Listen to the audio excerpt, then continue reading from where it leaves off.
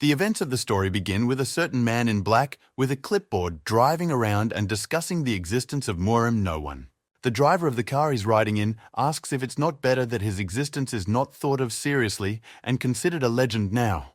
However, what this man is saying is that there are people with unusual powers lurking around us all, and that's a big fact. The man talks about the fact that they have to suffer because of this fact. The driver says that apparently he didn't like the promotion. The man says it's obvious. His predecessor died on the mission. He wants a normal future for himself, not this. Trailing off, he says he's past that topic and asks about a certain high school student who became a Marimian. The man immediately adds, saying it's weird, at that age you can already understand why he became a Marimian. The events of the story take us to the roof of one of the buildings. Some schoolboy is standing on the roof and shivering. His eyes are filled with hopelessness. He is sad. There are abrasions on his body, and he is thinking about jumping down. In the moment, his legs are jacked up, one leg up and tilted as if he's about to jump down right now. However, a voice is heard from behind the guy asking if he was going to jump. This voice caused the guy to shiver. The guy turns his head and sees a blonde-haired guy standing there just looking at the view from the roof. The guy who wanted to jump starts freaking out about it and thinking about how long this guy has been standing there watching him. However, he follows up by saying that there is no difference at all in general. He has already written a will even anyway. However, at one point this guy tells our guy who was about to jump that he better not do it now. The guy turns his head and sees that the blonde is already right beside him.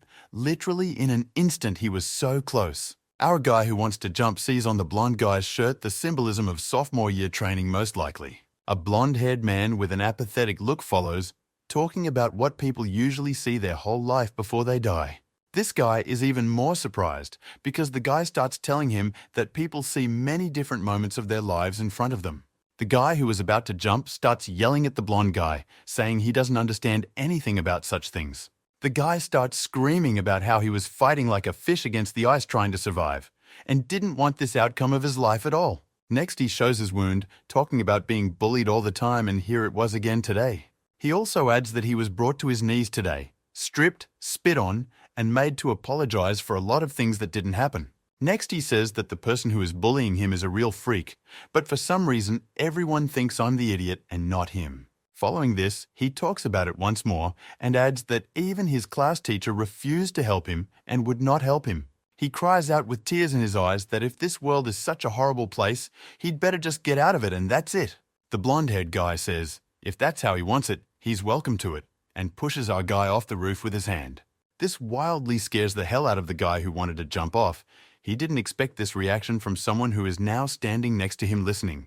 The guy who wanted to jump flew down the roof with a scary face, and the guy who pushed him just watched it, followed by a blonde-haired guy talking about how, since that's the case, it would be good for him to taste death one day. The guy flies down with a shocked face and tears in his eyes, talking about why he pushed him down. However, in the moment when the guy is flying down, he began to see memories from his life, birthdays and holidays, his mom. He flies downstairs with tears in his eyes, remembering his mom, dad, his childhood friends, and the pleasant memories of life. However, he trails off and remembers the people who have wronged him his whole life at school and brought him to this point. A guy named Kim Yoon-ho. The guy flying down says he doesn't want that kind of death and would like to beat this guy to a bloody pulp. However, a couple moments later, our hero, who had been pushed off the roof, woke up alive in some building. Apparently it's a medical station. The guy is in shock from what just happened to him and how he survived. Our hero, jumping off the roof, thinks about the fact that maybe it was all just a dream, or this guy was just a ghost. However, all the thoughts of our hero is interrupted by the appearance of a certain group of guys who came here for him. The guy is wildly freaking out from what he's just seeing. He says the guy's name. It's the same Yoon-ho who beat him up. Right after he sees him and calls his name, a huge punch flies into our hero and sends him into the wall. This guy starts hitting him, but our guy asks him to wait while the offender's friends stand around eating and discussing. Trailing off, Kim Yoon-ho's abuser throws some kind of journal-like journal in front of our hero's face, causing our hero to be shocked. Trailing off, Kim Yoon-ho's abuser adds that he saw our hero's will in which he stated what he was setting aside for whom. Afterward, Kim Yoon-ho's abuser says he almost cried reading about it, teasing our hero. Trailing offender Kim Yoon-ho adds that he saw everything and how our hero described and named him there, then takes silence. It gives our hero of a guy this whole thing a shuddering shock, because he realizes that it wasn't all a dream. However, he has no time to think anymore. Our assailant strikes him right in the torso with a leg kick very hard. Kim Yoonho starts beating our hero harder and harder, telling him not to dare to even pass out now. Kim Yoonho then asks our hero if he didn't leave the class to commit suicide, which shocks our hero. Trailing offender Kim Yoonho asks why it is that he finds a man who is on his way to die in a medical station. However, our hero is still flying around in his thoughts, wondering if this isn't a dream. What was on the roof? In his head, he starts replaying the whole situation on the roof and remembering different details of what happened. Trailing off, our hero realizes that it doesn't matter what happened then. These sensations are real or not, the very fact of their existence. Kim's abuser says that our hero is no longer even capable of dying on his own because he is worthless. Trailing off, our hero remembers that as he was falling, he was regretting his death, and now he will have to act radically. Our hero decides now to do something too, however only gets hit. His body was uncontrollable. Following, the offender beats our hero, and the latter begins to shout that he will not die again and swings with his fist. Trace shouts that even if he is already dead, he will now die without regrets and punches his offender in the face with his hand. However, our hero's abuser easily dodges and laughs with his friends that our hero decided to fight back for the first time. The offender throws our guy into the wall with a kick and yells that this lowlife doesn't have a chance to try to fight back. Trailing off with a surprised face, Kim's abuser says how dare he even act like that and fight back.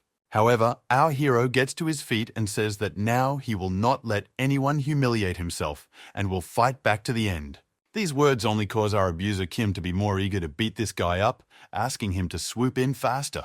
Our hero decides that he is doing the right thing, because if he is destined to die, he'd rather die fighting for something than just. However, right afterward, our hero hears a familiar voice. The voice says that he thought our hero was much weaker morally. Here our hero goes into a wild shock. He talks about how this is the same ghost that was on the roof with them then, followed by this guy sitting on a fence with blonde hair saying that in all likelihood, he shouldn't bother.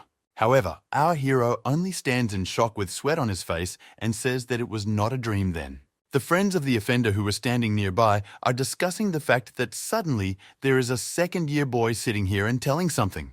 The offending Kim turns to this guy and says, "Could he please get the hell out of here and not interfere with the younger ones having fun here?" Trailing off, Kim says that if that's the case, maybe he should call Jinho Hyun. He's in charge of the sophomores now and will decide everything. The blonde-haired guy jumps off the fence and talks about okay already since he's here. Fine. The blonde-haired second year says that since he's here, he'll help once and looks at our hero. Trailing off, this guy walks up to our hero, stands him up and advises him to better clench and hold his fist in his hand. However, all of these actions only cause Kim's abuser to misunderstand and dislike all of this going on. After a minute, the blonde second year says it's better this way and asks the guy to try a punch. All these events only cause Kim's companionship and himself a huge laugh and wild gasps at what is happening. Our hero's blonde-haired sidekick tells him not to worry, saying that one punch should be enough for these guys. However, Kim's abuser doesn't decide to just sit back and watch this happen. He attacks our hero with his fist and starts beating him.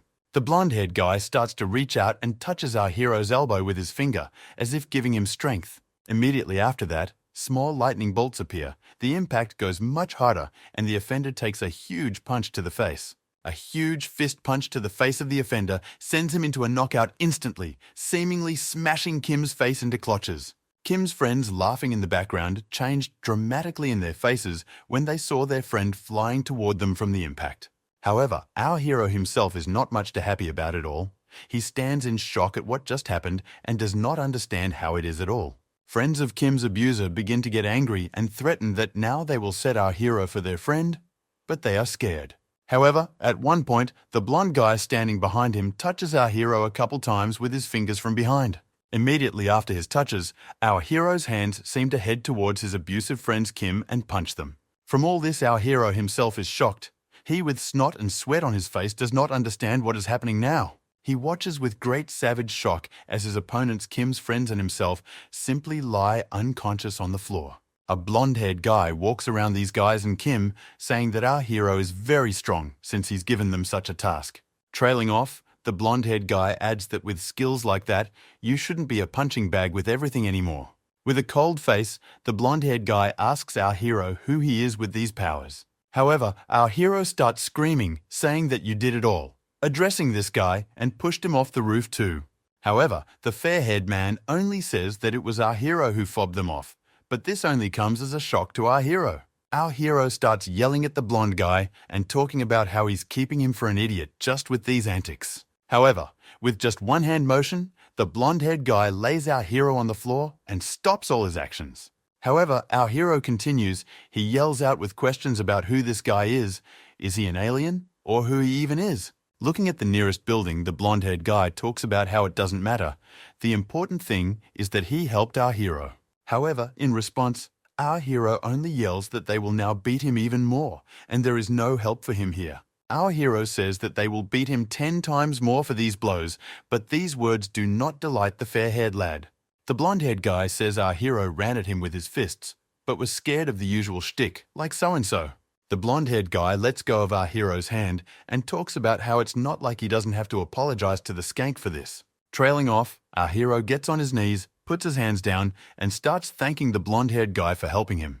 Trailing off, our hero starts crying, talking about how he doesn't care who this guy is, Ghost, Genius, or Esper.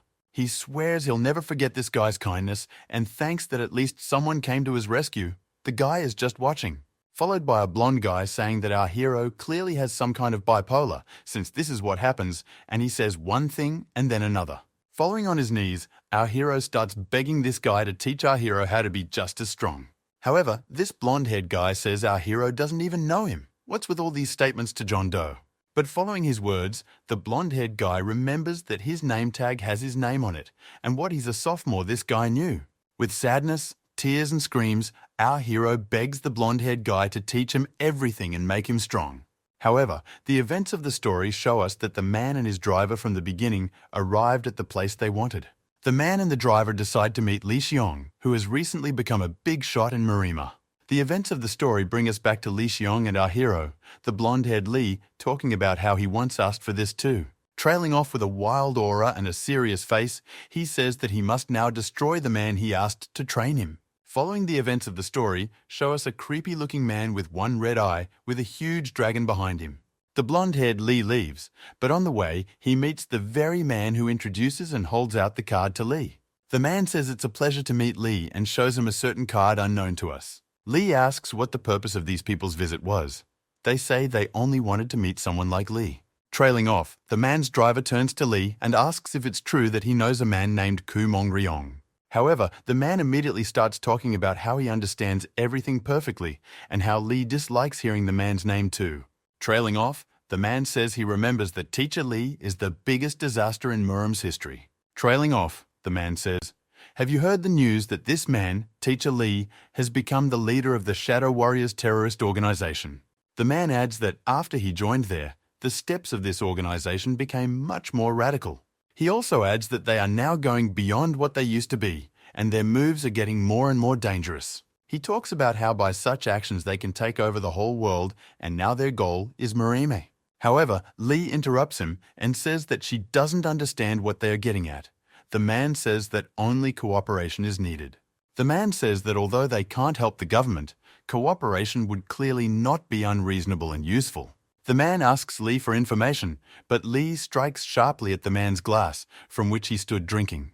Li talks about wanting to see direct speech, because Kumon is his enemy, so you need to speak directly and precisely what you need from him. Li launches a business card into the man's bottle and asks him not to bother him anymore with questions on these topics. The man and the driver start discussing Li, saying that he turned out to be pretty good like that, not a miss. Trailing off, the man talks about how such drastic actions and character only makes you want to watch it all in spades. Meanwhile, the events of the story show us our protagonist's desk, all around painted and messed up as usual. Following, our protagonist perfectly realizes that everything around him is his reality and clearly not a dream, because everything happens as always. However, our protagonist also perfectly sees and notices that the gazes of his classmates have become much more intense. Our hero begins to wonder why this is so, since everyone in the class is on Kim's side and not his. But he can see by their looks and thinks that still some are worried about him, because everyone has found out that he almost died.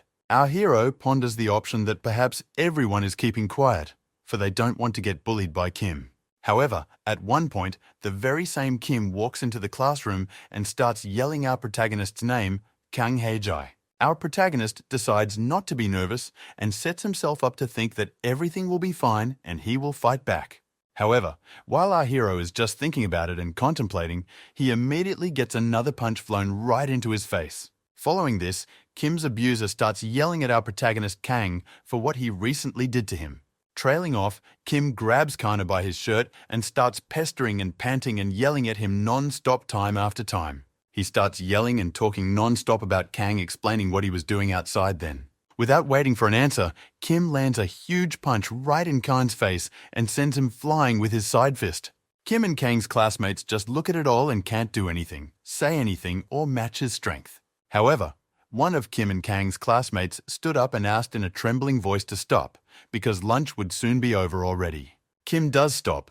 He takes his hands off of Kana as he lies there already covered in blood with his face smashed in. Kim looks at this classmate with red eyes and wild anger and talks about how she dare stop him. Kim looks at her face and talks about how he took pity on her because she is the head girl, yet she dared to do that. Kim Yoon-ho starts going at her with a bloody fist, saying she forgot who his father was. His friend tries to stop him. Kim reminds him that his father is the best lawyer at the best firm in the country, in case the headman dared to forget that. Kim Yoon-ho looks at her with fury and talks about how she can imagine the situation, that she's just a little messed up at school, and after looking at her asks about how she thinks then what will happen to him in such a case. She is very worried. However, as he was getting close to her, he heard a trembling voice behind him calling his name and beckoning. That was our main character Kang. He talks about how Kim should look at him since he's Kim's opponent, not her. Watching all of this, Kang has a very good memory of where it all started, because he also once stood up for a student himself. He remembers that moment in his life and blames himself because of that act back then, he broke his life for many years to come. Kim freaks out wildly at this, grabs the desk and yells that he needs to play with Kang for real then, since he wants it so badly. However, at the moment when, just as he was about to finish off Kana, Kim was informed that he was receiving an urgent phone call right now. It turns out to be someone named Jinho Hyun. After a couple sentences, Kim asks how Jinho knows Kana Hae-jae. However, after a couple phrases, Kim starts screaming into the phone and asking over and over why, and why. However, the voice from the tube only thunders that if you say don't touch him, then you don't have to touch him and call him a lousy guy. Kim's friends start asking him what just happened all of a sudden and why he's now calling and asking him to stop. Kang himself watches this with shock, but Kim doesn't understand how Jinho knows Kim because he asks him not to touch him now. Kim starts pointing his finger at Kana and talking about just waiting a little bit and that's it. He's done for now. Kim promises to meet with Jinho, find out everything in person, and come back to Kang to teach him a lesson.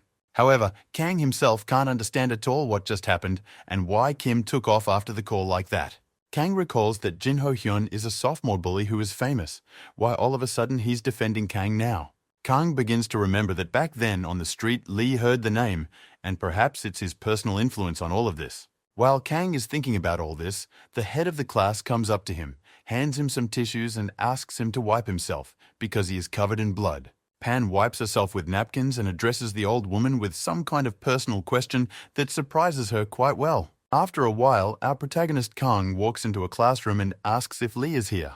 People sitting in the chat room reply that Lee is studying here and immediately ask what's wrong with our hero's face. Upon hearing this, Kang gets pretty excited and asks the people in the class if he can see him. However, his classmates reply that at the moment Lee does not go here, and even the class teacher does not know what is wrong with him. This pisses Khan off wildly. He falls into despair and doesn't realize if this guy is really a ghost ordinary. However, a couple more people sitting at the far edge of the class noticed Kana's dialogue and remembered it. Kang starts walking down the hallway and thinking about all this. He's really considering the option that this Lee guy is just a ghost. But then Kang says that it can't just be that. He's seen it and seen it with his own eyes in his life. However, here in the moment, a huge man grabs Kana by the head and says they have some interesting questions for him. The big guy leads Kana out of the school building and tells him not to be afraid and just tell him he knows about Lee. However, their dialogues are stopped by the appearance of a certain girl who asks them to stop and talk for a while. Trailing off, she looks at Khan and his name tag, then asks what's going on here. This is all very disconcerting to Khan. He looks at her and is as shocked as the rest of them, and even more so with her question. However, the big guy asks this girl to mind her own business and stay out of it, because this is their personal turf without her. However, she follows up with them and asks what business such thugs could possibly have with this beaten-up one boy. The big guy starts saying she has no brains at all, and the big guy's friends say she needs to leave for good. She agrees to leave, walks away and calls the police, talking about how there are some very suspicious second-hand women here, followed by a big guy saying what the hell is going on and asking to take the cell phone away from this lady urgently. The yellow-haired guy, a friend of the big guy who was running at her, flies into the wall with one sharp leg kick from her. With his mouth open, our protagonist looks at what is happening and cannot believe his eyes and what he is now seeing. The big guy and another of his friends realize that this girl is clearly unusual. There's a reason she's such a greyhound and acts like that. She in turn gets her leg back as she had just knocked out the sophomore with one punch. Trailing off, she looks with a cold and interested gaze at our hero and asks if he is Muraman by any chance. However, with this question, she only once again shocked the guy who already doesn't understand anything, and now such questions. Next, we see the situation of her standing alone against several guys and our hero Kana. After that question, she didn't say anything strange, but only said that this was a normal school and it wasn't necessary to make so much noise here. This makes the big guy's friend very angry, but he stops him and tells him not to get involved now and to wait. The big guy says it looks like they're facing Khan Sarah, the head of the clan that owns our entire school. Meanwhile, our protagonist Kang can't figure out what they're all talking about, which clan, or what's even going on. Right after that, Kang Sarah's girlfriend says that since everyone knows about it, there's no point in her hiding it at all, and asks to follow her. She talks about how she would like to hear about everything that happened in much more detail than they tell here.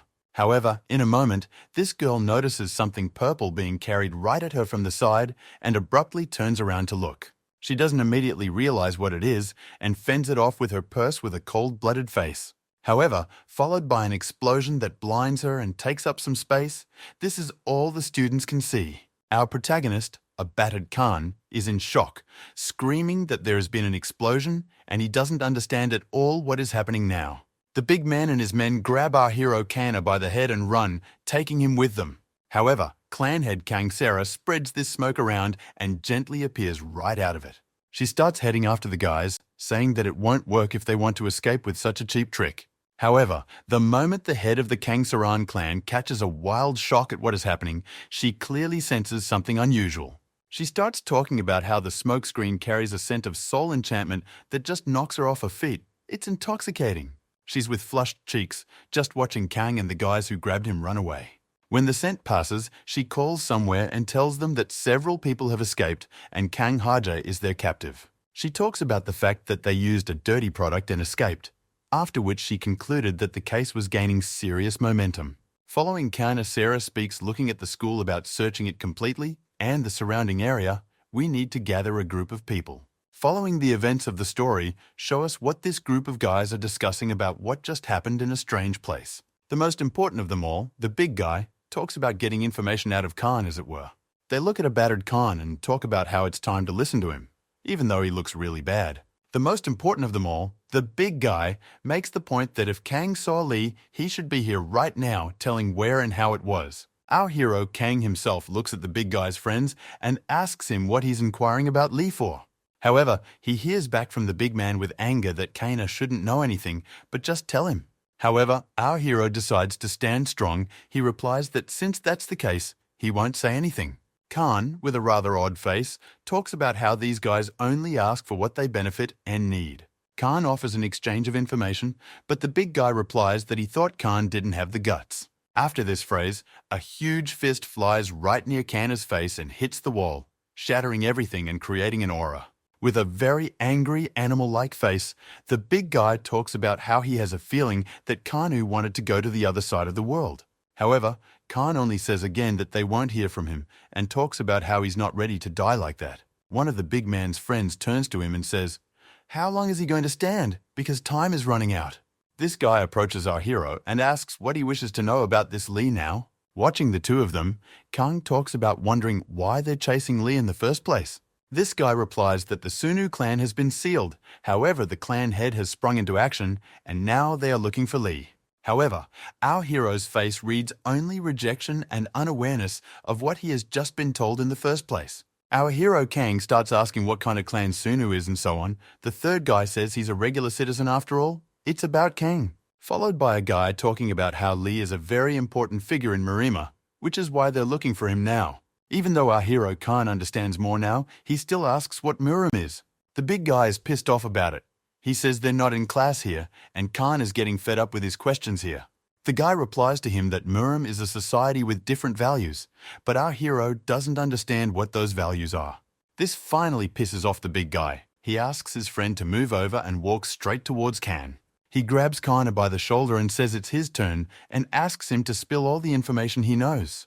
With a very angry face and aura, the big guy asks Kang where Li Xiong is now. However, our hero in turn begins only to worry wildly and try to say something inarticulate. However, right after a second after that, Li himself appeared behind the big guy's back and asked what purpose they were looking for him for.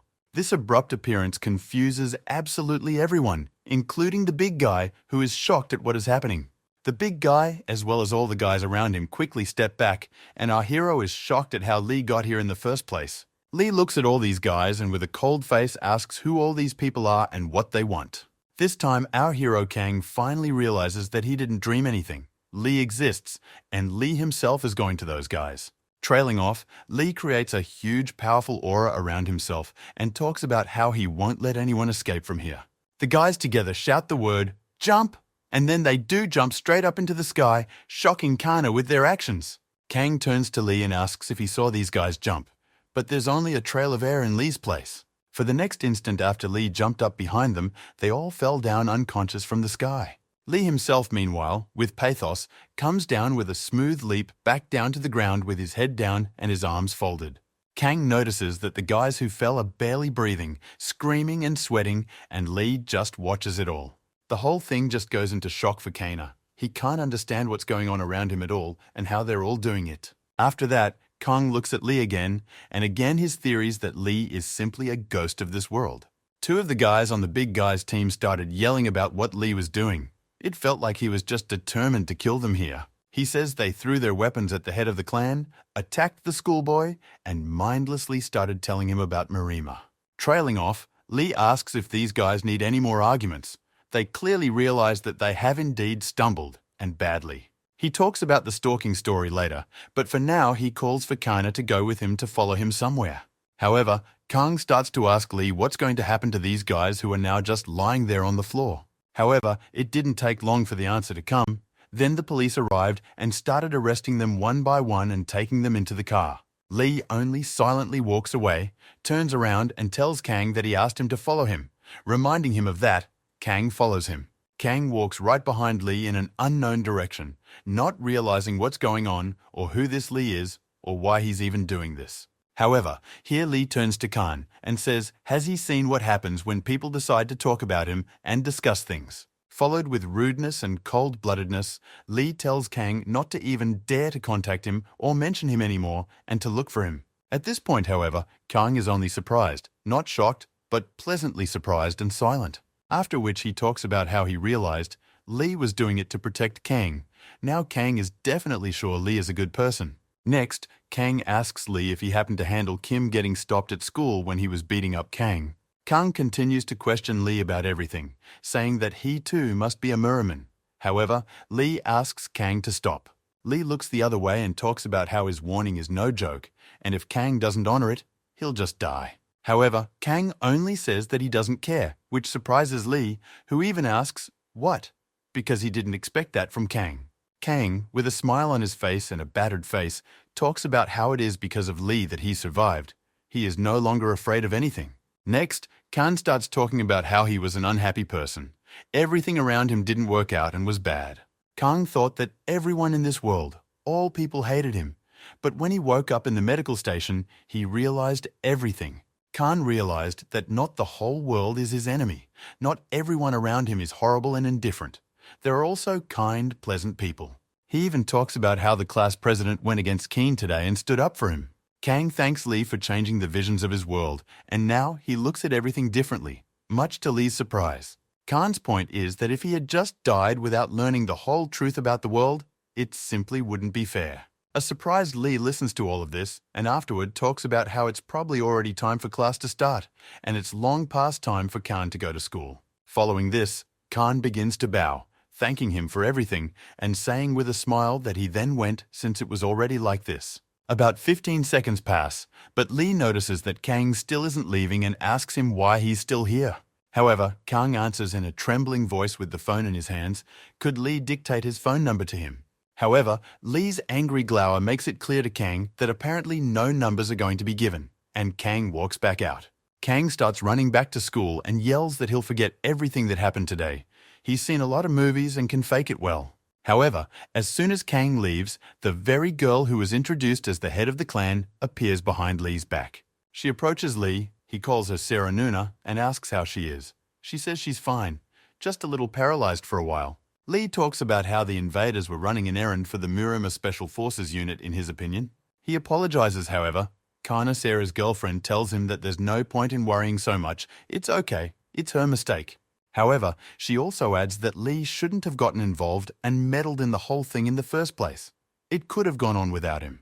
Lee realizes what this is about and asks if it bothers her that he helped that guy escape those freaks today. However, Kana Sarah's girlfriend only says that she understands perfectly well the feelings that Lee is experiencing and does not blame him for anything. Meanwhile, the events of the story take us to the school gates. Some brutal black car has pulled up to the school. We are shown some old man looking up and getting out of the car, saying that today is the day to meet the elder. An elder asks someone about how the head of the Sunu clan is doing and if she's okay now. Kana Sarah meets this old man and talks to him, telling him that the head is having difficulties, but he doesn't show any signs of it at all. Kana Sarah asks the elder if it is possible to carry out the improvement process when the circulation of ki in his body is disturbed. As they go and watch the school, they discuss the fact that he has been wandering the world in this state for a long time. He would have died a long time ago. The elder talks about knowing the head of the Suna clan, and he's not so weak, he's just a monster and very strong even before his first level. However, Kana Sarah says that in terms of common sense, but Grandpa asks not to think about common sense, but to trust it. As they walk towards the doors of the building, Kana Sarah and Grandpa notice that the doors themselves open abruptly and a silhouette walks towards them. It turns out to be Lee. He talks about how happy he is to see Elder here and greets him with a signature display. The Elder walks by, claps Lee on the shoulder, and tells him that he's grown quite a bit in the time he's been away from him. The Elder goes inside and says, "Well, let's do some outrageous things today." With his words, he shocks Lee and Kana Sarah. Meanwhile, it's getting evening. We're shown a school where the last bells are ringing. Students are going to go home already. The students are all discussing where they're going to go after school today, and Kim looks at Kang sitting in front of her. However, a disgruntled Kim and his friends just walk away. They don't bully Kang today, which is surprising. Kang slowly turns around and sees this. He is relieved that they will just leave today and not touch him. Kang notices the fact that after meeting with Jinho, he is clearly very subdued, an indication that something has clearly happened. Kang says it's generally understandable, because if Lee says a word, anyone would be shitting their pants just from seeing him so strong. Meanwhile, Kang searches the internet for information about Muraman, but there are only books and music, nothing useful among them. This is also when Kang realizes that he may never be able to meet Lee again, and then what? However, while Kang was Googling information and thinking about everything, he saw the back of his phone with familiar sneakers next to it. He looked up and saw Kim in front of him, but this time his friends were bleeding sweat from behind him, though he himself was smiling. With a wild and angry look, he asks Khan if he thought he would just take off after everything. This scares Kang, because he was counting on having a defense against this Kim for at least a couple of days, but apparently not. Meanwhile, the events of the story show us the face of Kana Sarah, who is very much surprised by something.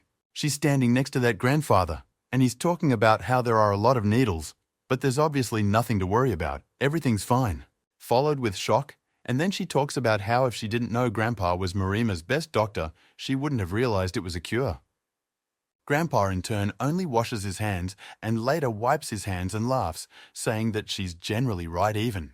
Grandpa looks at someone glowing intensely, along with Kana Sarah, and talks about if anyone finds out about it. They'll obviously think it's a strange treatment, even for Murame, he says, looking at the guy's neck, which is pierced with needles. And next, we are shown the guy himself, who is stabbed with needles completely, Almost all parts of his body are pierced by them, but an aura is emanating. Meanwhile, the events of the story bring us back to our hero Khan, who is apparently being beaten up badly right now. Kim beats him up near the dumpster, saying that she wants to know what tricks that pathetic Kang has pulled. Kana's very tense and sweaty friend tells him that Chinho ordered him not to touch this guy, which they do now. However, in response, Kim only hits his friend with all his might, saying that this Jinho is not his boss at all, and he doesn't care about it. Trailing off, Kim yells at them, saying that why on earth would they think they can tell him what to do now here?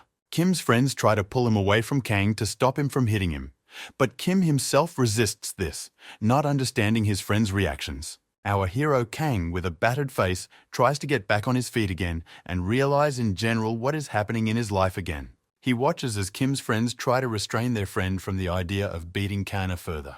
However, our protagonist Kang angrily cries out that he knew nothing would change and decides to change his life himself. He speeds up and strikes right at Kim, across his face. Though the blow isn't much of a serious one, it's very decisive. Everyone around them froze in dead shock. They don't realize what just happened or how to react to it. The impact was weak. Kang faintly talks about how Kim is now attacking and his mouth is bleeding.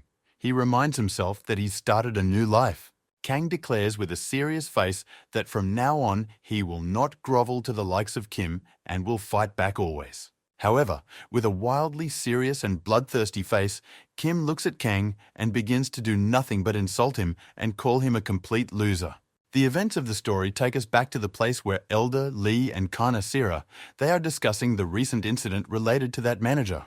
Grandpa says he understands their motivation and asks them not to mess with anyone because we're not like Kumon Ren. Lee listens intently to his grandfather.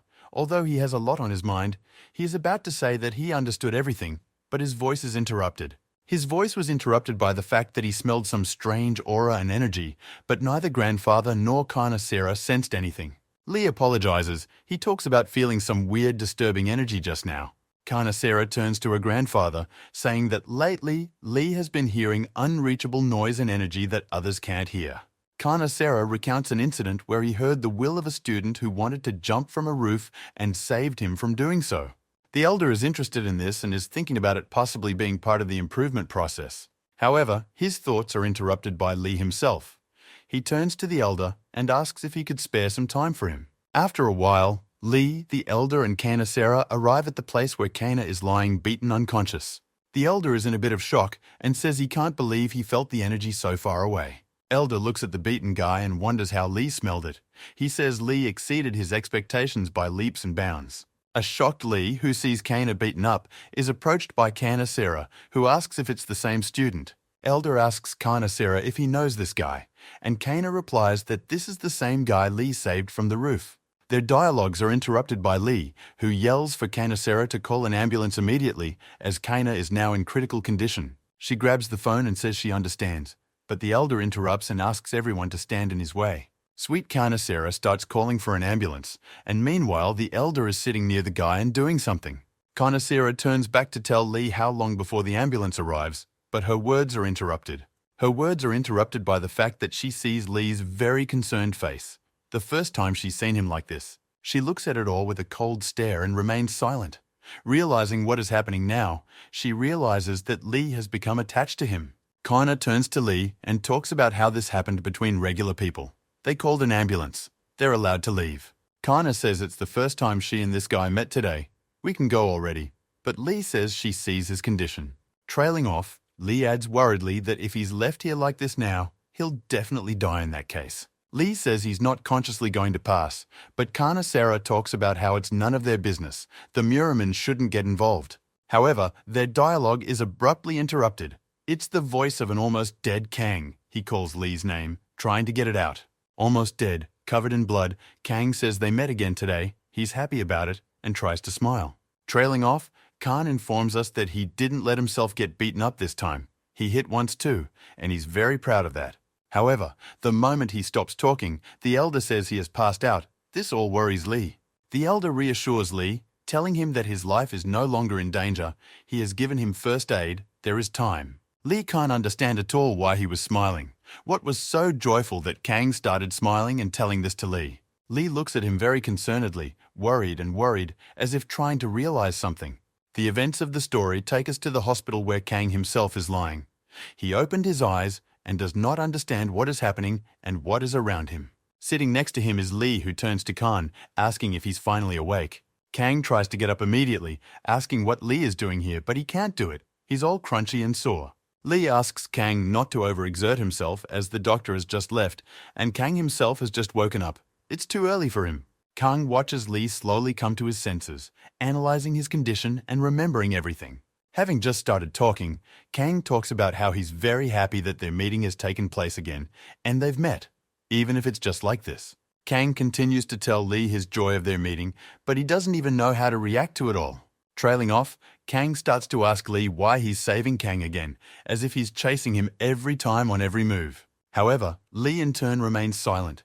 He doesn't know what or how to respond to this. He's having a hard time right now. Trailing off after a brief pause, Lee asks uncertainly if Kang still wants to get stronger. This question flustered Khan. He expected to hear a lot of things, but obviously not this, so he couldn't even answer normally right away. With great joy, Kang asks if Lee will help him, but Lee asks to keep it all a secret. Trace Lee wants to name what would happen otherwise, but Kang doesn't listen to the other option and immediately agrees to it. Trailing off, Kang talks about how he's already said he's willing to do anything to become as strong as Lee and powerful. Trailing off, Kang notices a cell phone on his bed. Lee asks to only use it for communication now. Lee also says that the same phone describes basic exercises to do every day. Kang asks how he can start tomorrow if he's in this condition, but Lee reminds him that he agreed already. Kang remembers what he promised Lee, that he was willing to do anything, so he stops arguing and stays silent. Lee talks about how if Kang listens to him, he will become better and stronger in everything. Kang agrees. Trailing off, Lee asks Kana to call home and tell his family that he's okay, so they don't have to worry about everything. However, with a wide smile on his face, Kang replies that everything is fine and there is clearly no need to worry. Following Lee's departure, Kang says that his mom often comes over at night and doesn't check to see if Kang is home at all. However, Kang tells Lee to do it anyway and call his family anyway. Lee leaves. For a while longer, Kang sits in shock from all this, silent and mulling over different things in his head. It's hard for him to believe that he would really become so strong if he just did the same things Lee did. Trailing off, Khan decides to see what kind of training actually awaits him now every day in exercises. Opening his phone and his daily exercise list, Khan is simply shocked at what he sees in front of him. His daily workout is hell simple: 100 pull-ups, 200 push-ups, 500 squats, and a 30-kilometer run. Seeing all this and reading it, he opens his mouth in shock, because it's a huge strain on him now, especially in this condition. Next, Kang decides to call Lee to clarify if this is a joke. However, upon opening the Contacts app on his phone, it is with a shock that Khan discovers the fact that there are no contacts on his phone. He just falls on the bed and doesn't understand why everything today seems so unrealistic, like he's living in a cartoon. Khan falls asleep looking up at the ceiling and praying that all these events don't turn out to be just a marvelous dream in the morning. Khan wakes up, goes to the wash basin in the ward, washes his face, and asks himself if he is definitely awake now. He looks in the mirror, pulling off his bandages and stuff, and marvels at how in just one night all the abrasions from his body have gone away. He walks around his room and looks around, not realizing where he is, and wonders if he's going to get a big bill for all this. Trailing behind him, he hears someone's female voice. It says that Kanu shouldn't worry about all this at all. Turning around in front of him, he sees Kana Sarah looking at him. He doesn't know her, so he is surprised to see her. After scrutinizing her face, he remembers that this is the same Nuna he saw yesterday at school. Kana Sarah in turn knitted Kana by the chin and lifted it up, much to Kana's surprise. She examines his face and says that the elder's skill is immediately visible even to the naked eye. Kang asks her again what it's about, but she says it doesn't matter and offers to discuss some details. She says she's heard about him being abused at school and promises to resolve things here and now. She talks about how they will assign a special teacher to oversee everything and Khan will get a stipend, and asks how he's doing with the conditions. He tells her that he doesn't need all this, which causes her rejection and a little shock with his words. He talks about how in return she'll ask Kana not to cross paths with Lee again in that case. She marveled at how Lee was so smart and understanding. He immediately figured out what was wrong. He caused her to be silent. Trailing off, Kang talks about how he doesn't know what the reason is, but Kanasera clearly wants them to not see Lee again. Trailing off, she says he's pretty savvy, puts the bag down and gets into a weird stance. This leaves Kana incomprehensible and shocked, her hands heading sharply and very quickly towards him. In just a second, Khan finds himself in flight. She grabs him and just flips him right in the air above her. She threw him onto the bed and with one foot pinned him down around his chest and neck. Trailing off with a large and cold-blooded look, she asks Khan how he feels about this action on her part. She sits on top of him and huffs a bit at him, which clearly doesn't inspire trust or willingness to cooperate. However, at the point she starts to hear nothing but laughter from Kana and attempts to laugh again, it pisses her off. He talks about how when you consider the methods she uses, he's even more reluctant to agree to all of this. Trailing off, she punches him and chokes him even harder, telling him that Kang is deluded if he takes it all as a joke. Trailing off, she starts yelling at him, talking about how in 35 seconds Kang will be dead right there. Squeezing the last of his strength out of himself, he talks about how she can do whatever she wants. Shout adds, saying that if it weren't for Lee, he'd be long dead anyway, so death doesn't scare him obviously. In the aftermath, he cries out that he will never again live under the pressure of other people in this life. With this, he causes Kanasera to misunderstand and sweat on her face. She releases him from her arms and lets him breathe normally. She sits down on the other side of the bed and talks about being clear, while Kang himself tries to catch his breath after everything. She talks about how she now understands Lee's experiences and feelings, but by doing so, she shocks Kana. She pulls some kind of beautiful box out of her bag and holds it out with her hands straight to Kanu. He asks what's in it. Kanasera talks about there being food supplements for Kana, as well as a pass to the nearest fitness center in his home. He thanks her for what she has given him. However, he has a question. How on earth she knows where he lives that she found the fitness center? She talks about whether Khan realizes that Lee is a very important person in their world. Very, very, very important. She gives Khan a shock. He asks her if she means by our world, Muram, or if she means something else altogether. She adds without answering the question that if Lee is in danger because of Kang, he won't get away with mere threats. This whole dialogue only scares Kana, and he leaves the hospital, realizing that although she is very beautiful, she is a pretty creepy person. Trailing off, Kang decides not to focus on her and the whole situation, but to get down to business, and picks up his phone. Our hero Kang begins to consider the list of exercises he needs to do soon. He's afraid to imagine how hard this is going to be, but his thoughts are interrupted by Lee's ringing on that phone. Lee immediately pops in with a question. Asking if Kang is already out of the hospital, he informs that he just checked out already, followed by Lee telling him to do the exercises and write down how much he managed to do. Kang says he can only pull himself up once, and there's a whole 100, but Lee just asks him to repeat 100 times his one time. Lee is in some library and proceeds to explain to Khan over the phone what he should do best out of the exercises and how. Kang walks through town. They discuss food deliveries. Lee asks him to consume them every time after he finishes working out. Lee informs him that Kang has 2 weeks to learn how to do it all in one day. But Kang asks what happens if it doesn't work out. Lee says that this will be the end of Kang and Lee's acquaintance, which shocks the hell out of Kang. They talk. A shocked Kang walks through the city wondering how he can manage to do it all in one day. Khan decides to try out the fitness room that Sarah gave Khan access to first, and one thing shocks him quite a bit.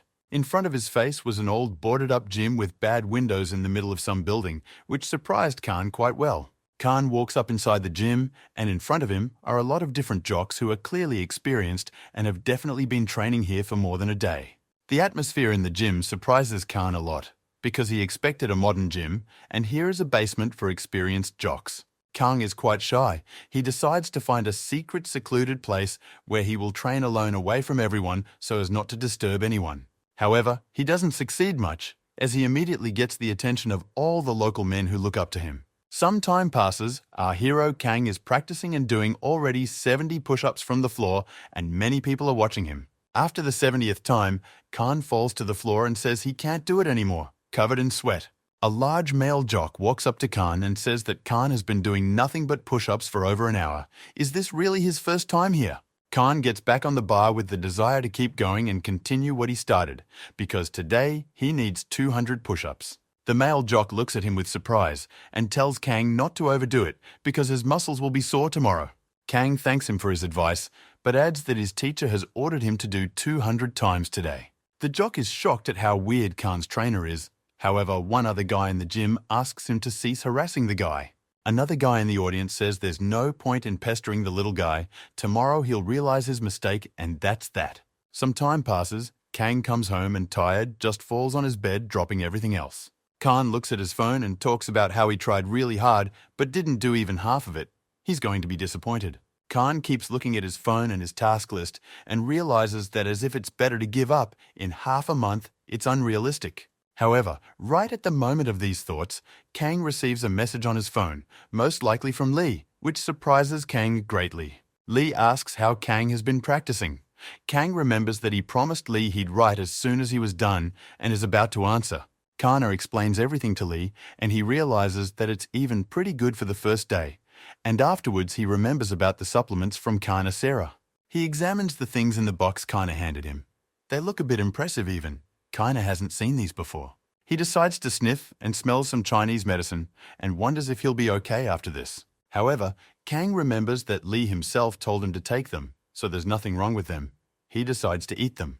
Khan swallows one of these pills, and he is immediately enamored with an unusual feeling and an aura of some new power. He immediately feels that as soon as he popped the pill, it immediately melted in his mouth, which is very unusual for pills. Khan remembers that it's late, and it would be good to go wash up before going to bed, and already going to bed. However, the moment he tries to stand up, it is as if he is stopped and burdened by some unknown feeling. Kang starts to feel a strange sensation.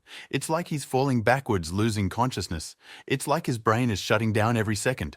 A moment after that, Kang just falls on the bed, not realizing what just happened to him, and passes out. Moments later, he regains consciousness, but he's very hot, mumbling that he needs to go take another shower in time. Some time passes.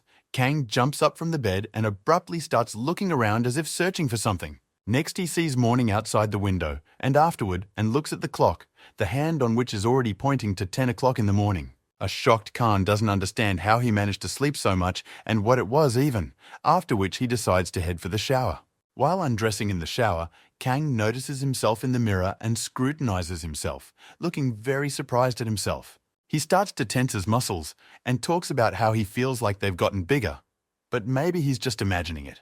However, the next thing he knows, he's off to the shower and the pressure of the water, talking about how there's no way that can happen, what muscles in one day can be. Some more time passes. The events of the story bring us back to the gym where Khan now trains. And here's a new training day. Already standing at the limit, he does 73 push-ups and still keeps afloat. The guys in the gym look shocked at Khan, who kinda left pretty late yesterday, and today he's already back so early and practicing again. However, they are even more amazed by the fact that Khan has no pain after yesterday's strength training, which he was not able to do at all. However, while they were discussing this, Khan managed to fall to the ground without any strength at all. They decided that the consequences would probably be felt tomorrow already. A couple more days pass. We are greeted by the city of Kana, morning and his home gym where he is already training again. Those same guys are once again watching Khan work out and are shocked at how he's doing and why his whole body doesn't hurt. After some more time, they discuss that it's been 2 weeks and it's strange that he's still practicing so hard and well then. Trailing off, they also notice that Khan's muscles have gotten very large and he is now even stronger than he was recently. Half a month passes. They are wildly surprised at how Khan has built up such muscles in just half a month. It's just impossible. Come evening, another powerless day. Kang is already just lying on the gym floor, but his body is clearly much stronger than it was. All of a sudden, Khan is screaming to the entire gym that he finally got to do what he's been wanting to do for so long.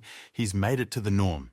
Khan finds it hard to believe that he has succeeded, so he decides to write and tell Lee about all his successes. Kang walks home with his phone through the city, realizing that he has finally managed to get things done, but he is severely tired and exhausted today.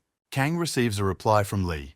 Lee promises Kang a gift for doing well, which surprises Kang himself. Kang begins to contemplate how he can best get to the station where Lee is now. Looking at all the routes, Khan notices that one of the buses is about to depart directly to that station. However, Kana is in doubt whether he should go now or whether it's better to go home and wash up before the trip. However, in the moment Khan hears someone's female voice from behind, it addresses Khan as, "Hey you," and draws attention to itself. Some unknown girl with long black boots walks towards Khan and asks him to stop right there. Kang walks forward and sees a girl in front of him with brown and red hair, a beautiful body and a pendant around her neck. Her appearance as well as herself surprise Khan very much. He starts to think that she must be some kind of celebrity. Kang starts to look around, seeing who this girl is suddenly calling out to, because he's curious to know now.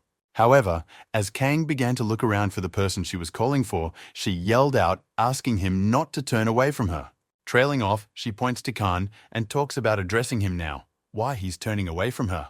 However, she only scares Kana with those words. He's not bad, so shocked at what he just heard and how she addressed him. Kang looks at her very surprised and doesn't understand what she wants, and she in turn looks confidently at Kang. Trailing off, she turns to ask Kang if he knows who Li Shun is, which shocks Kang unpleasantly, since that's clearly not what he was expecting. Trailing off, she starts walking towards Kanu, saying that she is well aware of all the events, so Kanu can't be turned away now. However, Kang at the moment knocks her attention off by pointing to the side and screaming with a shocked face, causing her to turn to the side there as well. However, there was just a regular cat sitting on the curb. She started looking at it and talking about how cute it was in front of her. However, following this, she realizes what happened. She was distracted and starts yelling at Kana and glaring at him. But unfortunately for her, there is nothing to look at anymore. Khan has simply run off somewhere and disappeared. She can't see him with her eyes anywhere. But her attention is caught by a bus leaving somewhere. It's clear what's going on. She smiles and realizes Kana's ingenuity. She jumps high up like Lee once did and starts hopping back and forth looking for Kana among the cars and buses. Kang himself, meanwhile, sits on the bus and realizes that he's finally lucky enough to break away, and the bus has arrived so quickly and early. Kang admits he was startled by the question about Lee, but then he notices something behind him make a sudden noise and hit the bus car. Kang continues to contemplate about not talking about Lee, however that girl is already walking behind Kang. Kang searches his phone for information about this girl, however, at the moment she snatches the phone out of his hands, which he notices himself. She takes the phone from his hands and begins to scrutinize what he's looking for in it and reads up on there and her topic. Kang is surprised that he didn't even see her get on the bus. She is also very surprised by something at one time. She sees from the queries on his phone that he is a regular person and is very much surprised by this, not realizing how this happened. She keeps looking through his phone for everything and doesn't understand how her gut could have failed her. After all, she was pretty sure of everything. Trailing off, she notices a text with an address from Lee, where Kang was headed, and takes his phone, saying she'll borrow it for a bit. She gets off the bus and continues to read her phone. Khan at the time tries to catch up with her and stop her from the idea. However, here our hero Kang starts making threats, saying that he better give him the phone nicely or he will use force to do so. But she in turn only mocks Khan further, saying that if that's what he wants to do, then let him try to do it. Kang doesn't realize who she thinks he is. After all, he is a man and has been training very hard for the last month. Kang starts screaming, making grimaces and running straight at her with his head down and arms spread out as if to scare her. Kang reflects on the fact that no matter who these Murami are, he should definitely be able to handle the girl, right? Before Khan could even get close to her, however, her hands took a sharp grip on Khan's arms and bent them behind Khan's back. With such an easy and ordinary movement of her hand, she broke him and brought him to his knees. He wriggled all over and cried out in pain. However, the girl herself only continued to stare in amazement, not saying anything or continuing to do anything. She began to notice that Kana's hands were covered in energy that ran hotly through his hands, heating up the girl's body. She notices both that and the heat, abruptly lets go of Khan and yells across the street who this Khan guy is and what that was about. With great surprise, she yells at him, saying that he's just a normal person after all. How did he have so much energy in his body? Trailing off, he talks about how he has no idea what she's talking about at all and just asks for his phone back now. However, then the girl begins to suspect whether he is the one, which only further shocks Kana with his words. After saying that, she grabs Khan's hand and leads her at a fast run. Khan, in shock, doesn't realize at all what is happening now. The events of the story move forward. We are shown one of the subway stations near the city. It's still almost night. This girl led Khan into some elevator. He started asking her where they were even going and why, what was going on. She says, of course, to Lee, but Kang says Lee is dangerous, and she in turn says that's cool and looks forward to it. The elevator stops, the doors open, and right in front of Kang and this girl's face appears the same Lee. This makes Kang wildly happy to see Lee, because finally this will all be resolved and this girl will leave after giving up her phone. However, something wrong happens. She only punches Kana once again in the stomach and herself jumps sideways somewhere towards Lee. She then delivers a leg kick right into Lee's body, but he manages to block such a powerful attack. The girl saw Lee as if she was furious. She started jumping from side to side and striking Lee with blow after blow. Kong doesn't even have time to see her movements. He doesn't understand how this girl can even be so fast. He first notices the picture when Lee can't do anything and only defends himself against her swift attacks. However, while Khan was watching the whole mess, he noticed that there was some sort of umbrella standing off to the side, which in theory could help now. Kang looks at the girl, trying to catch her eye, and decides that he has to help his friend Lee now. However, before Kang could do anything, his umbrella was smashed and shattered into tiny pieces before his eyes. It was thanks to this girl, with one leg kick right in the fight with Lee, she hit the umbrella and shattered it into small pieces. She violently and angrily yells at Kana, telling him that he shouldn't get involved in the fight or she'll just kill him. Lee sees all of this and only calmly asks what came over Ginny and why they decided to come here together. These words shock Kang wildly. He is shocked that this Jinya girl knows Lee at all. She is the one addressing Lee. She addresses Lee rudely and as if demanding, asking about whether he gave this guy, Khan, the Taiwan pill of life. These words shock Khan even more. In a chase as if horrified, she says that she saw all their correspondence on Khan's phone. She starts yelling at Lee, saying that this medicine was meant for him. Why did he give it to this Khan?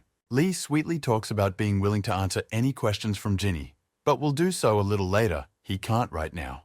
Trailing off, Lee adds that his guest, in the person of Kang, is now very uncomfortable with everything that has happened, and that's not good. Ginny turns away angrily and says something to the effect that okay, so be it. She agrees to talk a little later. Genie is about to leave, however she is stopped by Kang, awkwardly talking about giving him his phone please. Ginny is still angry, so she just picks up Khan's phone and throws it right at him, which almost looks like it killed Khan himself. Kang is shocked with her and doesn't realize he didn't warn her before throwing it. She almost killed him with that phone after all. Ginny leaves, and Lee asks Khan if he was surprised by this sudden commotion that Ginny threw him in the middle of the day. Kang isn't sure it's okay, and Lee's friend was uncomfortable, so it wasn't a big deal. Lee asks Kang to come into the room from the elevator and asks what Kang would like.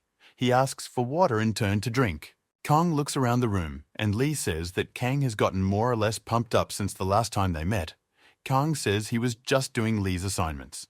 Khan sits down in a chair and is about to pour himself some water, however. It's like something is bothering him, but he has a hard time saying it. Kang raises his head and sharply asks Lee who the Muramen are. With such a question, he sharply startles Lee. Kang starts to say that he realized like they are unusual people and talks about how both Lee and Kana are so grey. However, Lee only looks at Kana with a suppressed look and says that ordinary people are not allowed to reveal information about Muramen. However, Kang begins to immediately contradict Lee's words, saying that since there is such a prohibition, why then is Lee helping Kang? Kang says he already owes Lee a lot. Why would he risk so much? This is all listening to Ginny, who is standing outside the door. Kang tells Lee why he should fight with his friend Ginny over Kang. These words are heard by Ginny, and she is surprised by them. Kang continues by saying that he's not going to put Lee in this predicament in his life. Trailing off, Kang says that if such help is to Lee's detriment, then he should stop helping Kang. It's better for him that way. Lee listens intently to all of this. However, it is felt that he is overwhelmed by it all. He just remains silent with his gaze lowered, not knowing what to do. Following that, Lee clinks a glass and tells Kang that Murim is a world where people have different values. Lee tells them that in the world of Murim, everyone hides their face and is required to follow the rules flawlessly. Trailing off, Kang asks why they need to hide. Lee replies that regular people won't accept the Murim rules. Lee looks at the glass and talks about whether Khan can believe in a society where ways to justify murderers and violence against people. Lee clenches his fist and talks about what it is that the Murim represent. He's clearly uncomfortable and doesn't want to talk about it all. Lee says there is no condemnation of violence in this society, so ordinary people clearly shouldn't be interested in prying into Murim. Seeing and hearing it all, in the moment, Kang just flinched in shock and everything that had just happened and in general for this evening. However, what shocked him the most was not the truth about the Murim society, but the fact that Lee covered himself with an eerie aura when he talked about them. Trailing off, Lee stands up and says that since we're done talking, we should start the treatment then for today. Lee looks at the stairs and says that in terms of modern medicine, Khan is right. His life is in no danger. However, Lee follows up by adding that after the treatment, Kang will recognize the decrepit body he has lived in his entire life. Kang takes off his shirt. Lee sits down behind him. Lee begins to perform some strange techniques, asking Kang to breathe on his words. In his thoughts, Kang doesn't realize at all why he's doing this or what he's doing it for, because he doesn't feel obviously some kind of sick and weird thing. However, Lee holds his back and tells Kang not to dare to be distracted by any strange things and thoughts around him. Lee puts his hands on Kang's back, and then Kang starts to feel a strange body sensation, a feeling like he's changing now from the inside out. Kanu really likes the feeling. He talks about how it feels like heat is going all over his body and he himself is becoming much calmer. However, the moment Kang wakes up, he sees chains around him and everything is strange. He docks shocked by it all. His neck is wrapped in chains, some guy in a closed suit talking about killing him now and right here. However, this is all interrupted by Ginny's voice. A couple more people in closed clothing looking at her, and one of them holding Kana back. One of these people falls to the floor, some kind of white effect around him, and Ginny yells for them to get away from the exit urgently. Ginny yells at them and insults them, asking what they are doing to the person who is circulating the energy now, and asks if they are definitely from Muran. This all shocks Kang to the point of freakishness. He doesn't understand what's going on and where Lee even is, where he's gone. One of the men yells at Ginny to get out of the way or he's going to break this guy's neck, meaning Kana. Here, Kang recalls Lee's words about what Marima is like, where murder and violence are not condemned. Kang tries to tell them not to rush to kill him, but it's obviously weak. He can't even get a word out in that time. One of these men who is holding Khan with a chain tells him not to dare to do anything stupid or he will finish him off. However, Kang grabs the chain with his hands and as if tearing it, pulling it forcefully away from his face and screams in a sweat about it. This really surprises Ginny and the two other strange people in closed suits who are watching it all. Kang screams that he can't just die here, then rips the chain apart with his bare hands. Right behind Khan, a huge stream of fire seems to appear behind his back and the chains in his hands become like weapons. However, the energy is then interrupted by Kana's musings about the steel chain he just tore with his bare hands. The man who held Khan with a chain began to ask how he had done it, because he was an ordinary man. It was impossible.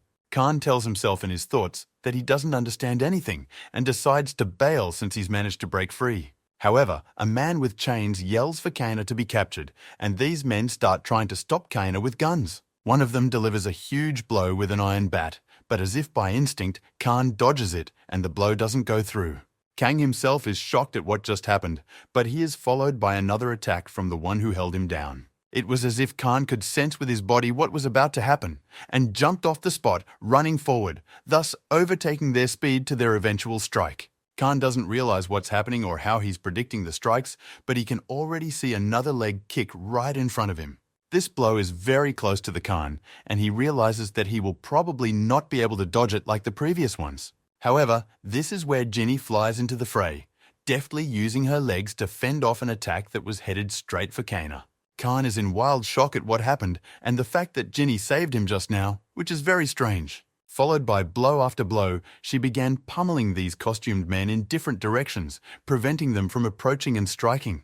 She jumps on one of them, and with a knee strike just smashes his face to smithereens, shattering whatever was just there.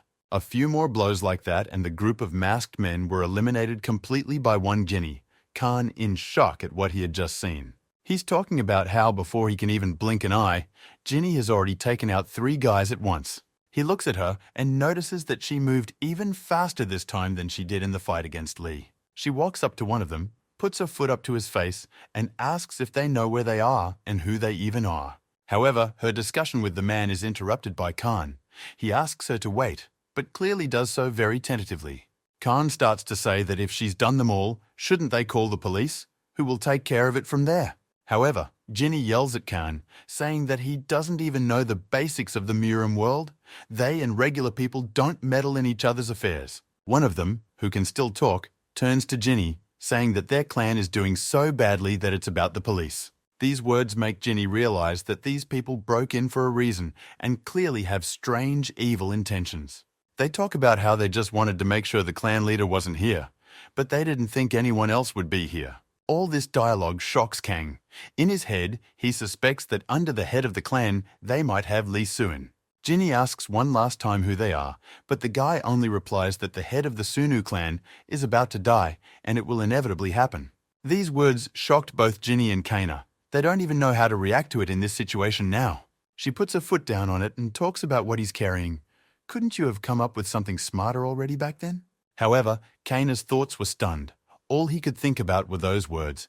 He couldn't believe that Lee could die. It pissed him off. However, Kana's thoughts are interrupted by a sound in his head. He hears what looks like someone coming up the stairs of the building here very quickly. Shocked by this, Kang yells out to Ginny about it, saying that someone is coming from down here really fast. She begins to ask him what he even means, but he says he doesn't understand it himself and doesn't know who it is, only senses it. Ginny points out that Khan has a pretty good knack for recognizing what's going on, just like Lee. The guy in the group talks about that's right. Here comes reinforcements of a couple dozen people behind them. Trailing off, he also addresses Ginny and Khan, saying that if they don't want to get hurt, they'd better turn themselves in right now. However, Ginny doesn't dare to listen further to these ramblings and his stories. With a kick of her foot, she simply smashes his head and sends him into the wall. Trailing off, Ginny picks up her phone. She talks about how there's no point in staying here and decides to check something out. She notices that her phone has no connection at all. Khan checks his, and he has the same thing, also no connection. It scares the hell out of both of them. Ginny yells at Khan to urgently pack his things and get dressed. They need to get out of here as soon as possible. Ginny gives Khan a helmet and talks about going down, but Khan asks if it won't be by elevator. Ginny says there's definitely someone in there already, and meanwhile the door of one of the rooms is kicked open with a sharp kick of someone's foot. A whole bunch of different people come up to the floor, all of them immediately obvious freaks of rare occurrence, and all of them hiding in one way or another. The main man among them turns to his own to examine the bodies here in the room and find out what happened here. Trailing off, he gives orders to his men that if their opponent is the Sunu clan, they can't just let them get away with it. The men in this man's unit report finding an open emergency exit with a ladder down. Meanwhile, Ginny and Khan are running down those stairs, and she asks him if his phone is picking up a signal, but Khan informs her that it is not. Ginny realizes that all the repeaters were probably broken, and a shocked Khan asks her what's going on. After running down the stairs of the building, Kang asks Ginny what happened, but she says she was just waiting for Kang to wake up, on Lee's orders. Later, she holds out her phone to Kang, showing the number, saying that it's a clan member's number in case Kang gets a chance to call before she does. She talks about going to go gas up the bike, and Kanu needs to follow her down to the second floor of the parking lot as fast as possible. She jumps down, and Khan doesn't understand why that is and what's going on if they can just go downstairs together. Like a hare, she leapt wildly down the stairs floor by floor, shocking Kana. He thinks everyone in Marima is like that. Khan goes and realizes that something has changed since he woke up, because he was able to rip the chain with his hands for a reason. Trailing off, he looks down at the stairs and wonders if he can do as well himself as she can. However, he only hears a shout from downstairs from Ginny. She's asking what he's doing down there. They should be leaving already. Khan yells back at her that he's already running, and goes down further in the usual way as a human. Some time passes. Kang successfully makes it down the stairs, however. After going down even normally, he is very tired. Khan opens the door to the parking lot, steps out, and with a smile says that he apologizes for being late. But there's a problem. Opening the door, Khan observes a picture of Ginny beating everyone around her just with her strength. A crowd of guys trying to grab her. Khan sees that Ginny is surrounded. He is shocked by this and doesn't know what he should do now. Sweat is running down his face. However, he tries to assure himself that things are still more or less normal, since Ginny is managing to fight back. After a couple minutes, she whips off the first part of a group of these guys and just stands there like she just had coffee. Another group runs right at her, but she just looks at them and says that maybe she should stop. It's useless. She shouts to them, asking if they really want to die now just now. They're afraid of Ginny. Ginny is about to launch a counterattack on them, however. Something stops her abruptly. She looks scared. A huge knife suddenly appears right near Ginny's neck. She is shocked, for she didn't notice it being set up. Some scary and ugly type with a chain up his nose appears in front of her and asks her to repeat what she just said. He's many times bigger than Ginny and stands right on top of her, putting a knife to her neck, then paralyzing her, mentally so to speak. This all scares the hell out of Khan. He doesn't know what he should do now, and all you see is a death flag at his enemies. Khan begins to consider what action he should take. He realizes that he has Murama against him, and it's going to be very hard. Kang thinks that he should probably try to escape from here, but he hears that there are already people running down the stairs as well. Khan is in dawn. He doesn't understand what he should even do in such a difficult situation, but he sees a hydrant near him. The same group of people who searched the room head downstairs to Khan, but in a moment, their attention is distracted by a sharp ringing. This group gets scared. They don't understand where the ringing is coming from, but the ringing itself sounds like a fire alarm. It scares them. The same man who holds Ginny down with a huge knife orders his men to go and find out what's going on. Ginny herself at this point is more or less calmly observing the whole situation around her and trying to figure out what's going on. However, the man who holds her back tells her to dare to do nothing, which distracts her thoughts. But right after that, he also adds that he's also acting against his will, so there's an option to have Ginny help him. Meanwhile, a squad of men in suits run all over the parking lot in an effort to find the source of the alarm. Meanwhile, our hero Kang is hiding behind cars, trying to break through and get to Ginny little by little. However, Kana wonders what he's helping and doing all this for if he could have just run away a long time ago. However, in his head, he also remembers that no matter what, Ginny is very strong right now. He remembers Ginny's power and realizes that if he can manage to distract the man with the knife in his hand, he might be okay. Kang abruptly runs out from behind the cars, screaming and about to throw his motorcycle helmet right at the man. However, this man himself notices it. He's even a little surprised because Kang is acting so insecure and can't make up his mind to throw. He sees Khan perfectly well and decides to ask who Khan is and what he's even doing here and why he's swinging. It's a question that scares Khan because he's been figured out before his grand plan against the man is even executed. The group of people in suits that had left earlier began to turn back after Khan was discovered. However, Khan decides to do something wild and says that he wasn't, but he'll take the risk because he changed his life. Khan, with all his might, throws a slam right into the face of this guy with a knife holding Ginny. He laughs, saying he can easily dodge something like that. However, it doesn't, and the helmet flies right into his face at breakneck speed, smashing his face and knocking the guy himself out. Everyone around them is in wild shock at what's happening. They couldn't have expected this outcome and that Khan would knock that guy out. Yeah, and Kang himself didn't even come close to expecting this, but now he's watching this guy go flying from one of his throws. Seeing all this, Kang is frightened. He can't understand what will happen now, because after this, nobody will forgive him. In the moment, the guy who got hit by the helmet does stop. He manages to stay on his feet before falling, but is crippled badly. This guy starts looking at Kana and insulting him, and later says something about his inner energy, though it's unclear what. Kang begins to realize and understand that he did the same thing back then in the apartment when he broke the steel chain with his bare hands. While everyone is standing around in shock, Ginny hops on her motorcycle and yells at Khan about jumping on her right away and riding off with her. Khan jumps on the bind, but can't figure out what he should hold on to so he doesn't fly backwards when they launch. Kang is embarrassed, and Ginny yells for him to grab her waist urgently. Kang hugs Ginny, and together they start to leave. One of the commanders among the men in suits points at them and yells that they must be stopped immediately. Meanwhile, Ginny and a confused-looking Kang rush the motorcycle right through them, overcoming one by one. After a couple dozen seconds, Kang and Ginny break free of their grip and fly out of the building on their motorcycle, rushing forward. A confused and worried Khan yells for Ginny to drive slower, not so fast. It's in Khan that his fear speaks. Ginny says they're being stalked by one of the 4 stars. He's reporting to the one who was supposed to have a meeting with Lee today. That's when Kang realizes that the words that Lee might die today are true, which is why Ginny is in such a hurry. After a couple dozen seconds, Ginny stops abruptly in one of the parking lots, saying enough is enough, they won't be found. Ginny talks about waiting a little while. Now she's going to call Lee and find out where he is so she can get there. Meanwhile, at an unknown location, a call does indeed come in to Lee from Ginny, who is now calling him from the parking lot. Lee apologizes to someone, mentioning that he needs to get off for a call from Ginny. However, another group of men enter the office, ask Lee is the leader, and ask him to hand them the phone. Lee begins to realize what's coming and doesn't pick up yet. The phone keeps ringing for him. Meanwhile, in the parking lot, Ginny says no one is picking up the phone. Kang suggests calling someone from the clan and asking where Lee is. However, his idea is immediately shot down with a bang as Ginny informs him that no one in the clan knows about it. Ginny and Kang walk through the parking lot together. Ginny says that apparently Lee has decided to go it alone. Ginny says that it's best for Khan to stay out of it all, and afterward advises him to take a cab and go home already. However, this venture doesn't make Khan very happy.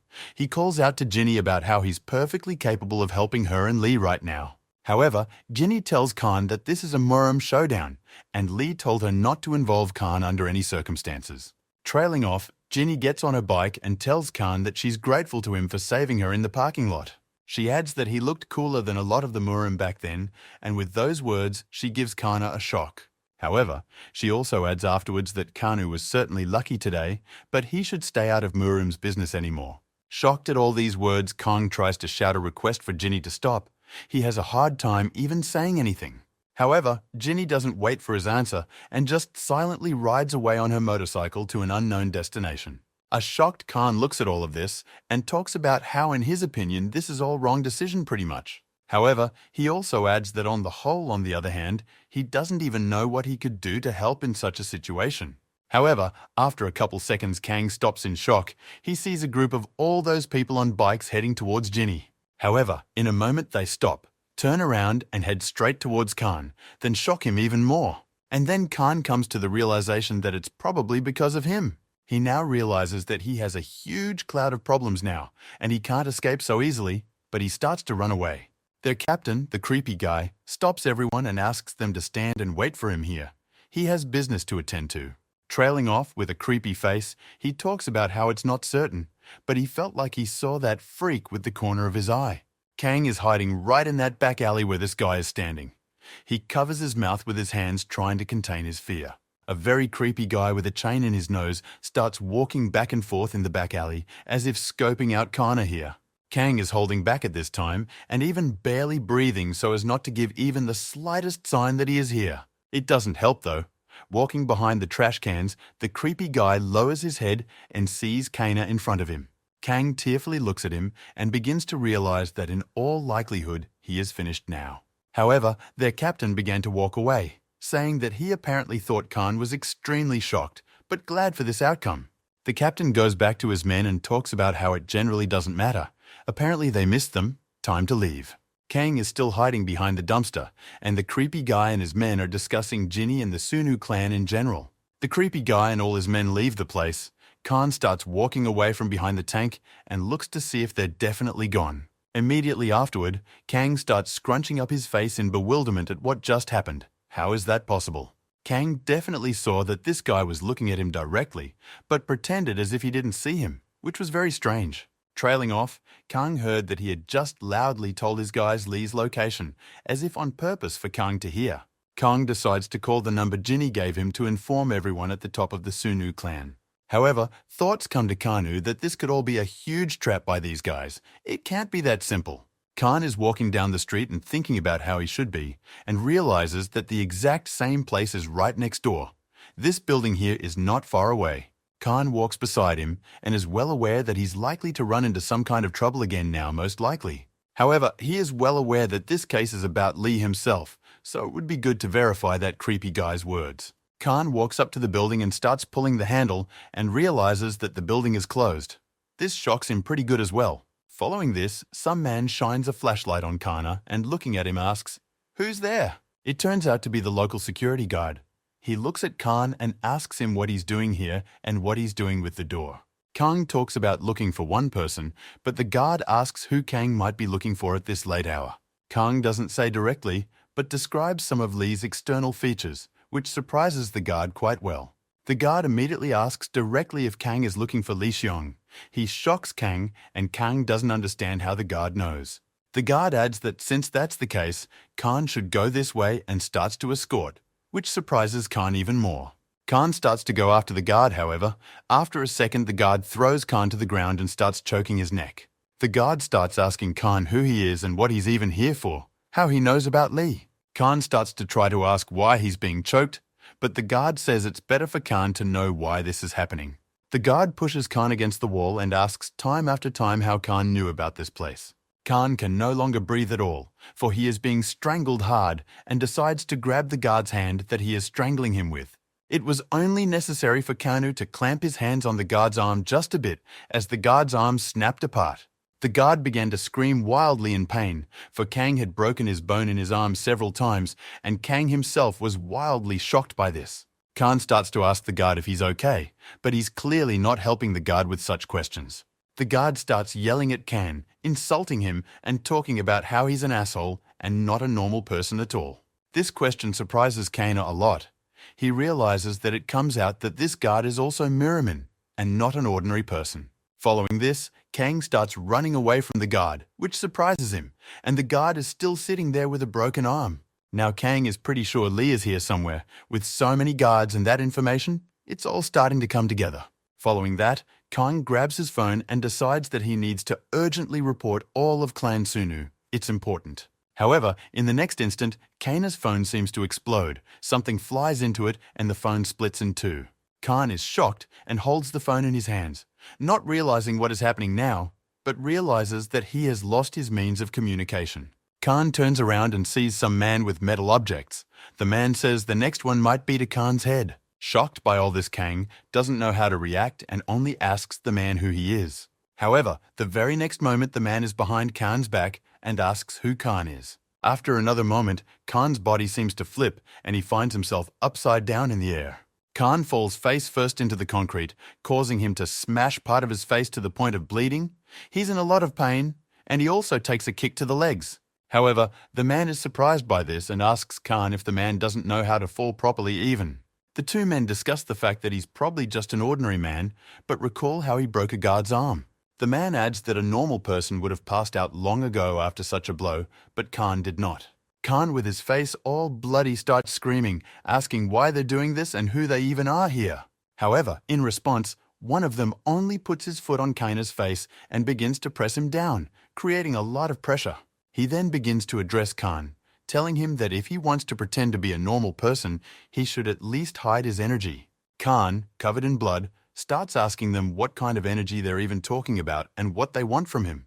They start asking Kang again how he found this place, but does the latter ask if this is where Lee is? Following this with a pitiful face, Kang asks them if Lee is here. Is he okay and healthy? Expectedly, however, instead of answering, Lee began to receive only blows to his face time after time and harder. One of the men continued to beat him, saying that he had been asked to answer questions rather than ask them here. Followed by them grabbing Kana by the face and start beating his face against the floor, smashing his face more and more. Khan no longer has the energy to put up with it all. He yells insults at them and is terribly angry at what is happening.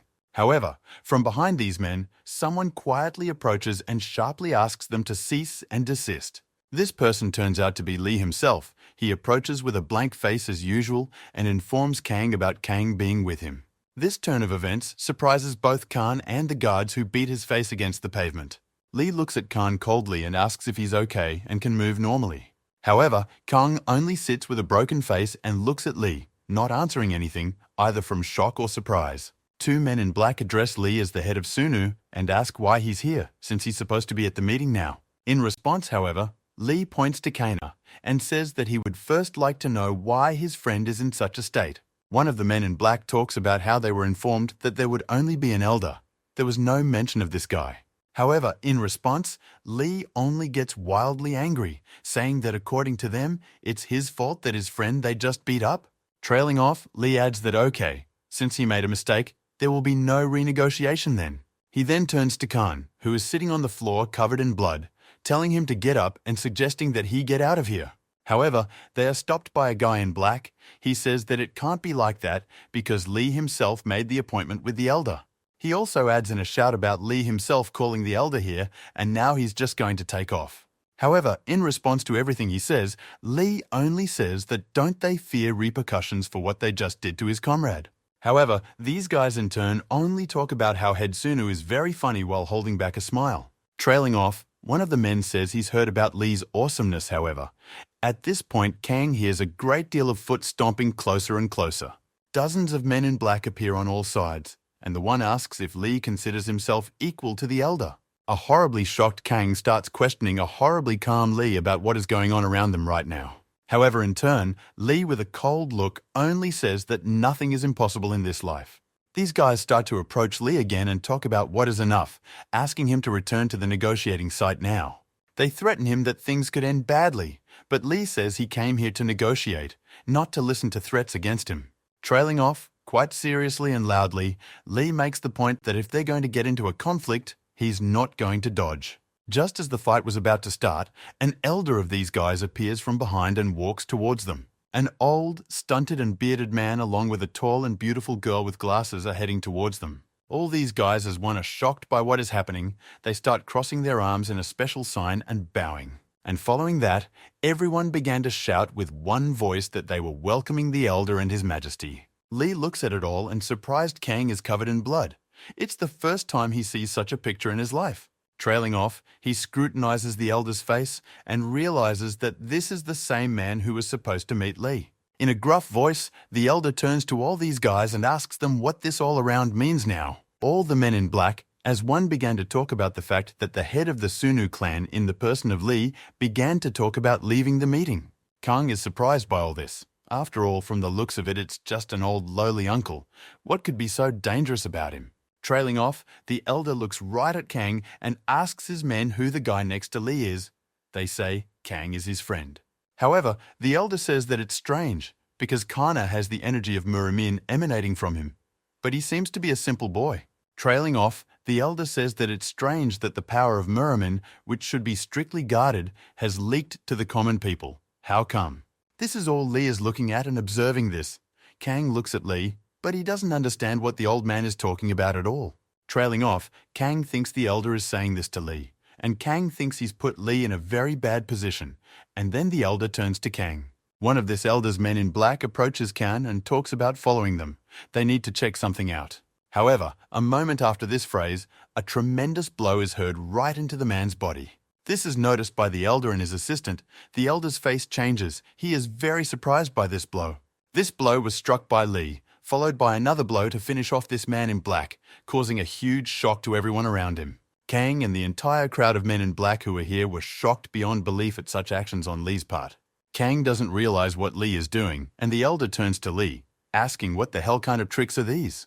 The elder rudely yells at Lee and reminds him to remember who he is in front of right now. The elder stops all his men, but he himself is mad as hell and asks Lee if he wanted to accidentally die. Khan notices that he can't move from his seat, as if something is severely restraining him from the inside right now. All this silence and blows are interrupted by Lee himself. He turns sharply to the elder, then calms him down. Looking straight into the elder's eyes, Lee says that he came here at his request as a guest. Trailing off, Lee points to the man and asks what, if anything, why the elder's men beat up his friend. The elder talks about how this is a strange and ridiculous nagging from Lee right now. However, Lee adds that he came alone without his clan at the elder's request. But for some reason, the elder brought so many people here. Trailing off, Lee asks rudely and with anger, was it really the elder's plan to steal Lee out here now? The elder's men began to cry out in one voice that such words were outrageous and improper on Lee's part. However, the elder himself only continued to remain silent, and Lee said that he could see that the elder had nothing to say to him this time. Lee starts to walk away, saying that it looks like his expectations weren't met at all this time, unfortunately. Lee walks by Khan and tells him very quietly that as soon as the fight starts, Khan needs to run right away. Lee tells Kanu that he will try to get their attention, and Kanu should run away and hide from them at this point. Kang stares absent-mindedly into Lee's empty eyes, and in his thought realizes that it seems to be his fault for what's happening now. Kang turns back and sees an oodles of people. Kang can't understand at all how Lee is going to face them all alone. All of this is interrupted by the voice of an elder behind Lee. He chuckles and says that apparently Lee's gut is not thin at all. Trailing off, the elder addresses Lee, saying that there was a misunderstanding between them, and he apologizes for it. The elder says he will ask his men later about what happened, but now he leaves, his men all shocked at such statements. His men try to stop him, but he only shouts louder and louder for everyone to get out of here right now. Already leaving, the elder tells Lee to follow him. It is time for a frank conversation between them. However, Lee bows and talks about asking for forgiveness, but another time, because he won't be able to talk today. However, in response he hears from his assistant that the elder told him to follow him, so one must follow him. Lee looks at her. She begins to raise a strange white aura around her, and afterward adds that Lee needs to follow him silently. Abruptly turning around, she purposely creates a hole right in the pavement with her heel, as if demonstrating her power. Such actions on her part really scares Kang, but not Lee in any way, though Kang doesn't understand what Lee is up to right now. With a cold-blooded stare and an eerie aura, Lee says what would happen if he suddenly recanted her words now. However, she doesn't choose to continue the dialogue, and with a sharp jump she rushes up, saying that it's up to her to force Lee then. In the next instant, a huge attack of her leg flies into Lee. Somehow, but Lee manages to stop this attack. Though Lee's attack was stopped, the blast wave took him with horror right into the building next to him. Kong is wildly frightened by all this. A mere assistant elder, and such a blow even to Lee. How powerful are these people? A battle in the air ensues between Khan and this assistant, the two hitting each other with blow after blow in flight. Kong watches all of this with great amazement. He is shocked that such a thing happens and is happening to him now in real life. Watching this fight, Kang noticed that in the moment, his heart felt as if it had been stirred up by it and began to spread energy through his body. Kong's thoughts are interrupted by the appearance of an elder who says that Lee is not bad at fighting a master-level person. Elder talks about some kind of injury to Lee, but here Kang remembers that he was asked to leave urgently in such a situation. However, just as Kang wanted to leave, he was stopped by an elder who began to force Kang to hold out his palm. The elder begins to ask Kang to hold out his palm to him, but Kang doesn't understand what this is for at all. Khan does so. The elder says something is bothering him and asks Khan what clan he's from. However, a surprised Kang replies that he doesn't have any clan. He doesn't understand what we're talking about now. The elder says with a smile on his face that he knew it. His predictions were right. He had seen everything earlier. He delivers a punch to Kana's stomach and talks about how he would then have to destroy that energy inside Kana. Striking harder and harder, Kana's body felt like it was burning with fire, all his veins swelling and his temperature rising. Lee, who was fighting with the assistant elder at this moment, pays attention to this and it creeps him out. Lee snaps out of his seat, stopping the fight with that girl, and heads towards the elder, which scares him. Lee throws a rare and very vicious punch right at Kan, then flips him away from the old man of this one. A very angry and agitated Lee looks at the elder and asks what he's suddenly decided to do with Kang here.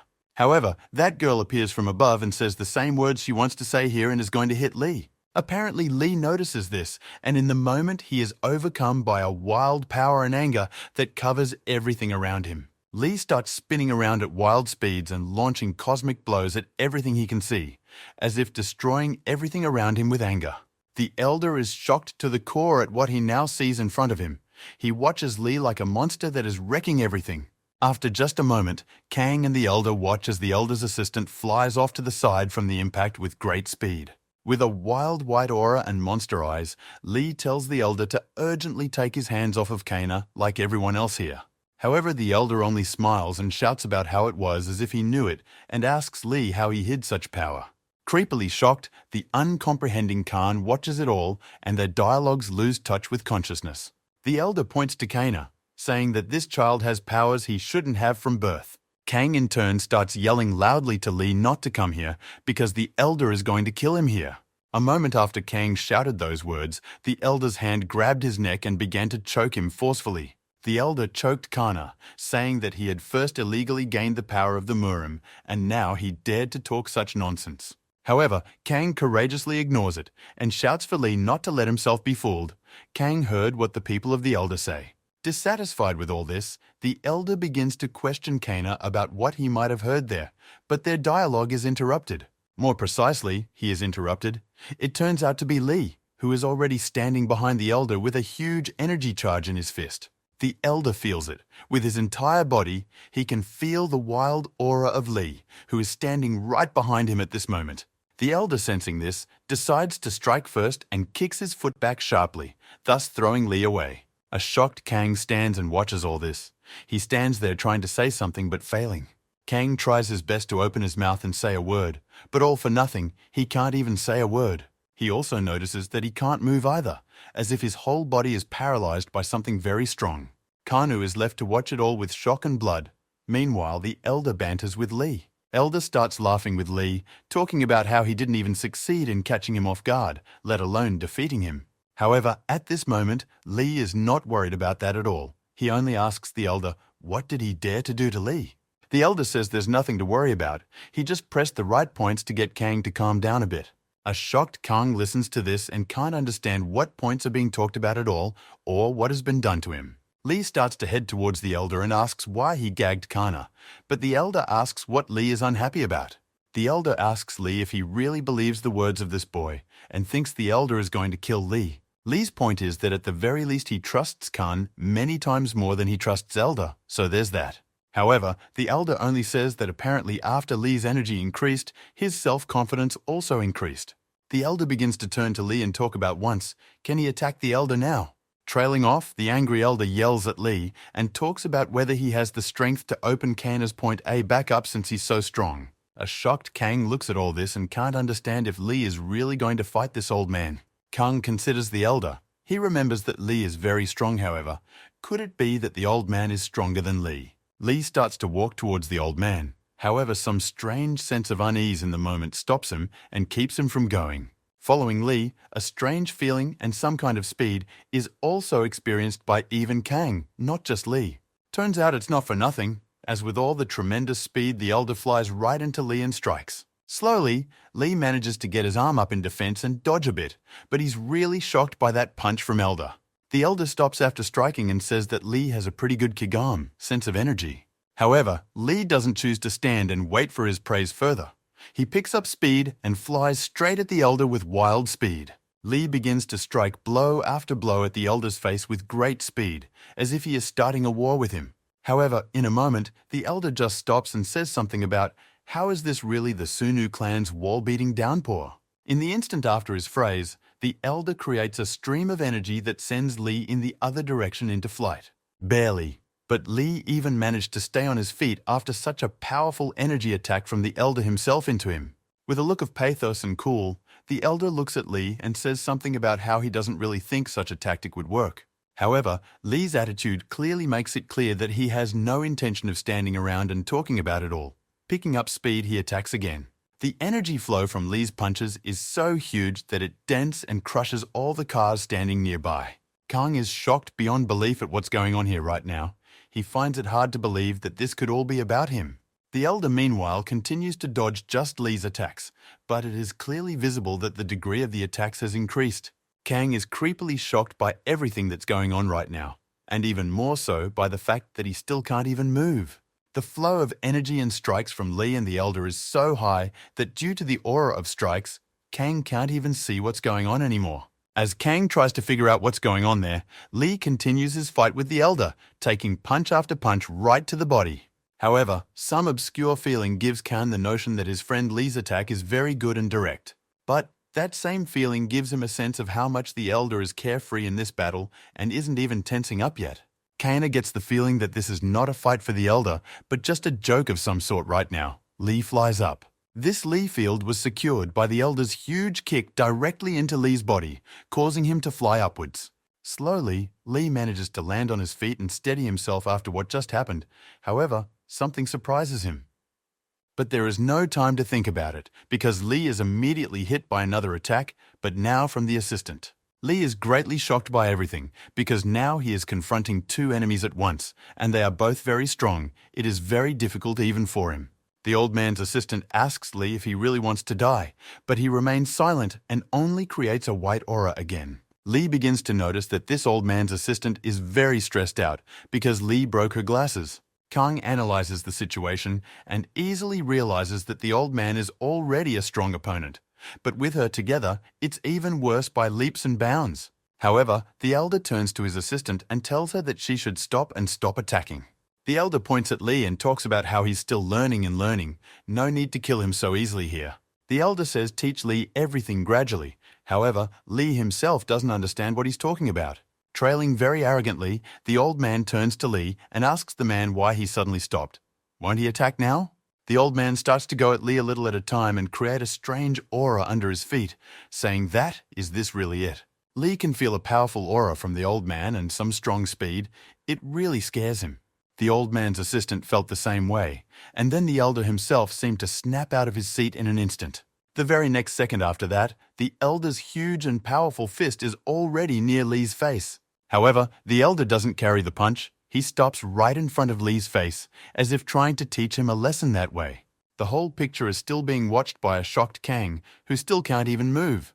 With a wild and fierce face, in a rough voice, the old man turns to Lee and asks if the latter is frightened now. And so shocked Kang is even more surprised, he finds it hard to believe that the old man has moved from place to place. Only the old man's assistant understands everything that is happening. She can clearly see that it is a ghost step technique. The assistant talks about how if it's the first time someone sees an elder's technique like this, you might think it's magic. The elder's fist is still right next to Lee's face, however. The latter is no longer that surprised by it all. The elder looks into Lee's face and eyes, noticing that he is still unconcerned about it all. Trailing off, the old man laughs a little, turns to Lee and says whether he has realized that his power is simply a mirage. Trailing off, the old man turns to Lee again, saying that judging from his fight, he only uses Sunu clan techniques. Trailing off, the old man says that the techniques are indeed fast and incredible, thanks to Kwon Jung-yu after his arrival. However, the old man follows up by adding that the problem is that Lee's energy is created by the Black Heaven and Earth technique, and calmness is important there. The old man holds out his palm and says that such techniques look soft and slow, however, the inside is not. The old man followed, pointing his palm to the side to create a huge blast of energy that felt like it could bring down a building.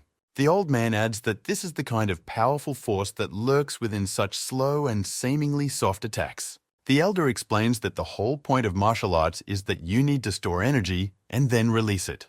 The elder continues to explain, saying that success is achieved by the harmony of many body elements in a single attack. Looking at Lee, he explains that it is the synchronization of all elements, not just techniques, that most clans study. This is all seen and listened to by a paralyzed Khan, who is shocked at how strange, complicated, and incomprehensible it all is. Kang wonders, since the elder was going to kill Lee today, why is he training him? Trailing off, the elder turns to Lee, saying that if he is interested in all the techniques and true arts, he had better become the elder's disciple. This phrase pisses Khan off. He never thought it would be such a turn of events. A horribly shocked Kang looks at all of this and doesn't realize what other students. How can Lee learn from this old man? Looking at the beautiful city, Lee says he knows that his techniques don't match with the Sunu clan at all. With this statement, he surprises the elder. He asks if Lee knows everything. Why does he continue to study them further? And following that, Lee gives out some very shocking information to the old man, saying that he's the head of the Sunu clan, so that's why he does this. Looking coldly at Elder Lee, says that he can't betray his clan's techniques, after all he is the head. However, the old man only closes his eyes and says that Lee is still a fool who has no point in explaining anything. Lee abruptly begins to lift his leg and talk about having to thank the old man for his advice today. Such a sudden and tremendous speed of Lee scares and surprises the elder. He doesn't quite understand what Lee is up to. The assistant elder, as well as himself, noticed that in an instant, Lee simply disappeared from where he had just been standing. Following that, a huge and powerful blast of energy flew at Kana, straight into his torso with all his might. Kang thus screams in pain, but notices that his body has come back to him and he can now move and speak. Lee appears near Khan, who most likely gave him the ability to move. Lee thanks the old man for reminding him of the techniques. Shocked, both the old man and his assistant are shocked. In his thoughts, he doesn't realize if Lee really used the ghost step technique. The surprised elder only continues to stare at Lee in silence, as if trying to understand him from the inside. Kang tries to ask Lee how he did it, but Lee interrupts Kang, asking if he's okay. Lee tells Khan that if he's okay, then let him tell Lee what he wanted to tell him at the beginning then. Kang starts ranting about how while Lee was away, the subordinate elders broke into Lee's house and tried to kill Kang. Lee asks Khan how he knew those people were subordinate to that elder. Khan says that's what Jinny said. Trailing Kang says if Lee knows a man named Mamungi, he presented machetes to Jinny's throat. Lee listens carefully to everything Kang has told him and begins to demand an explanation from the elder for it all. Lee asks gruffly but confidently of the elder if his friend is telling him the truth now, but the old man only remains silent smartly. However, the elder only smiles, saying that it's ridiculous. First a child with Muram's strength, and now such accusations from him. However, Kang starts yelling that the old man is talking nonsense, and the fact that he's a regular person doesn't matter. The old man looks at Kana rudely and talks about how one of Muram's rules is to not reveal your identity. What then? The old man turns to Khan again, saying that he probably knows that you can lose your life for breaking such a rule. The elder talks about how strange it is that a regular kid is telling him off for all of this and interacting with the elder like that. Kang starts to look at Lee and realize that Lee went for something serious, but he didn't think it was that serious. As he continues to look at Lee, Kang wonders if he's even getting into this whole thing now for nothing. In front of a shocked Khan, the old man turns to Lee, saying that he must answer how Khan got the energy in the first place. Lee just keeps quiet with a cold-blooded stare, and it pisses off the old man. He asks why Lee is just keeping quiet now. The old man turns to Lee, saying that if it turns out to be his handiwork, not just him, but the entire Sunu clan will suffer. Kang realizes that Lee is facing a huge problem and something needs to be done. Kang decides to shout, asking the elder to wait. From behind Lee, Kang comes out from behind Lee and yells out that he has a question, which shocks both Lee, the assistant, and the old man. Kang turns to the elder, calls him grandfather, and says, "Is the whole problem that he's an ordinary man?" The elder is shocked that Kang called him grandpa, but says let's assume he did. Now what? Kang puts his hand on himself and talks about how if all the problems are from this, can he just become Muran, and then there will be no problems. Such a harsh and very dangerous statement from Kang just shocks Lee standing next to him. Not a little less, but even more so, this statement surprises the elder, who clearly wasn't expecting such a thing. Lee and Kang look at each other, and Kang says that if that's the case, then what's the problem with him becoming part of Muran, so there's no problem. Kang keeps talking about it. He looks into Lee's eyes and talks about how isn't he right, but Lee is very surprised. However, his words are interrupted by an elder who shouts that enough is enough on this absurdity today. The elder starts yelling at Khan, saying that isn't it his opinion that anyone can take and become a Muran. The elder shocks Kana now by saying that to become a Muran, one must either be born one or do so in early childhood. A very angry elder yells at Kana, saying that does he really think becoming a Muran at that age is possible? However, their dialogue is interrupted by Lee, who shouts that it's possible, since he himself became Muran at his age. Lee says that's why Khan can make it work too, but the old man just freaks out, saying it's some kind of complete nonsense. And then, Lee gives out a shock to everyone around him, saying that Kang is now joining the Sunu clan. Lee says that now they'll figure out for themselves what's bullshit and what's not. But this all just really pisses off the old man, who yells that enough is enough already. However, Lee doesn't pay attention to the old man's anger at all, and says that now it's his turn to answer. Lee asks his subordinates about whether they ordered their subordinates to attack Khan. However, all Lee hears in response is silence from the old man and his assistant. He continues to stare into their eyes. However, the old man only hesitantly lowers his head, saying that Lee himself knows that he would never give such orders. However, Lee stops the old man's words by saying that he himself personally saw his friend being beaten outside this building. Lee goes on to say that the elder's men attacked the man who came to meet them. Lee looks at the streets of the city, saying that he knows their hatred for the Sunu clan, but despite that, he still came alone. Trailing off, Lee compliments his words by saying that he feels sorry that expecting the old man and his men to have a normal conversation was a stupid decision. The elder-like child begins to stop Lee's words, trying to justify himself by saying there was a misunderstanding. However, Lee just clenches his fist, creates a strong charge of energy and says, "Does the old man still want to have a normal dialogue now?" Lee creates a wild aura of power around him and says that if they want to continue the dialogue, they will only continue with a corpse.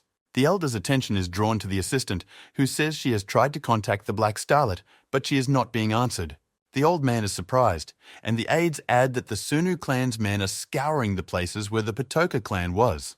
The assistant talks about how the situation is not going well, and the old man is only really pissed off about the whole thing. Kang looks at the old man and sees a huge aura rising around him right now, following Khan as the others notice that the old man is very angry, and a wild aura of strength and power has risen around him. Kang tells himself in his thoughts that he's scared, and he hopes the old man doesn't start attacking him and Lee now. However, for the next many breaths, the old man simply exhales air and only says, "Oh." The aura around the old man subsides, things more or less calming down. He doesn't look so intimidating anymore. The elder orders his assistant to contact the Red Star and ask him to escort them, as the leader of the Sunu clan is here.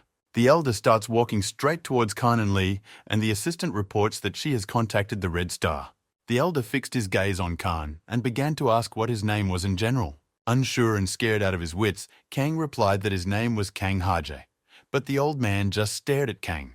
The old man started to leave and only said that he would be glad to see how long Kanu would be able to stay in Marima. Such words frightened Kana. He realizes that he's in trouble, and now he's going to have a lot of problems. However, in a moment, already when the old man was leaving, he started saying something about some kind of eternal energy. He says that Kumon Ryong is chasing the eternal energy, and these words scare and surprise Lee to no end, and he loses his cool. Trailing off, standing with his back to Lee, the elder says that isn't what Lee came here to find out today. The old man immediately says that it's likely that after Lee saw the news that Kumon Ryong started acting out, he wondered why. Following this, Lee began to shout that did the elder have anything to do with being visited by the special purpose people. However, the old man only replies that all the major Muran clans have not moved for more than a few months. He also adds that he'd rip anyone here interestingly, but Lee just looks at the elder in surprise at this point. Elder ends by saying that what he wanted to say, he unfortunately didn't say, but at least Lee is intact. However, Lee began to question the elder with shouts, talking about what other eternal energy was like. The elder turns his head around and says something about whether it wasn't Lee who had only recently refused to talk to him. Lee is creeped out by what the elder has just told him. He starts trying to follow him. The elder ends up asking Lee to surrender, because with his current skills, it would be suicide to pursue Kumon Ryong. A moment after saying those words, the elder and his assistant simply vanished into thin air like the wind. Kana is surprised every time they disappear like this, because this is the first time he sees this kind of technique and power at all. Kang ponders that they are some kind of demons, but then he notices his friend Lee's depressed state. Kang starts to ask Lee if he's okay. Little by little he walks over and is about to put his hand on Lee's shoulder. However, Lee abruptly turns around, grabs Kang by his shirt, and asks him how he got here in the first place, which scares Kang. Kang tells half of the whole story, but Lee doesn't understand why Kang went here. Kang says that earlier Lee was worried about Kang, and following with a surprised face, Kang adds that since that's the case, why can't he worry about Lee then? Lee lets Kang go, and starts talking rudely about how he only helped him because of his fleeting compassion for Kang. Lee talks about how his physical features used to be similar to those of Khan, but Khan himself doesn't realize what he's talking about. Lee says that with these features, you are weak from birth and no modern medicine can help you here, except Murama's medicine. However, Lee says he was foolish because he didn't realize that there would be so much energy after the cancer treatment. However, Kang only asks about something he doesn't understand well, but wasn't Lee's original intention to help Kang like that, and that's a good thing, right? However, Listel yells at Kana saying that there's nothing good about it. He just yelled that he's going to be a Muram under Elder. Trailing off, Lee adds, saying that now Khan won't be able to escape. He only has the option of becoming a Muram now. Lee blames himself, saying that he only wanted to fix Khan's physical properties, but in no way that Khan would now be connected to the Muram world. However, Kang only simply looks at Lee in surprise and says that if that's the only problem, whatever, which surprises Lee. Kang tells Lee that even if something happens to him, he will be responsible for it himself. Lee doesn't need to worry. Lee begins to explain to Kang how terrible the world of Muram is, but Kang assures him that he doesn't care since he only survived because of Lee. Kang talks about staying alive because of Lee, and he doesn't care if it's the Murans or the Shmurans or whatever.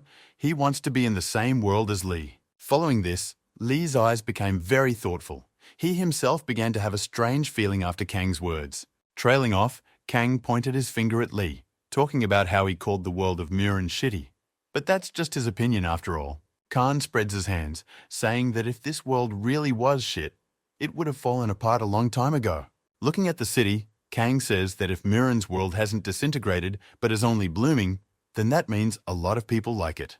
These words and conclusions finally kill Lee. He is in shock, as if in a trance, after what he heard from Kang. Lee recalls a scene from his childhood, standing on the edge of a building. Some grown man tells him that he loves the world of Muran. He smiles, winks, and looks at little Lee, saying that he would like Lee to accept the world of Muran as his home someday. Lee's head lowers. He talks about how, if you think about it that way, those who like the world of Muran really were. Kang wonders what Lee is saying, because it's obvious, and why Lee is so depressed, Kang doesn't understand either. However, in a moment, Kang and Lee notice that there is some person sitting on the roof of a neighboring building watching them. This man with the tattoo on his face is bleeding a little sweat and says thank God Lee is still alive, looking down at him. Khan notices the man, looks and shouts at him with the phrase, "Ah, who's that here?" Lee talks about how he's kind of early and addresses the man, which scares Khan. who doesn't understand what's going on. Followed by this guy jumping off the roof down, he has several piercings, tattoos, and a long braid. He surprises Kana. This guy immediately shows himself to be a very strong man, for with one of his jumps, he breaks the asphalt beneath him. Once down, he immediately looks into Lee's eyes as if trying to elicit something from him, but Lee himself stands there with a blank stare. The guy turns to Lee with a weird question about how it is. Unclear what it's about, but Lee replies that it's nothing. Shocked by all this, Kang decides to ask Lee if this guy is from the Sunu clan or where he's even from. The guy interrupts Kang by asking Lee who he is, pointing at Kang, and Kang himself replies that he wishes to be a part of Sunu. However, as they stood chatting, Khan's senses were heightened again, and he heard some cars heading towards them. Kang, Lee, and this guy turn around and indeed see a mass of black cars in front of them, which stop right in front of them. Following this, a group of guys run out of the car and see Lee, Kana, and that guy and head straight for them. However, neither Lee nor this guy is worried. They just watch, and the guy even talks about the fact that they are delayed. Trailing off, Lee addresses Kang, talking about how this will be the first factual greeting for him tonight. But Kang doesn't realize what's going on. All these people as one folded their hands in the proper position and bowed, and began to all salute the Sunu clan head together. Lee turns to Khan and tells him to meet the members of the Sunu clan and points them out, which shocks Khan. Immediately after that, all the clan members began to crowd and approach Khan. Two grandfathers approached him and began to look him over. Kang tries to look at them all with a smile to create a good impression, but in his thoughts he is panicked. Following this, Kang decides to speak up and asks Lee who these people are, referring to the two old men. Lee points to two elderly uncles and says that they are the two elders of the clan, Min and Kim. Khan also notices a few other people who stand out, one with long white hair and glasses, as well as Ginny. Trailing off, one of the elders tells Lee not to stand outside and offers to go inside now. Followed by everyone starting to go inside, with Kang himself going at the end, he has a sense of how this all doesn't feel like a friendly environment. Trailing off, Lee turns to Ginny, saying if she could take Khan to the library and fix him up there. However, Ginny is clearly not happy about such requests and yells at Lee that she shouldn't do it. Khan sees that he is not welcome. However, with a cute face, Lee turns to Ginny, saying that she is asking a lot because you can't leave a guest alone. This really embarrasses Ginny. She even blushes. However, she agrees. Kana cheers up a bit. She turns around, yells rudely at Khan and suggests he come with her now, telling him to keep up. The events of the story take us to that very library. Ginny puts some kind of ointment on Khan's face. He is in pain. Ginny scolds Kana, saying that the wound has nothing to do with it. He should stop croaking already and act normal. After Ginny finished dabbing, Khan turned to her, asking if she too lived here with everyone else. Next, without waiting for an answer from her, he asks what family Lee is from, for the house looks very rich and cool. However, she only hits him in response, telling him that he shouldn't pretend like they know each other well here. Ginny talks about how she doesn't understand what Lee is thinking at all. He's being unreasonable with the life pills he gave Kanu. Khan asks Ginny if those pills were really valuable. Ginny replies that Khan is listening backwards to her, for she has already said that. Trailing off, she moves closer to Khan and talks about how since she fixed him up, he should tell her, but Khan doesn't realize what. She comes very close to him and asks him rather rudely how Khan managed to be here now with Lee. Trailing off, Khan is very frightened by this angry look on Ginny's face, however decides to tell and tells her the whole story. Meanwhile, while Kang is chatting with Ginny, Lee apologizes to the rest of the clan tops for using pills like that. Trailing off, Kang also tells them the rest of the story, as well as about meeting the ghostly Dr. Elder today. Trailing off, he receives criticism in return that he acted very thoughtlessly, but in response, Lee only glares at them. One of the clan members stands up and starts talking about how Lee should have consulted with them before such a meeting. However, without finishing listening, Lee asks if they would have given good in such a case. With his words, he stops the flow of the man's speech. Lee talks about how when he was in his hospital bed, he asked more than once to arrange a meeting, but was ignored. Trailing off, he says that while this was going on, rumors began to spread around Muran that he was disabled, shocking the elders with his words. Trailing off, with a rather powerful aura, he talks about how in their opinion he should have stayed back and just watched the whole thing. The guy with the tattoo also observes this dialogue and notices that Lee has changed and has become more serious. As they follow, they begin to discuss the fact that Kumon Ryong has reappeared among the Murame, which may lead to internal clan conflicts. Trailing off, Lee tells the elders, with a very creepy aura about whether or not they're still hesitant about naming Kang to Kumon Ryong, or not anymore. However, Elder Ming began to fill Lee in that he didn't doubt in the slightest. He just decided to describe the current situation. However, here Lee's gust of hatred is interrupted by another elder, who speaks of Lee giving the precious medicine to a schoolboy. Trace asked this schoolboy to be accepted into the clan, and now he's talking about Kumun Ren, even though Yavo doesn't have the power to defeat him. Lee talks about how it was just his personal desire to help his friend. He is well aware of the responsibility for his Sunu clan. Trailing off, Lee says that's why he wants everyone's opinion. If they are vehemently against it, he'll destroy Kaina's energy and take the cure back. Such harsh and cruel words shocked everyone in the audience and that guy with the tattoo, because it was very strong. However, the tattoo guy is shocked by what Lee just said. He knows it's horrible after all. He's been through it himself. Everyone is silent. No one gives any reaction to such a harsh statement from the head, but the elder asks if Kang is waiting in the library. Meanwhile, events bring us back to Khan and Ginny, who is sitting in a chair and yawning as she listens to Khan's stories. She says she knew everything. Kang doesn't understand about what. She explains that the guy with the machetes helped them, for he knows Lee. Khan is a little shocked at what Ginny has just told him, but doesn't understand how he didn't dodge the slam back then. Ginny started to scold Khan, saying that he should have told the clan right away, but he said he was afraid, for what if it was a trap? Trailing off, Khan adds for Jimmy to think about what this whole circus is for if he was told everything so easily. Ginny tells him that the guy with the machetes is just that old man's servant, and she's afraid to cross him, but he's nice. Khan wanted to discuss the old man with Jimmy, but she reports that their meeting there is over and tells Khan to come with her. Khan, Ginny head towards this room. They open the door. Ginny lowers her head a little and walks in, and Khan is shocked. In front of him, a room with an eerie aura where Lee, the elders, and other Sunu clan's top people are sitting. He is scared. Trailing off, one of the people in the room yells out to Khan what his name is, calling his name, clarifying if it is, which shocks Khan. It turns out to be one of the elders. He approaches Khan. Khan replies that that's right, that's his name. The elder extends his palm and his hand to Kanu and speaks loudly about how pleased he is to welcome him to the Sunu clan. Kang is shocked but shakes his hand, and Grandpa introduces himself as an elder named Min. Trailing off, the second elder stands up and says that that's pretty much enough for today and decides that it's time for them to go already. The clan escorts the elders to their cars.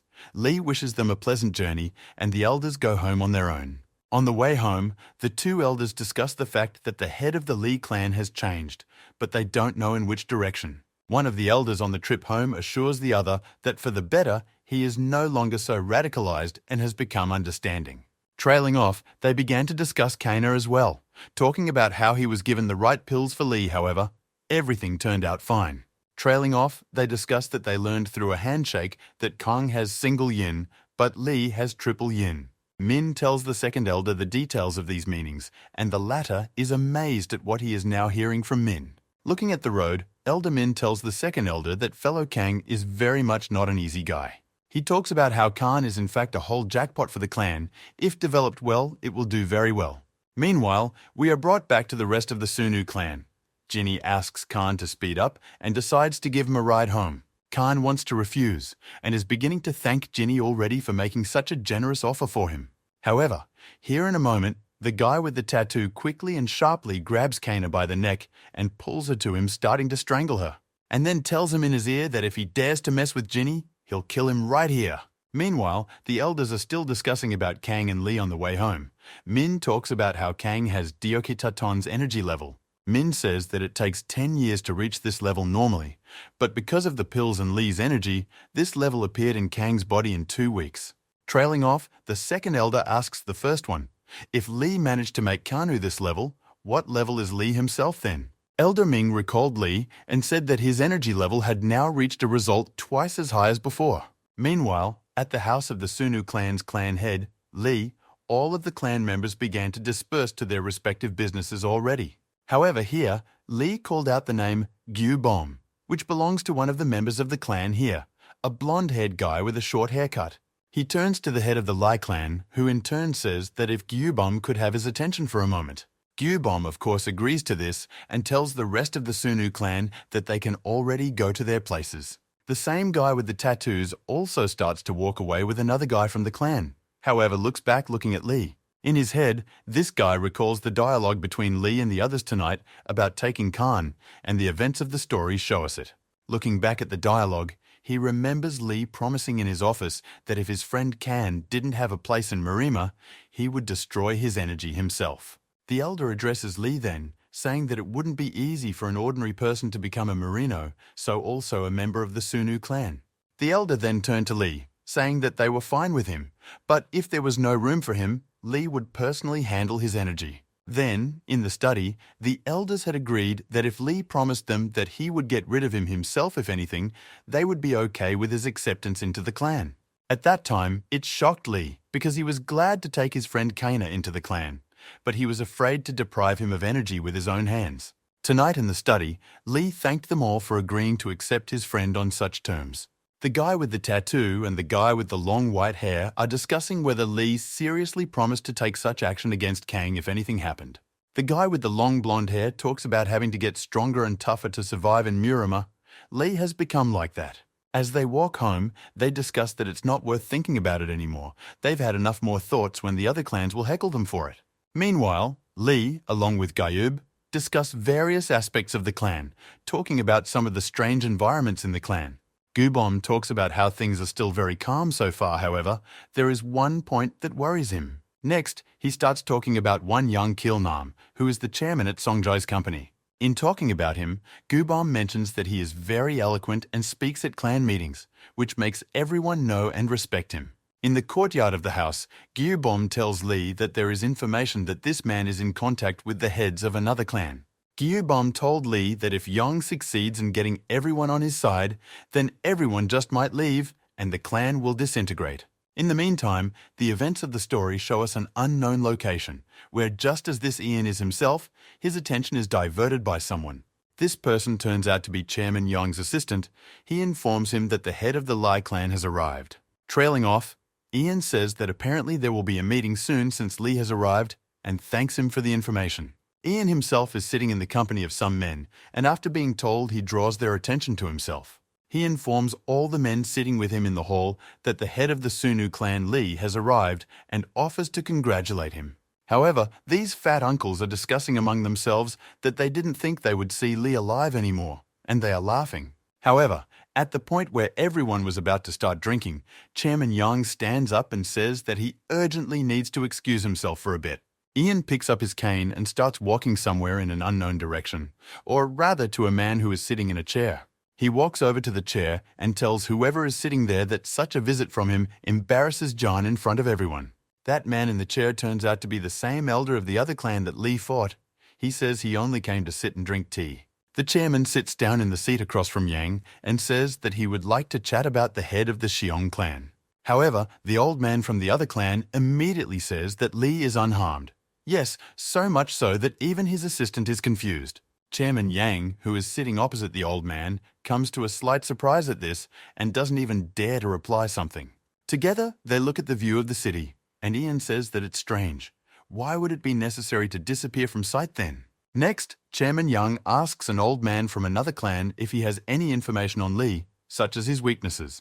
However, the old man only replies by saying that Yan is cruel and climbing such a mountain of wealth, how could he not fall down it? However, Yang talks about how there is nothing wrong with that, and the old man benefits if the Sunu clan falls apart. Afterwards, the old man talks about how he doesn't like people like Yang, because he doesn't understand what's going on in their heads all the time. However, Ian talks about what a coincidence, but he harbors a dislike for the old man for the same reason. Trailing off, the old man breaks a cup of tea and says that Ian should pay attention to the Kana guy who's hanging around Lee right now. Meanwhile, the events of the story show us that Ginny and Khan have gone home, and Ginny drops Khan off outside his house. Khan gets off his bike but stops Ginny, asking her what he should do from tomorrow now in the clan. Ginny replies that Khan shouldn't leave home. He should have someone come to him who will take care of his training now. Kang thought he was going to be taught by Lee personally. However, Ginny talks about how he already has tons of tasks to do once he returns. He won't have time for Lee. Trailing off, Lee asks if the Sunu clan has some big problems right now, but Ginny only remained silent. But later added that Kanya doesn't need to know any of that right now and advised her to watch herself, which shocked Kanya. Ginny tells Khan that he still has some of Lee's power left in him after his treatment, and if anything, Khan can use this unthinkable charge. Trailing off, Lee asks what the downsides are to this, and Ginny talks about how, for example, from that kind of force, Kana's body might not be able to take it. With her eyes on the city she's about to leave, she asks Kana not to overuse this energy herself. Kang gets home and jumps on his bed. He's tired, and talks about how today was a killer day just. He starts remembering all the things that happened to him today, and talking about how he didn't know the other world existed even this morning, literally. There are also different moments that don't leave Kang's mind. He remembers how cool Lee's fight was, and it's like Kang could feel him in that moment. Kang practically falls asleep and contemplates whether he too could become so strong if he learned the techniques of the Sunu clan. The sun is shining from behind Kana's window. He wakes up and immediately says that he slept very well today. He warms up in the kitchen and immediately realizes that his body feels lighter and all the pain is gone. However, Kang is shocked and confused as he remembers that he doesn't have a phone now. It was blown up back then. Kang's bell rings, he opens it. In front of him are two people in black suits. They are people from the Sunu clan. Kang realizes what's going on. Khan runs back to the apartment and asks these guys to wait a few minutes because he's about to change and go with them. Riding in the car, Khan looks out the window and smiles, and the men who picked him up can't understand at all why he's so happy. Following, they arrive at the place. It is a certain Angra. Khan asks them if they will really study here now. One of the men turns to Kang and rudely asks what Kang has decided to study. But Kang says he doesn't know what he's studying yet. Khan looks around the hangar thinking about future training, but one of the men talks about being here for questioning. No training. Kang is wildly surprised by their words and asks the men if they really just kidnapped him. However, another new voice is heard from the street that says not kidnapped, but invited. With a caustic smile, the same man, Chairman Young, who spoke to the old man from the other clan yesterday, walks into the hangar. He holds up his eagle cane and talks about whether Khan would mind having a little chat with him now. Kang is startled by his appearance and offhandedly asks who he is and what he wants to talk to Kang about. He in turn only lowers his head and says with a smile that he is the one who invited Kana here now. His assistants give him a chair. He sits down and asks Khan if he will give him his hand now. However, Kang instantly hides his hand, saying that he knows all of this man's intentions. Kang is not that stupid. Chairman Yang says that there's really no point in just wasting time. He holds out a lot of money to Kang, which surprises Kang. Kang immediately begins to ask him what it is and why he is giving it to Kang, but he only replies that it is just pocket money. Chairman Yang strokes his cane and talks about how this is a very impressive amount of money as a student. Trailing off, Chairman Yang says that as a thank you, Kang will tell Yang everything he knows about the chapter. Yang adds that he wants to know everything about Kang and how he got into the Sunu clan, and Kang asks if Yang is in the clan. However, Ian talks about how it doesn't matter at all. What matters is that there are such great opportunities for Ian now. However, in his thoughts, Yang realizes that everything he has is because of Lee, not that dirty money from Yang. Not waiting for a response from Kang, Yang begins to moralize, saying that Lee is only temporarily acting head. This scares the crap out of Kang, and he asks, only to be told by Jan that Kang doesn't know what's going on in Murama at all. Looking up at the hangar, Chairman Yang talks about how Lee was only chosen to temporarily perform tasks. Yang begins to describe the vast wealth of different clans, but there are very few key clans like Suin, and here, the head of such a clan was 18-year-old Lee. Ian continues to moralize, saying that such people will not be able to die a normal death. Trailing behind with a creepy aura, this Yang is pressing morally on Kana, talking about whether it's right to go after the fake clan head. Then Kang lowered his head, put his hand on his neck, and started scratching, saying that he now understood why Lee was so anxious. However, Kang turns around next and says with a cute smile that he's not very smart and doesn't really know what they're talking about. Trace holds out the money back to John and tells them to take it and just let Kana go back. However, at this moment, Chairman Yang only begins to smile and says that since it's like this, it's fine. He snaps his fingers and talks about how since he already has, he'll put the question in a completely different way from what it is now. Chairman Yang's man opens a huge briefcase with a lot of money behind him. There are millions lying there. Kang looks at that money and is embarrassed, and John presses on morally, talking about how Kang's mom would probably be happy to have it. John talks about how he knows that Khan's mother works very hard. She drives a truck and is trying to raise him alone. He continues to press John, saying that this way his mother can get a better job instead of driving an old truck. However, in the moment, Kang apologizes and talks about whether Yang was once on the cusp of life and death, which surprises Yang. Kang continues by saying that it was because of Lee that he was able to stay on the threshold of this life, not death. He tosses the money back into Ian's suitcase and says he can't pay back a debt like that with any money. Trailing off, Khan starts to walk away and rudely suggests that they should drop the idea of winning him over to their side. However, some dangerous feeling abruptly stops Kana, and Yang says that then once again the method of conversation needs to be changed. Literally a second after this phrase, a huge aura sweeps through, knocking Kana off his feet. He flies upwards. With that, Kang falls to the ground, and Yang presents the cane to his neck and begins to threaten and laugh. However, Kang grabs and holds up the cane Ian was crushing his neck with and asks if it's customary to talk like that in Murema. Odanko, Ian only looks at Ian with an arrogant look and says that he is surprisingly very brave. Trailing off, Ian starts pushing on the cane and saying that they need to check to see how brave Kang still is. However, how very surprised Ian is when Khan has the strength to swing the cane away from his neck.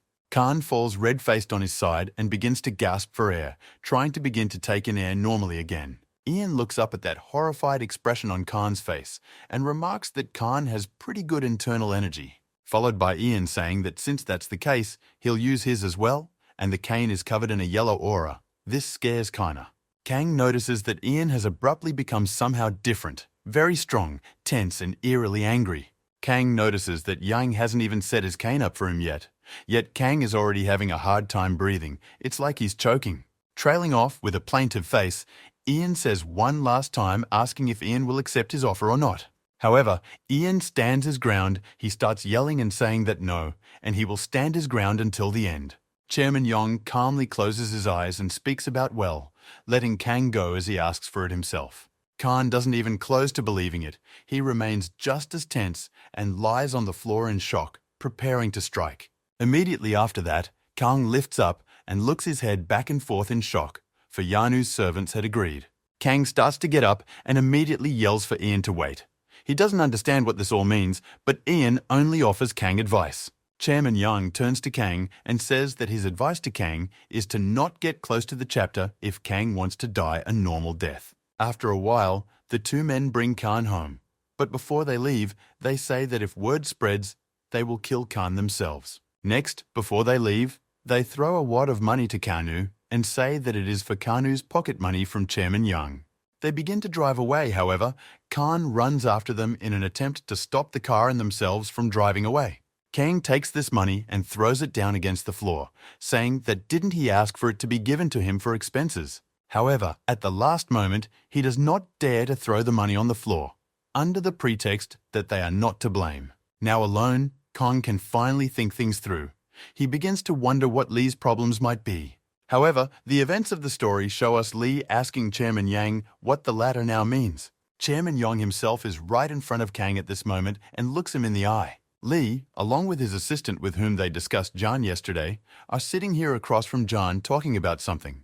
Yang in turn asks not to be made a fool of and says that he saw Kang before coming to Lee. Chairman Yang talks about being impressed because Kang's energy is incredible. Chairman Yang abruptly stares directly at Lee and says that he wants to know his intentions. Lee talks about how it's all true. He gave Kang the cure and let him join the Sunu clan. However, immediately after his words, rudely and coldly, Lee asks what now about the fact that he did so. Trailing off, Ian is silent for a bit, but then looks at Lee and speaks of the fact that many in the clan are now expressing complaints. Young talks about how many now remain loyal to the clan simply because the elders are strong leaders. Trailing off with the most awful aura and smile, Young talks about how Lee is only a fake and not the leader of a powerful clan like Sunu. Deputy Lee is covered in sweat trying to stop Chairman Young from thinking and saying such thoughts and words, but he's interrupted by Lee himself, who says that Chairman Young has said all the right things. Lee says that he won't be in this place for long. Lee adds that this is what he used to think, but then he found out that past elders had a much better opinion of him, so he decided to stay. He recalls their faces in his head and talks about how for their sake he stayed in this position and will continue to be in this position. Trailing off, rather rudely, clearly and coldly, he makes the point that no matter what Ian says, Lee's will is unshakable. Either rudely suggests that he will not abdicate his responsibility for anything, even if he dies fighting for it. Chairman Lee creates his own creepy and wild aura around him and asks Lee if he has powers to his words. However, Lee in turn also raises his powerful aura and says that they can check it out. However, the events of the story moves us to Khan, who is walking some streets, but walking as if he is looking for something. However, walking around even the regular streets, Kang complains that he feels somehow uneasy here. Around one of the street corners, he notices a car he knows and realizes that it's not really the same car. As he follows, he also notices people coming out of it. Kang knew it was Chairman Yang's men and their car. Khan doesn't have time to hide, but manages to see Ginny, who is racing by on a motorcycle nearby. Kang starts yelling her name, calling for help. However, she doesn't hear him, and Ian's men grab Kang's hands. One of them starts to gag Khan with his hand, showing his strength, but Yang bites him on that hand. And following that, she doesn't just bite, but grabs his hand with her own, gives a little pressure, and thus breaks the man's arm. Kanu starts to run away and the man stands by the car with his now broken hand. Kanu starts running after Ginny's motorcycle, screaming her name over and over again, hoping she will hear it. Kanu is overly lucky. Ginny heard him and stopped, and even turned her attention to him running towards her. She starts to scold him, saying he was asked not to loiter anywhere, but Khan starts pointing his hand back and asking Ginny to look over there. She looks over there and yells at Khan that there is nothing there. Khan turns around in bewilderment to see that there really is nothing there. Khan starts to ask Ginny where they went, but she doesn't understand Khan and only asks him who he's even talking about. Kang starts to say that he was kidnapped and asks if Lee is okay, but Ginny only asks why Kang is so nervous. However, their dialogue is interrupted by the huge sound of some sort of aura, followed by the sound of a window breaking. Lee's body flies out of the window of a large house, smashing through the window and the decorations in the garden. Lee flies out of something of a blow. However, he manages to stay on his feet after being charged so hard. Before Lee can even stop all the way, he hears Ian's voice from behind him saying, "Isn't it too slow?" And later, Young himself appears, grabbing Lee's leg and flipping him head down. Lee is shocked to the core at what's happening now. It's been a long time since he's been played with like a toy. However, he doesn't decide to give up and cry. He manages to grab the ground beneath his head with his hands and stop his body. In the next instant, Lee is already behind Ian's back, and some white aura gathers in Lee's hands. However, Chairman Yang in turn also snaps out of his seat and reiterates that it's still slow for Lee. In the next instant, Yang strikes, as does Lee. From such a blow, Lee is thrown upwards into the air and Yang remains down on the ground. Ian grabs his cane with a bloodthirsty grin and yells about coming out to what is the end for Lee. Following that, a powerful blast of blue energy flew straight out of Chairman Lee's cane and straight into Lee's body. However, Lee manages to resist such an attack and even managed to hold back her surge of power and not fall down. This is noticed by the shocked Chairman Lee, who didn't expect Lee to have the strength to resist such an attack. Chairman Yang starts to look at Lee's hand movements, and in his head, he asks himself if he really has the double dragon chain dance technique. However, the fight is interrupted by the appearance of Ginny and Kaina, who have come in from the backyard to observe everything.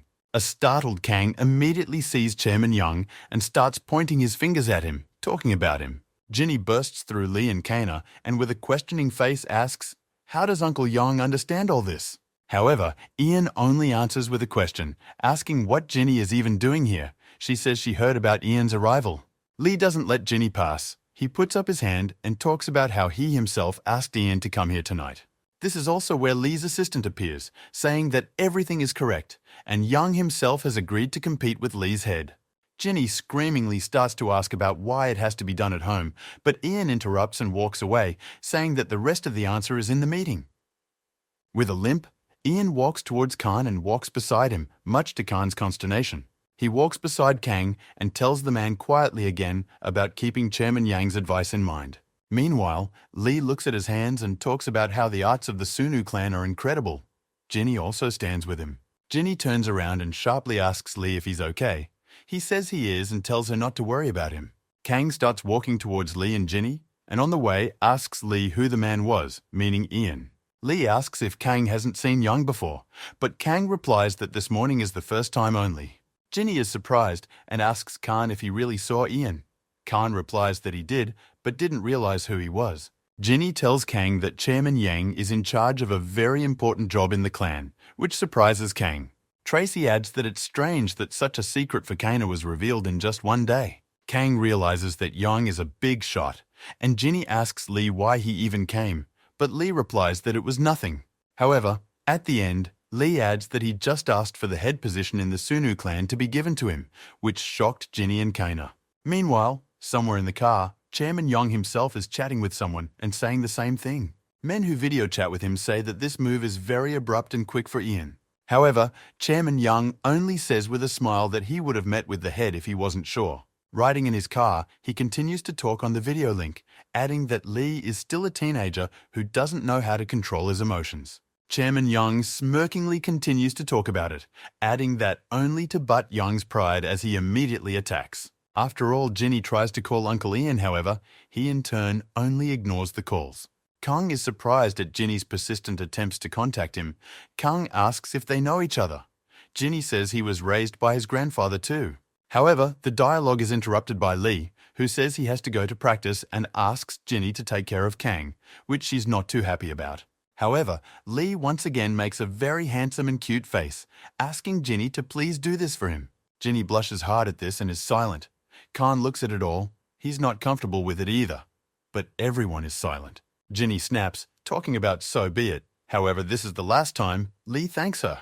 Kang asks Ginny if she's in real earnest about not being able to say no to Lee, but Ginny is only angry at Kang. Kang says no, it's nothing like that, while Lee himself watches the whole thing with a sweet face as he stands nearby. Lee's assistant intervenes in the dialogue. He asks if he should report everything to the elders. He embarrasses Lee. Lee talks about how he thinks he shouldn't, and with that answer, he surprises his assistant. Looking at the chandelier, Lee talks about how Yang is only interested in him, not everyone else. It doesn't make sense. Already leaving, Lee asks not to worry and says he will think about his decision some more. Lee walks away and his assistant stands in a sweat, contemplating whether things are definitely going to be as good as Lee seems to think they are. Lee goes to a solitary, dark and empty room, sits in lotus pose and crosses his arms. Lee begins to meditate, closes his eyes and lowers his head as if thinking about something very important. After a couple dozen seconds of such practice, a white aura began to emerge from Lee, straight from his back. A couple moments later, Lee himself formed from that aura. Lee standing from the aura on his feet, near the living Lee himself. Sam, the real Lee, smiles, and in his thoughts says that it's time for the real fight to begin. A couple of meters away from the sitting Lee and Lee, someone's leg appears out of aura. It is also composed of white aura. Near Lee turns out to be Chairman Yang, who is also composed all of white aura just like Lee. Meanwhile, the events of the story take us to Ginny. She talks about Lee locking himself away for a few days now. Behind her, Kong is actively practicing, and she talks about how Uncle Yang hasn't answered her for a few days as well. She walks up to Khan and starts yelling that it's time for him to go to school, and he's had enough of coming here every day. Khan says it's okay, but Ginny is jealous of him, for she is nervous now and worried about Lee. However, Kang asks Ginny if it's really that bad. She says the housemates don't respect Lee. Next, Ginny talks about how after her grandfather died, it's like everyone in the house is trying to get rid of Lee. However, here Kang asks a strange question. He asks why then did Lee decide to help him? Khan looks down, scratches his head, and says that if he were in this situation, he wouldn't have been able to bail out another. However, here Ginny talks about how that's not the reason at all, which surprises Kana. Ginny beats up the trainer and talks about how the cause isn't Kana at all. Lee is always helping everyone but himself. Trailing off, Ginny adds that because of this trait of his character, Lee has taken on so many problems. However, cheerfully Kang asks, which is why Ginny likes Lee, much to her embarrassment. She turns around sharply, starts crushing Kana's head and asking who else likes around here. Trailing off, Ginny says that if Kang is going to train, you need to do normal, not the same thing. Ginny tells Kana that he should focus on controlling his energy instead of exercising, which surprises Kana. She says that martial arts is energy, and if Kang can't control it, then everything will be useless. Kang starts to explain the process of circulation and impact to Ginny, asking if it's correct, but he really surprises her. Ginny looks at him, and Khan says he learned that from the old man Lee fought back then. Khan says the grandfather was cool. He extended his arm and something exploded, followed by Khan doing the same, showing how the grandfather did it. Ginny squeezes Khan's head again, saying that that grandfather is our enemy. Khan agrees, but says that still he is strong then. Trailing off, Ginny starts talking about how they also had a master who was in the top 10 strongest. Trailing off, she looks at Khan and asks him if she would show him the abilities he possessed. Immediately after, Ginny clenches her fist and gathers energy in it, putting her hand into a strong, striking pose. She asks Kana to look closely, but he's already crazy about the view, sparks coming from Ginny's hand. Ginny then takes a leap and hits the practice wood directly, shattering it into pieces. Khan is in wild shock. He's crazy about what Ginny just did. He has a hard time believing in that kind of power. Ginny didn't just blow the booth apart with one punch, she also left a mark and created a powerful charge of energy around her. A shocked Kang starts to ask how she managed to do it, but she says it's a complete failure. Ginny talks about how it was a pathetic parody that was no match for Grandpa's punch, his thunderous punching technique. Khan says how so if the booth is blown away, but Ginny says that from real machinery, there wouldn't have been any chips left of the booth. However, Kang runs up to the strong Jinna and starts asking if he can learn how to do this and do like her now. However, Ginny stops Kana, telling him to get busy circulating energy and learn basic techniques and concepts. Meanwhile, the events of the story show us Lee talking to someone and saying he'll be waiting at the meeting. A helper approaches Young and asks if it was the elders. Lee replies that yes, they learned everything from Young. The aide asks Lee if he's sure everything will be okay, since he rejected even the help of the elders. Lee says that he can't be sure until the end, because Yang is very strong as it turns out, the outcome is unknown. Meanwhile, the events of the story show us Chairman Ian himself being informed of something. He sits at a table with some men and informs them that the head of the Lee clan has just refused the help of the elders. Everyone in the room began to discuss the head of the Suna clan at the table, laughing at how stupid he had become. With a smile on his face, Chairman Young sets his glass on the table and says that everything is going perfectly according to plan. Chairman Young looks into his glass and talks about how, at this rate, Lee's point could be made as early as the next meeting. Meanwhile, the events of the story bring us back to Khan, who is lying on the floor near the dumbbell tired. Barely, but Kanu manages to get up and sit up. Ginny hands him some water to rest. She's also been working out, also drinking, and says she's finally getting into the groove of training at Khan's. Ginny looks up at the sky and tells Khan that it's getting late. He should go home. They say their goodbyes. However, right before he leaves, Khan starts asking Ginny to teach him the Thunder Punch technique, much to her shock. Ginny shocks, laughs, punches Khan, and tells him he's crazy, looking at the building next to her with a smile. A little time passes. Our hero Kang goes home, very tired, and says he's going to die. However, a car drives by, the window of which starts to open, and from there a question is heard whether Khan is going home.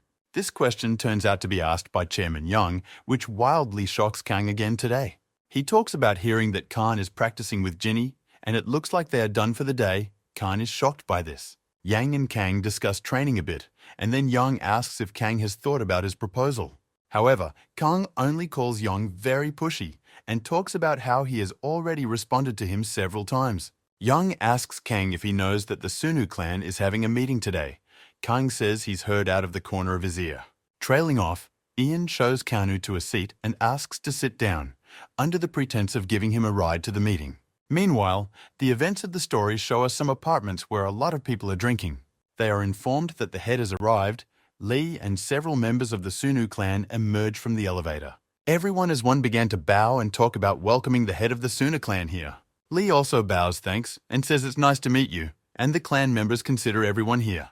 The guy with the tattoo near Lee turns his attention to a group of fat men who are smiling achidically from it all. The guy with the tattoo notices that they are standing far away from everyone, and the atmosphere there is kind of weird. It's not good.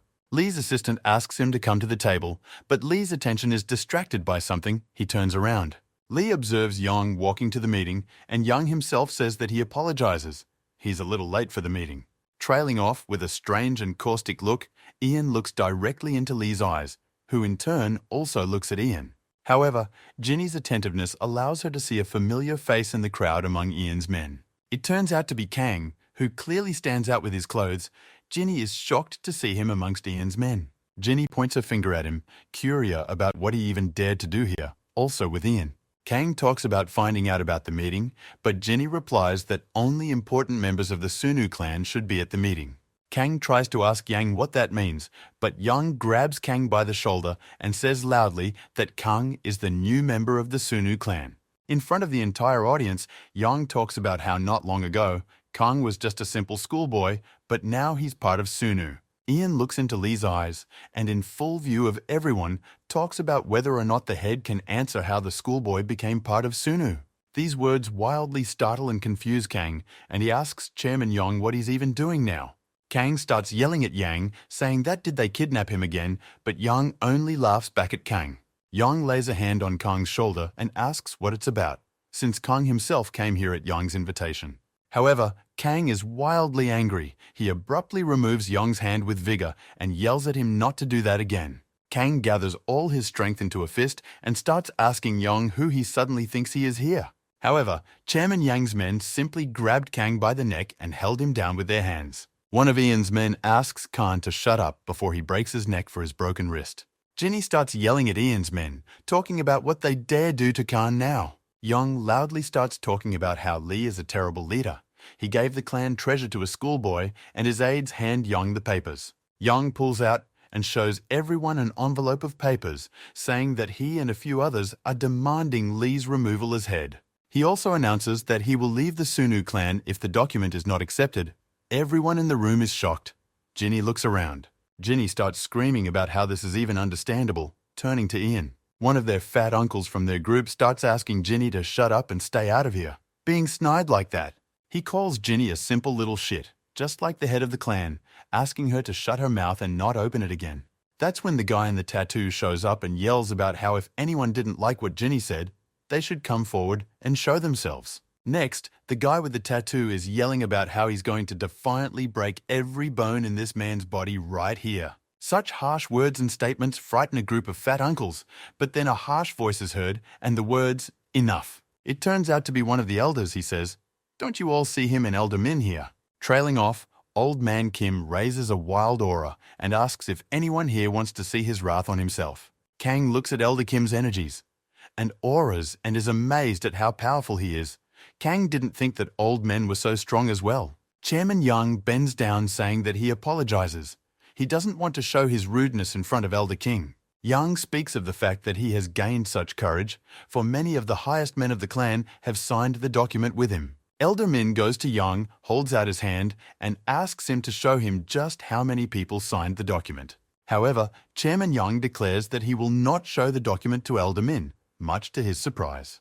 Chairman Yang says that the document he filled out can only be seen by the head of the Sunu clan. Yang, looking at Lee, talks about how only Lee can see him, but only after he leaves his position, which surprises Lee. Elder Min will lose his beard, saying that this turns out to be an anonymous agreement and document against the chapter. Elder Min talks about how very interesting it turns out. He asks Lee to leave so he can see the document, but after all, it might just have Yang's name on it. However, Yan states that no one can know that. Suddenly, there are signatures of most of the clan's tops there. Ginny gets into the dialogue. She starts asking Ian to stop with the nonsense already, and Ian says he doesn't care what the decision is. In front of Ginny, Ian coldly states that he is simply giving the chapter a choice now. He looks at Lee, who just remains silent, and says that either he makes a decision or he is alone in the clan, since everyone will leave it. Chairman Yang began to stand and just watch what was happening, watching everyone in the hall whispering. After a while, Lee takes the floor and asks Chairman Yang if he's finished speaking already. After hearing no response from Lee, he talks about getting to the point already and walks over to Yang. Chairman Yang looks at Lee with a smirk and asks him in what sense to get to the point. Lee keeps coming at him, creates a huge aura behind him, and only with it turns the table next to her upside down. Ginny, Lee's assistant, Kang, Yang and his men, Lee's men all wonder together what is starting to happen. Ian silently begins to walk further towards Chairman Ian, demolishing everything in his path with his eerie aura. Kang watches this as Yang gets closer and closer to him. He is shocked by such actions of his friend. With even the elders already frightened, Lee recited the dragon chain technique, and even Yang was surprised by it. Lee looks into Chairman Yang's eyes and talks about whether they, the Marinas, shouldn't settle things the way they're supposed to. Everyone begins to discuss Lee's might. However, Yang quietly asks if Lee has decided to challenge him to a duel. Lee in turn turns his head, looks at the elders, and addresses them as Mr. Elders. Lee tells them that he can call them as witnesses to the fight. In case he wins, he will settle things with the document and Yang himself. Elder Kim begins to ask Elder Min if such a fight should be allowed, since the opponent is Chairman Yang himself. Elder Min talks about how it's too late. Lee has announced the battle in front of everyone, hence it should happen. Chairman Min says that if that is the verdict of the chapter, they obviously will not argue with it.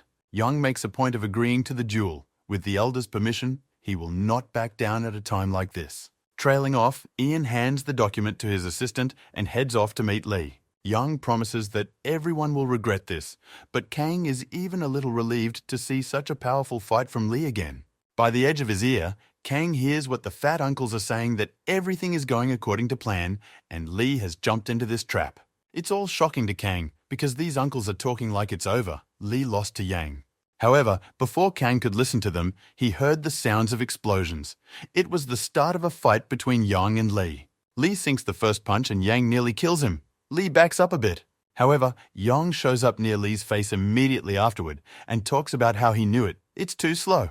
Ian takes his cane right in flight and starts swinging it at Lee with all his might. However, by the time he was about to strike, there was no one else to hit as Lee easily dodged the attack.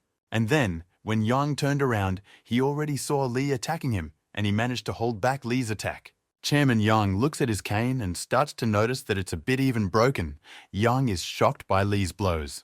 Trailing off, Chairman Yang hears Lee's voice saying that Yang should keep his eyes open now. Raising a wild aura behind him, Lee says that he is going to bat seriously. Ian should be more careful. Meanwhile, Lee's arms, legs and body begin to boil with energy and seem to be covered in it from above. However, Ian puts one foot back and says that's fine. A blue aura coming from his eyes. The whole thing is wildly shocking to Khan, who is still being held down by Ian's men holding him by the throat, followed by Chairman Yang clutching his cane as if covering it with an aura and talking about how then he too will stretch out for himself in some age. After Lee and Chairman Yang raised their powerful strength, everyone once again became very tense and glared at them. Even the fat uncles who had recently been confident of John's victory were tense. Lee begins to notice something, but he continues to stare silently into Ian's eyes as if pondering something. Some incomprehensible feeling also swept over Kang. He began to watch as Ian changed inside as if... Trailing off, Kang looks at Lee and thinks about how the fight is probably about to start in earnest between the two of them. Watching all this is Lee's assistant, who remembers that as a child, everyone thought that Yang would surpass everyone in the clan in strength. The aide recalls telling Lee only recently about Yang's techniques and how he lost his leg a long time ago, but is very strong. Then, a couple days ago in training, Lee and his assistants were discussing Yang's strength, remembering that he has a prosthetic that is very fast. The events of the story bring us back to the battle. Chairman Yang moving with wild speed around the hall. Lee recalls the words of his assistant. Yang begins to strike at Lee with his cane, and here Lee also recalls his assistant's words about the danger of the cane in battle. The fight is on. Ian moves around the hall with wild speed. His prosthetic is very controllable and his cane is very powerful. Trailing Yang strikes with his technique that he made himself for his cane. Lee is left with no choice but to constantly dodge. Blow for blow, Lee just dodges. As soon as he wants to attack, Chairman Lee's cane stops him immediately. While Lee is only contemplating his actions, fighting Yang has become many times more difficult than before.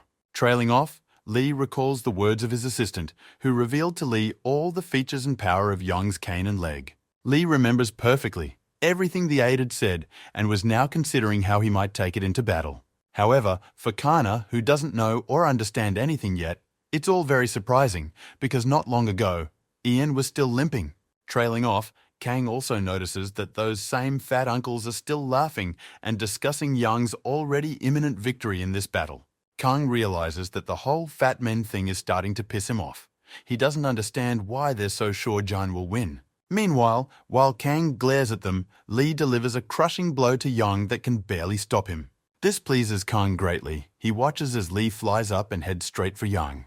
Lee doesn't decide to wait long and give Yang a chance to attack, and immediately unleashes several more volley attacks straight at him. Trailing off in his thoughts, Lee realizes that he has managed to find combinations of attacks in order to strike directly at Yang. Followed by Yang noticing that Lee's leg charged with energy is already near his face, he realizes that Lee wants to end the fight with one attack already. Yang talks about how Lee has some pretty good tricks for his age, but it's still not enough, and stops his cane attack. With his cane, Yang throws Lee straight up and says that he's not as easy an opponent as Lee seems to be. Lee does not dare to retreat. He runs at Ian again along the walls of the room. However, in a moment, something diverts his attention. It turns out to be Chairman Yong's cane, which is already near Lee's face. Chairman Yong himself is also already right in front of Lee's face already. Lee himself had not even expected such speed. Trailing off, Chairman Yong shouts that he and Head Lee should end the fight at this point already, and strikes. Ginny shouted out Lee's name, and everyone in the hall began to run to different sides, for parts of the building began to fall down to the floor. Fat men began to rejoice and praise Jan, because the victory was now obvious to everyone. However, that doesn't happen. With a deft move, Lee walks right out of the trap Yang has made for him. Yang pretends like it's no big deal to him, but everyone is surprised. Yang starts jumping right behind Lee. Evil Yang shouts to Lee about whether he can escape now again and points his cane at him again. However, Lee acts unusually. He jumps backwards. Instead of running away, he grabs Yang's cane in flight. This is seen by Yang himself. He is shocked by such actions on Lee's part, for he was preparing to attack the fleeing man. Lee grabs Yang's cane, thus depriving him of the source of the weapon, and swings his leg upward for a kick. Slowly, Chairman Yang manages to dodge such an attack. However, Yang's cane remains in Lee's hands. Kong is wildly shocked at Lee's skill, and Yang and Lee meanwhile stand on the floor on two different sides to each other. With a calm face, Lee holds Yang's cane and talks about letting his guard down. It's pretty bad for him. Then, with a very powerful attack, Lee takes Yang's cane and aims it straight into the floor, punching the floor with it. Everyone in the audience is in wild shock, because many were told that Yang would win immediately, and now everything is changing. With a cold face, Lee looks at Chairman Yang and says that the precious weapon can no longer be used. Ian keeps his composure, saying that it wasn't a bad option to restrain Ian and take the weapon. Lee turns coldly to Chairman Yang and asks the latter if he wishes to continue the fight. However, there was no response from Yang at all.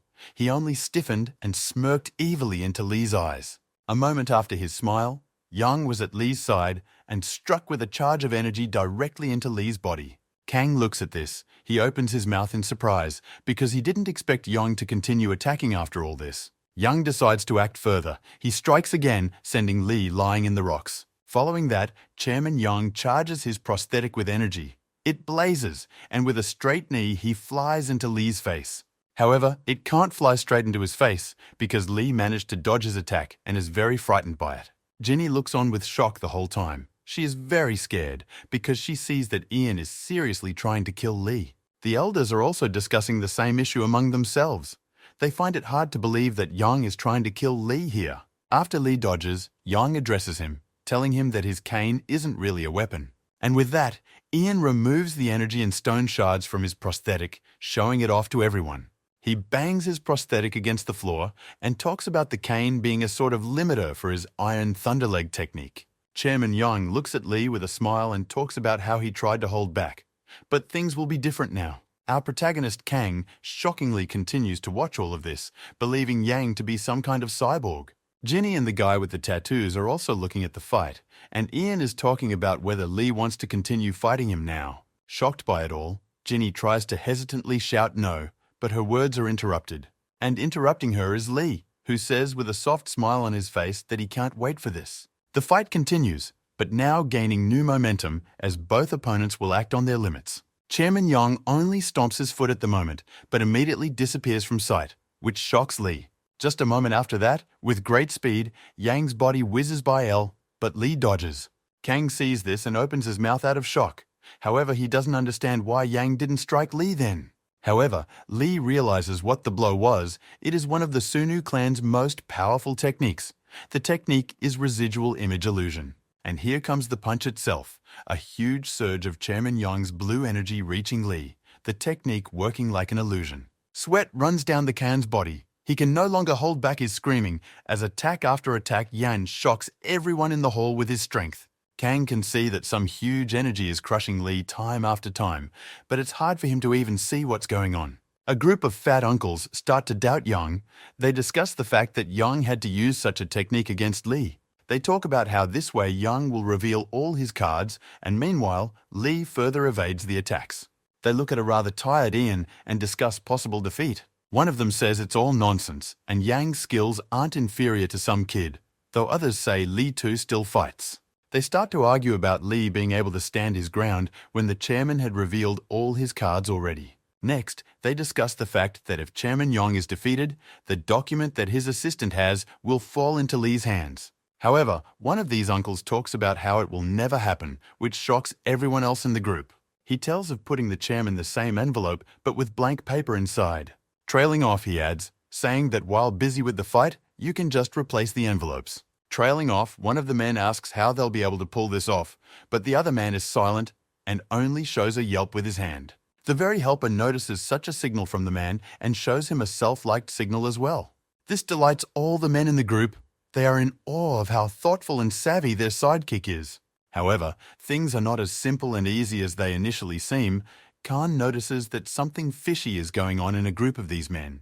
And following that, Khan watches as one of them walks up to him and does something behind his back, like I'm something. Kang looks closely and sees that the man is hiding one of the envelopes Jan showed him at the beginning in his bag. Next, Khan notices that after changing envelopes, that uncle with the bag started to simply walk away. Khan starts yelling for everyone to wait and saying something happened there looking at him. Khan starts yelling about how they just switched the envelope, however the guard tries to gag Khan. That's when Ginny and the guy with the tattoo got distracted from the fight by Khan, and Ginny started yelling asking for Khan to be let go now. However, they retorted to Ginny about how they would break Khan's arms if she came near, but at that moment, Khan decided to run. Ian's guards notice this and restrain Kana, pinning him down with their bodies. However, Khan doesn't decide to stand for it. He breaks free of them with a charge of energy and screams to be let go. Ginny and the tattoo guy are shocked at how drastic Khan's actions are, but also shocked that they've been holding him back all this time. Khan walks over to that fat turd and asks him to look at Khan urgently, then takes his attention. Meanwhile, Ian's men come to their senses and realize that they've let their guard down once again with this guy. However, in the moment while they were realizing this, the very guy with the tattoo appeared behind their backs. He cranes their necks and talks about how the clan leader is having a fight right now. Why the hell dare they clown around here? Khan starts walking towards the very fat uncle and tries to shout, "Show me your briefcase." However, all he gets in response is a slap on the wrist with great force from the largest of them. He asks how Khan dares to pry into their belongings. However, Kang doesn't give up. He loudly shouts to everyone that he and Yang are for one. He was watching them.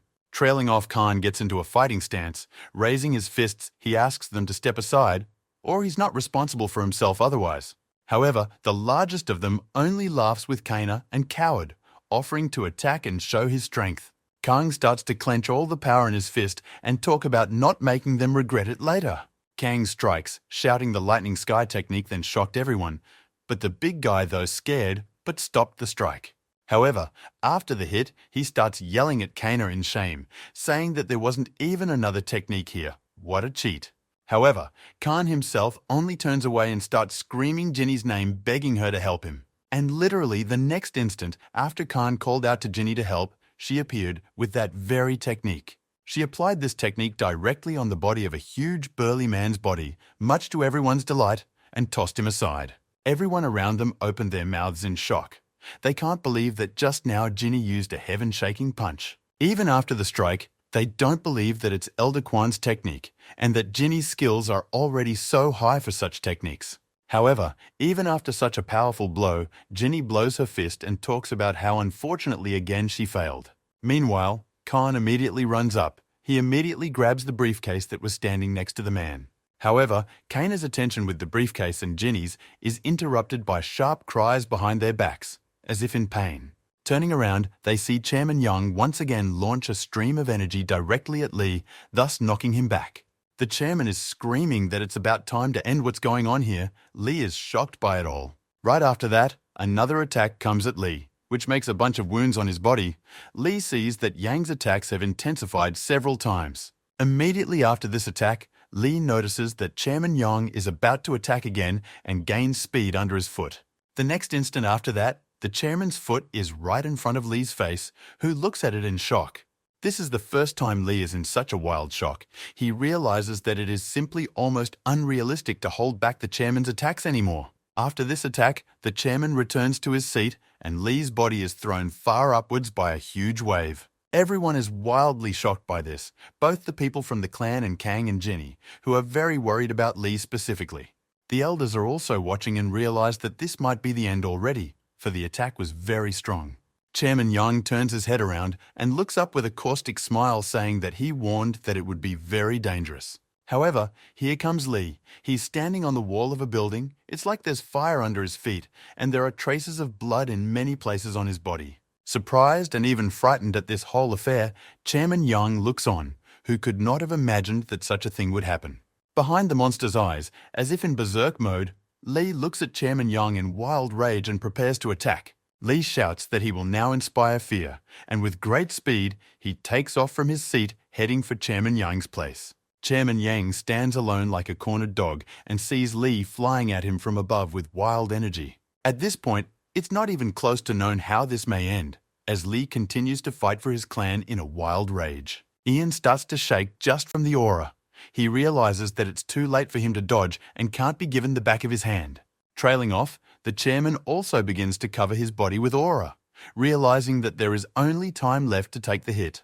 With wild speed, in mid-air, Lee and Yan's fists collided in a punch.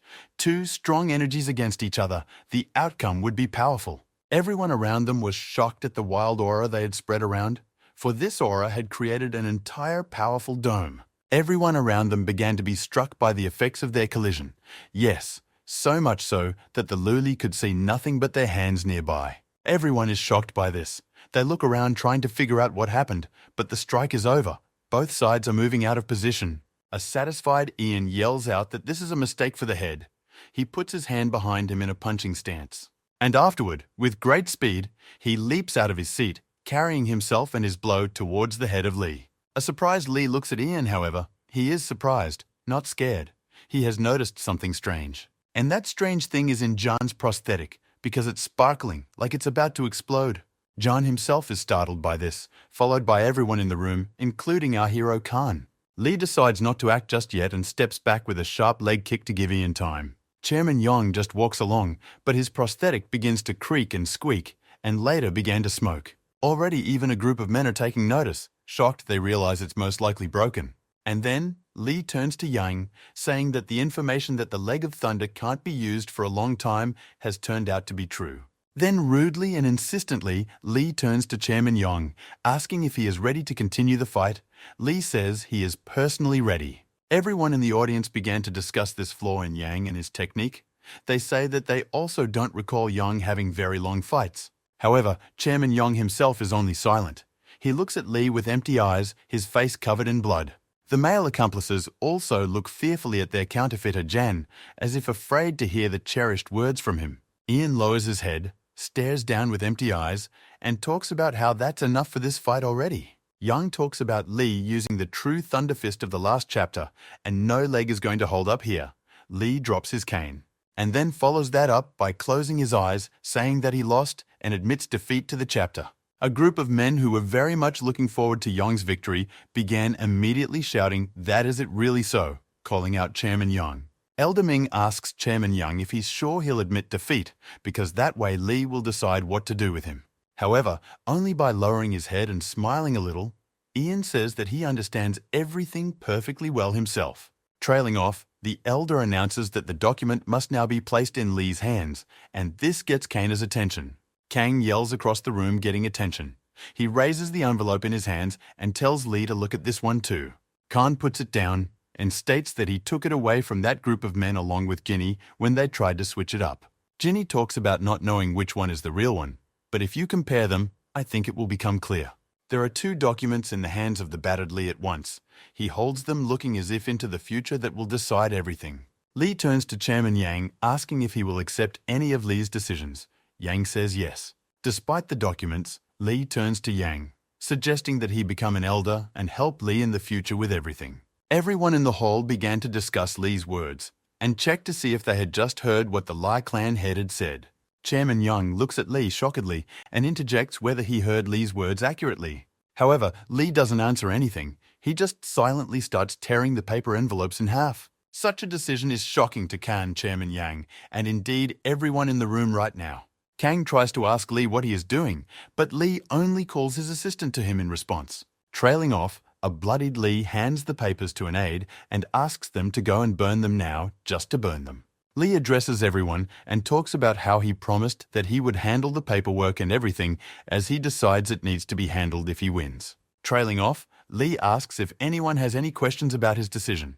Everyone starts to interject, and a shocked Kang and Yang just stare at Lee. Ginny starts yelling at Lee, talking about what he's doing, because he's burning a list of Sunu clan traitors. However, Lee replies to Ginny that there are no traitors in the Sunu clan, which amazes her to the point that she just shuts up. Loudly and to the whole room, Lee talks about how conflict happens everywhere, but everyone here is a family. Lee continues to talk and says that Ian is right. Lee is only temporarily the head of the clan, which shocks Ginny even more. Next, Lee talks about how he knows that there are many who are unhappy with him and his decisions, and this is just his blunder. He says he lacks experience. His age is still young. Ian is shocked and looks at Lee. He says that however he is still in office, it is because members of the Sunu clan believe in him. He then goes on to say that he may well disappoint the members of the Sunu clan many more times, however. In the moment, Lee bows and asks Elder Yang to mentor him and help him so this doesn't happen, to which he surprises Yang. And it's not just Jana. Virtually everyone in the room is amazed by Lee's wise and powerful words. Only Ginny re-enters the dialogue. She tries to say that he wants a little from the traitor Ian. However, her words are interrupted by the loud clapping of the Sunu clan members who stand and cheer for a leader like Lee. Elders Min and Kim are also surprised by Lee's words, but rejoice, for Lee is already quite good at running the clan alone and without them. However, in spite of all this, the elder says that nevertheless, this is only the beginning of the journey. However, the events of the story show us some strange man in the crowd. He pulls a strange device out of his jacket. It turns out to be a small hidden camera, and with it, he starts taking pictures of what's going on. After that, the events of the story there also show a room in which a certain man is sitting and watching the situation in the hall through cameras. After again showing this man sitting in a chair, he smiles bloodthirstily and chuckles. He looks at Lee through the camera, raises his glass, and talks about how happy he is to see the returned Dragon Slayer. Afterward, sipping whiskey, he talks about how news of the Sunu clan leader's return will soon spread throughout Muram. The events of the story take us back, showing one of the group of men who supported Ian. He says it's a fiasco, adding that not only did Ian's plan fail at the last moment, but they were burned when they were about to leave. They discuss amongst themselves all that has happened, trying to find the extreme amongst each other. One of them says that no matter how it is, he doesn't understand Master Young's loss since he is so strong. They discuss the possibility that Ian lost on purpose, as his fortune is higher than theirs together by a factor of 3. They discuss what Chairman Young can do to them now, one of them asking for silence because he's already all worked up. One of them began to suggest meeting with the head of the clan in a quiet setting to find a way to save them. A little time passes. Lee heads somewhere and later says, "Did Elder Yang really want to see him?" As it happens, Elder Yang stands in front of him, saying that he was wondering what was on Lee's mind right now. Ian asks what the sudden decision to make him an elder is, but Lee says it's not sudden. He's been choosing for months. Lee shocks Young by saying that Elders Min and Kim recommended him. Young wants to say something against it. However, Lee interrupts him and asks about whether his leg of Iron Thunder is all right. Chairman Young replies that everything is generally fine and wants to switch to another topic of conversation. But Lee interrupts him. Lee lands a sharp and sudden hard punch right on Lee, saying that he thought so. Ian does not understand anything, because just now they were peacefully discussing the affairs of the clan, and then such a sharp blow to him. Elder Young turns to Lee and tries to ask him how he should understand it all now. Lee stops and talks about how Chairman Young lied to him about his leg being broken during the fight. Meanwhile, the events of the story show us our hero Kana shaking his head back and forth in confusion. Lee asks Ginny where Lee went from here. She replies that he went to meet the new Elder Young. Trailing off, Kang starts to ask Ginny what the meeting is for. However, she herself doesn't know. Lee said a private conversation. The guy in the tattoo turns to Kang, asking if he likes Young. Kang replies that of course not, he's a nasty type. Kang talks about how he just fought Lee in case there's an emotional clash, but Ginny interrupts Kang, saying they're not kids. Trailing off, the events of the story bring us back to the dialogue between Yang and Lee strikes again at Elder Yang. Immediately after another strike, Lee activates as if he was in berserk mode, his eyes and mouth white, and he rushes towards Yan. Ian notices that this is a death strike technique and activates a very strong technique with his energy as well. Their arms cross in battle again, as they did then, but now much stronger, and neither of them takes the upper hand again. After so much energy comes in contact, expectantly, there is an explosion that throws them both aside. Surprised, Elder Yang shouts at Head Lee, asking what the latter is doing all of a sudden. Lee says he knew it. Yang repelled such an attack, and then in the fight he didn't. Yang asks if Lee is throwing such a punch to test Yang's strength. However, as it turns out not, Lee admits that it's the Yenwan clan's technique, not his or Sunu's. Lee looks at his hand and talks about how he couldn't use it in battle, because then you had to use Sunu clan techniques. With a cute and harmless face, Lee talks about what he thought if he tells about it. Yang will realize that Lee is not hiding anything. Yang asks how Lee managed to find out what he was hiding techniques. Lee tells about seeing it with spiritual abilities. Lee says that his spiritual abilities allowed him to create all of Yang's attacks in his head and thus learn them. Trailing off, Lee studied it all and came to the conclusion that Ian's abilities were almost at Elder Quan's level. It was then that Lee in battle realized that a person like Yang, with such techniques, could not lose to Lee in battle. However, Yang only guffaws, saying that Lee overestimates him and he has nothing to be so proud of. Trailing off, Lee tells Ian that he had nothing to be proud of in that duel, where he could have lost everything at once. Trailing off, Lee goes to Yang, saying that in his opinion, Yang was just trying to figure out the traitors of the Sunu clan with all this. Lee also adds that Ian's ultimate idea was to publicly broadcast their names at the meeting. However, Yang only smiles, saying that the world is not as romantic as Lee sees it for herself. Yang talks about how the Sunu clan house has plenty of money, and why wouldn't he reach for it like so many others? However, Lee only replies to Yang, saying that from the other two elders, he has learned something valuable about Yang.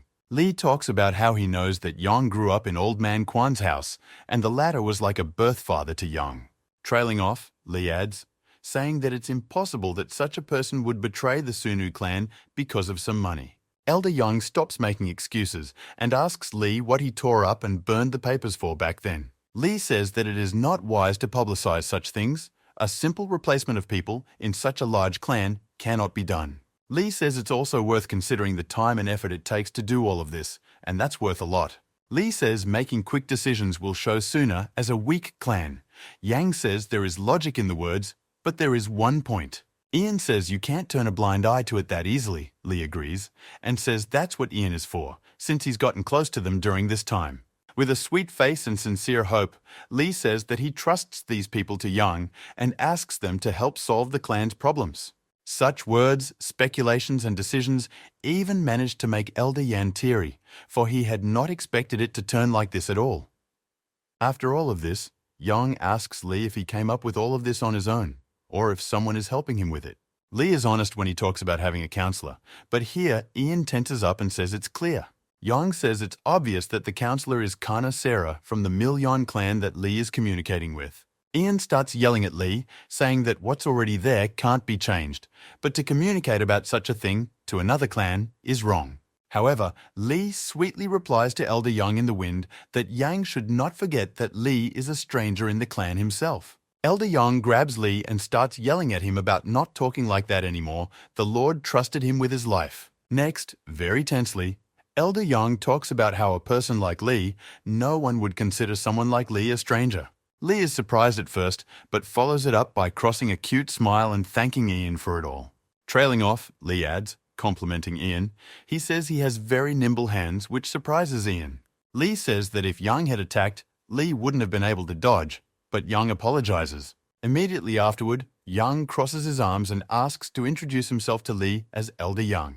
Lee also bows and says that he relies on Elder Yang with all his soul. However, their dialogue is interrupted by the appearance of Ginny and Kana, who ask if they were really fighting here again.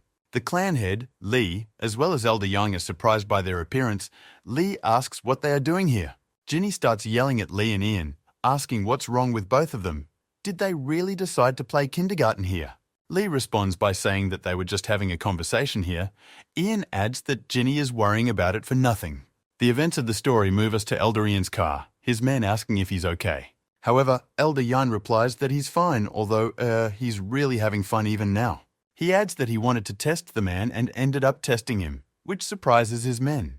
Looking out the window, Elder Yang says that he now realized for sure what the head considered in Lee. The driver turns to Elder Yang and asks what he means. The latter replies that you just have to wait. Elder Yang says that as long as they are alive, the Sunu clan may suffer the strongest change in its history. However, their dialogue is interrupted by the opening of a door. Khan gets into their car and closes the door behind him. He starts talking about how since they already kidnapped him this morning, they should take him home now. One of Chairman Young's men turns around and rudely asks Kanu to leave, but Elder Young asks him to stop. Ian stops them, saying that they, like Kang, can consider it just a night out on the town. As it happens, Elder Young's car has started to drive off right through the city now. Meanwhile, a tense Kang sits in the car and looks eternally at Elder Young. Young notices the fact that Kang is very tense and wonders from him if he has something to say to Yang. Young hears those words and loudly asks Elder Young what they talked about with Lee today.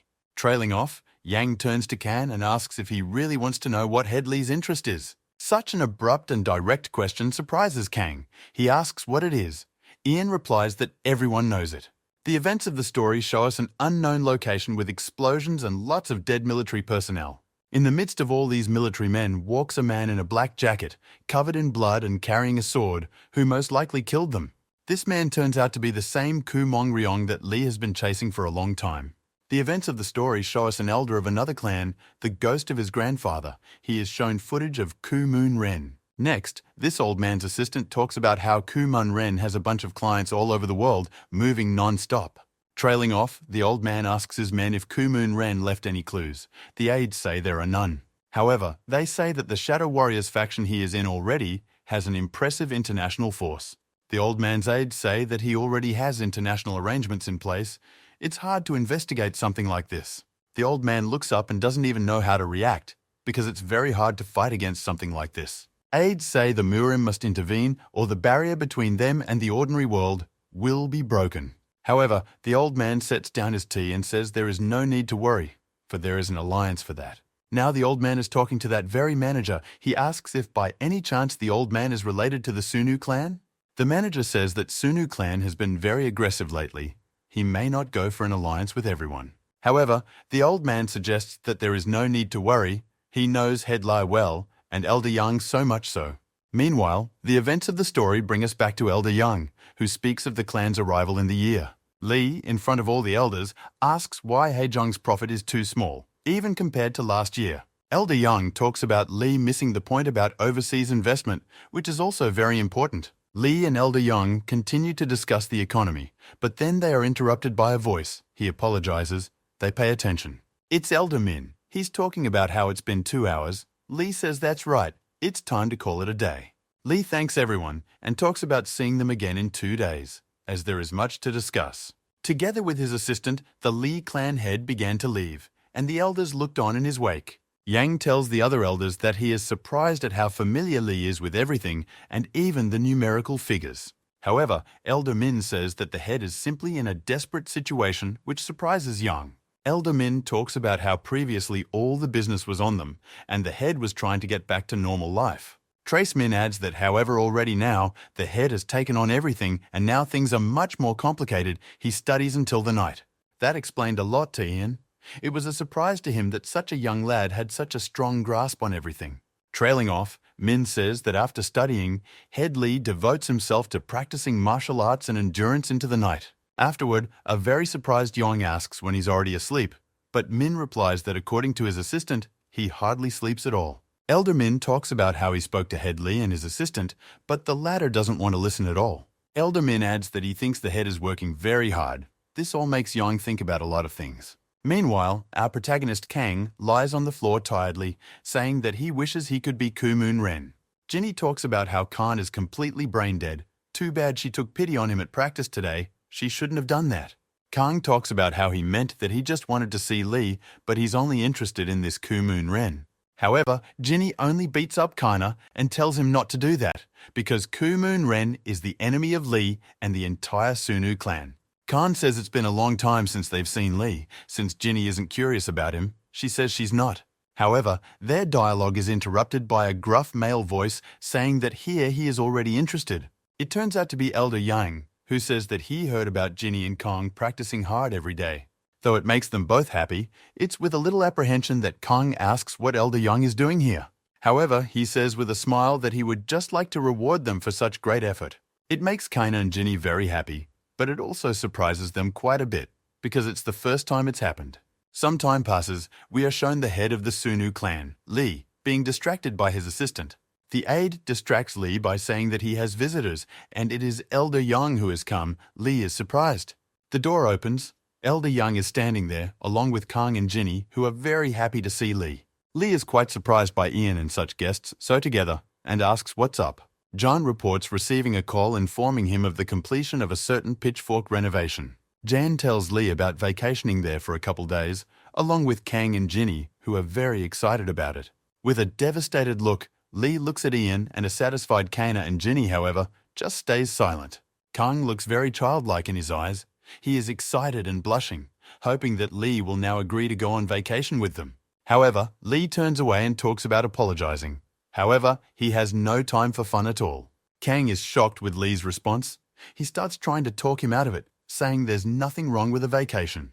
However, Lee turns his head and rudely asks why Kang isn't at school right now at all. This shocks both Khan and Ginny. Ginny stands up for Khan, saying he just wanted to see Lee and that's it. However, Lee talks about the fact that this is all about Ginny as well, which surprises her even more now. He rudely addresses Ginny, talking about when she's going to graduate from her grandfather's training already. Lee starts to walk away and talks about how if they have time to pester him, maybe they'll spend it practicing better. This all shocks Ginny and Kana wildly, but only Ian, who expected this outcome, is not shocked. The events of the story take us back to some sunny location, clearly seeing Ginny and Kang discussing Lee. Ginny talks about what the hell is even going on. They just wanted to visit him and there are remarks like this. Trailing off, Ginny adds that she doesn't understand why the hell Grandpa's tech is even touching Lee at all. Khan sees that Ginny is not at all at ease. He asks her if she's okay, but she stands as she was. However, following that, she grabs Kana, saying that today will be a level-held training session, and Ian only ponders about something. Ian stands and ponders about what needs to be done, for he realizes that Lee is clearly overdoing it in his training. Trailing off, Ian stops Ginny and turns to ask Kang what surprises him so much so. Elder Yang asks Kang if it's true that he hasn't gone to school in a very long time, which surprises Kang. Elder Yang looks outside and talks about hiding nothing. He knows everything about Lee and Kang's acquaintance. Elder Yang beckons Kang over to him and asks if he's still afraid of a guy named Kim. Unsure, but Kang replies that no, he's not afraid, but wants to add something. However, Yang interrupts him, saying that he needs to get back to school. He shocks Kang with those words, but Yang adds that isn't it time for Kang to avenge everything. Ian says you pay your benefactor twice as much and your enemy 10 times as much. He surprises Kana with such new phrases. Kang doesn't realize at all about what is going on and means Elder Yang, and Yang himself puts his hand on Kang's shoulder. With an interesting smile, Ian looks at Kana and talks about how this is going to have to be very interesting. Meanwhile, the events of the story show us Lee, who is training with huge tire machines at his place. The events of the story show us Khan's thoughts. He remembers some girl next to a guy and himself kicking the tires further. Some thoughts bother Lee a lot. He strikes blow after blow, remembering different life moments in his head. He remembers the elders of the Lee clan, where there are 2 old elders besides Kim and Min. He also recalls how one of these old men taught him as a child and was with him when he was practicing. He remembered some battles, his grandfather worrying about him, and while he remembered beating and kicking his tires non-stop. He also recalls some man with an aura from behind his mouth, his silhouette very reminiscent of Kuman Ren. He also remembers his grandfather protecting him from someone while covered in blood. He hugged Lee. This brings Lee to the end in reality, his pupils narrowing as he delivers blow after blow himself. He remembers this grandfather who had his arm around him, fighting someone, covered in blood, but standing his ground to the end. He recalls some man with a cigarette turning to him and asking him to keep his shirt on. This person was addressing Lee, saying that he should be worried because Lee is his disciple. This person resembles Kuman Ren. However, thinking back on it, in reality, Lee is hitting the stands with his strongest attacks, screaming about how it's all lies, lies, and lies. He practiced to the point of exhaustion and blood, never stopping to scream that it's all lies and falsehoods. It can't be. Some time passes. We are shown Kana, who now has a short haircut. He is standing with a backpack on his back. Lee looks at his school and talks about how it doesn't say much yet about wanting to go there and see all of them. He walks into the school and sees his classmates walking around like nothing happened and getting ready for class. He walks into the classroom and is immediately noticed by the head of the class, who takes notice. Past everyone else is also starting to look at Kana and his new appearance, which isn't ordinary like before. They begin to discuss the fact that this is apparently a newcomer, Kang himself saying to himself that he is terribly uncomfortable here. The classmates begin to suspect it's Kang, and he in turn greets the headman, but tentatively, very tentatively. Kim and his friends show up, who are also surprised to see Kang's progress, saying that he's clearly gotten bigger and stronger. After a couple seconds of this, Kim came close to Khan and stood face to face with him. A second after that, Kim takes and delivers a fist punch right into Kana's face with all her might. The classmates nearby are shocked. They thought Kang had changed and gotten stronger, but he missed the punch again. With a sinister and bloodthirsty face, Kim looks at Kang and talks about how he's just as much of a ballbuster as he used to be. However, just a second after Kim said that, his face turned sharply surprised, shocked. Kana's cheek was only reddened from his blow, not even a wound, blood or bruise on Kana's face like before. Trailing off, Kim swings in for another punch, for he thinks he's hit Khan weakly. He starts hitting Kana, yelling that he really missed him during this time. All of his classmates look on shocked. Kim throws dozens of punches, and then he sees that Kang is still on his feet, no significant wounds either. Kim is shocked. Kim says it's no big deal. Now Kim will only have more fun beating up Kang and his friends, but Kang only laughs in his face. Khan smiles, feels the impact site, and talks about how day-to-day he dreaded going to school over such trivial things. Kim turns around, looks at Kang in surprise, and interjects what he just told him. Trailing off, Kang picks up his energy, charges in for a punch and says, was he really afraid of a lowlife like Kim? Kim sees this, yells at Khan that he didn't want to die, and grabs a chair, swinging it at Khan. However, before Kim can even make a punch, Kang, with a powerful charge of his punch, throws Kim back at his friends with a chair together. The impact was so hard that with his fall, Kim turns the chairs and desk just into splinters from how strong he is. Kim's friends are shocked at what's happening. It's the first time they've seen their friend being treated like this, and by Kang. Everyone around them is shocked to see this, but Kang only yells at Kim, calling her scum and asking her to get up right now. Kang is charging more energy and yelling about how Kim will get 10 times more now than Kang did then. Some time passes. We're shown some girl. She's screaming about how Khan is just a monster. She points at Khan and yells at the school principal that her son Kim now has 4 weeks to recover because of him. Kang sits back and looks at everything sadly, realizing that this is what will happen. However, he is glad that he was able to teach Kim a lesson after all the things Kim did to him. However, in his thoughts, Kang recalls sitting in Ian's car, and the latter suggesting that he go out to fight. Back then in the car, Kang was saying that because Muran can't hit regular people, Ian was saying that's right. One wrong punch, and it's all over. However, back then in the car, Elder Young told Kang that this prohibition only applied to masters. Ian then talked about how if it's all done by Kang, it's no big deal. No one will realize or notice anything. Now Khan sits in school and realizes that of course believing John was not a good decision once again. Here Kang hears that Kim's mother is asking the principal to expel Kang or transfer him to another school immediately. Here Kang intervened in the dialogue, saying that since he hadn't even been heard yet, but Kim's mother said that she didn't have to listen to Kang. The director is afraid and asks Kim's mother to calm down, but she threatens to take everything to the media and make it public for everyone.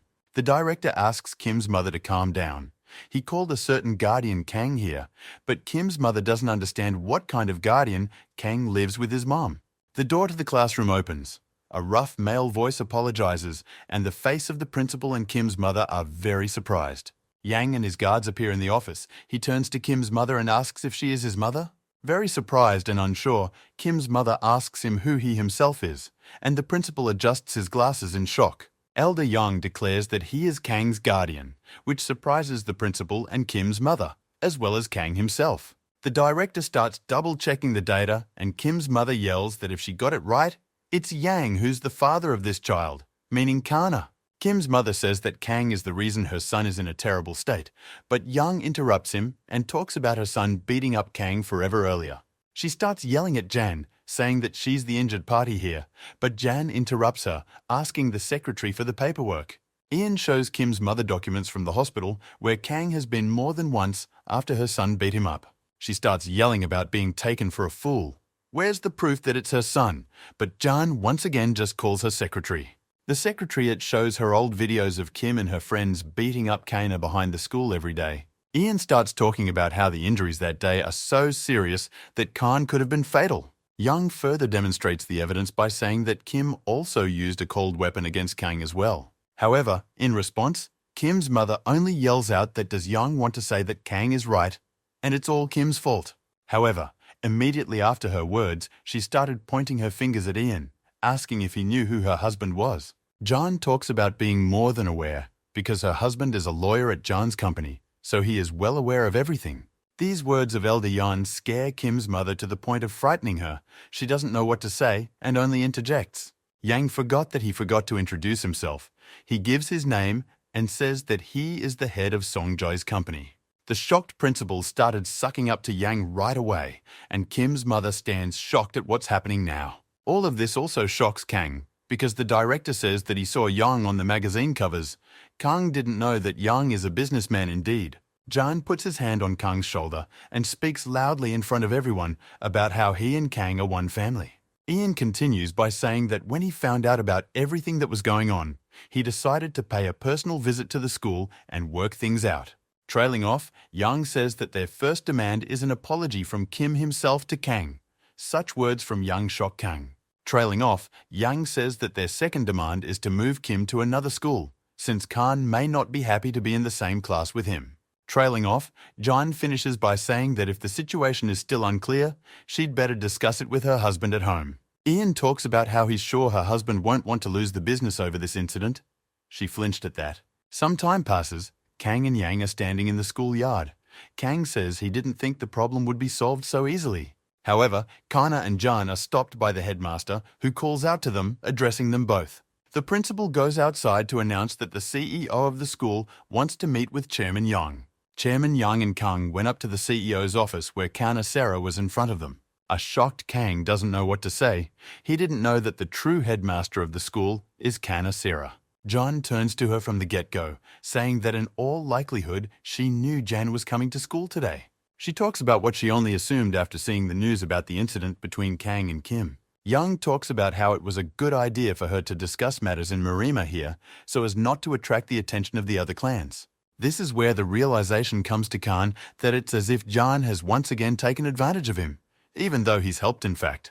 Kana Sarah addresses Yang, saying that it's obvious to her that Yang is here because of the head of the Sunu clan, Lee. Ian talks about not taking the chapter to the grave. All true, he shocks Kana with his words.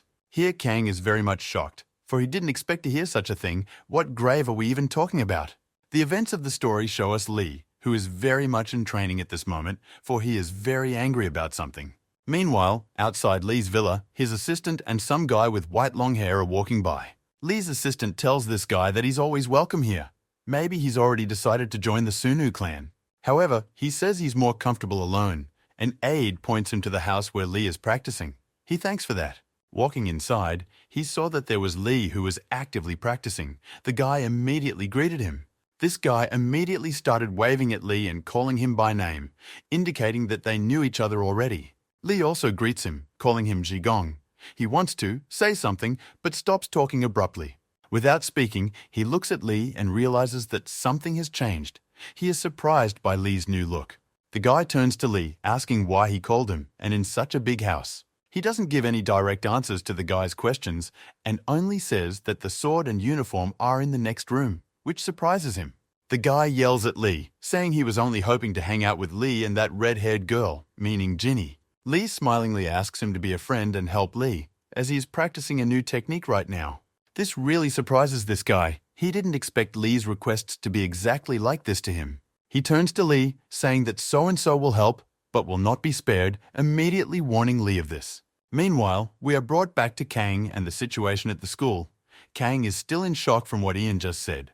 With his shock, he interrupted Yang. The latter made a remark saying that he was now communicating with Kanasera, and Kang was interrupting them.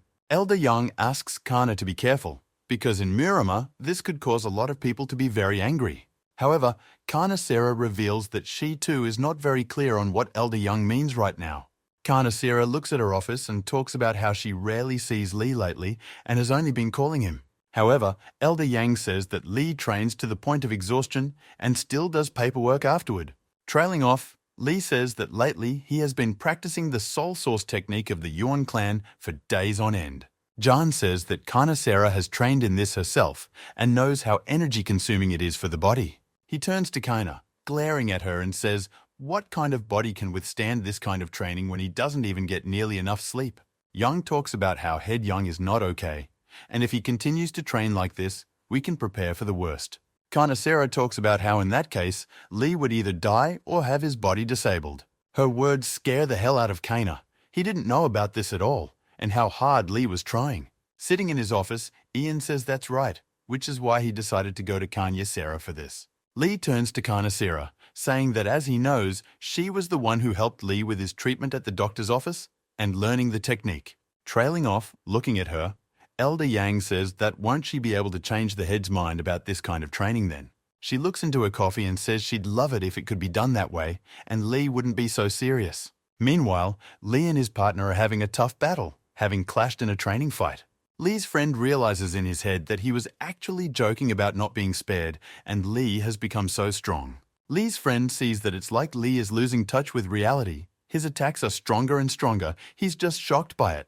Meanwhile, in Kanasera's office, Ian asks her if she doesn't know too what they should do best. However, Kanasera says that this technique is certainly very powerful, but it doesn't need to take so much energy. Kana continues and talks about how if it makes sense for him to exhaust himself like that, maybe it's not all for the sake of some technique.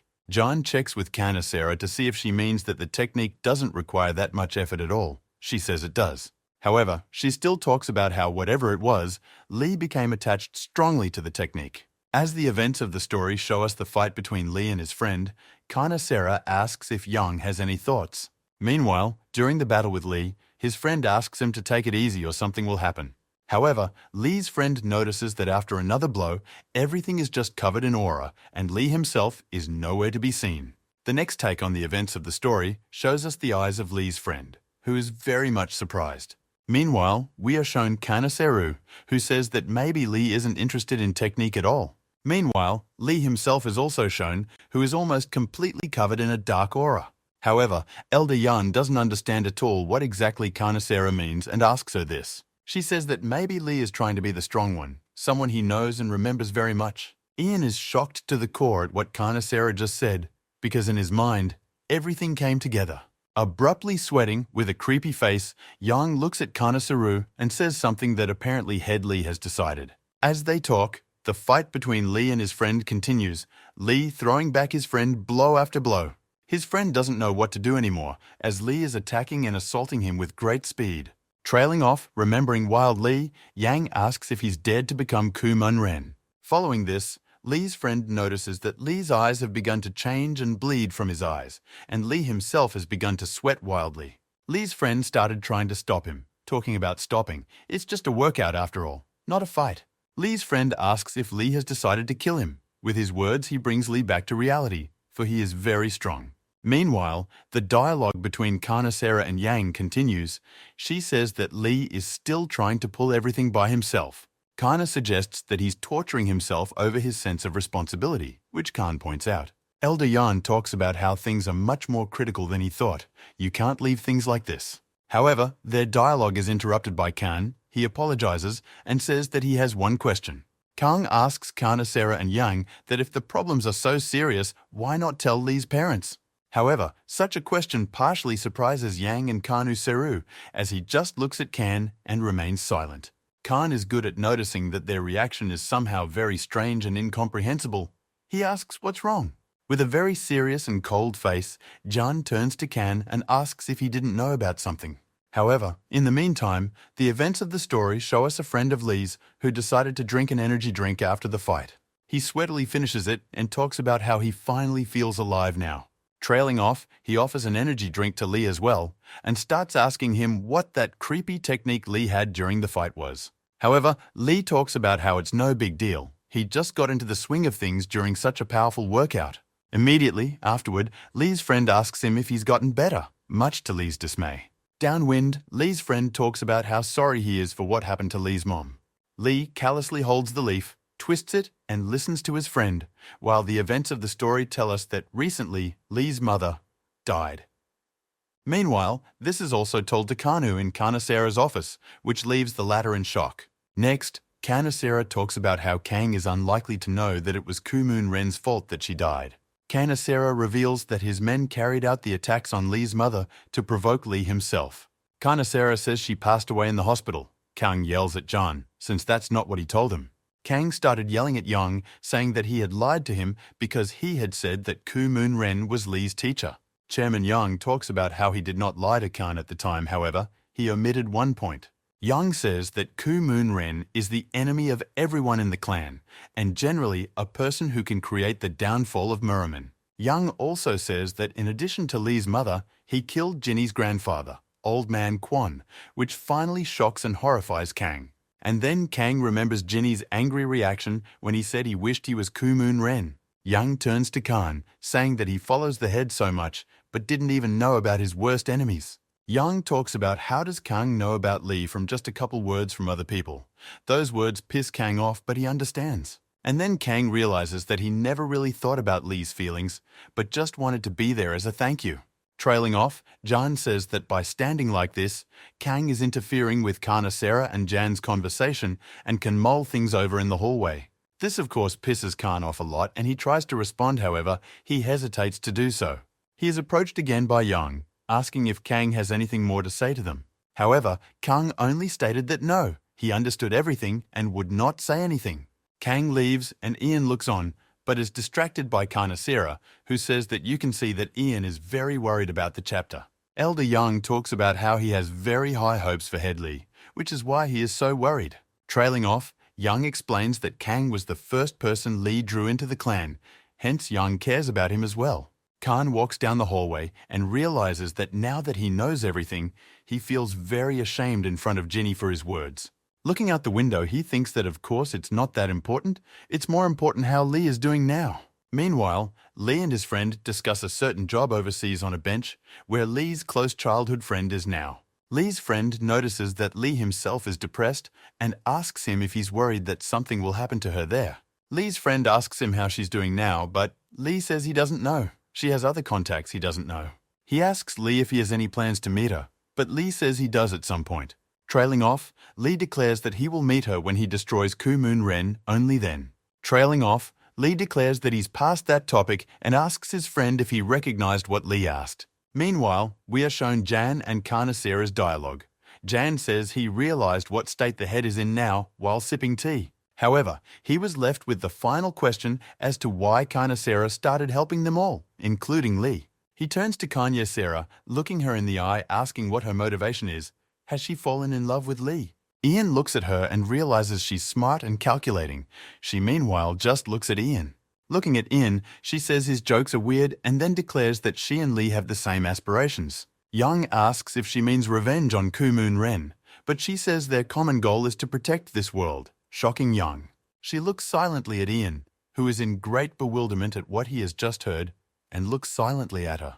Ian starts to smile, looking at Kana and talking about how he is very surprised to get such a response from her.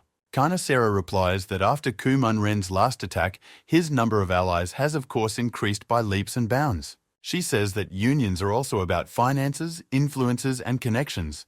John asks her how much of this information is true. It tells of a certain group of Muran masters who chat forever among themselves about various news topics. Trailing off, Ian says that if the information is accurate, shouldn't it be reported to the Federation? Kanasera says it's already been reported. Tracy adds that after the leader of the Federation found out, he resigned and afterwards went missing. She tells a tense Ian about how the new head wouldn't even listen and just asked her not to carry delusional rumors. Ian talks about how he gets the feeling that the new chapter is connected to this shadow grouping. Trailing off, Kanasera says she doesn't know the truth herself. but if the shadows are already taking control of Muram, the boundary between them and humans will soon be gone. Looking out over the city, she says that if this happens, tragedies like Lee's mother's will become commonplace for everyone. She tells Ian that she and Lee are going to work together to keep the peace in Marima. Trailing off, Ian says that if you find out everything from the past leader of the Federation, everything will be revealed. He asks where he is now.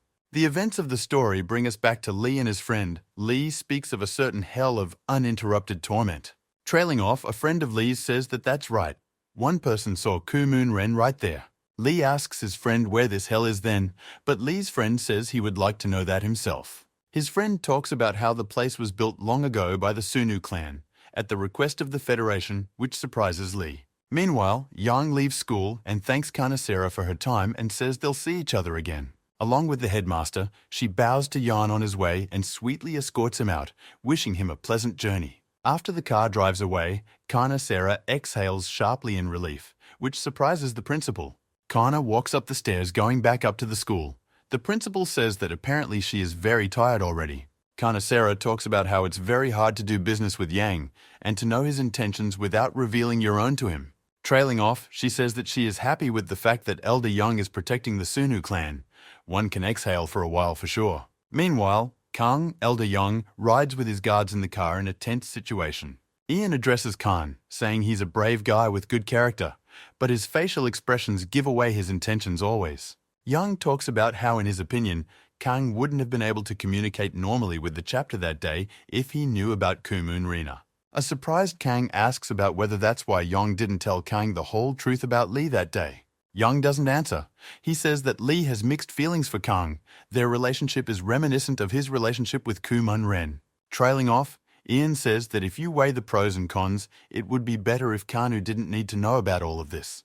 Kang tries to play smart, turns to John and says is he trying to mess with his head again? However, Young only laughingly asks Kang why he suddenly thinks of Elder Young like that. Elder Young turns to Kang, saying that he has one advantage, which surprises Kang. John tells Kang that he is still unknown to the association, and usually all new Muramin are immediately known about at the top. Kang tries to object, but holds back, and Yang talks about how he would like to ask Kang for one favor. Trailing off, Yang reveals that in return for this request, he is willing to train Kana in martial arts, as he has long wanted to do. Elder Young looks at Kang with a sincere smile and says that there is a hidden talent in him that can be uncovered. Elder Yang tells Kang that this is a talent he can unleash quickly, as Kang looks at such an offer for him. Trailing off, Kang asks if Yang is offering to be his apprentice, but Kang says it's not that simple. It's not that easy to become an apprentice. John says he'll be some sort of tutor, something Kang already agrees to, and they ride in the car together. Trailing off, Kang turns to John, talking about how business is about finding the one right person. John talks about finding a very important person for the chapter and shows a picture of some beautiful girl. Some time passes, Kang goes to school and looks at this girl's picture. He doesn't realize who she is. Trailing off, Kang concludes that you can tell from his conversation with Lee yesterday that there is clearly something wrong with him. Near the school, Khan is greeted by the principal, who says that Khan is so early today and greets him. The director gets close to Khan and asks him to autograph it for him on Jan's behalf, and notices Khan's cell phone with a picture of that girl on it. The principal, seeing the picture of the girl in Khan's phone that Jan gave yesterday, talks about how it's their school nurse after all. Khan gives the director a much closer and more detailed look at the photo, and later asks the director if they really know her. The director says of course we know each other, it's their nurse, but how did Khan get her picture? Kong begins to loudly and excitedly ask the director to urgently connect him with this girl, to give him at least her number. Kong continues to plead non-stop with the principal about it, saying that it's very important, she has a very important meeting to have. Meanwhile, the head of the Sunu clan, Lee, is sitting in the training room and practicing the very same soul energy technique once again. While Lee is practicing, he remembers a conversation he had yesterday with a friend who asked him for something, even though he knows it's not great. Lee further recalls their dialogue yesterday. Lee clarified with his friend several times if that person was definitely in that place. Lee's friend talked about how he too had doubts at first, but the recent news dispelled them. Trailing off, he was telling Lee about a certain master son who had, against all odds, revived the tradition of martial arts tournaments in Miramar. He also narrated that after this act, he was hated by all the elders of Murama. Trace told me that when the man realized this, he left his high office. And then, sometime later, the post was taken over by Wonju Wind, the same old man Lee had fought long ago. His friend also said, as Lee himself already knows, after all of this, the topic of the opening of the tournament still came up. And then, Lee collated the facts in his head that there could be a strong person like Kumon Ren in this tournament. Lee's flashbacks from yesterday end, and the events of the story show us Lee's assistant drinking coffee and sitting on his phone. However, his good rest is abruptly interrupted. It's Lee who calls him over to his place. The aide went to Lee and immediately started asking about Lee being up all night again. However, without answering this question, Lee surprises the assistant by asking if he knows where the hell of uninterrupted torment is. The aide starts to ask if Lee really means to say that he will be heading there.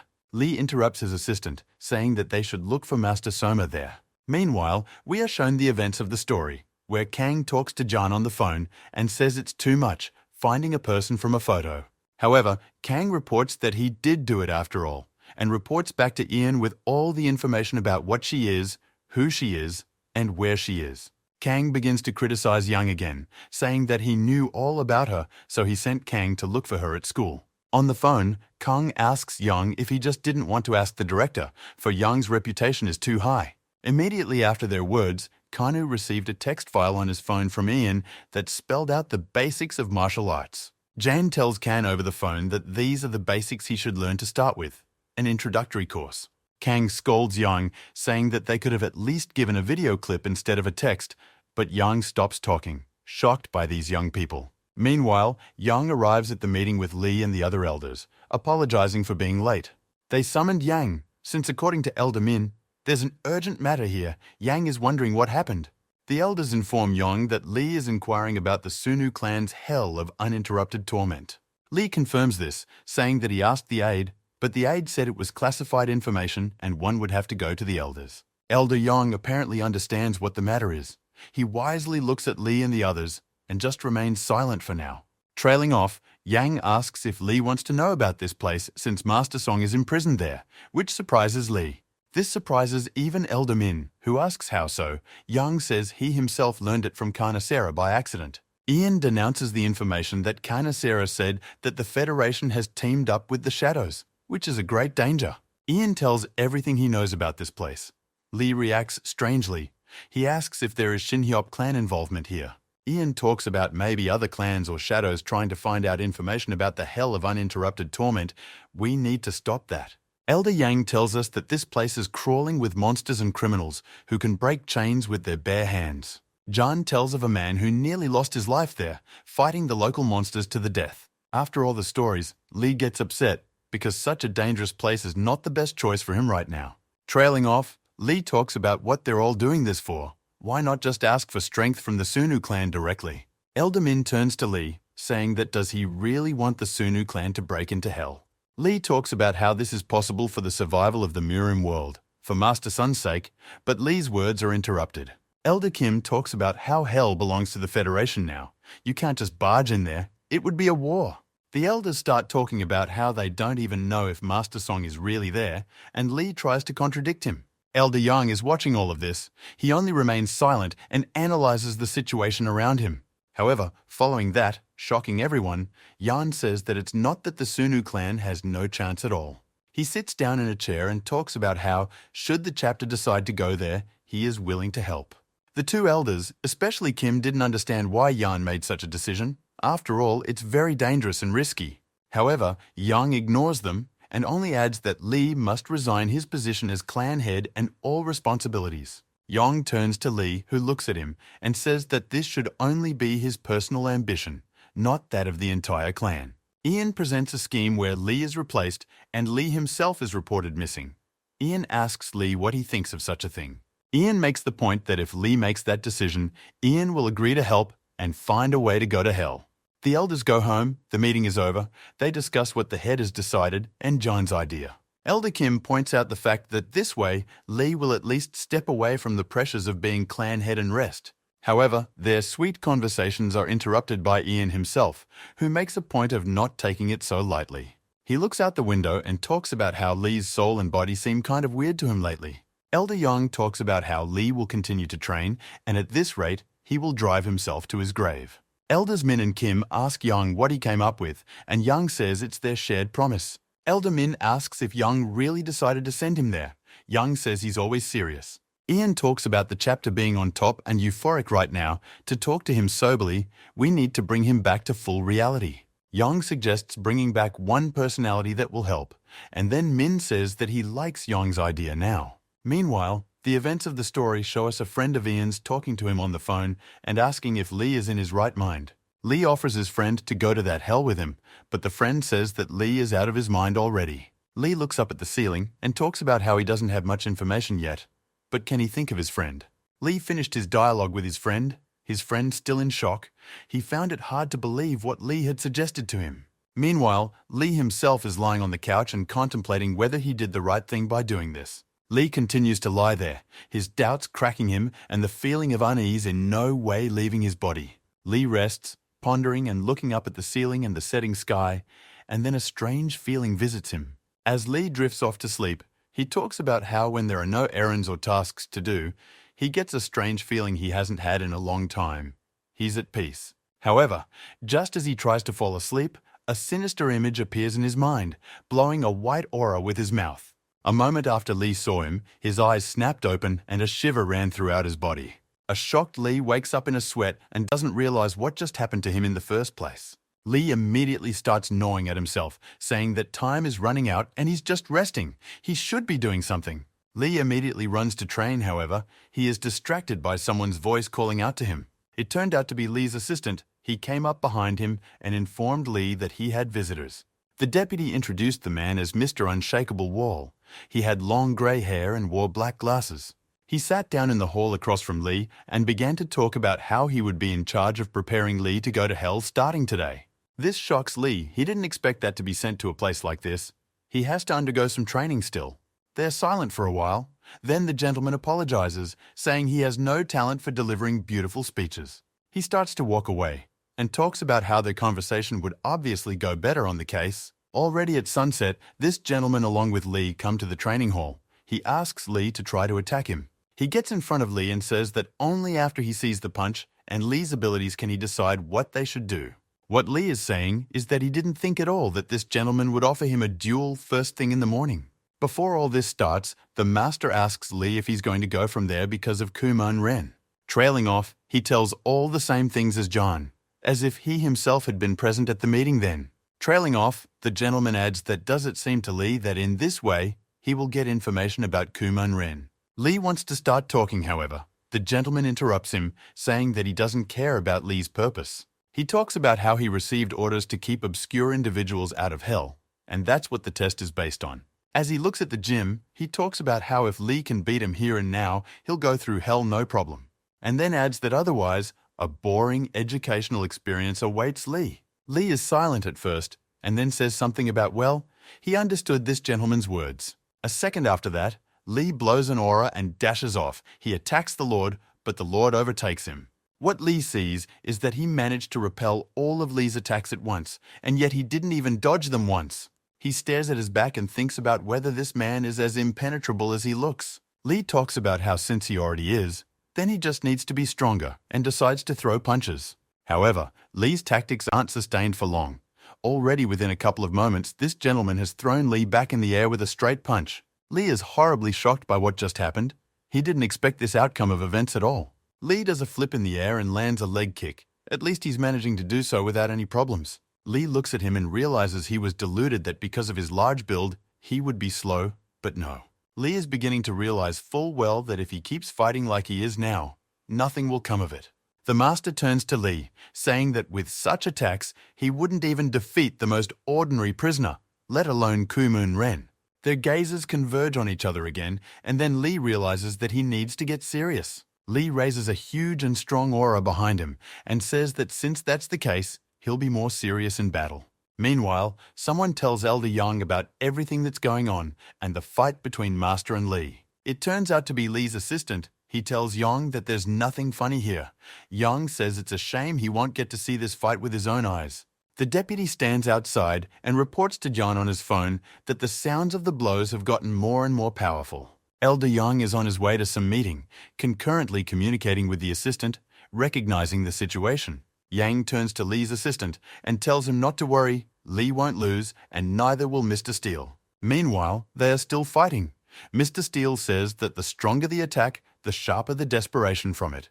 Lee is shocked. In the entire fight, not one of his attacks has yet to go through the Steel Master. It's just a shock. Lee looks at him and talks about how he really is a real wall of steel that beats back everything in its path. Trailing off, Lee looks at his feet, realizing that in the entire time they've been fighting, he hasn't even moved a foot.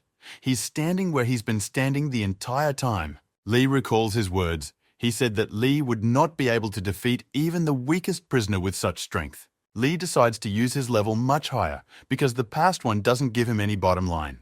This is noticed by Mr. Steele himself. He sees that Lee is starting to do something unusual. In the moment, Lee begins to draw air into himself, pulling it in and out into himself. It's like he's getting stronger. Immediately afterward, he gets into a stance of his own and begins to prepare to attack. Lee begins to move like a shadow or even a spirit, and Mr. Steele uses his techniques again. However, Lee finds himself in the meantime behind the back of the Lord of Steel, and in his thoughts he talks about ending the fight with the strongest technique. This is where Mr. Steele tenses up for the first time. He talks about how this will be slightly dangerous for him, and smiles slightly. Meanwhile, normal Lee, who has a huge aura of white energy around him, already appears behind his back. And immediately after his appearance, he directs this aura of energy directly towards the Steel Master, then attacks him. He utters the name of the technique, the destructive strike of the raging heavens, and after that, everything around him is covered in a white aura. Lee with this savage attack is carried straight at Steel San. The latter turns around and uses his defense technique again. However, at the moment of the attack, Lee notices that something is wrong, as if something has started to pull him into his own attack harder. As it does so, some dark cloak begins to engulf Lee's hand that was striking the Steel Lord. This scares the hell out of Lee. His attack wasn't just stopped, his arm was still being absorbed. However, in a moment, someone's hands appear out of that dark aura to restrain Lee's technique. This shocks Lee even more. He looks at the face of his opponent, Mr. Steele. The aura effects disappear, and then Lee realizes that it was the hands of the Lord of Steel that stopped an attack of this level from Lee. When Lee realizes it's final, his attack blocked without the slightest damage, he goes into wild shock. However, following this, Lee begins to notice that many areas of the training room have begun to explode on the sides of him. Here Mr. Steele exhales, he lets go of Lee's hands, and talks about how he has a pretty good and strong fist. However, Mr. Steele follows up by adding that still, this fist is still nowhere near up to his standards. He turns sideways away from Lee, and says that the latter had better forget about the hell of continuous torment for a while. Mr. Steele starts to walk away, but Lee stops him with a question about the technique he just used. Steel-san is talking about how this is just a modified Sunu clan technique and nothing more. Lee is shocked. He doesn't believe it. But Mr. Steele says that the Sunu clan's specialty is speed and lightness. Mr. Steele explains the technique to Lee and what exactly he changed about it, making it like this. Trailing off, he turns to Lee, saying that if the latter wants, he can teach him the technique.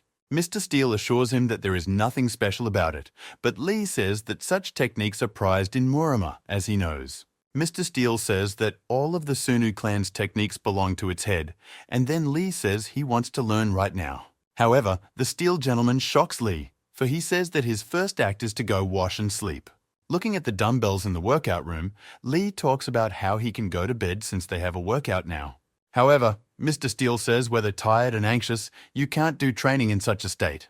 Trailing off, the Steel gentleman talks about how the first step for Lee would be a regular shower and sleep. Meanwhile, we are shown our main character Kana reading about the body's energy points on a bench. Suddenly, however, Kana Sarah appears here and walks through and asks what Kana is doing at such a late hour. Kana Sarah tells Kang to just head home. It's getting late, we can talk tomorrow. However, Kang turns to her and talks about looking at someone who is close to Lee. Kang tells Kana Sarah that he himself doesn't know much about her and shows a picture of that girl, which shocks Kana Sarah. She is silent at first, then tells Kana that apparently he was given information about her by Ian, which surprised Kana. She turns to Kanu and speaks of congratulating him on his position as puppet elder of the Sunu clan. Trailing off, Kang turns to her and talks about how they have an exchange with Yang and will train him in return. Here Kang is yelling about how he just really wants to help Lee, he needs to get stronger to do that, and Yang can help here. Trailing off, he says he doesn't want to make excuses and will just back off when he knows more than he's paying attention to Kanasera. She only looks at him, turns around and exhales, saying something about how hasn't Kang figured it all out yet. She turns to Khan, saying that this assignment is for her, not Khan, which she shocks him with. Looking at the building next to her, she talks about Ian giving hints for her in this way, through Kana. After a time, she turns to Khan, saying that if he has the answer to his question, he can go. However, he runs to her and talks about how there is one more moment and question for her. She rudely addresses Khan, saying that they are not close enough to exchange information. He shows her the text of the technique and talks about how he doesn't understand anything here, and Kana froze with shock when she saw it. A shocked Kanasera turns to Kanu, saying that this is a book of the Sunu clan. If she reads it, she will become an enemy of the clan. Khan says he'll ask the most interesting thing then, and tells Khan about the technique, which surprises her. She is once again silent and looking at Khan strangely. He asks if she said something wrong again. She asks if Khan knows about special body points. He says no. She asks to follow her. They come to the building, and Kanasera gives Kana a bunch of books about Muram and a basic base about energy. Next, she talks about giving Kanu a week to study. And after that, you need to come to her. She will test the knowledge. Kang says he wanted to know a couple things, but she says it's the basis for everything. He needs to know it. However, here she asks Kang if he wants to help Lee, much to his surprise. Trailing off, she looks into Kana's eyes and talks about how if he wants to help Lee, he has to prove it sincerely. Kang stops arguing but still asks if there is no audio format, but he pisses off Kanasera with this. Going home, Khan gets frustrated, for he just wanted to ask for advice and got a wastepaper base. Though Kang also reflects that even though Kanasera was mean to him, but she still helped him, she must be kind. Meanwhile, Lee is standing in the shower. He's washing off his sweat and thinking about something to himself. In his thoughts, he talks about being very tired, fighting with the spirit, and fighting in practice are very different things for him. Lee realizes that the technique that Steel San used is simply incredible and very strong. Lee still can't understand how he managed to repel his Black Heaven Strike technique. After all, it is one of Lee's strongest. While dousing himself with water, Lee ponders whether he will be able to use this technique in a battle with Kuman Ren. However, this is where Lee snaps again. He starts to get out of the shower, saying that he urgently needs to do meditation. Meanwhile, Ian is on the phone with someone and thanks them for getting the chance to talk Lee out of his weird ideas. However, Mr. Steele turns to Young and talks about how he failed a bit. The head went to meditate again. However, Elder Yan says that this is already a good thing because it won't be possible to completely change it once for sure. Followed by Elder Yang talking about Mr. Steele's efforts further, the latter says that he understood everything. Lee's assistant looks at the house and says he remembers how after Yong's last visit, Lee immediately learned his technique and was able to repeat it. Lee's aide suggests that perhaps he's worrying for nothing, but if it happens again, and with Mr. Steele's technique. The aide adds, looking at Mr. Steele, that if Lee copies his technique, even Steele won't be able to stop him. Mr. Steele looks at his hand and suggests that it is possible that Deputy Lee is right. He looks at his scarred palm and talks about how he was at his limit already today. Meanwhile, Lee is talking about something with an old man from another clan and his assistant. Between themselves, Elder Young and that old ghost man discuss the rumors of Master Song's imprisonment in hell. The old man talks about how it wouldn't have even occurred to him to go to Master Song's rescue as everyone talks about it. Young just keeps quiet. Ian also chats with the old man about grouping news from the new Muram, but the old man only says it's a group of numbskulls. Setting down his tea, the old man says that there are many problems in the Alliance. The shadows have also become active. Murama is unstable to the point of being creepy. Elder Yang tells the old man that no rumors can be ignored now, as these teenagers are the future of Murima. Glaring at the old man, Ian offers to send some young Muram to this hell, which shocks the old man to no end. Yang says that in this way, they will realize for themselves that their theories about Sona's location there may be false.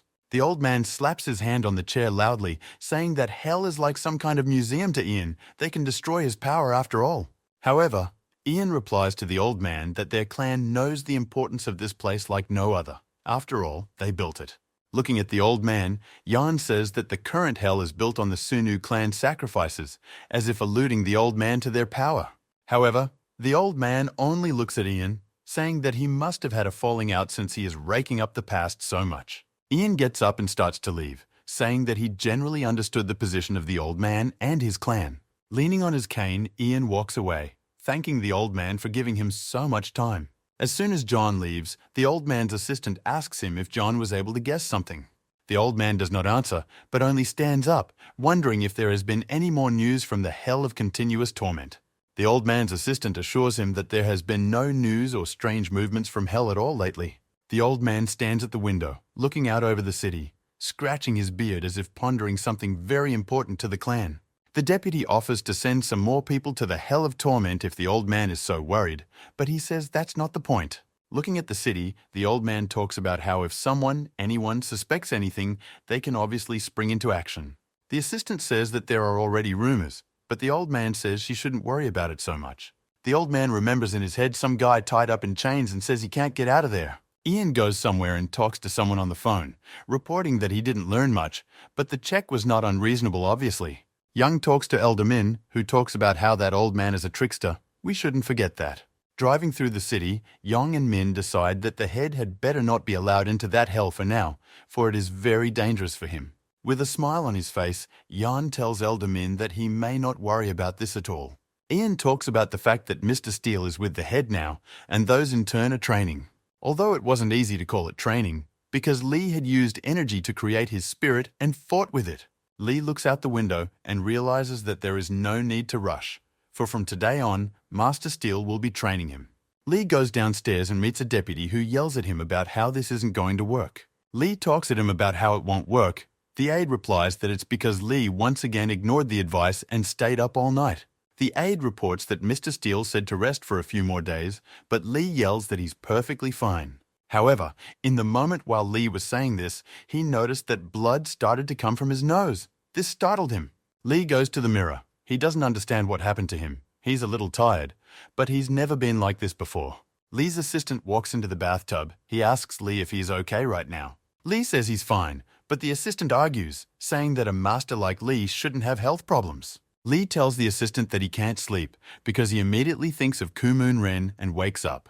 On top of that, Lee realizes that there has been a lot of news about him lately, and he himself has become much stronger.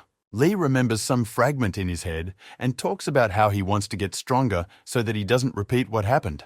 And he recalls his fight with Kuman Ren when Lee lost to him easily and Kuman Ren put him head down on the floor. Lee talks about how this should never happen again. You need to get stronger. The aide listens to him intently. Looking at the dawn from the window, the aide says he understands everything, but Lee is in too much of a hurry. You can't do that. He turns to Lee, looking at him talking about how his desire to learn may cost him his sanity. The aide yells at Lee, saying that he should give himself a chance to rest right away. Lee goes to his room, lies down on his bed, and tells himself that he understands everything perfectly and knows the risks of such training. His thoughts are distracted. It's a phone message. He pays attention to it and starts reading. It was Kang. He was telling everything to Lee, saying what he was doing now and discounting Lee's pictures. However, Lee stopped at one of the photos and was very shocked to see her. He looked closer and saw a book under Kana's elbow that was very familiar to him. Meanwhile, the events of the story show us a gathering of some people where Kana Sarah is sitting. She sits and listens intently to what is being said, while the people around her compliment her amongst themselves.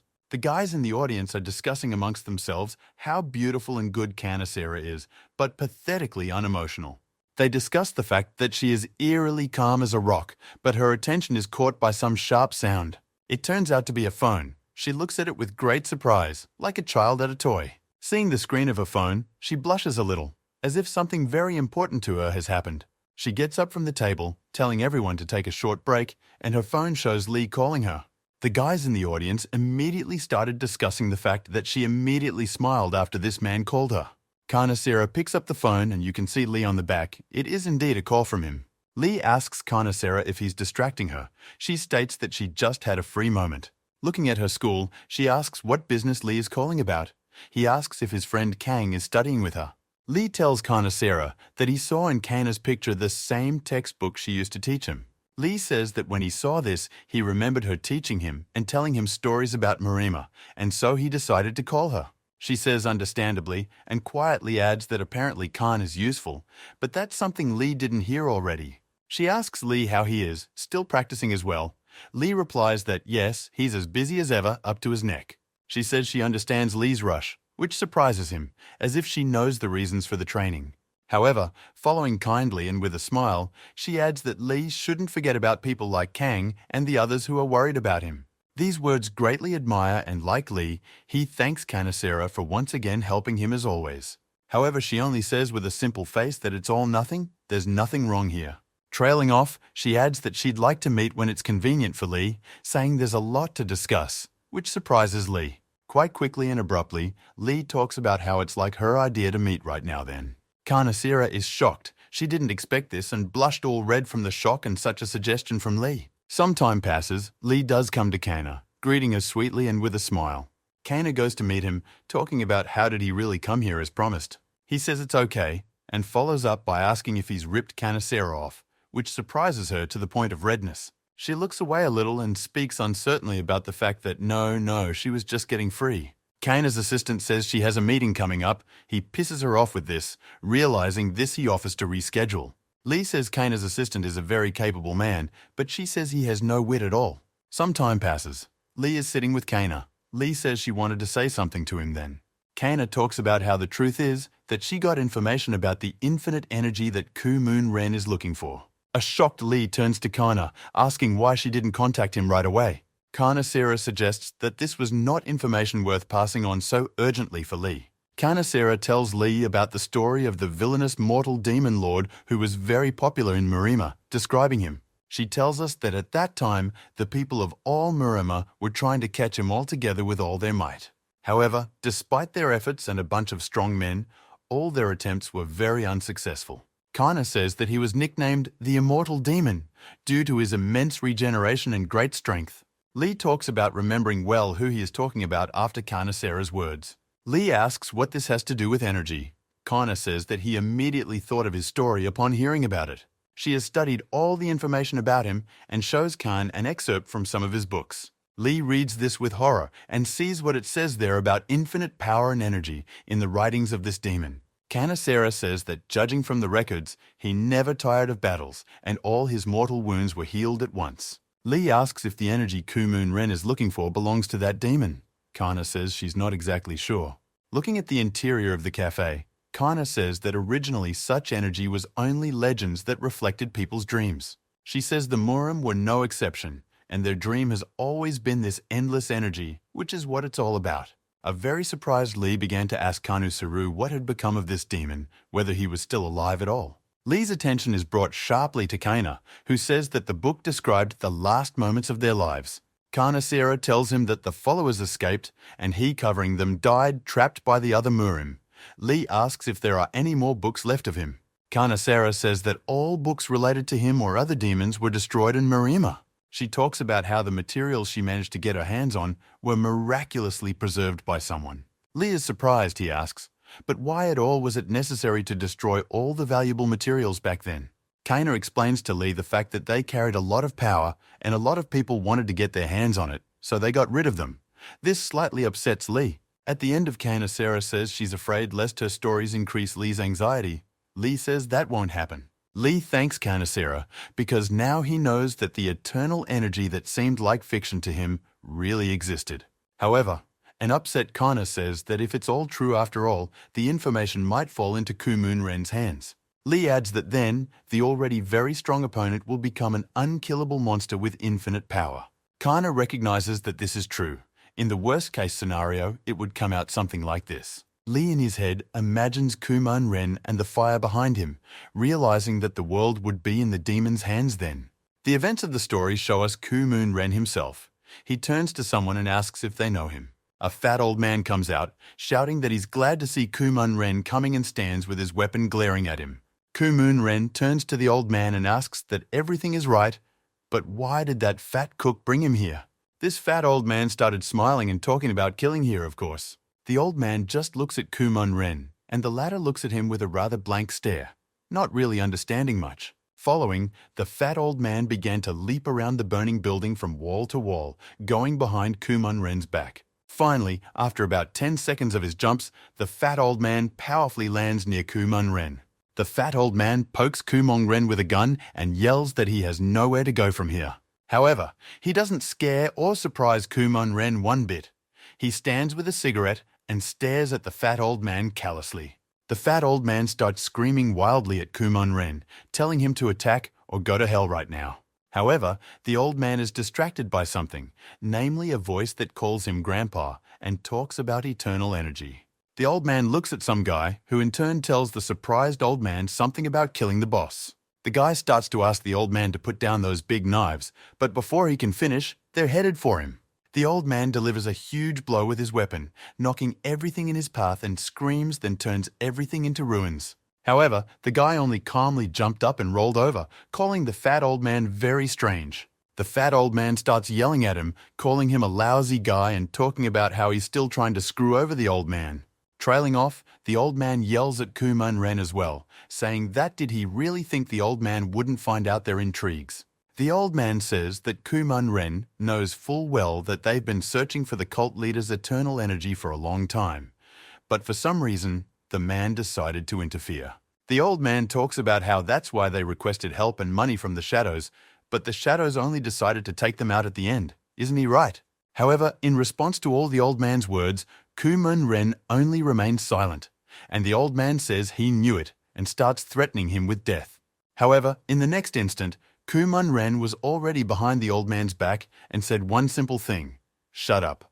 The shocked fat old man and his gun only began to shake and ask, "When? When?" Meanwhile, dozens of incisions appeared on his stomach, as well as on his arms and other parts of his body. Kumon Ren only smoked a cigarette watching this, while the old man's blood rushed upwards behind his back. However, the whole process and enjoyment of Kumon Ren was interrupted by other people. They started calling him boss. It was a guy and some girl. They were both asking Kumon Ren why he killed that old man right away.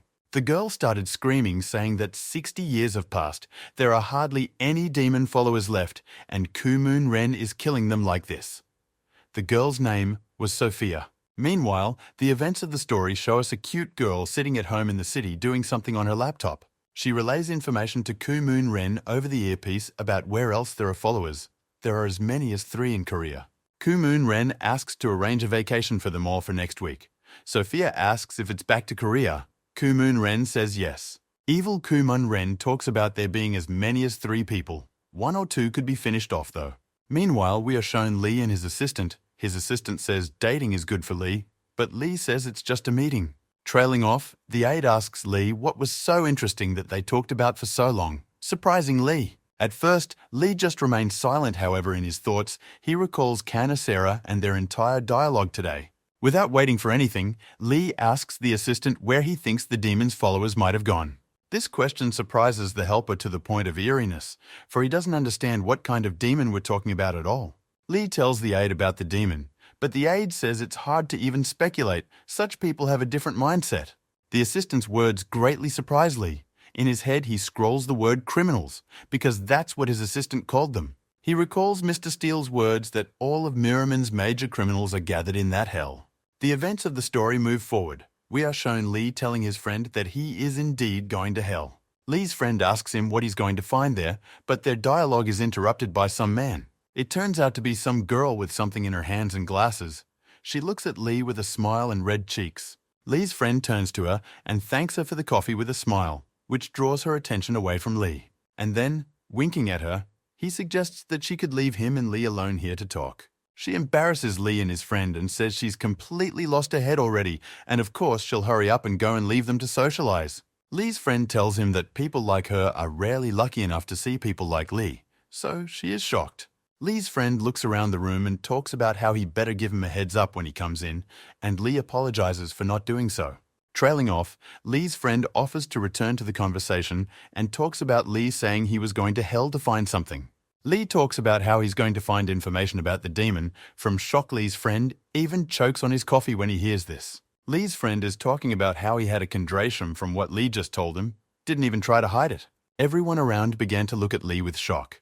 Lee's friend said that some topics in Murima should be brought up very carefully. Lee tells everything he knows about hell and the demon. From surprise and such information, Lee's friend even grabs his head. Lee's friend talks about how ordinary Murim have been drummed into their heads since childhood that it is forbidden to even inquire about this demon. Lee's friend explains that because everyone in Muramie has experienced dozens of deaths in their families because of this demon, it has become a taboo topic. Lee's friend talks about how now Lee brought up such a topic so easily and surprised everyone with it, and then Lee realized what the problem was. Trailing off, Lee is surprised to hear that his friend's relatives don't know anything about the demon. He says they don't.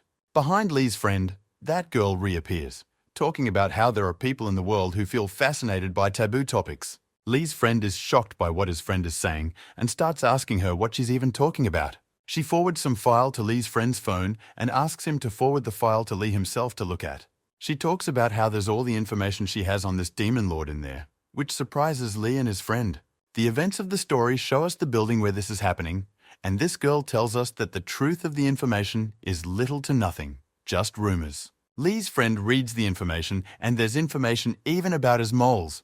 He says it's not very useful, but the girl says it's sexy. Lee asks how they managed to get so much information. She says it's just healthy bigotry, nothing more. She goes on to say that there are plenty of people in Marima who drool over information like this. Trailing off, she says that Kumun Ren even has his own fan club. Lee's friend tries to stop her, and this information interests Lee. This girl notices that this topic behind Kumun Ren is too upsetting for Lee, and she talks about how she didn't think of it at all. However, Lee says that everything is fine, but he is interested in the single lines in this large file text. Lee asks about some technique mentioned there.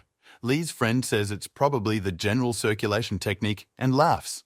This girl with glasses also says that you shouldn't take all information seriously because it's just a collection of rumors. All this information only upsets Lee because either it's all untrue or the owner of the infinite energy is strong, very, very, very strong. Some time passes. Lee and the friend say goodbye. Lee thanks for the information and his friend apologizes for that girl. Lee's friend asks him a question that surprises him a lot, asking if the Sunu clan will really help Lee with hell. Lee is surprised. They walk down the stairs, and Lee's friend asks him if the Sunu clan is really ready for a one-on-one clash with the Federation. Lee tells his friend not to worry, though the Sunu clan has promised to help. But first, Lee will be trained by Mr. Steele. Hearing Mr. Steele's name, Lee's friend goes into shock and opens his mouth. Rephrasing the name, Lee asks if he knows him. Lee's friend was sweating profusely, didn't answer the question, and told Lee that apparently he needed to scrap the idea of going to that hell. Lee is very much shocked by this as well. He thinks that does his friend know something and asks the one what it is about. Lee's friend talks about how he is the strongest of the young men in Sunu, although all the glory around the Red Star, but he is also strong. Lee's friend talks about how taking his test is like saying that there is no way in hell Lee will ever go to hell. Following the events of the story, we are shown Elder Ian asking someone on the phone why they say that. It's Lee reprimanding the Elder for the fact that because of his Steel Lord and test, now Lee can't go to hell. However, Elder Yang doesn't give a clear answer, saying that it's better for Lee to talk to Steel himself, but Lee doesn't finish listening and drops the call. One of Ian's men in the car turns to him and asks him what's wrong. Ian says with a smile that there is nothing bad. Apparently Mr. Steele is doing a good job. Meanwhile, the events of the story show us Lee coming home and immediately jumping on his bed. Lee lies on the bed and realizes that his friend is right. Lee was all lying when he spoke in riddles about all of this. Lee closes his eyes, lies down, and thinks about the fact that once again he has been deceived by everyone, and everywhere is a simple, solid deception.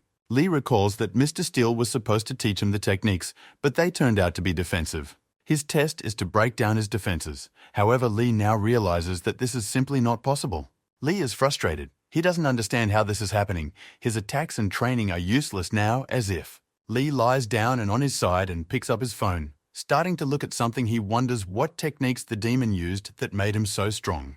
In the moment, looking at his phone, it's as if it dawns on Lee. He stares at something with shock. And right after watching it, he flew off the bed, sat up, and stared at his phone in shock. Excitedly, with sweat on his face, he started reading something on his phone and talking about how maybe he should try this. Meanwhile, Mr. Steele is walking through the courtyard and asks someone about the fact that the head continues to stay up at night. It turns out to be Lee's assistant. He talks about how even after the Steele came in, he hasn't slept in days. Meanwhile, Lee himself sits in lotus pose, concentrating energy in the training room at home. However, in a moment, concentration is interrupted and Lee hears the sound of the door to the hall opening. It turns out to be Mr. Steele, who along with an assistant came in. Lee asks what brought them. They say restlessness. Mr. Steele immediately started scolding the surprised Lee, saying that he had not slept for days. Would his body thank him for this? Lee's assistant starts to say the same thing. He wants to ask Lee to rest, but Lee himself interrupts him. Lee starts going to them and talking about how he's fine and he's fine. No need to worry about him. He knows himself better than that. However, their dialogue is interrupted by Mr. Steele, who tells Lee that he tricked him, much to Lee's surprise. Mr. Steele talks about the head, informing him that he was ready. But when he arrived here, he found out that the head was awake again. He is disappointed about that. Lee gets angry. Steele starts to go away and talks about letting him know when Lee stops cheating and will definitely be ready to fulfill everything. However, here Lee talks about whether or not he said he would always be willing to learn techniques, which surprises Mr. Steele. Lee declares that he has no time left to wait. He's going to go to hell right now. Deputy Lee is shocked to the point of shock. He starts to ask what the head is talking about. Has he really made up his mind? Trailing off, Lee declares that he is ready. He is ready to take Mr. Steele's test and go to hell. Deputy Lee starts telling him what's wrong with him. He's seen Mr. Steele's skills and practice before, after all. Lee reiterates that he knows better and states that they are stopping him on purpose by claiming he is weak. Lee's aide started talking about how isn't Head Lee joking right now and talking seriously about everything right now. However, Mr. Steele makes the point that if Lee says so, he's ready to make the fight now, which shocks the assistant. Lee starts yelling about how his abilities are enough to step his foot into Hell's territory. Time begins to draw near to the fight. The aide in his head can't understand how it won't get to Lee that it's not worth it.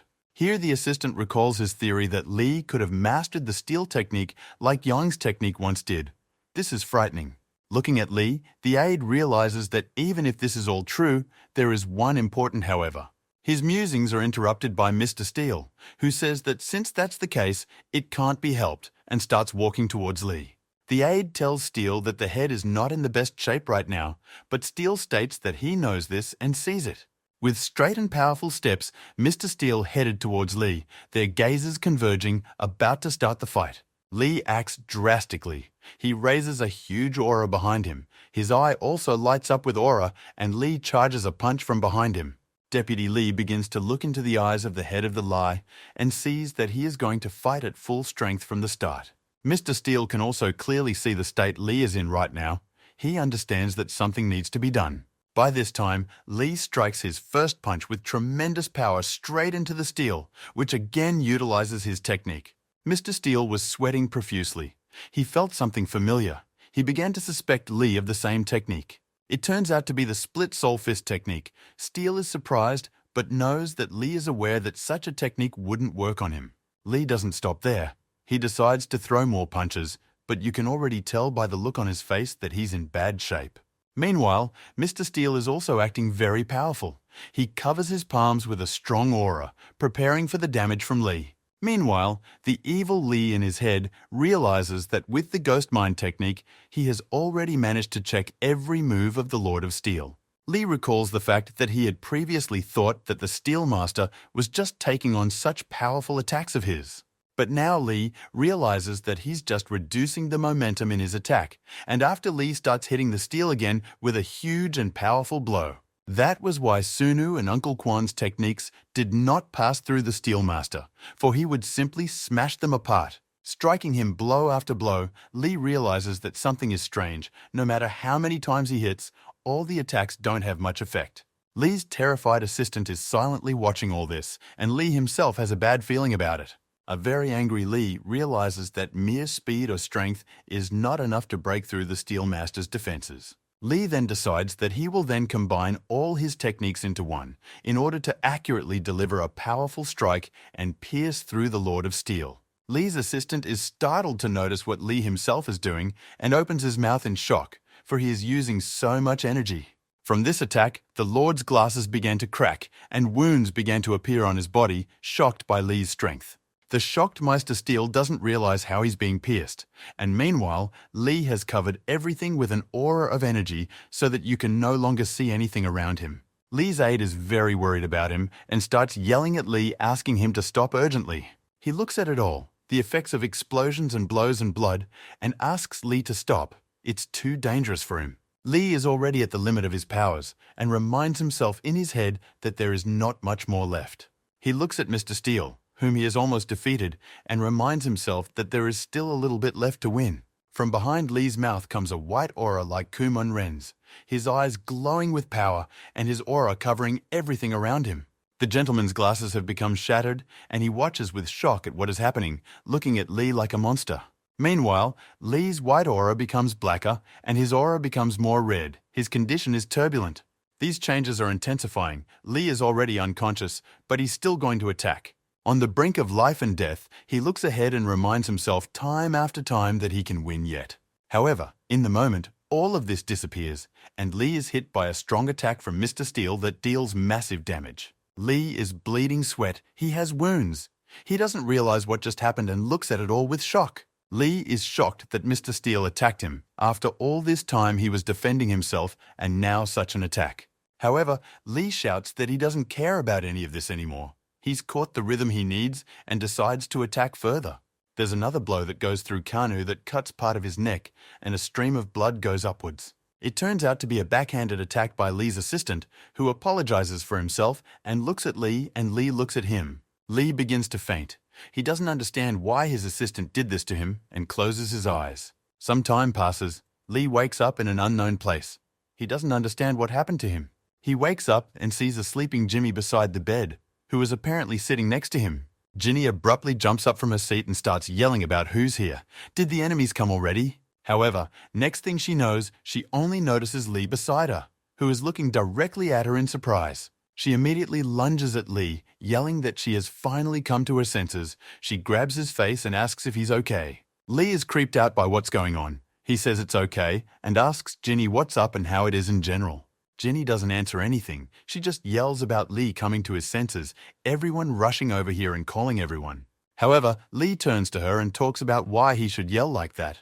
It's not like he rose from the dead, he just woke up. Trailing off, Ginny pokes her finger right at Lee, telling him that he's spent 24 hours blacked out, to which he himself is shocked. Trailing off, Ginny tells Lee that in his weak, exhausted state, he had a violent duel in which he almost died. Trailing off, Ginny talks about also learning about Lee's decision to go to hell, and talks about how she hopes Lee is joking. However, Lee talks about what he still wants, because there might be clues to find Kumon Ren. This shocks Ginny. Ginny starts yelling at Lee, saying that why would he look for Kumon Ren? Lee tells Ginny that he is already fine, she can go. She grabs Lee by his sweater and starts yelling at him that he doesn't have to go anywhere, and he doesn't have to fight anyone, he can die. Ginny yells that if Lee meets with Kumon Ren now, he'll just kill Lee, but Lee declares that he knows much better and shocks Ginny. Lee turns away from Ginny and talks about how he imagines fighting him several times a day. And every time, this fight, in Lee's mind, ends with him losing, which pisses him off even more than the fight itself. Angry Lee says that he understands perfectly well the whole point of what he did, and even more understands how weak he is now. Hearing this, Ginny yells at him even more, saying that if he knows everything so well, why does he keep building a stubborn ram? However, there was no response to Ginny's words. Lee only lowered his gaze and stared down. He had nothing to say. Ginny is saddened. With sadness and redness on her cheeks, she looks at Lee, realizing that things are very bad for him. However, Ginny follows by covering her face and eyes with Lee's t-shirt and starts talking about how she's scared that Lee is going to die like her grandfather. Ginny is simply crying. She talks about what is the rush for. You can't just wait and get stronger. She is very sad. Lee sees all this. He is also very sad, but he holds back and keeps quiet, just watching this all happening. Lee explains to Ginny that Kumon Ren will be back soon, and he doesn't have much chance of winning anymore. Lee looks at Ginny frustratedly, saying that if Kumon Ren starts acting up, even the Sunu clan won't stand up against it. Ginny stops crying. She looks puzzled at Lee as if she has realized something, but on the matter at hand, she just keeps quiet. Trailing off, Ginny pulls back and, much to her surprise, she asks if Lee is referring to a certain social. Lee lowers her head and looks down, and says her and means it. Now she's being helped by Kumon Ren with the treatment. Lee says that Kumon Ren wouldn't just help her, and the events of the story show us a little girl with steel hair. Lee says that if Kumon Ren's plan succeeds, there's nothing for the Sunu clan to match, but Ginny starts to make an example of her grandfather.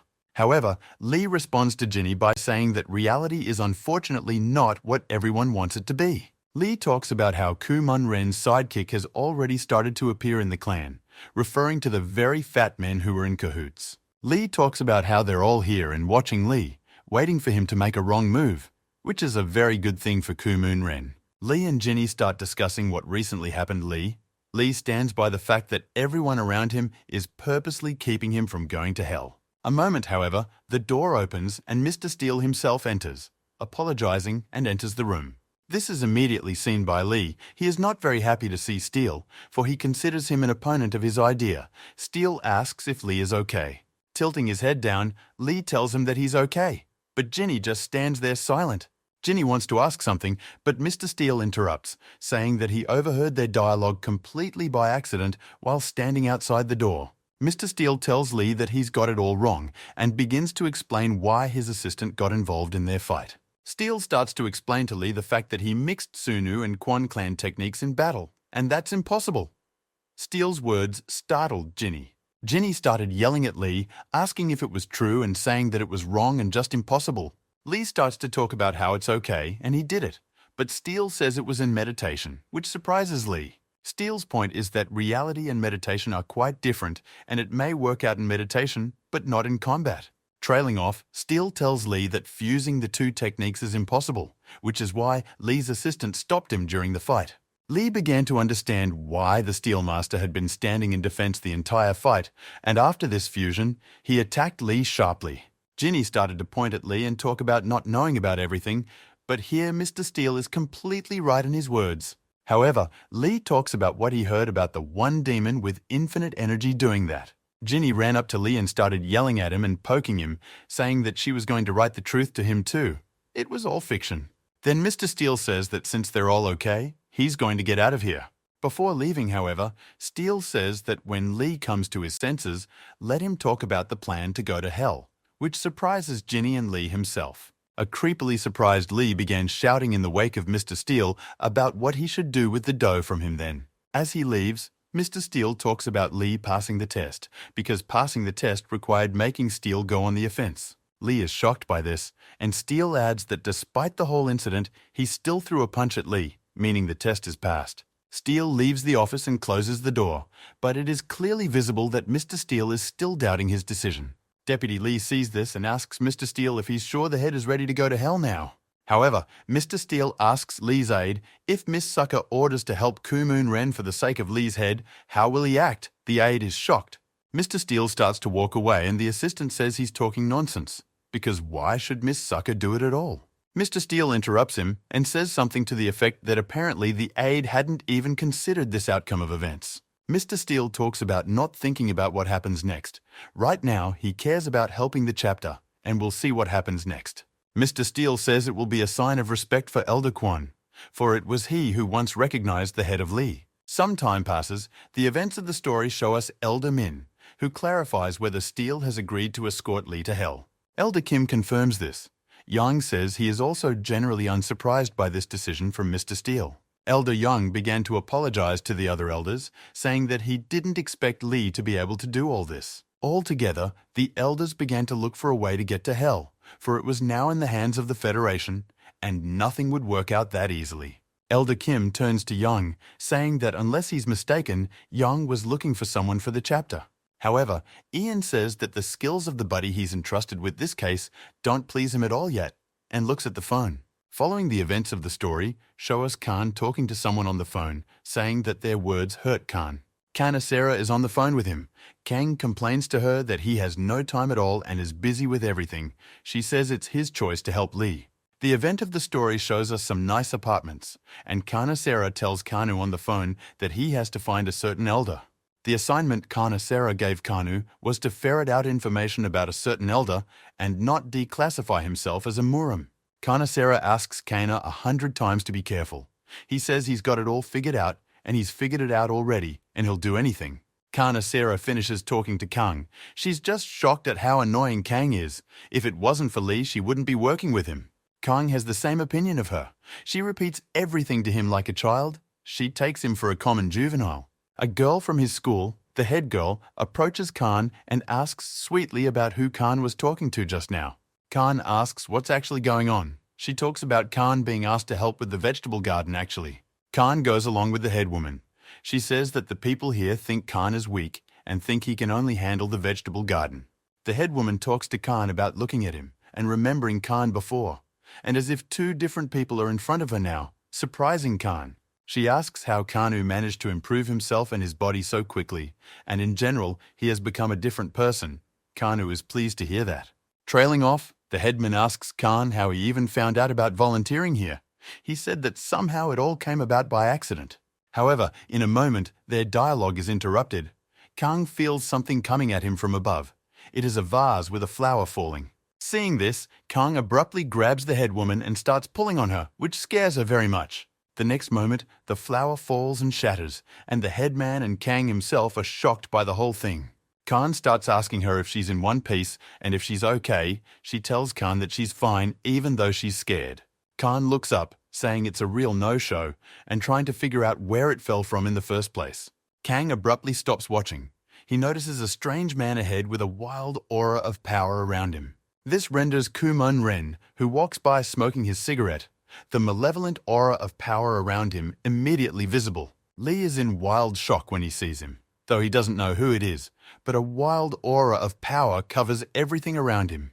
However, Kumon Ren in turn apparently immediately realizes that Kang is from Marima, for he pays attention to him. The headman doesn't realize what's going on at all, but Kang can't even move from his seat from surprise and strength. A calm Kumon Ren with a cigarette in his mouth walks by and goes on with his life, mulling something over in his head, and Kang says he can't breathe.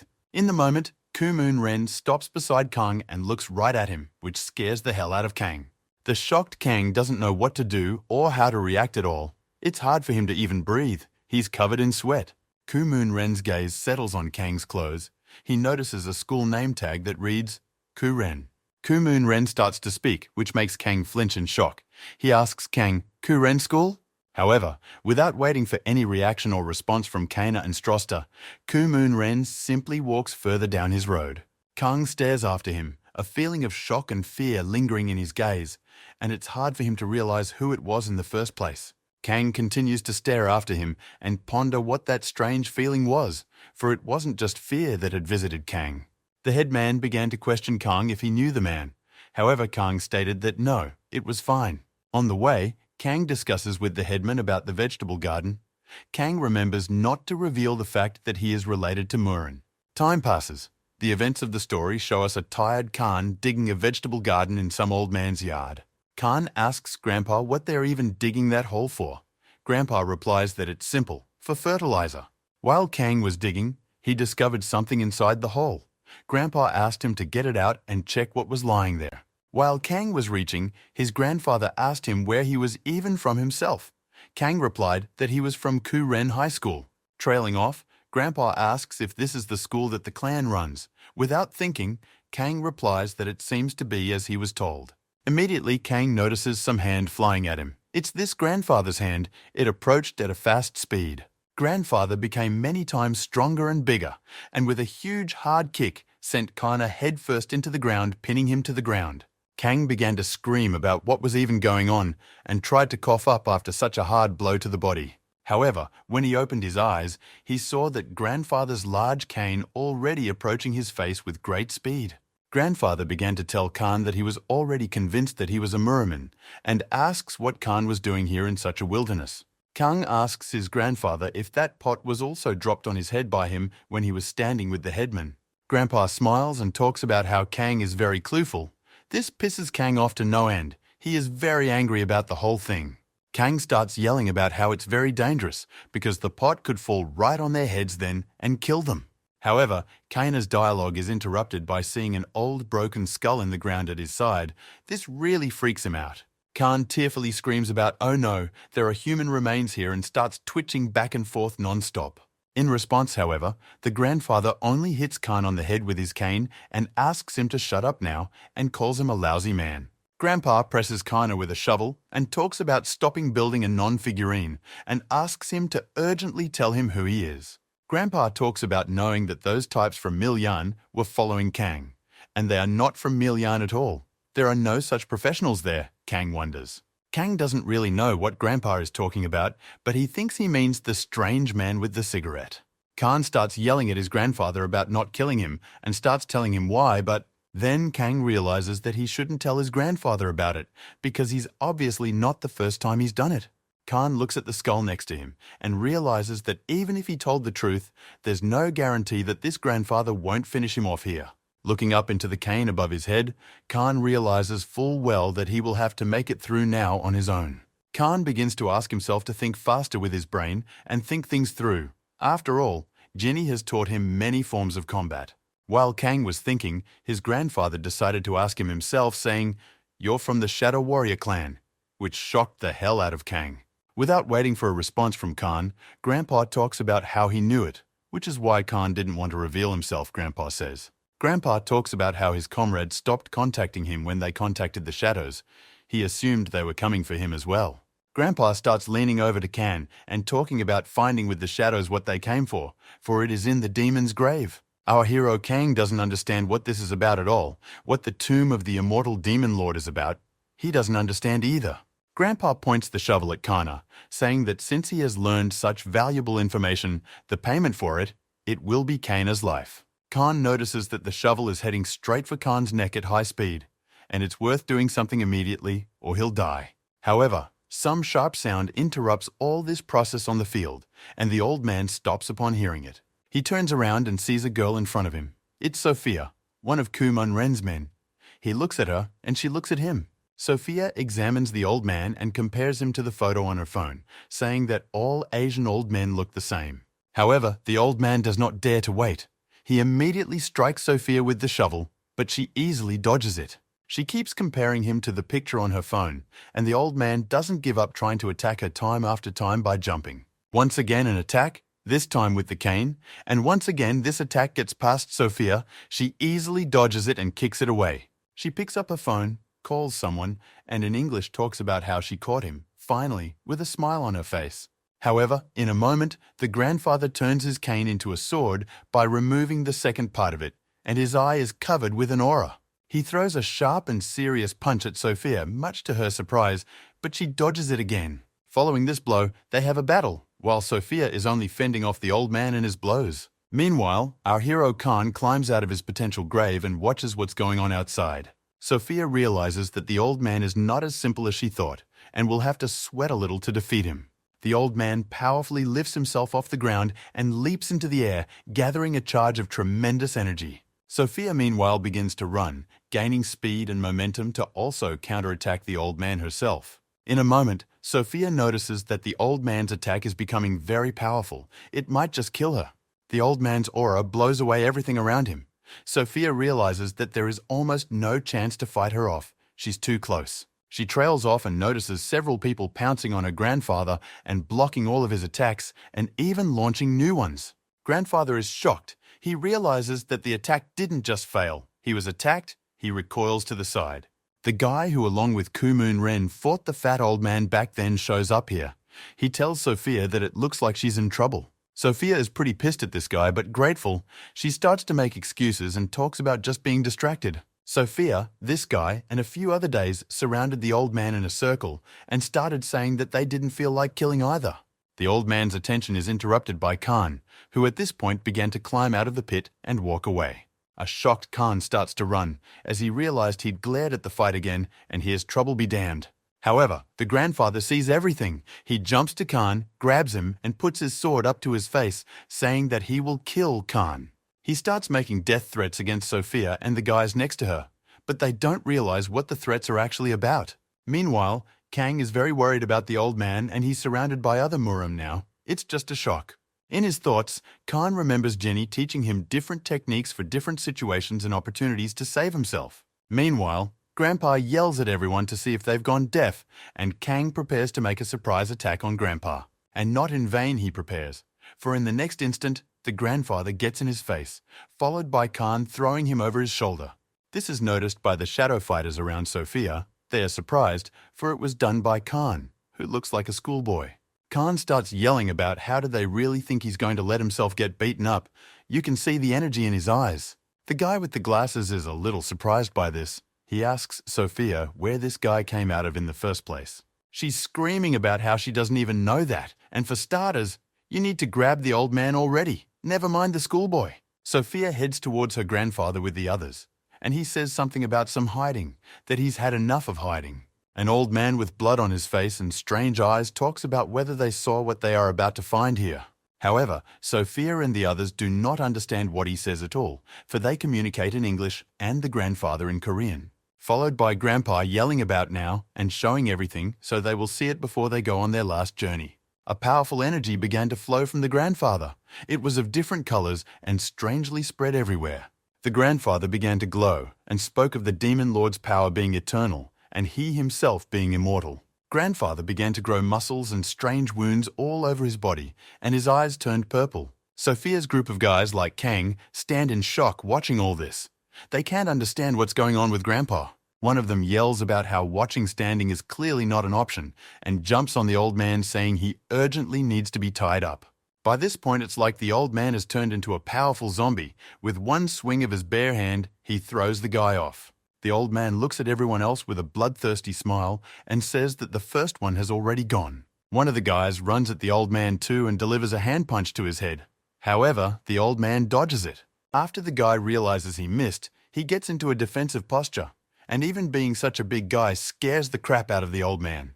The old man talks about the second one going as well, and Sophia and the others realize it's already dangerous and jump back immediately. The guy with the glasses springs into action. He unleashes a chain attack straight at the old man, hoping to hit him. Here the old man just grabs all the chains the guy let loose at him with his hands and just breaks those chains at once with his hands. Sophia immediately realizes that things are very bad, for this guy is the strongest among them here, and his attacks didn't work at all. The old man follows up with an arm punch that takes down a tree and a few other guys right behind him in one fell swoop. Sophia immediately realizes she needs to act. She ducks and starts running forward away from the old man. However, the old man renders faster. He grabs Sophia's leg and holds it in his hand. Sophia realizes that things are very bad. She is in shock and doesn't understand what she should do now. Grandpa says there's finally a bitch amongst everyone. But meanwhile, Khan is watching it all and doesn't know what to do better. Kang looks at it and doesn't understand how with just words the old man created so much power. Is it really a spell? And he's a mage of some sort. Here Khan notices some person talking about some kerfuffle here. Khan is immediately surprised by this. That's when Kang notices that this is the man, and we know it's our Kumon Ren, who's coming right over here. This is noticed by the old man, who turns his head around and sees what Kumon Ren is standing behind him and looking at him. Kumon Ren talks about sending his group to catch an old man. Can't they do that already too? The guy with glasses smiles and cheers, talking about how the boss has finally arrived while looking at Kumon Ren. The old man along with Kang see Kumon Ren and look at him, just silently, and he doesn't try hard to speak either. The old man turns to Kumon Ren, saying he's finally here. The old man throws Sophia right at him. She doesn't fly far, however, as Kumon Ren easily grabs Sophia and stops her possible punch. Trailing off, Kang notices that the old man flies straight at Kumon Ren with a huge punch. Kang yells about it.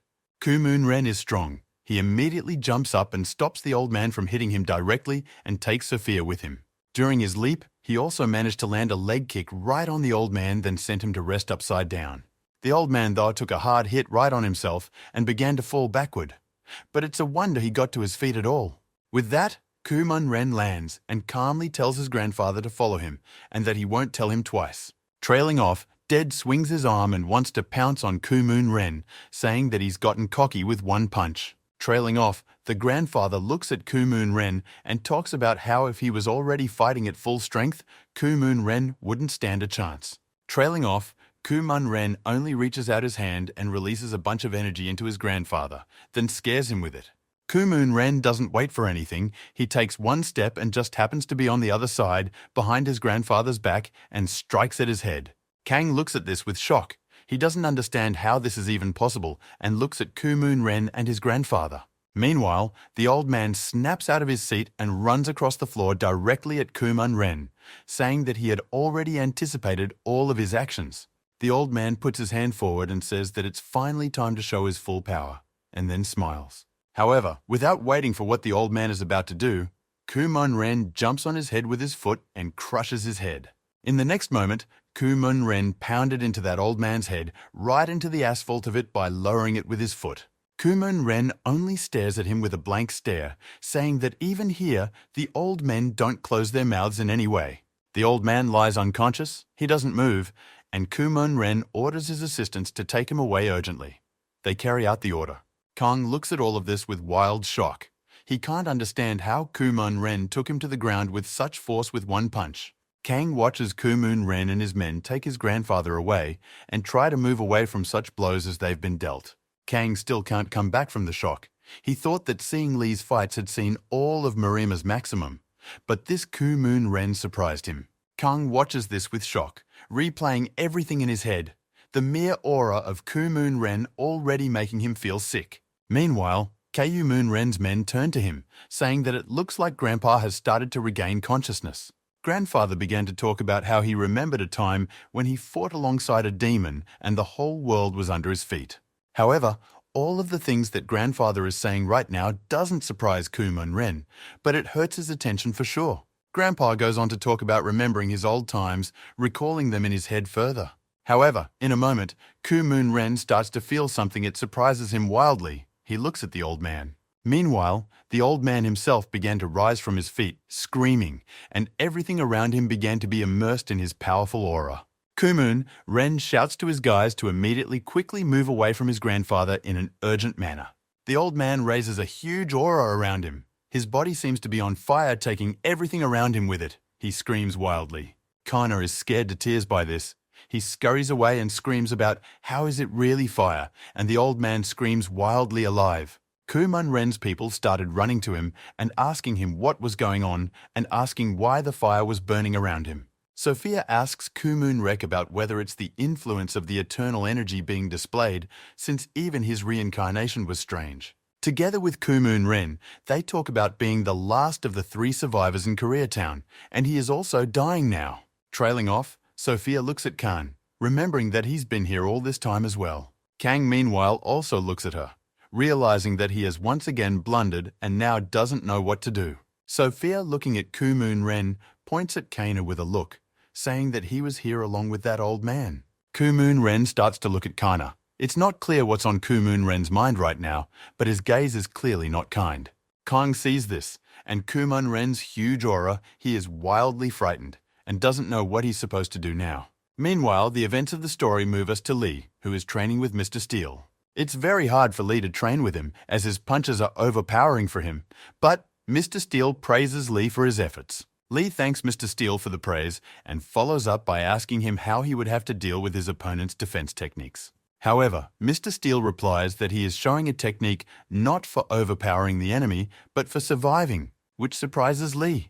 Mr. Steele explains to Lee that in hell he will be just fodder for many, so the first priority is to defend himself. Lee is upset. Mr. Steele makes the point that if Lee has fights there, his main goal is not to win but to survive. This is important to remember. Lee says he understands that, but their dialogue is interrupted by Lee's assistant, who informs him that it's time to go to the meeting. Upon arriving at the meeting room, Lee communicates via video link with 3 elders who say they have great news. They proudly inform Lee that it will not be long before he can enter a hell of uninterrupted torment.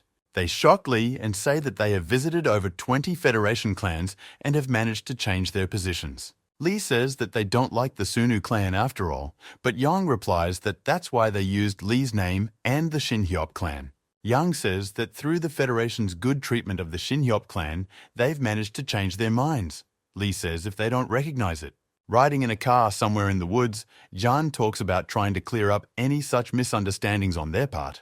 Yang says that although the head of the Federation is being stubborn, one of the advisors says that the matter can be considered settled already. Yang's dialogue with Lee and the other elders is interrupted by his assistant, who tells him that Yang has a phone call. Ian informs Lee that they have just been contacted by the Muran Special Forces unit and offered to hold a meeting anonymously. Even though Lee is very surprised by this, Yang suggests that Lee shouldn't worry, because it's unlikely that anything serious will happen there. After a while, the events of the story show us Yang and the men of the squad who criticize Lee's decision to go to hell, for it is not peaceful as it is. Ian replies to them that he had not thought to hear the teachings of Murama from people who came out of the government, which surprises one of them. Ian addresses him, saying that have they forgotten about Muram and the government not touching each other. The second member of this squad says that this is obviously true, but the hell of uninterrupted torment is another matter. Looking at the interior of the bar they met in, he talks about how if all the criminals get out of there will be wild chaos in the world. Stirring his cocktail, he adds that the Sunu clan is now reaching for a huge bomb and they very much disapprove. However, at one point, someone interrupts him, saying that it's just them in this situation that should stop, which surprises them both. It turns out to be Lee who came here. He says they only listened to the Federation side, that's why they accepted it. And there's also the Sunu clan. The men of the squad are shocked at Lee's appearance. Yang is also surprised, but bows and greets the head of the Sunu clan, Lee. One of the squad talks about how Ian likes to make a fuss after all. They offered to see the two of them, and he called the head. However, Lee replies that he came here because he had to, which surprises this man from the squad. Lee pushes back his chair, starts to sit down, and says that all of Ian's activities lately have to do with his orders. Lee is pretty aggressive in stating that if they have anything to say for a hell of a lot of agony, let them say it to Lee. However, such a scene doesn't surprise the second of the squad at all. He just remains silent and looks at Lee frustratedly. However, he then roots a smile and talks about how Head Lee has changed a lot in all this time. However, events move forward and we are shown an old man hitting his hand hard on the table and yelling about how this is possible. It's the same old ghost man from the other clan yelling to someone on the phone about how this is even possible. These turn out to be the same people from the squad going home somewhere. They say they decided on the one that was the right thing to do. He tells the old man that he has learned many things and that his clan is forever neglecting many things, which surprises the old man. The man tells the old man that a lot of things there have been thought out by Lee and Yang himself, and it's hard to fight against them. The old man tries to convince the man from the squad that all of Jan's words are nonsense, but he only replies that how do they know what is nonsense and what is not? The old man is very angry, and the man from the squad says they have no desire to get involved in the conflict between the people in Murama. Yang and Lee also discuss their successes, saying that the head of the Federation has already used everything he could use. Lee and Yang are chatting about whether the head of the Federation can't do anything else to stop them. Ian assures him that everything will be fine and asks Lee to just go on vacation, which he generally does as he leaves the place. That's where Assistant Yang comes in, talking about whether they're done for this visit to the clans already. Ian tells the aide that he should wait. Doesn't he realize that this is just the beginning now? Leaving Ian talks about the fact that they are dealing with the Federation. Whatever training they have, they can be hit. Jan's assistant addresses him, saying that in his opinion, Jan has been overstretching himself a lot lately. Ian only smiles, laughs, and says he's fine, just like that pestering young man in general. However, Jan remembers that he hasn't heard from him in a few days and starts checking his phone messages. Meanwhile, Kanasera and some man are walking around the place where Kumon Ren fought against that grandfather. The man tells Kanasera that this is the place where Kang went missing a couple days ago. Kanasera is shocked by this. She examines the various footprints at the site, saying that they were clearly not left by Khan, but by someone with masterful abilities. Kanasera continues to survey the area and anxiously thinks about whether or not he has gotten into a fight with someone. Trailing off, standing in the wind, she talks about how she knew he could cause trouble for her, but to be of this magnitude.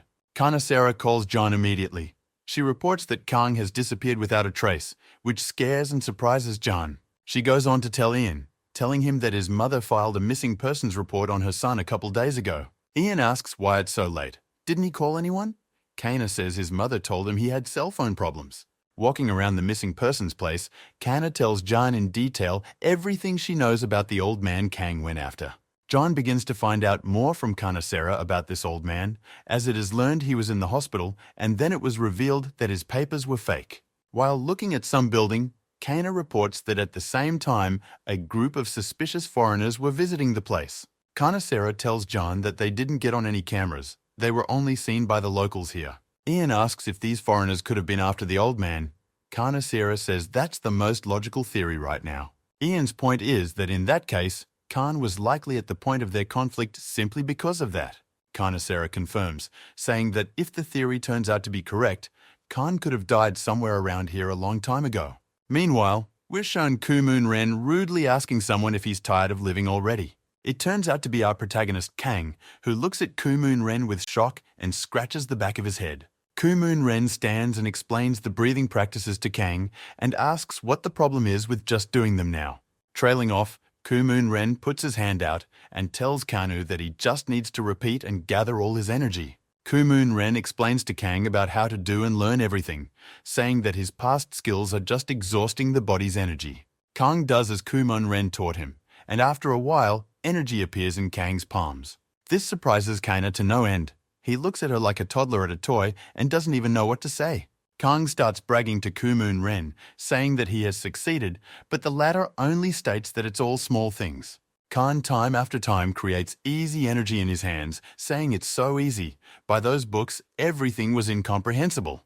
Trailing off, Kang looks at Kumun Ren and says to himself that even though he's weird, there's a reason Kang went along with him. Kang remembers again that moment in the forest. Then Kumun Ren asked Kang what the strange old man had managed to tell him. Kang started stuttering and stammering and couldn't say a word. Kumun Ren asked him to just forget it, and Kang then stood there in shock. Then Kumun Ren ordered all of his men to leave, because it was useless to stand here. He concluded that Kang had randomly showed up here. Sophia yelled at Kumun Ren, saying that Kang had seen them and knew everything, but Kang only said that there was nothing for them to do in this country. That day, Kang watched it all from the mountain. He was very happy that they started to leave and didn't even kill him here. As they began to distance themselves, Kang concluded that he should go then too, because why stand here with them? However, turning around, Kang realized that he couldn't even take a step, some powerful aura pressing down on him from above, preventing him from walking. Kang was frightened by this feeling, as if the whole world had stopped. He couldn't take a step normally. There was no way the scenes with Kumun Ren and how skillfully and strongly he fights against everyone were leaving his scene. In the moment, Kang starts yelling at Kumun Ren to wait, which gets their attention. He got out of his seat and started running after them, yelling for them to wait, because he had something to tell them. Kumun Ren's assistant started asking him about what was wrong with this guy. He was let go after all. Why was he running? As he managed to catch up and run up to Kumun Ren and his group, he managed to run out of breath and gave up resting.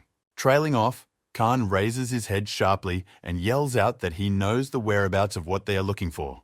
Kumun Ren says, does Kang know what he's looking for? But Kang says that hell, he learned everything from that grandfather, and Kumun Ren asks Kang to come forward.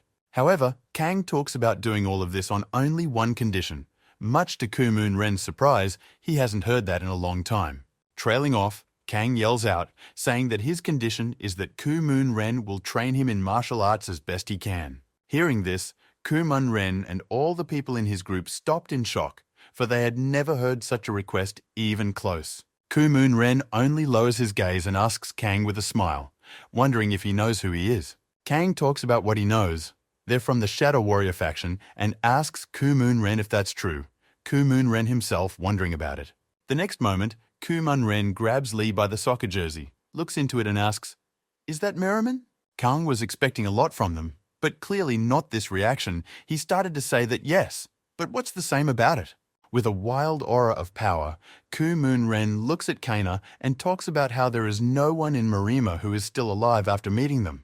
This all scares the crap out of Kang. He can't understand how this is possible, and Kumun Ren's aura scares Kang even more. Kang looks into Kumun Ren's eyes and realizes that just from one look is enough for Kumun Ren's dark aura to cover Kang completely. Kang closes his eyes and starts to let tears fall, thinking that he probably shouldn't have even gotten close to them. Kumun Ren in turn doesn't do anything. He just watches and waits for Kang to act. Kang realizing that he's probably going to die, talking about how if they kill him, they won't know the information. Kang shakes with shock. Kana's phrase, though, makes Kumun Ren angry, but it's very mixed feelings, as if he's thinking about something else. Kumun Ren takes out a cigarette, takes it in his mouth, and says that Kang is very brave. If his information is useful, he has a couple days of training. However, Kang talks about how it's better not a couple days, but at least 10, which annoys Kumon Ryong, but doesn't make him angry. Kumun Ren agrees and asks Kang to tell everything. Kang immediately says that what they are looking for is in that demon's grave. Kumun Ren looks at Kang with shock, but later asks how he can be sure that Kang isn't deceiving him. Kang says that grandfather told him about it and then was going to kill him, which is looked at with shock by Kumun Ren's men. Kumun Ren himself analyzes the situation and does not give a direct answer, but he understands that it may be true. That's when Kumun Ren agreed to take Kang away until they know if the information is accurate, and said to give the phone back as well. Trailing off, Kang asked Kumun Ren how to address him. Since teacher doesn't sound like much, this question surprised Kumun Ren. Kumu Ren leaves and tells Kang that he can just call him boss if he wants. At the time, Kang said the boss sounds funny, and the events of the story brought us back to the present day and Kang's training with Kumun Ren. The two female aides are watching Kang and Kumun Ren, discussing the fact that they've been practicing like this for a few days now. Sophia tells the other girl that the boss is strange now. She doesn't understand his actions. Sophia watches him train Khan and talks about how it wasn't easier to just nail Khan a long time ago. However, the other girl looks at Kumun Ren and says that she's happy for him because she hasn't seen the boss so energetic in a long time. This girl came out to Kumun Ren and said that she had made inquiries about what he had reported to her and handed over the tablet. Kunmun Ren looks at the tablet and the girl talks about how apparently Kang didn't lie to them about what he said. She talks about how it all turned out really funny, but Kunmun Ren points at something and asks what it is. She says that in all likelihood, there are those who have the same goal as them to find infinite energy. Meanwhile, we are shown Li and Yang discussing the fact that the Union has given them little power and only a couple days. Trailing off, Li reveals that he has also requested 10 more men from the other clan, which they agree to give him. However, a woman's voice interrupts Yang and Li's dialogue, and surprising the assistant, the woman's voice says 8. It turns out to be Ginny, who talks about where it is that they dared to go unaccompanied. Ginny starts yelling about how she's definitely going to accompany Li. Li asks Ian if he's okay with that. Ginny looks at Ian, and Elder Ian talks about how it's clearly not him who should be the first to be persuaded, but someone else. The events of the story show us a guy with a tattoo from the Sunu clan.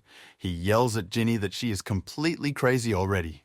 This guy likes Ginny, doesn't want to let her go to such a dangerous place, and asks Ian to support him. Ian shocks him by telling him that he tried, but Ginny is stubborn. And yes, the Alliance promised to help. It's not that dangerous anymore. Trailing off, the guy is silent for a bit, then relaxes and sits down and says that since they wanted him to go too, fine. However, Li's assistant says that only people under 30 can get in there. He starts screaming in shock. Ginny asks him to calm down already. Ginny shocks Li and the guy by saying that if they want her not to go, they need to talk Li out of it, not her. Trailing off, she yells at them about how she's not a wimp, she doesn't need tutelage, she's the granddaughter of a prominent person. With that, she shocks the guy. He just stares at her silently and a little frustrated without saying anything. Some time passes. Li and Ginny get in the car. Li bows and announces that they are leaving. The elder, this guy and assistant Li, bow to him, asking him to be careful and safe. Li and Ginny get on the bus. It starts to drive away, and Ian and the others just stare after them. Ian puts his hand on the guy's shoulder, talking about not worrying. He says he wasn't afraid at all. This guy goes and looks up at the sky and talks about how sad it is to see the one you've raised for so long already grown up. Meanwhile, on the bus, they collect everyone's phones and tell them they're moving out, and then they'll have to walk another 10 km. The man who said this began to walk back out, and Ginny, instead of Li, heard a familiar voice from behind.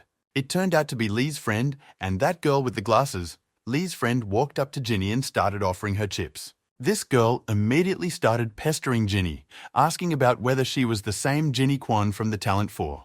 Ginny talks about the fact that yes, it is her, and this shocked the girl. She started pestering Ginny even more. Li is surprised at how a girl named Choa is just pestering Ginny, and doesn't care where they're going now. Li turns to his friend, saying that by all appearances he is also at full relaxation. He talks about how he has nothing to fear. However, he turns to Li next, saying that not everyone here is as relaxed as he and Choa. The events of the story show us a guy in a latex suit who is also traveling.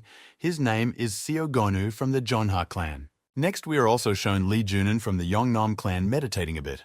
A girl with blonde hair is also shown sitting sewing. Her name is Kim Byunji from Jonghwa Garden. Also, a guy named Shin Woo-jik from the Hollem clan who is big and wearing a hat looking out the window.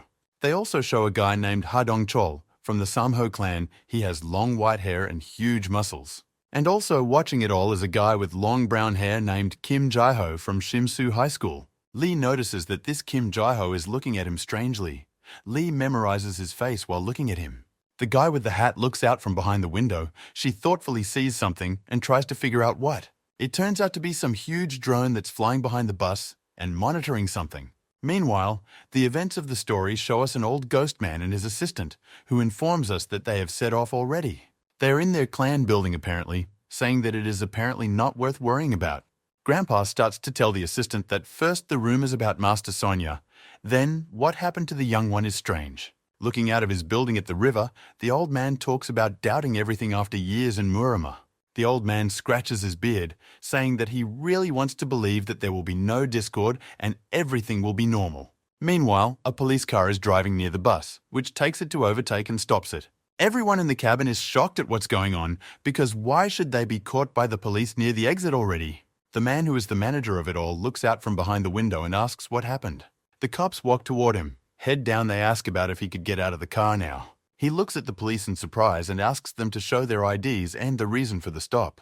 However, the very next second, a police officer's gun is put to the head of the male organizer. The policeman looks at him with wild eyes and tells him to stop talking and asks him to get out faster. Everyone started to approach the bus exit to see what was going on, Lee's friend asking to be quieter. The organizer of the whole raised his hands and began to get out of the car little by little. The policeman continued to threaten. Lee begins to angrily ask if anyone else has ever seen such evil cops before. A guy with long brown hair started to ask why Lee was speaking to him in you. The guy in the hat sees another car coming from behind and reports it, saying they're apparently not alone. Dozens of masked men with guns ran out of the car and began approaching the bus. The policeman tells the driver that he is giving him 10 more seconds to open the door quickly. Ginny tries to walk forward to see for herself what's going on, but Lee stops her. Lee, along with a friend, discuss what they had better do now and take action against them. However, Lee's attention is caught by some strange feeling, as if he is sensing another person. Lee is creepily surprised and tells his friend that he felt the energy of a man he knows. Meanwhile, on the road to all this, someone is being carried with great speed and a wild aura saying, 7. This unidentified man approaches the car and the bus. Already close to them, he says, 8. The next moment, he was behind the back of a group of masked men and said, 9. And after another second, he knocks the policeman's face off with his foot, saying simply, 10. Some guy with black hair and a white suit knocks the police off their feet and seems to fly over everyone. It turns out to be a young boy named Hyuk Sochon, who is the heir to the Cheongdo clan. The other guys in the car also recognize him and are surprised greatly, asking what he's even doing here. Lee, seeing this all, confirms his doubts, saying that he knew it. It was his energy he felt. The cop started yelling at this guy, pointing at the driver, and threatening that he would kill him if this guy moved. Lee turns to Ginny as if he wants to give an order, but she talks about how she's already figured it out. Meanwhile, this guy knocks this cop down with a deft leg kick and throws him off to the side of his body. This all pisses off a group of masked men. Seeing all this, they point guns at him and start insulting him. However, they don't get a shot in time, and this guy is already overtaking them and knocking them flat on their backs. Trailing off, he stops, telling everyone that if they don't want to make things worse, just let them close. However, the group of masked men don't listen to him. They decide to go on the offensive against him altogether. However, with a single downward energy charge, he scatters them all in different directions, and then instantly rushed forward, tearing them all on his way in different directions. Meanwhile, all the guys on the bus were just watching what was going on and pissing on his battles. They're very surprised that this guy took care of everyone in no time, so the rumors about him weren't lying. Meanwhile, Lee's friend's girlfriend looks at him with loving eyes, saying how beautiful he is simply. But Lee's friend coughs and asks her to wake up already and come to her senses from what she's seeing now. Meanwhile, this guy approaches one of that group and says he won't talk much and asks who they are. After learning everything, he calls the old man Ghost and informs him that they are people from the Blessing cult. The old man speaks of having heard of such. The lad adds that their head is now also in a hell of uninterrupted torment. The old ghost man says these guys are complete idiots. Stealing a police car to extract their ringleader is stupid. However, the guy on the other end of the line surprises the old man by saying that the question is different. How did the information get to them then? The guy tells the old man about assuring him that the event would be held in secret. But there's news like this. Meanwhile, our heroes who rode the bus to hell discuss why this guy is helping them at all.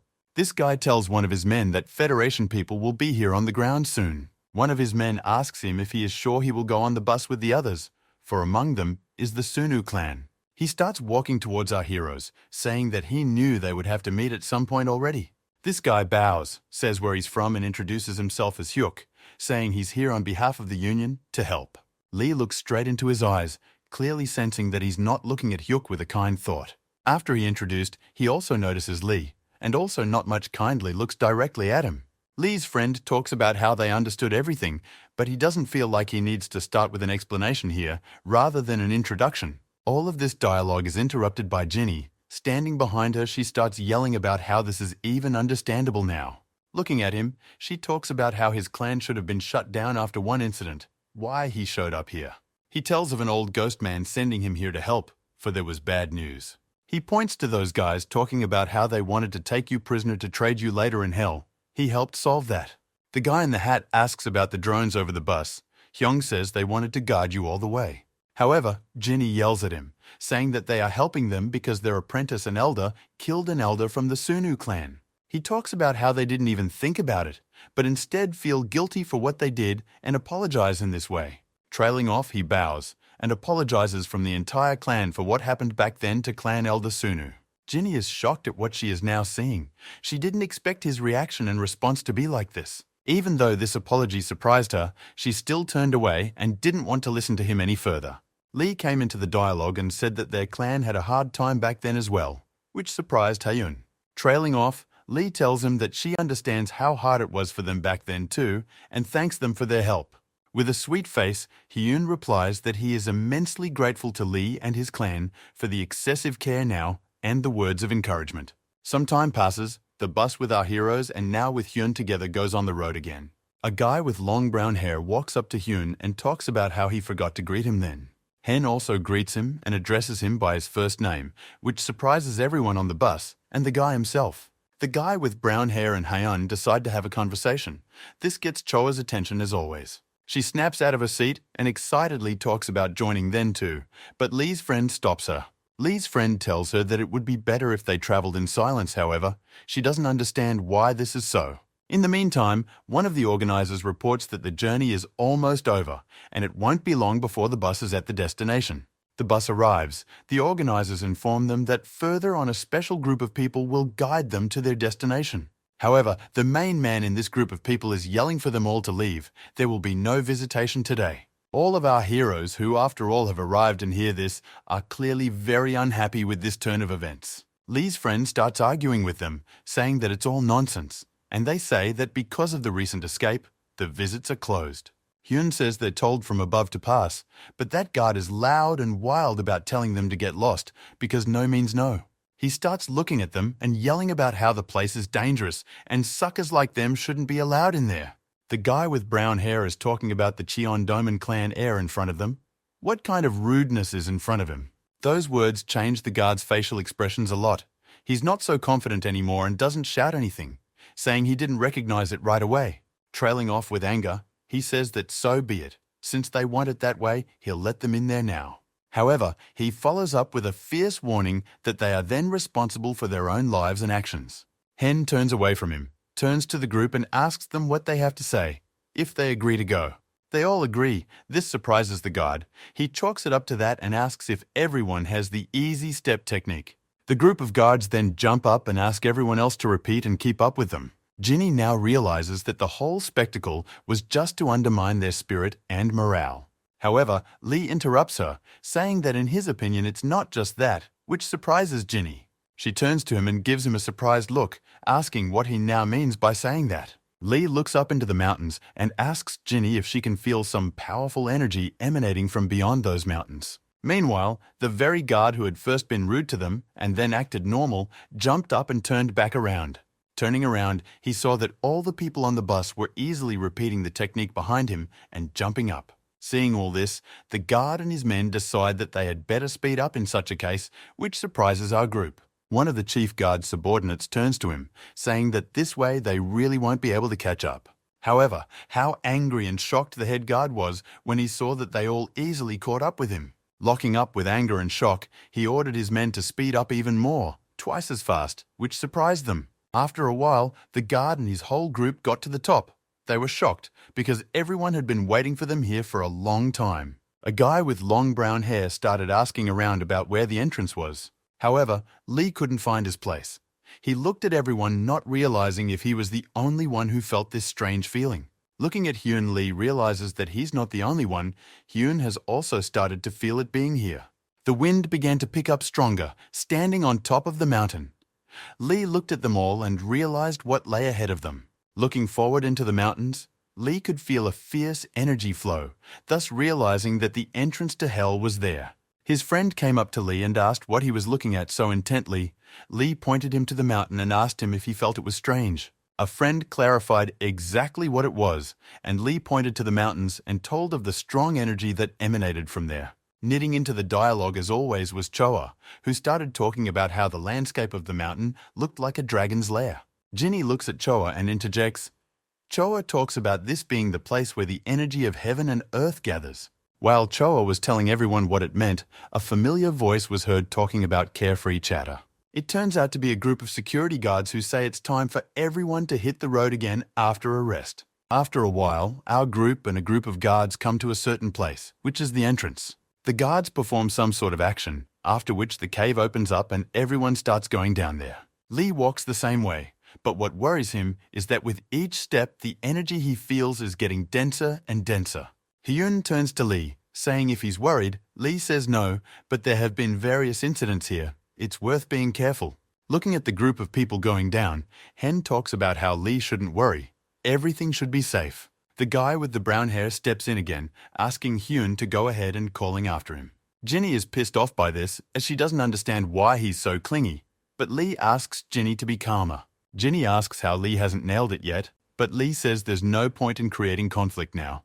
Looking at them all, Lee quietly tells Jinny that he's not the only one who has a negative attitude towards them here. Jinny glares at them all, and with a disgruntled face says something about how it looks like Lee is right after all. A friend of Lee's enters the dialogue and talks about Hyun being a star in Marima, an idol of sorts you could say. Also, Lee's friend adds about how everyone here is pretty powerful, and Lee without his head status means nothing to them right now. Meanwhile, while they were all chatting, both the guards and our group came to an iron door of some sort. The head guard is talking about how everyone should be very careful. Now he's going to open the doors there. A second after he opened, a large hand with energy flies right in front of his face. He manages to dodge. The shocked guard, Hyun and the others, look to see that some person has walked out towards them. The head guard immediately began shouting that they had a fugitive here and asking everyone to attack and apprehend him urgently. However, all he does in response is spread his arms and yell about how all of a sudden they were going to catch him now. A second after his words, he had two guards in his hands and grabbed them by their heads. In the next instant, he began to crush their faces until they were bloody, saying that they wouldn't do anything with such skills. The main guard took a club and went to help his men. Our guys decided to help as well. This prisoner proceeded to crush their heads and draw blood, telling them if no one wanted to join. Next, this sick prisoner took the corpse of one of the guards and threw it into the hands of the head guard. The culprit jumps on the main guard, but then Hyun steps in and strikes him from above. This whole situation is being watched by our group from the bus, shocked at how abruptly it all started. The sick prisoner begins to praise Hyun for having such powerful energy, saying that if he had gotten in, he would have killed him already. Trailing off, this sicko launches the body of the head guard at Hyun, screaming that it's his reward. With that, the sickly criminal began to raise his hand and start creating a charge of energy, declaring Hyun as his target. However, Lee steps in. A second later, he's beside him and starts throwing a punch right into his arm. His arm scrapes through. He starts screaming in pain and blames Lee for it all, which is generally true. This sick criminal looks right at Lee and talks about who the hell is this other guy. Lee follows up with another punch and turns him upside down, sending him straight to the floor with an attack. Trailing off, the body of this sick criminal bounces off the floor and flies off in the other direction. Hyun and the head guard looks at it all. The head guard comes to shock at what he sees. The whole group is shocked by this, especially the guy with the long brown hair. Meanwhile, this sick criminal unconsciously lies near the gate of the entrance and does not move. Lee looks at him and the gate, as if wondering if it's all worth it and his efforts in the future. Lee, with shock, senses something and begins to stare at the gate.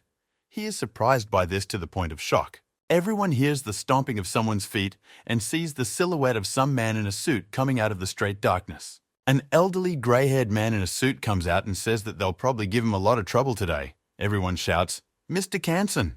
The whole group looks on in shock and says, "Is this really Mr. Canson?" The head guard immediately folds his hands into the proper pose and bows, greeting Mr. Canson. Everyone else in our group began to do the same, bowing and greeting this man. Immediately after, Mr. Kansen began to greet them as well and spoke of how happy he was to see everyone and thanked them for the journey. He talks about how he learned of his arrival from a letter from Tanju.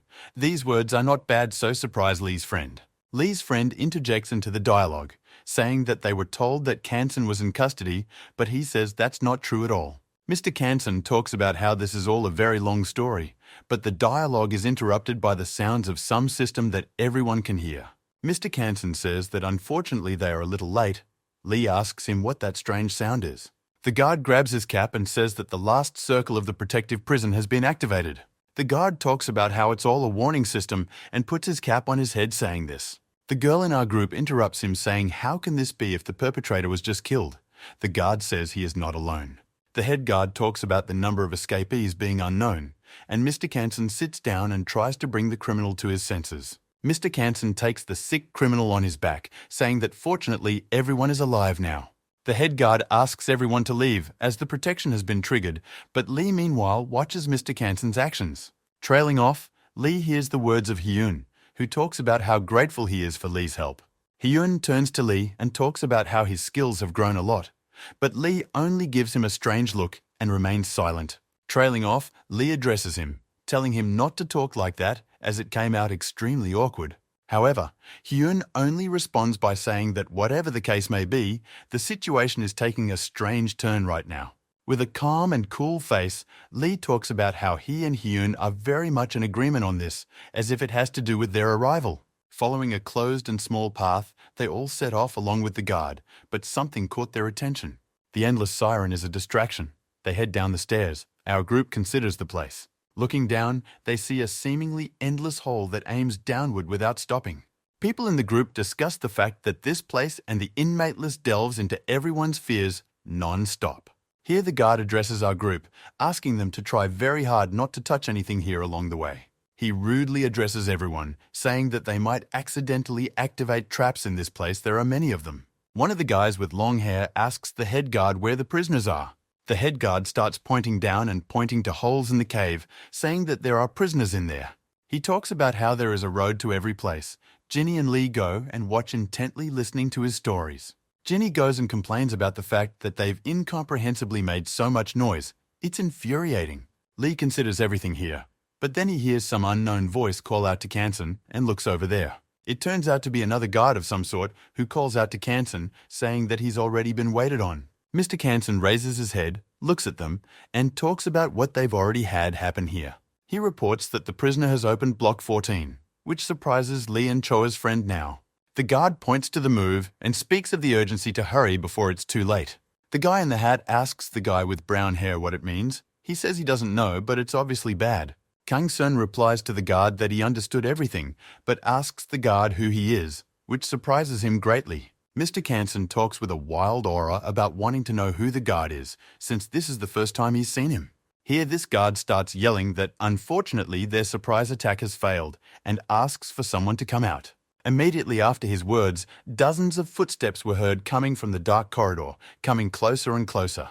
From below where the guard was standing, some people started walking straight towards Kansen and the group of people. The same thing happens on the other side, where Lee and Ginny are standing at the end. They too have people coming at them down the stairs with rebar in their hands. Our group of people are creeped out by what's going on. They clearly didn't expect this outcome today. The very same guard began to take off his uniform and talk about how happy he was to see Kuman Kangsen and his skill. Trailing off with a look on his face, the guard talks about how he has become very curious about how he would behave in such a situation. Next, this guard holds out his hand and shouts to all of them to attack, and then they all burst out of their seats at our group. Lee's friend is the first one about to take the hit. He raises his hand up as if preparing to strike. Before he can do so, Kansen scatters several enemies with a single blow. That's scary to this lying guard who didn't expect things to be so easy for Kansen. It also surprises the heck out of our group as well, who are shocked at how easy Kansen makes it all look. Kansen started throwing punches to scatter all these criminals, which shocked the guard who is standing there watching. Kansen glares furiously at him, raises a huge aura, and talks about being able to console his interest in Kansen's power. The fake guard started smiling and talking about how no matter how well Kansen fights, he can't beat them all. Hyun also intervened in the fight, attacking the second group of people on the other side and began to help Kansan with them. Meanwhile, Jinny and Lee have yet to decide to do something too, or think it's just unnecessary and stand there watching. The escaped prisoners who followed the fake guard began to marvel that it turned out like this. Hyung blocks their path, telling them that they shouldn't go any farther and all those who disobey him may lose their lives. However, a few of them still dare to attack Hyun, saying that the threats of some brat aren't scary to them. They call him a girl-faced juvenile. He in turn just watches and waits for the moment to spring into action. One of the guys in our group decides to intervene in the fight, telling the runaways that how dare they attack the heir to the clan. Meanwhile, the fake security guard is standing there sweating because his men can't even handle the veneer anymore. Meanwhile, Kansan turns to the fake guard and asks him to act more seriously if he wants to fight him. The fake guard abruptly pulls out some weird weapon and talks about how he wasn't actually going to participate. Next, he rushes in with an attack on Kansan, saying that since this is the case, he's going to try a little harder tonight. Meanwhile, a few more of our group began to attack the escaped prisoners and attacked them furiously. One of the guys in our group is talking about how those guys are going nuts already, and the guy in the hat says they're realizing their dreams. Jinny and Lee are still standing there just watching this. Jinny talks about how she doesn't understand why they are so excited about everything. Lee focuses his gaze purposefully on something, and Jinny adds that they're acting like they're on the playground. Lee's facial expressions change drastically. He is very surprised. He feels some energy familiar in his mind. Hyun feels the same way while one of the runaways complains that they've been thrown into too much trouble with these suckers. The same guy turns to see a group of his men in the tunnel, however sees them there all covered in blood and a huge man walking towards them. The man, or monster, has huge red eyes and speaks rudely from the cave about arriving at the address, mentioning Kansan. One of the runaways starts to ask what he wants, but he just grabs him by the head and crushes him with force. The guy with long steel hair also began to feel the energy of someone, just like Lee and Hyun. A loud voice began to be heard from the tunnel, shouting about, "Where are you, Kansan?" It was clearly the voice of this monster. A beast came out of the cave. It was a huge gorilla that was both human and animal at the same time. The fake guard clearly had nothing to do with her, for at the sight of her he began to scream in panic, Kansan only staring in surprise. Followed by this monster seeing through Kansan's eyes, talking about finally finding him, and the fake guard yelling about who let her out at all. The real head guard started looking at him and talking about how he had single-handedly killed the entire Union Guard once upon a time and never once lost. Kansan began to stare at the behemoth, and the head guard added that it was Kansan's help that had once caught it. However, as Kansan glared at him, the fake guard decided to strike, but expectedly missed. The fake guard started talking about how Kansan had lost his guard already, and added that his weapon was poisonous. Meanwhile, a huge monster gorilla began to descend down towards Kansan, thus he was pinned on both sides. However, in the way of this gorilla were our guys, who began to block its way to Kansan. But to their great surprise, the monster did not begin to stop so easily, which surprised them, for they had expected it to stop. They got more serious with him. Pulling out their weapons, our guys started blocking his move even more. However, the monster is not intimidated by this in any way. He simply delivers a sharp blow with his large hand right at them. To the rescue comes Hyun, who dramatically lowers their heads and tells them not to be so bold. Though the monster is strong, but not that fast, Hyun manages to get the guys aside in time, which surprises the monster. Trailing off, Hyun jumps up and delivers a huge blast of energy right into the face of this monster, knocking it back. Our boys began to cheer and marvel at how well Hyun had done, which was expected of the heir to the clan. However, Lee isn't happy. He tells Jinny that Hyun's attack didn't work. The monster hasn't been defeated yet. Lee turns out to be right, for in just a moment, the monster's charged arm began to head straight for Hyun. He is surprised to notice this and barely manages to jump up in time to dodge his attack. Hyun yells for everyone to stay behind him and starts running at high speed to meet the monster. However, this doesn't scare the monster one bit. With a look of pathos, he stands there and tells Hyun that he's only a puppy yet. Trailing off, the monster began to attack strangely and very quickly, screaming about how this brat dared to attack to take it. At this point, Hyun has little choice of what he can do, and he simply dodges every attack from this beast. After a dozen dodges and moves, Hyun manages to get close to it and deliver an elbow strike right into the monster's body. However, to Hyun's great surprise, the attack almost fails, and the monster begins to turn to Hyun. The monster jumps up and yells about how Hyun is really good at pissing people off apparently. Ginny is creeped out by everything that's going on. She talks about how it's really weird that not one of Hyun's techniques doesn't work on him. Meanwhile, Hyun dodges every new attack from the monster, as its attacks don't want to go over his defenses at all. Looking at his opponent, Hyun realizes that in such a place and with such an opponent, only energy defense won't be enough. Here suddenly, Hyun was looking at Lee, realizing that it was dangerous not to think about the fight right now, but he wondered how Lee would act right now. However, while he was thinking about what Lee would do, the monster reappeared to remind him that there was no time to think. Meanwhile, the guys in the band were getting worried, not realizing if the whole place was going to fall apart by accident. One of the guys talks excitedly about how it's finally his time. His friend asks what he's even thinking right now. Meanwhile, Hyun is still fighting this monkey, realizing that his attacks are still so fast and you can't give him a head start. Suddenly, Hyun's attention is caught by a guy in their group who jumped right over the monster with a spear. He joyously leaps to realize that as long as the air in Hyun's face distracts the monster, he'll be able to strike and help. Already near the monster's head, he almost strikes, happy that he will destroy the monster with just one blow, just as Hyun intended. However, things are nowhere near as rosy. The monster just throws this guy into the wall with one swoop of his hand and nails him there. All the guys are standing there in shock. They didn't expect the outcome for this guy to be so dire. Hyun also looks at this with shock and starts blaming himself, saying that it was his mistake because he was supposed to protect his comrade. The monster grabs this guy and starts saying he has no brains at all. Attacking with those skills is stupid. Hyun prepares to attack.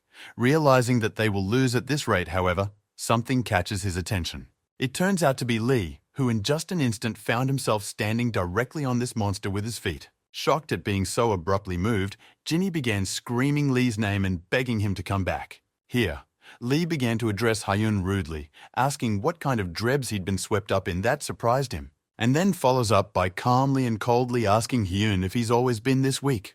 Lee began to push through the monkey's body with his foot. It began to scream in pain and raised its arms to grab Lee now. However, her pathetic attempts to grab Lee failed. A huge charge of his energy began to crush her body from above. Hyun, as well as all those who were there at that moment, were very surprised, for they simply could not have expected such an outcome. Lee's energy charge was so powerful that it broke the ladder beneath the monster, causing it to fall. Ginny began yelling at Lee, telling him that he needed to get out of there right away, for the stairs below him were falling. However, Lee of course felt it. He is not that weak after all. He continued to crush the monster with an indifferent look. Lee began to fall down after the monster below, and Ginny of course went along with him, beginning to jump down after Lee. Lee's friends started yelling at them about where they were going. Had they decided to go massively insane and run away from here simply? Meanwhile, Kansen continued his battle with the fake guard, dodging his attacks time after time. The fake guard realizes that the rumors about Kansen weren't lying. He's strong, but the guard is pissed that Kansen has time to even watch what's going on behind him. This infuriates the guard wildly, and he's snapping out of it, shouting for Kansen to regain guard and pay for it. The fake guard touches Kansen, who holds back the attack, but the guard is creepily happy. With a laugh, he yells that it's over for Kansen, but then he notices some aspect of it.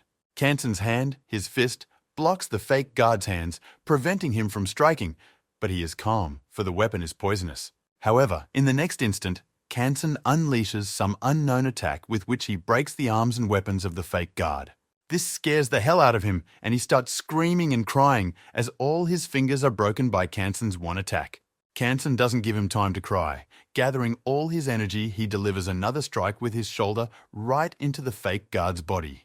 The other fugitives are in shock, for their leader has not dealt a single blow to Kansen in all that time, and he himself is in the wall. Followed by Kansen addressing all the fugitives pathetically, saying that there is no time, so if they can, let them attack in a bunch. However, they all but run away and Kansen is approached by the main real-life guard. Kansen turns around.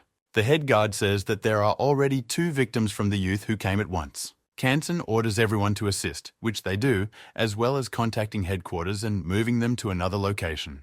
Meanwhile, while all this is going on, Hyun looks simply down, with great surprise and silence. He recalls in his mind Lee, who without any hesitation just jumped down after that monster after the attack. Hyun ponders the fact that Lee hasn't changed much since their last meeting, still giving out the same weird actions. Meanwhile, Ginny flies down to Lee as well, as she is very worried and concerned about him. Taking leap after leap, she descends lower and lower down this huge dark abyss. She keeps looking around, because she can't figure out where Lee has disappeared to, if he has fallen to the bottom. However, Lee's voice is heard from the side, shouting Ginny's first and last name, which of course attracts her attention. It turns out to be Lee, who is standing near one of the prison's passages, and informs Ginny that he is here. She greets him cheerfully and immediately asks him if he is in one piece and is okay after the fight. He smilingly informs Ginny that he's fine. He came down here on purpose to investigate something down here. Lee points Ginny to some tunnel. She talks about how aren't they here for Conson. Lee says another case came up. Lee tells Ginny about some strange energy coming from here, and then Lee hears a familiar voice from behind. It turns out to be the same monster. It turns to Lee, saying he was trying to escape from it or something. The monster, clutching his wound, asks Lee if he was trying to finish him off with it, but Lee says no, he even lowered the technique. Lee trails off, also adds looking at him about how he didn't expect it to come back so quickly. It's Monkey who starts yelling at Lee, talking about how he's a greyhound and thinks he's omnipotent here or something. The monster abruptly starts attacking Lee, much to Ginny's dismay, but in no way Lee himself, who just watches it.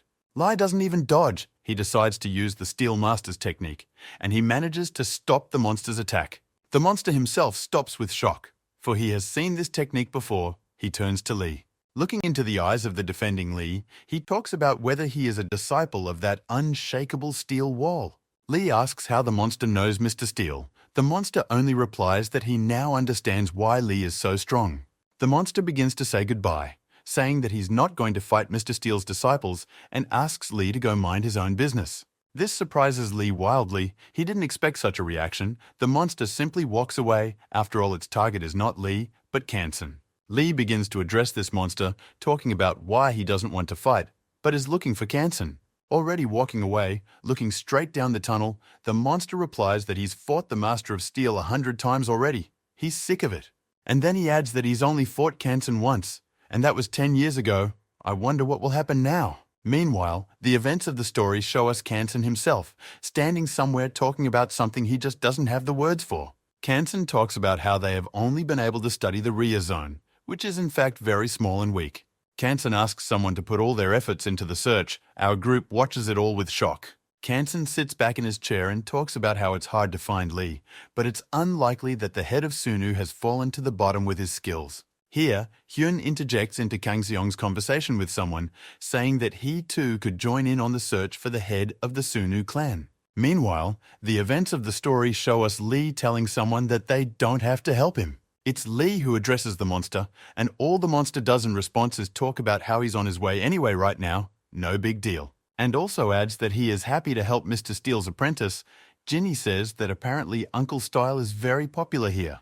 Trailing off, the monster points Lee to some sort of tunnel-like descent in the wall, telling Lee to go down there next. However, the monster looks at Lee and talks about not advising him to do so. There's a real cave in there, no lights or paths. However, Lee addresses the monster, saying that according to him there is no one there, but Lee senses human energy in the cave. Trailing off, Lee also points out some crates and wires, much to the surprise of the monkey himself, who wasn't expecting such a thing. Out of this cave comes a man with an eye patch who addresses the monster, asking what fates and what are the two little girls next to him. The monster turns to him saying that he has the same question. What is he doing here, and what kind of baloney he has set up on top? However, the man only replies that the monster should go about its business with Kansen and not interfere with him, which surprises him. The monster began to tense his muscles and get into a stance, telling the man that he had decided to mess with him here. The monster looks into the man's face, asking him nicely to answer what he's up to here, but the man only laughs back. Trailing off, he puts his hand to his eye and lowers the other one, saying it's as if he's communicating with a wall. At this moment, Lee is abruptly and greatly surprised, for she begins to feel a strange feeling after his words. In the next instant after that, the light in the cave disappears, and the monster, Lee, and Ginny don't realize what's happening. The monster can barely see anything and starts asking why the idiot knocked out the lights now. The monster asks for the lights to be turned back on, and meanwhile this man is behind him with a blade in his hands. Trailing off, the man makes a leap from the wall right into our monster, talking about what he knows about his defense technique. Trailing off, he starts throwing punches and yelling that he also knows that he needs to see his opponent's face to do so. However, nothing happens. There is no impact. The light appears and stands Lee with some kind of device in his hands. And right at Lee's feet is the same man who hit his head on the floor lying unconscious. Lee tells Ginny and the monster that he noticed the man moving the blindfold to attack us. Lee adds that he has been in this situation once before, so he knows exactly how to act. The beast grabbed the man and began to crush his head, asking who he had thought to spend and what his plan was. This man is screaming about how he is not guilty of anything. His job was only to serve Baek Seongho's instructions. The monster interrogates this guy if he's talking about Peng Seongho, who is the leader of the Blessing Cult. Ginny turns to Lee, talking about how these are the same guys who attacked the bus. Lee says that there is definitely something fishy going on here. Lee begins to examine the boxes and talks about how all of these boxes contain nothing but bombs. The monster lowers this man's head to the floor and tells him to deactivate the bombs, but he says he can't, because Baek Seongho put them there. Lee asks the monster to lift the man's head and asks him where this Peng Seongho is. However, this person talks about why he would turn in someone he's in the same boat with and says they can do whatever they want. Followed by the monster grabbing the man, lifting him up and shouting that since that's the case, let him die. But the man started shouting stop. He started yelling that so-and-so would tell everything, just don't kill him. However, in the moment this person reaches for something with his hand, uses something, a bright light appears. Immediately afterward, he broke free and started running away, the monster telling everyone that it was clearly a light grenade. Lee yells to Ginny that she should go and report everything to Mr. Canson, and Lee himself runs after the man. Meanwhile, our group, along with the guards, go around mopping up prison escapees. A guy with brown hair addresses Hyun, talking about how there are so many people not giving them a pass. He says there are too many of them. Does it seem like it to him? The guard says no. It doesn't seem like it to him. The guard looks at Hyun and talks about how the prisoners shouldn't be here at all, and he has no idea why there are so many of them today. Hyun walks up to one of the prisoners they've dressed and asks him if he can explain what's going on here. Hyun asks what the prisoners created such a ruckus for, but the man only replies that how would he know about it? The prisoner continues, saying that he is simply subordinate to the head of the cult. He doesn't know all this. Hearing this, Hyun tells the head guard that he needs to step away for a couple minutes. The guard says okay. Hyun heads to the phone, he calls Kanson, and talks about how he has a pressing issue here. Hyun coolly asks Kansong on the phone if there is a man named Peng Seongho among the escapees. Meanwhile, the events of the story show us someplace in a cave. There sits an old man with long grey hair. Some person approaches him, comes up and calls him as a head, then catches his attention. Several people in isolation suits come to him and talk about how they have successfully collected everything in the area. The man stands up, picks up a book, and says that since that's the case, it's time to move out. Here, a man appears from a tunnel in the cave and runs to meet the head and shouts that the monster has seen the bombs. This cult leader looks into the eyes of the man with the blindfold and asks who it is. He calls out the name of the gorilla monster.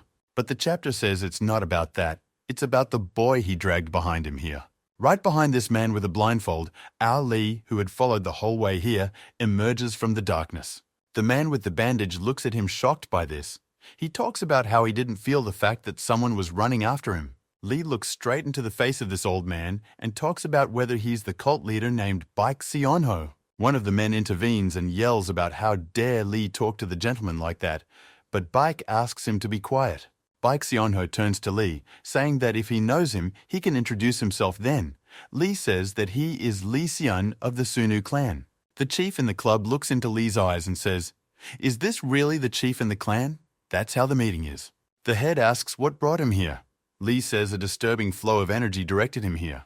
Lee rudely addresses him, asking if he framed the escape as a distraction and energy not felt by others. Lee asks him to explain what's going on, but the man in turn only turns to his man, saying that all the blame is on him now. The cult leader turns to Lee, and when asked what he's doing here, shows him a flask with some kind of stone inside. Lee is greatly surprised when he sees this flask, and only wants to ask him about whether it is really this, but is interrupted. The head of the cult holds his subordinate's head and says that they had better omit the tedious explanations. Immediately after his words, he opens the flask and pops this blue stone right into his subordinate's mouth. Lee looks at everything going on with shock. It's like he felt something strange. Immediately afterward, that subordinate fell to his knees and started coughing loudly, and the cult leader laughed and said, "Feel on your own." This subordinate's face seemed to start to swell. He shockingly started trying to spit it out. His face was covered in veins. Right after it began to happen, the cult leader loudly shouted, "This is it, the power of eternal energy," which shocked Lee to the point of being creepy. Here Lee calms himself down a bit and clearly asks the cult leader if this is the energy associated with the demon. The cult leader, as well as the cultist behind him, is very surprised by Lee's question, and meanwhile the subordinate is still coughing. The cult leader looks at Lee strangely and speaks of being very surprised that anyone else knows about eternal energy and the demon. Lee asks what she is, however. The cult leader doesn't give a clear answer and only looks at his subordinate. The one in turn stops coughing in a moment, exhales and yells about feeling pretty awesome. The cult leader says that the circulation process is apparently complete. He just subordinate to kill Lee and head after him.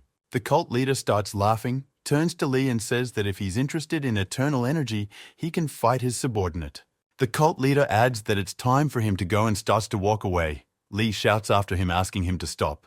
However, his requests are abruptly interrupted by the appearance of the very subordinate who began attacking Lee. He starts smashing things around, attacking Lee, and talking about how the power is coming out of him like a bucket. At the moment, Lee is only dodging his attacks. He can't understand what strange feeling is not leaving his body. He looks at this cultist and thinks about the fact that is this power really the boundless energy that Kuman Ren needs? Trailing off, Lee sharply attacks a subordinate and says that if that's all it is, he doesn't see much power here. However, in the next instant, Lee's attack was repelled. It was done by this subordinate. Lee is surprised by this. Lee looks directly at him and can't understand how this is possible, since just now he directly attacked him. Meanwhile, the nosebleed cultist looks at Lee and asks if this is a blow in his opinion.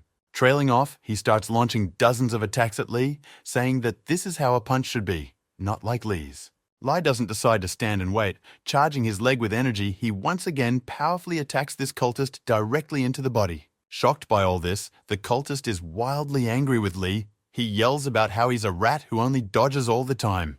This cultist snaps out of his seat and begins a volley of non-stop attacks on Lee, shouting that they are about to find out just how strong Lee is. Meanwhile, the events of the story show us the monster and Ginny. Together, she searches for a working phone in the cave. However, unfortunately for her, not any of these phones don't work. She complains about it all. Ginny suggests that the monster go find Kansen and report to him about the bombs, and she in turn goes looking for Lee. The monster points his hand at himself, talking about whether Ginny thinks what he's talking about, why the wardens would believe him. The monster suggests doing this. He goes to find Lee and Ginny runs upstairs to find Kansen. Ginny is surprised. Meanwhile, Lee is fighting that cultist. He smashes everything around and asks Lee why he isn't having fun too. He looks at Lee and yells about how he won't be able to fight him that easily anymore. He can beat anyone now. However, the whole scene doesn't surprise Lee at all. He turns to him and says, "Enough is enough." The cultist in turn only smiles bloodily with blood on his face, saying that Lee was afraid of him. Lee looks at him and tells him to look at his hands, which are oozing blood. He looks at them in surprise. Lee looks at him calmly and adds that this happens when the energy vessel is full. He begins to look at his hands with shock, and Lee adds that this happens when the energy is higher than the body's strength. The cultist looks at his hand and talks about how this is the only unfortunate consequence in return for such power. Lee begins to advise him on what to do, however. He doesn't listen and only leaps at Lee with his fist to attack. Lee is disappointed. He didn't think about this cultist being so stupid. Lee just stares at him. After that, Lee with his arm easily repels his attack and launches it to the floor just. Coldly, Lee looks him in the eye and says enough on that, or he'll just drive himself into the grave like that. The cultist is starting to realize a little bit of what's going on. He looks pitifully at Lee and just stands there. Meanwhile, this cult leader and his men are coming. The cult leader says, "Don't give a damn about that man. He was a puppet." Already at the exit of the tunnel, the cult leader stops. He is visited by the feeling that there is someone else here. As it happens, a guy with black hair and a black latex suit appears right in front of him. The cult leader looks at him and says that's amazing. He is, after all, ordering everyone to block the paths down. This guy starts saying there are questions for Pac and asks for a blessing cult attack. The head of the cult looks at him thoughtfully, saying that things are bad, for he didn't much want to face this man. This person talks about how he knows Baekseono is crazy, but is he really crazy enough to steal the Shadow Warrior's item? Baekseono replies to him that it just so happens that he found a bigger client. This really surprises this guy. Guy says there's no one who offers better terms than them, but Peck replies that there is, and a very powerful one. Meanwhile, the events of the story show us an unknown location, some strange red helicopter flying over the mountains. Kumun Ren appears from the helicopter with Sophia. He asks if this place is his demon grave too. Meanwhile, the events of the story show us Lee. He says goodbye to that cultist and advises him to do an energy circulation to survive. The cultist began to look at his hands again and realized that he really could be much worse off. However, neither these thoughts nor Lee's words apparently stopped him, for he shouts to Lee where he is going. And right after shouting this, I jumped at Lee with a punch of energy, which Lee dodged. Lee began to dodge again time after time and yell at him about how he wasn't lying to him, and he really could die soon. However, in response, Lee heard that he didn't care. He felt strong for the first time. He was ready to die. These words surprised Lee. He once again bears down on Lee, repeating that having such gigantic strength, he has no intention of stopping. He adds that he would rather die fighting Murame than give up such gigantic power. These words surprise Lee, but he remains silent. Lee is quietly talking about what a complicated concept Muram is. Hearing this, he abruptly stopped and did not attack Lee. This is when Lee decided to attack him, saying since it's already like this, have it your way, and swooped in with a charge of energy. Lee's energy charge was very strong. It blew away everything around it and seemed to burn through this cultist's body. The cultist, covered in blood, began squirming in pain and screaming, and Lee's energy seemed to illuminate the entire dark cave. After the attack, Lee only stood there looking at him, pondering what this cultivator had said recently. Levant une aura sauvage derrière lui, Lee dit qu'il va frapper sérieusement. Ian devrait... Trailing off, he looks at the guy in the black suit and says he'll have to shut that one up, because he knows a lot now. He looks at him and says he won't let go so easily, and his men pull out some canes. This guy ignores everything the cult leader says, and only says he's waiting for the right item first. However, the words said by this guy surprised the cult head. He didn't understand what kind of goods he was talking about. In the next instant, one of the cultists began killing Peck's men, who in turn managed to dodge. The killer was one of Peck's men, who was also standing behind Peck the entire time in the suit. The man next pointed to the boxes of cane and said that all the goods had already been received by them. The head of the cult began to yell at him, talking about the point at which he had managed to contact the Shadow Warriors. However, the guy in the black suit standing behind stated that he was originally in their row.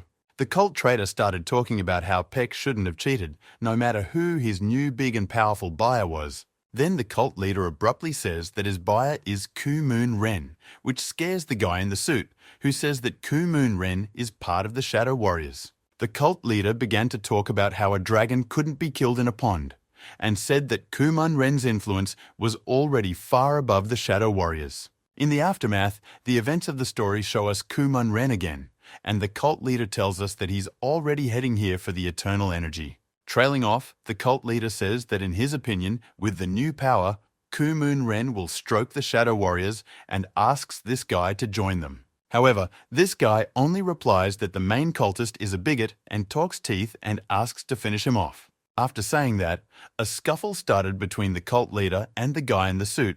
The cult leader started talking about how they were very difficult to deal with, followed by the cult leader pulling out some kind of balloon and talking about how if they don't want to do it the good way, they'll do it the bad way.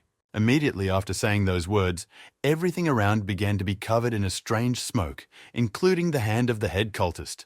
In the next instant, with that hand, he grabbed the very man who had gone against him. Immediately after he touched, that person's hand began to be covered in blue energy and seemed to dissolve.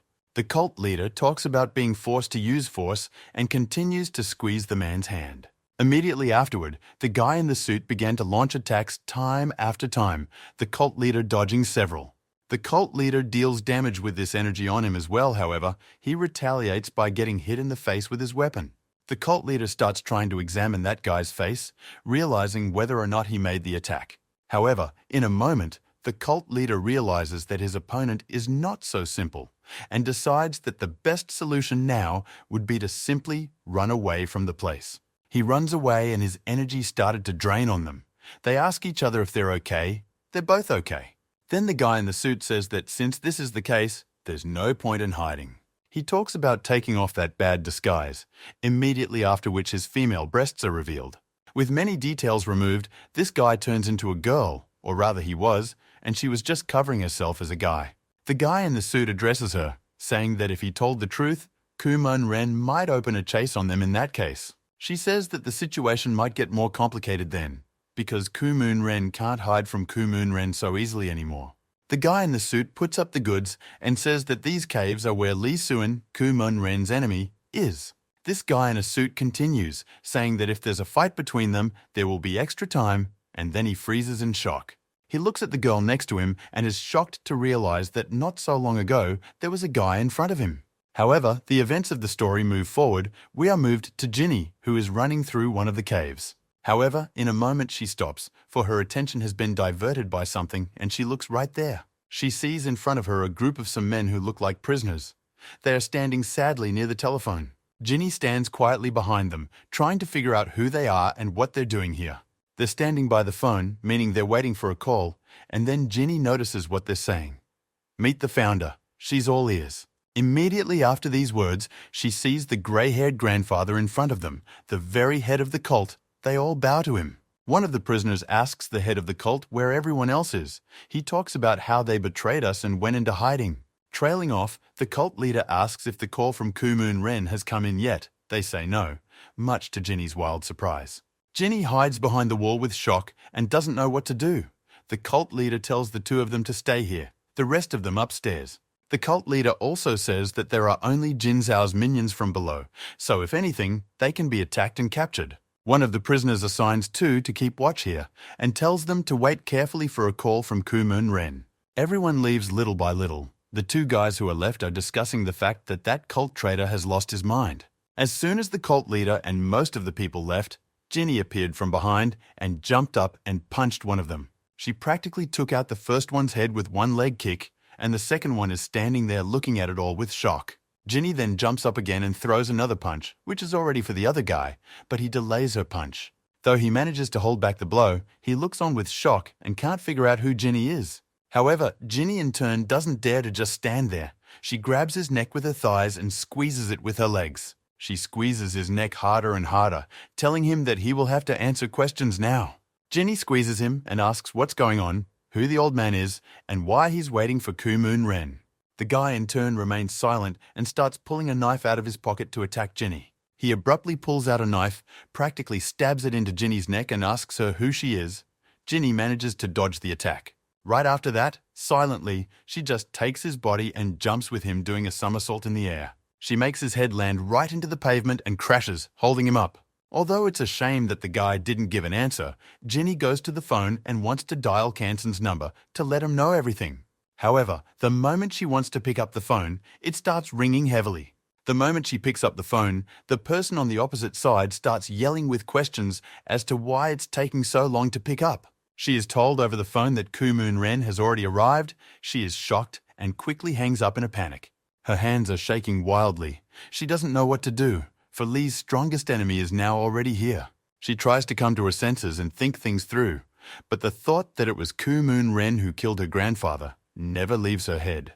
Ginny thinks about how this place is perfect for a battle with him, and there's a lot of explosives here right now, but she remembers something. Namely, that if Lee found out about it now, he would immediately go into battle with him, and most likely lose and die. She decides that the information about Kumon Ren's arrival shouldn't reach Lee, so she'll ask Kanson to work things out. Meanwhile, Kumon Ren is watching with a confused look on his face as they are supposed to get an answer on the phone.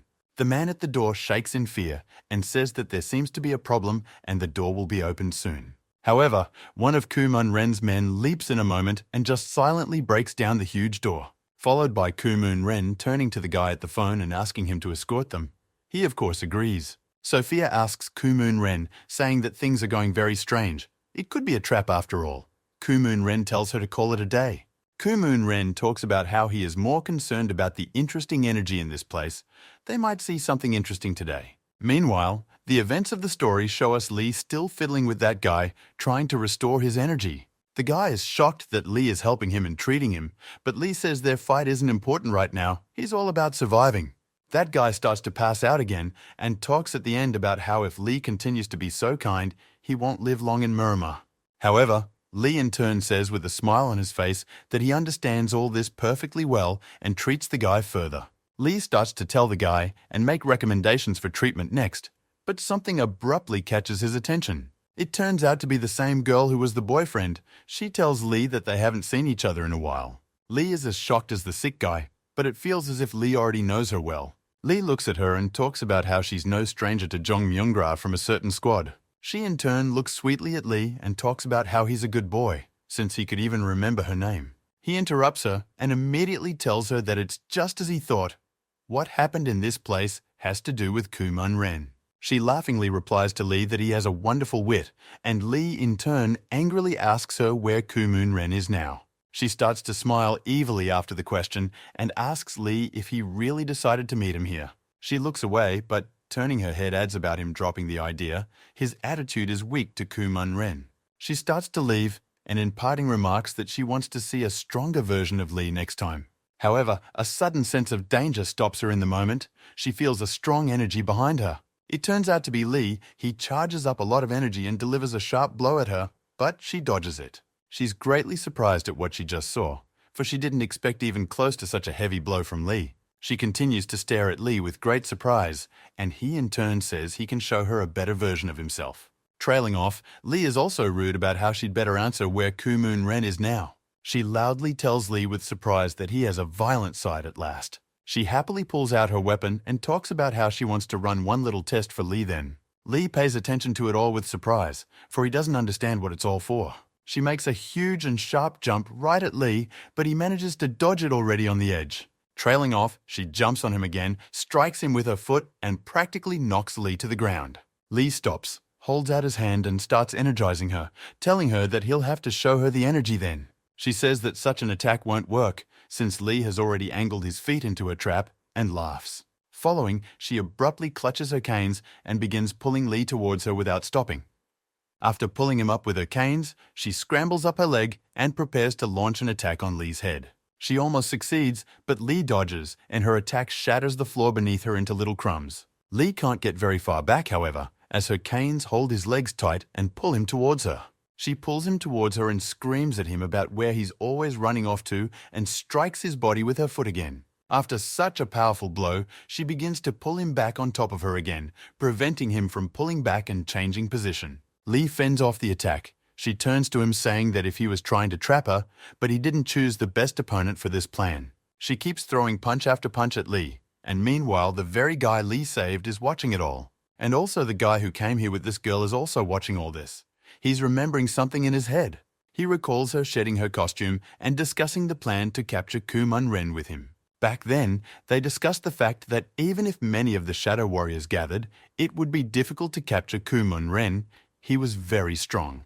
Then this girl was looking at the merchandise and talking about some last will of some elder, and that there are no traitors in the Shadow Wars. Then she remembered Kuman Ren, and told that guy that a man like him wouldn't just let them go.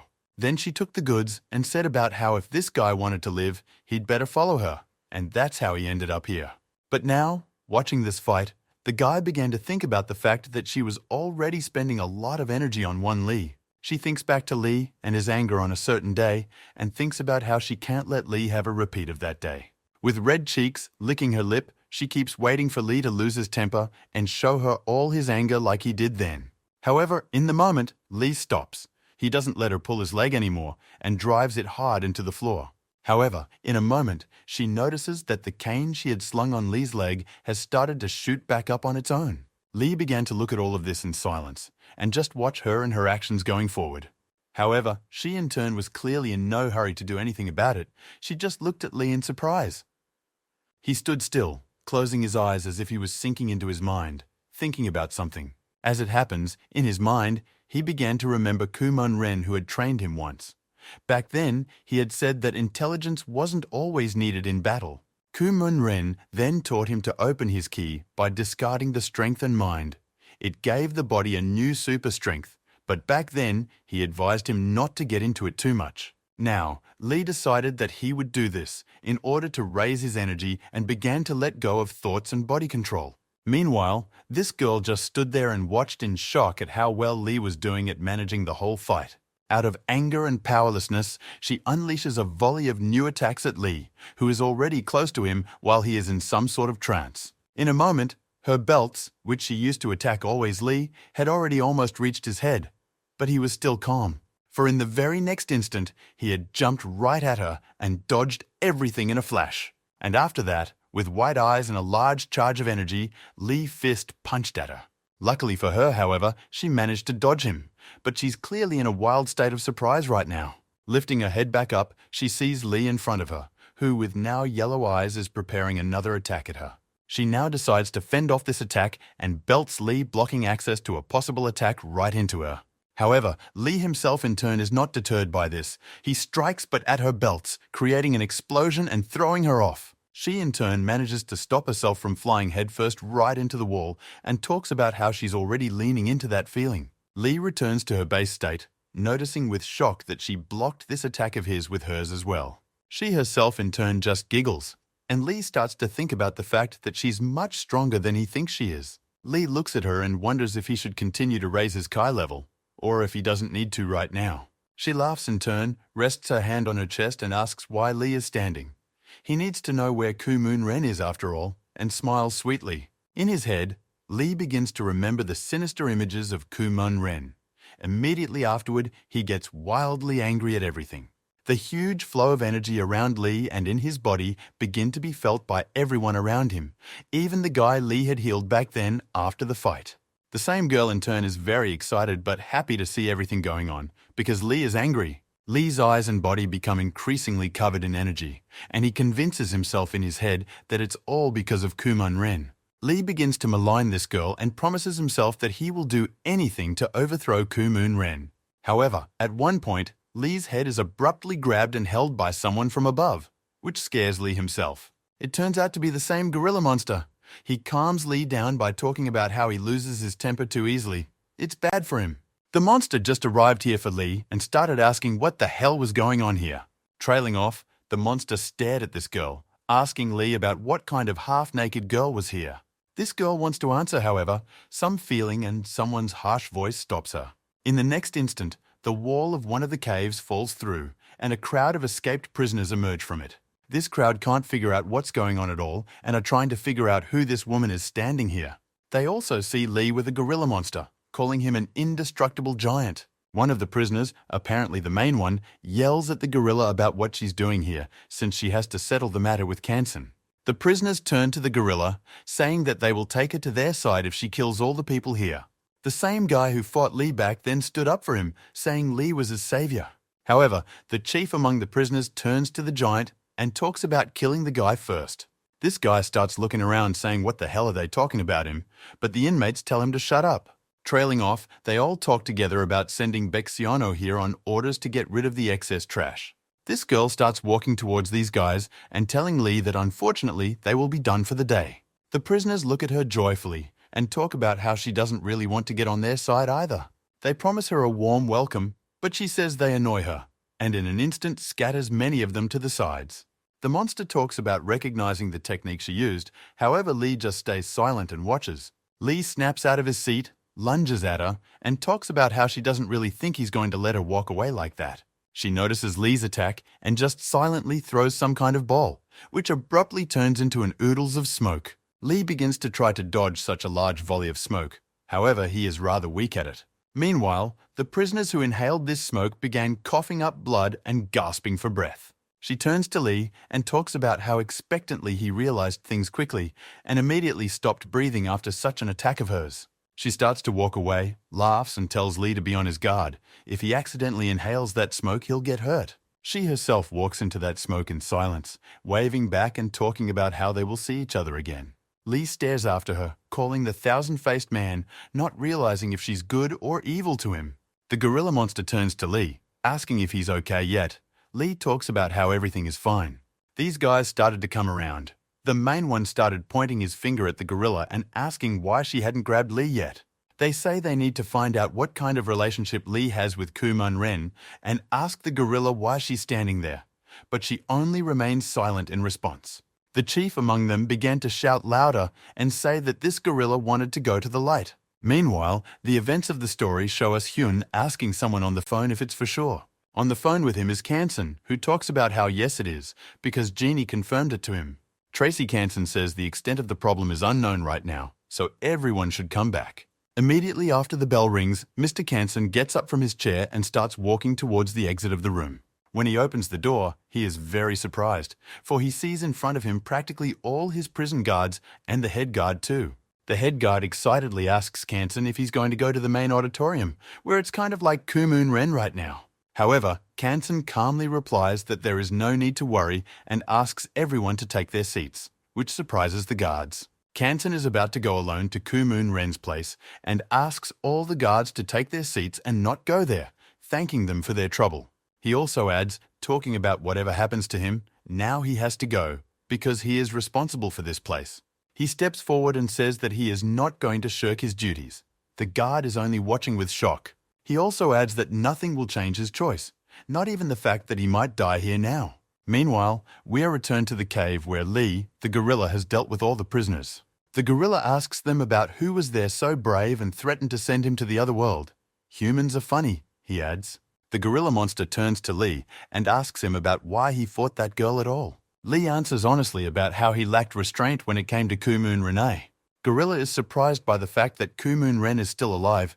He once wanted to fight him, for other people bored him with his strength. One of the surviving inmates talks about what it means that their director went to meet such a person. Trailing off, this prisoner begins to threaten that if the director meets this man, but before he can finish speaking, he is interrupted by Lee. Lee grabs this prisoner with wild speed and asks with anger simply, "Where?" A very angry, wild-eyed Lee raises his aura and asks the prisoner where the meeting with Kumun Ren is. Meanwhile, the events of the story show us the head of the cult, who tells us that he is happy to see the legendary Kumun Ren. Kumun Ren and his group turn around, and the cult leader with the bag starts walking towards them. Kumun Ren takes out his cigarette as usual. He looks into the eyes of the cult leader, clearly not with good intentions, and simply remains silent. The cult leader turns to Kumun Ren, asking him about what made him come here. Kumun Ren looks at the cult leader and talks about how didn't he call him here to hand over the item he needed. Here, the cult leader addresses Kumun Ren, saying that it won't be easy to get rid of his past client. Trailing off, the cult leader says that while he was getting here, he lost a significant amount of eternal energy. Trailing off, Kumun Ren stares silently at the cult leader before asking if he really called him here to deal with them. The cult head was abruptly startled by Kumun Ren's aura and looks at him trembling, saying that this was not the case at all. Following, the cult leader says that he has already sent out his men, so there is no need to worry. Kumun Ren's men are surprisingly silent. The cult leader goes to Kumun Ren and talks about calling him here to build a trusting relationship with him. The cult leader points Kumun Ren down the prison and tells him that the demon's grave is at the site of the Alliance prison. Kumun Ren looks at him a little surprised, smokes a cigarette, and just remains silent, looking into his eyes. Meanwhile, the guy Lee fought, Lee himself, and the gorilla run upstairs discussing the demon's grave. The guy Lee was fighting with started talking about how the best Muram of the time was sent here to kill a demon. Trace tells him that in this way, they have hidden the demon here and destroyed all information about him in Muram. The guy is then approached by a gorilla who tells him that Baek Sionho is here to look for the remnants of this demon for something. This guy speaks to the fact that Baek Sionho was approached to find this eternal energy. That's why they pursued it. Lee interrupts this guy and talks about telling him more about this energy. The guy talks about that very flask. Peng Sionho turned the energy here into the remains of this demon, thus making energy. Meanwhile, Baek Sionho shows Kumun Ren this very flask and talks about it and the possibilities of the energy. The head of the cult is worried about it all. He asks about Kumun Ren if it will all upset the balance of the world. Kumun Ren turns to the cult leader, hands back the flask, and says that it's just nothing. He should have called him for nothing. The cult leader is silent and looks into Kumun Ren's eyes and just thinks about what could be now. The cult leader turns to Kumun Ren, saying that if she is insignificant, he can try it himself, which surprises him. The cult leader says that he would be very interested to know why Kumun Ren is giving up the power of a first-class master. Kumun Ren only looks at him and can't understand why the cult leader is asking him to use energy so much. However, in a moment, something catches Kumun Ren's attention. He gets distracted and looks at the door to the room. Sophia looks over to see that Kumun Ren is distracted by something and asks him what's going on. Kuman Ren's other men also notice the fact that some sudden footsteps are heard outside the door. Following that, the door opens, a blue aura coming out of it, as if a powerful charge of some kind of energy was coming through. Kuman Ren's men realize that someone very powerful might appear now. They all grab their weapons. The cult leader and Kumun Ren look toward the door, and from there a voice is heard saying that they have met again in this place. Following that, Kuman Ren starts smiling, talking about how is he still not dead and came out here again. Kang Sun appears here and comes out from behind the door and stands looking directly into Kumun Ren's eyes. Kumun Ren's people are very surprised to see Kansan, and even scared in a way seeing him.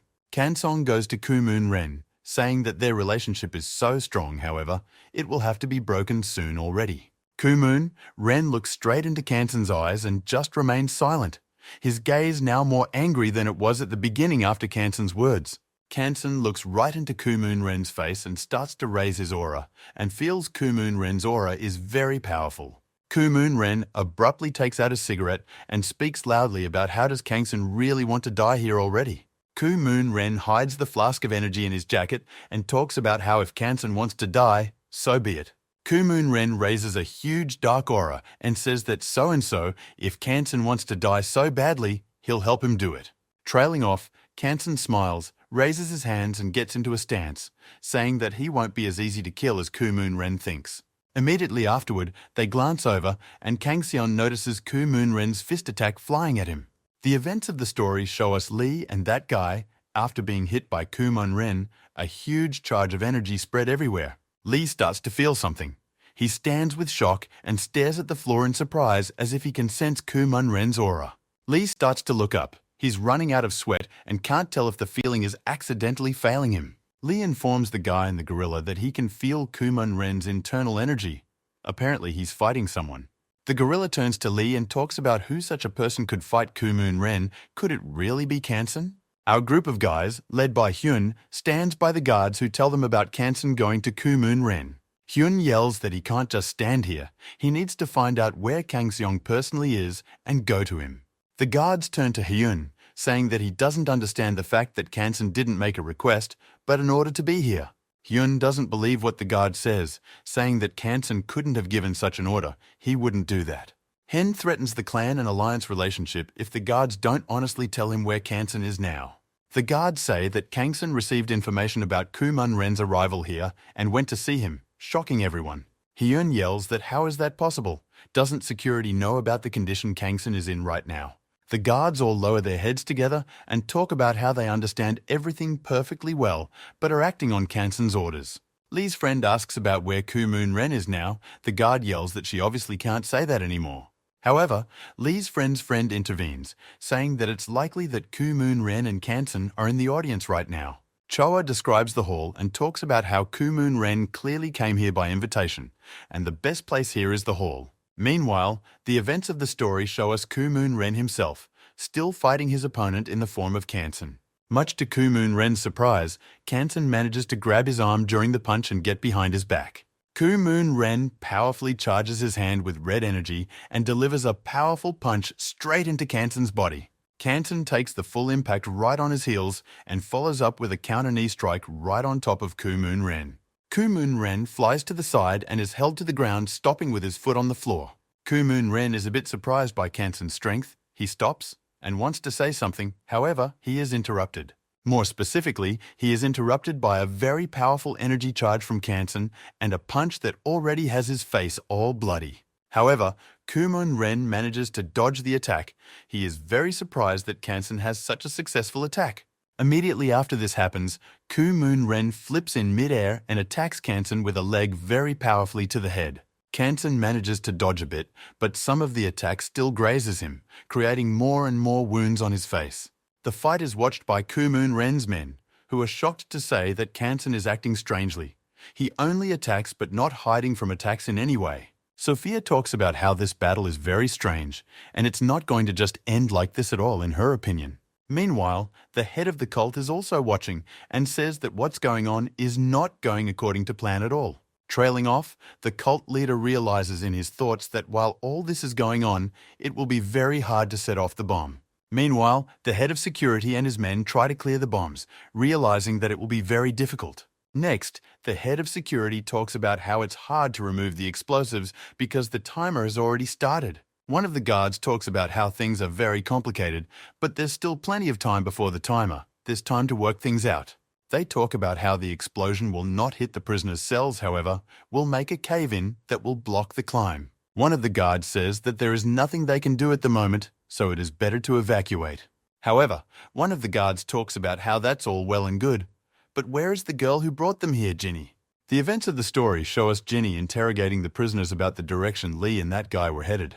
Ginny talks about how it looks like Lee has learned of Kuman Ren's arrival, and the prisoner cries that he was defeated by a girl. Meanwhile, Lee and the guy and the gorilla are standing on the stairs deciding how to get up quickly and work things out. The very same guy points Lee to where he should pick up and talks about how he won't go to Kuman Ren there.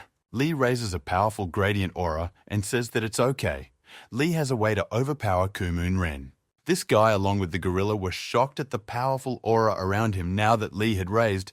They hadn't expected such power. A very angry and powerful Lee declares that they will see how Kuman Ren will meet his end here today. Lee is going to destroy him. Trailing off, Lee takes a leap and heads straight upwards, as if he's just flying like a huge phoenix bird. Followed by the guy talking about how Lee has this aura, the gorilla says it's so powerful they can't even feel him. Lee heads upwards very powerfully, however.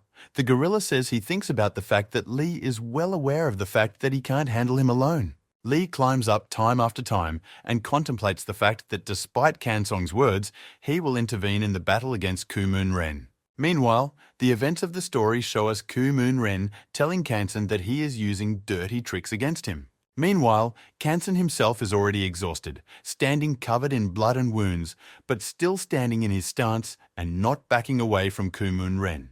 Looking at Kuman Ren with a bloodshot gaze, Kansong accepted in his thoughts the fact that this was his last battle in his life.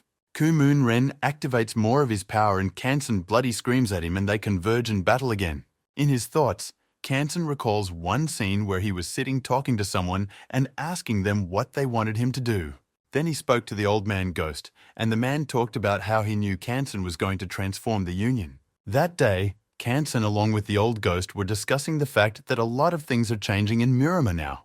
That day, the old man scrutinized Kansan's documents, saying he sincerely doesn't believe people who hide something. That day, the old ghost man put down the documents and said that he didn't realize at all what his plan Kansan was keeping. Then, Kansan spoke of his goal being simply peace and tranquility in Murama and nothing more.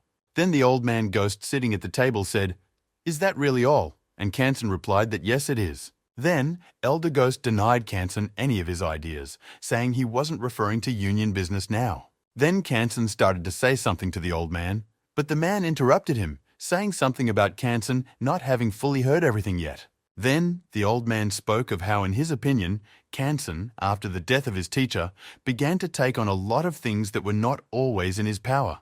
Then the old man talked about how Kansan's teacher was involved in an incident after which he was sacrificed, and now Kansan is trying to launder his honor. Then the old ghost man began to talk about what he understood about Kansan being in a critical position for himself. Then the old man said, looking out the window, about how if Kansan wanted to accomplish his goals, he should act. The events of the story brought us back to the fight between Kuman Ren and Kansan. He recalls the words of this old man during the fight. Kansan once again failed to dodge Kuman Ren's attack and was thrown back to the other side, and thinks about how strong Kuman Ren is. Watching Kuman Ren, Kansan is shocked at how much anger and aggression Kuman Ren has towards everyone. A surprised Kuman Ren asks Kansan why he's trying so hard this time, since there's no point in his condition. Kuman Ren looks at Kansan and talks about how he's already bleeding out. His Kai is at its limit. Why does he continue? Looking into Kuman Ren's eyes, Kansan states that he knows he won't get another opportunity explicitly. Kansan talks about this being his last opportunity to get revenge, because he couldn't do it before because of his status as head of the Union. Putting his bloody hands down, Kansan says that Kuman Ren hurt his teacher and even killed the priest. Kansan raises his blue aura, stands again, and says that they must continue, for he is a great student of his teacher. Looking at him, Kuman Ren states that he didn't expect to hear such honest words from Kansan's mouth. Kuman Ren makes the jump, attacking Kansan again, saying that then he too will fight fair in his strength. Their fight is being watched by Kumun Ren's men, who say that Kangson is holding up very well as an opponent in the form of Kumun Ren. However, Sophia asks no one around her to worry, because Kumun Ren always defeats his opponents no matter what. However, in the moment, Kumun Ren's people are attracted to the fact that Hyun and his men appeared from the side. Hyun yells out Kanson's name, and they all pathos toward them, with a surprised but confidently satisfied look. Kumun Ren's people look at these guys and start trying to figure out what's going on and who they are in general. However, there is a commonality that Kumun Ren's people that our group is attracted to Kumun Ren's fight with Kanson. Hyun, along with everyone who came with him, look at Kumun Ren and try to figure out if this is really the same Kumun Ren. By this point, Hyun also notices Kang Seong, who is fighting with blood all over his face. Hyun is wildly surprised to see his face. Meanwhile, the fight doesn't stop, with Kumun Ren unleashing attack after attack on Kanson, preventing him from attacking as well. Hyun yells for everyone to stand still, while he himself jumps straight towards Kumun Ren and his men. One of the men yells out about where the little guy is climbing, meaning Hyun, and delivers a strong blast of energy at him. However, to the surprise of the man Kumun Ren, Hyun dodges this attack with great ease and moves to the side. Immediately afterward, Hyun makes another jump, overcoming several more of Kumun Ren's men by flying above them. However, in a moment, Sophia appears behind Hyun and shoots what looks like a beam of energy directly at Hyun.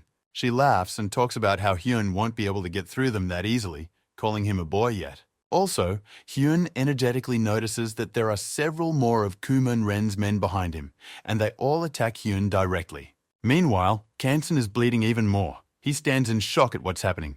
Kumun Ren is launching attacks. Kumun Ren realizes that Hyun's appearance makes things difficult and decides to make the final blow and kill Kanson right there. Kumun Ren covers everything with his aura, energizes his hand, and yells that it's time for Kanson to be sent to his teacher. Immediately afterward, Kumun Ren strikes and shouts the Thunderstrike technique from the Sunu clan. However, just at the last second, Kumun Ren notices something that Kangson's hand becomes in front of his. Kanson uses a technique similar to the steel technique and reflects Kumun Ren's attack to the side. Trailing off, Kanson yells out that he was expecting this, and he was waiting for the moment when Kumun Ren would be confident of victory and make this attack. Kangson throws aside Kumun Ren with a leg kick that has everyone, both Hyun and Kumun Ren's men, taking notice. Kumun Ren is shocked by everything that's going on. He didn't expect Kangson to act so smartly against him. Kanson covers his shoulder with energy and attacks directly at Kumun Ren. The latter in turn decides to defend himself. He is eerily surprised. With practically dead, already empty eyes, Kangson makes a point of suggesting to Kumun Ren that he end their relationship here. He begins to press his opponent Kumun Ren even more into the wall, the latter only holding back the attack. Kumun Ren's men are looking right at it, and they're shocked, and so is Hyun, because he didn't expect such power from Kanson in such a state. The most unusual thing is that a cry of pain comes out of Kumun Ren's mouth. He is shocked that he has been punched. The debris falls behind Kanson's back and he continues the pressure. He's clearly not at his limit anymore. Pushing his strength up, he manages to punch the wall with Kumun Ren's back and throws him into the space behind the wall. Kanson along with Kumun Ren fly into the abyss. This is all noticed by Lee, who is already on his way up. Kumun Ren is bleeding a little from behind his mouth because his body had just punched through the wall. Kanson and Kumun Ren are already flying down. Kanson holds out his hand with energy and says, Kumun Ren will go down with him. Kumun Ren sees Kanson's hand heading in front of him. Kanson uses the metal hand technique. Kansona directs charges of energy directly into the body of the flying downward Kumun Ren to precisely bring him straight down. Kanson's strongest energy is pushing Kumun Ren down more and more. He is shocked to the point of being shocked at what Kanson manages to do. The falling down Kumun Ren screams in pain because such a strong energy charge and injuries have weight even on Kumun Ren's strength. Kumun Ren looks straight into Kanson's face and can't understand what he's doing and why he's doing it at all, because he's going to die too. Kumun Ren and Kanson fly down at high speed, and Kanson holds Kumun Ren by his clothes without letting him get away. Falling down, Kumun Ren puts his hand on Kanson's arm and realizes that Kanson's strength is draining away. What is he even doing? Kumun Ren watches Kanson's body falling down in front of him, which has almost nothing in common with a living person anymore. The falling down Kumun Ren is bursting with anger, as Kansen's technique allows him to hold Kumun Ren even after death. Kumun Ren tries to break free, and ponders the fact that Kansen dislikes this world so much that he's willing to take such actions. Kumun Ren lashes out. He pushes Kansen down with his foot, saying that then he'll go down himself if he doesn't like this world. This is all being watched by Lee, who can already sense what's going on, as it's a huge aura. Kumun Ren stops at one of the protruding rocks, talking about the boon he was able to escape from that crazy Kansen. He looks down at the falling Kansen, realizing it was very dangerous, but good thing he was running out of strength at the end already. However, in a moment, the feeling of some very familiar aura begins to catch Kansen's attention. It turns out to be Lee, who is rushing straight down the wall toward Kansen at breakneck speed. Kumun Ren is well aware of the fact that it's Lee Shun, but he doesn't understand what he's suddenly doing here and why he came in the first place. The old man, the head of the cult, shouts to Kumun Ren, asking him to climb faster upwards because there is a bomb at the bottom that is about to explode. It also surprises Kumun Ren, because what's a time bomb somewhere in the caves and what's it for? However, Kumun Ren just flatly ignores the cult leader's words and silently jumps down. Apparently, he is interested in Li Xiong. The head of the cult shouts after him. Doesn't he realize there's a lot of powerful explosives in there? Meanwhile, Lee jumps off the wall and grabs onto Kansen's body, trying to save him from falling down into the abyss. Much to the delight of Lee and Kansen, he manages to grab Kansen's body right in the air as it flew down. However, what Lee fails at is grabbing back onto the rocks in the cave. Now he just flies down with Kansen's body.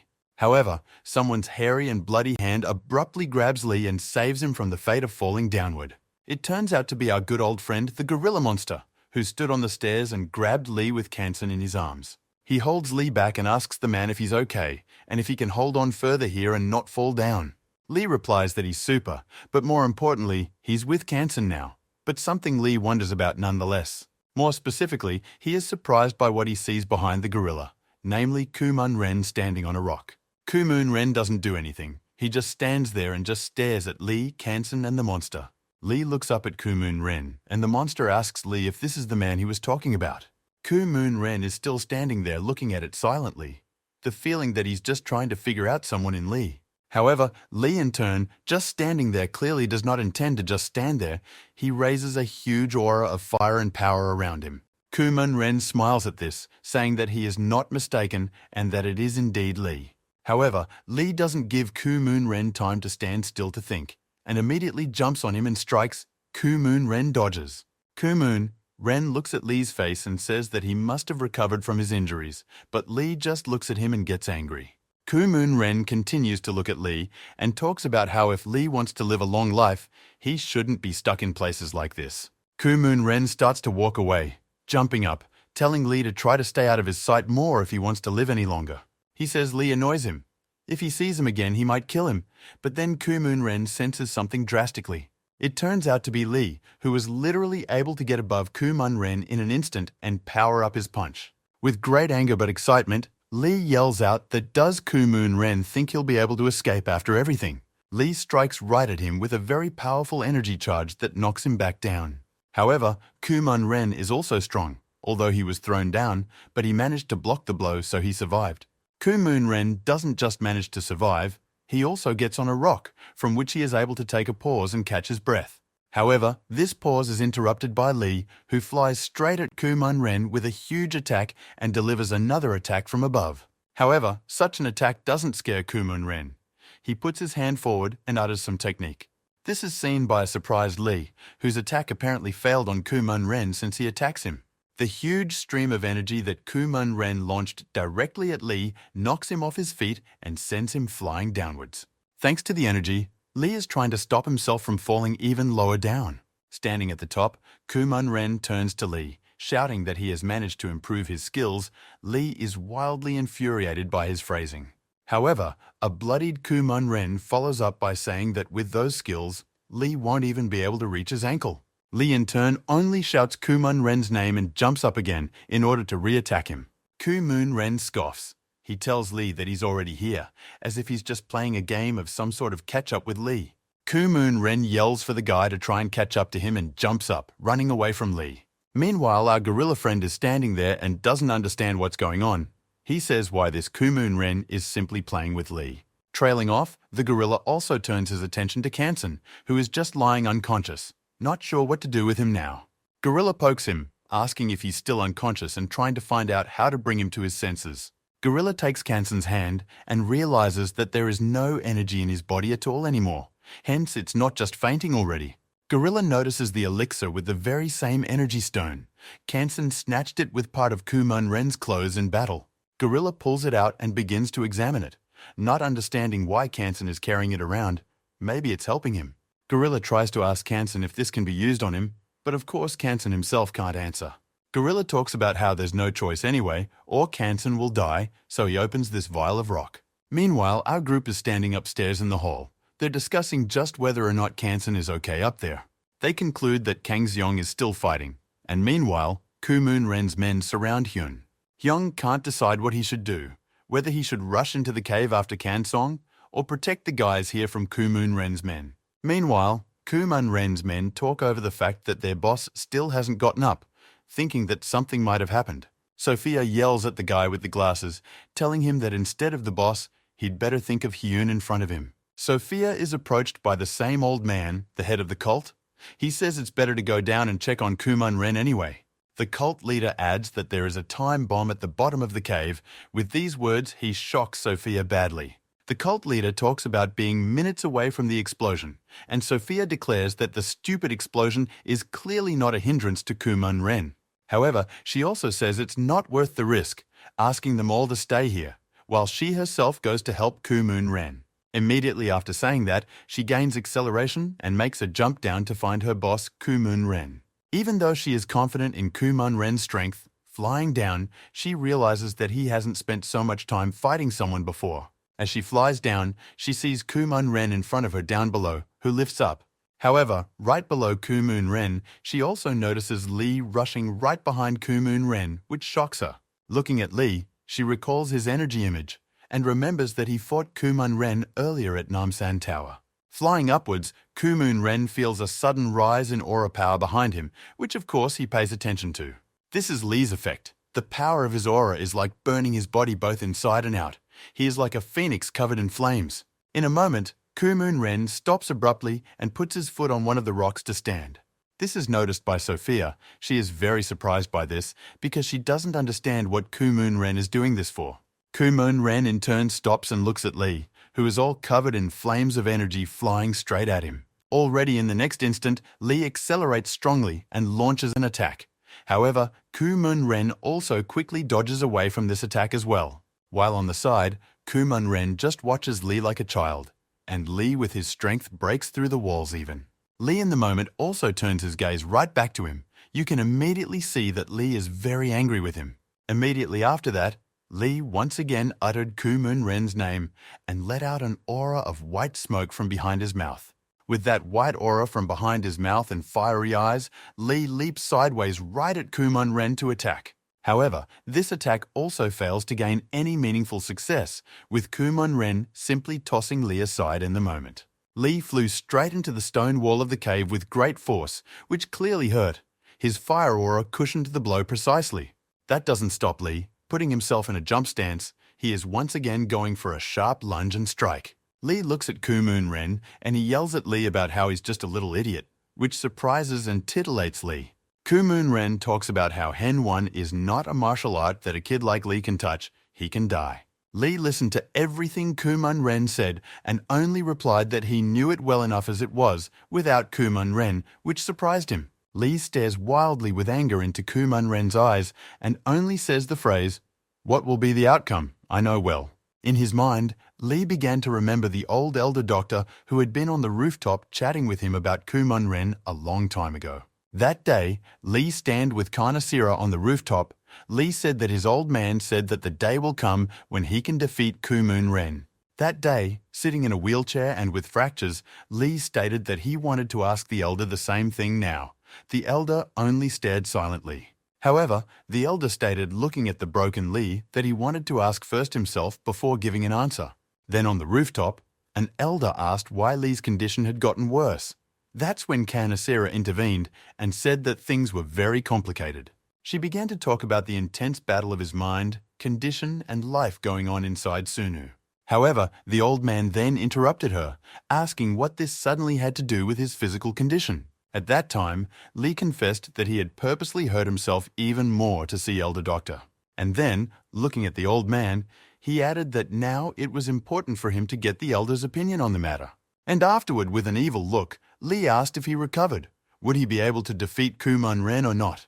Looking unhappily at Lee that day, the old man replied that things were becoming more than clear to him. Looking at Lee, he stated that being in such a terrible state, he was thinking more about revenge on Kumon Ren than healing. And afterward, the old man also added that nothing would work if Lee continued to act on his emotions like this. That day, with a blank and cold stare, Lee began to ask the old man why he couldn't take revenge on the one who had broken his whole life. The old man started yelling at Lee, saying that his example is Kumon Ren. A life full of revenge is no life at all. However, Lee interrupted him, stating that the elder was his last hope.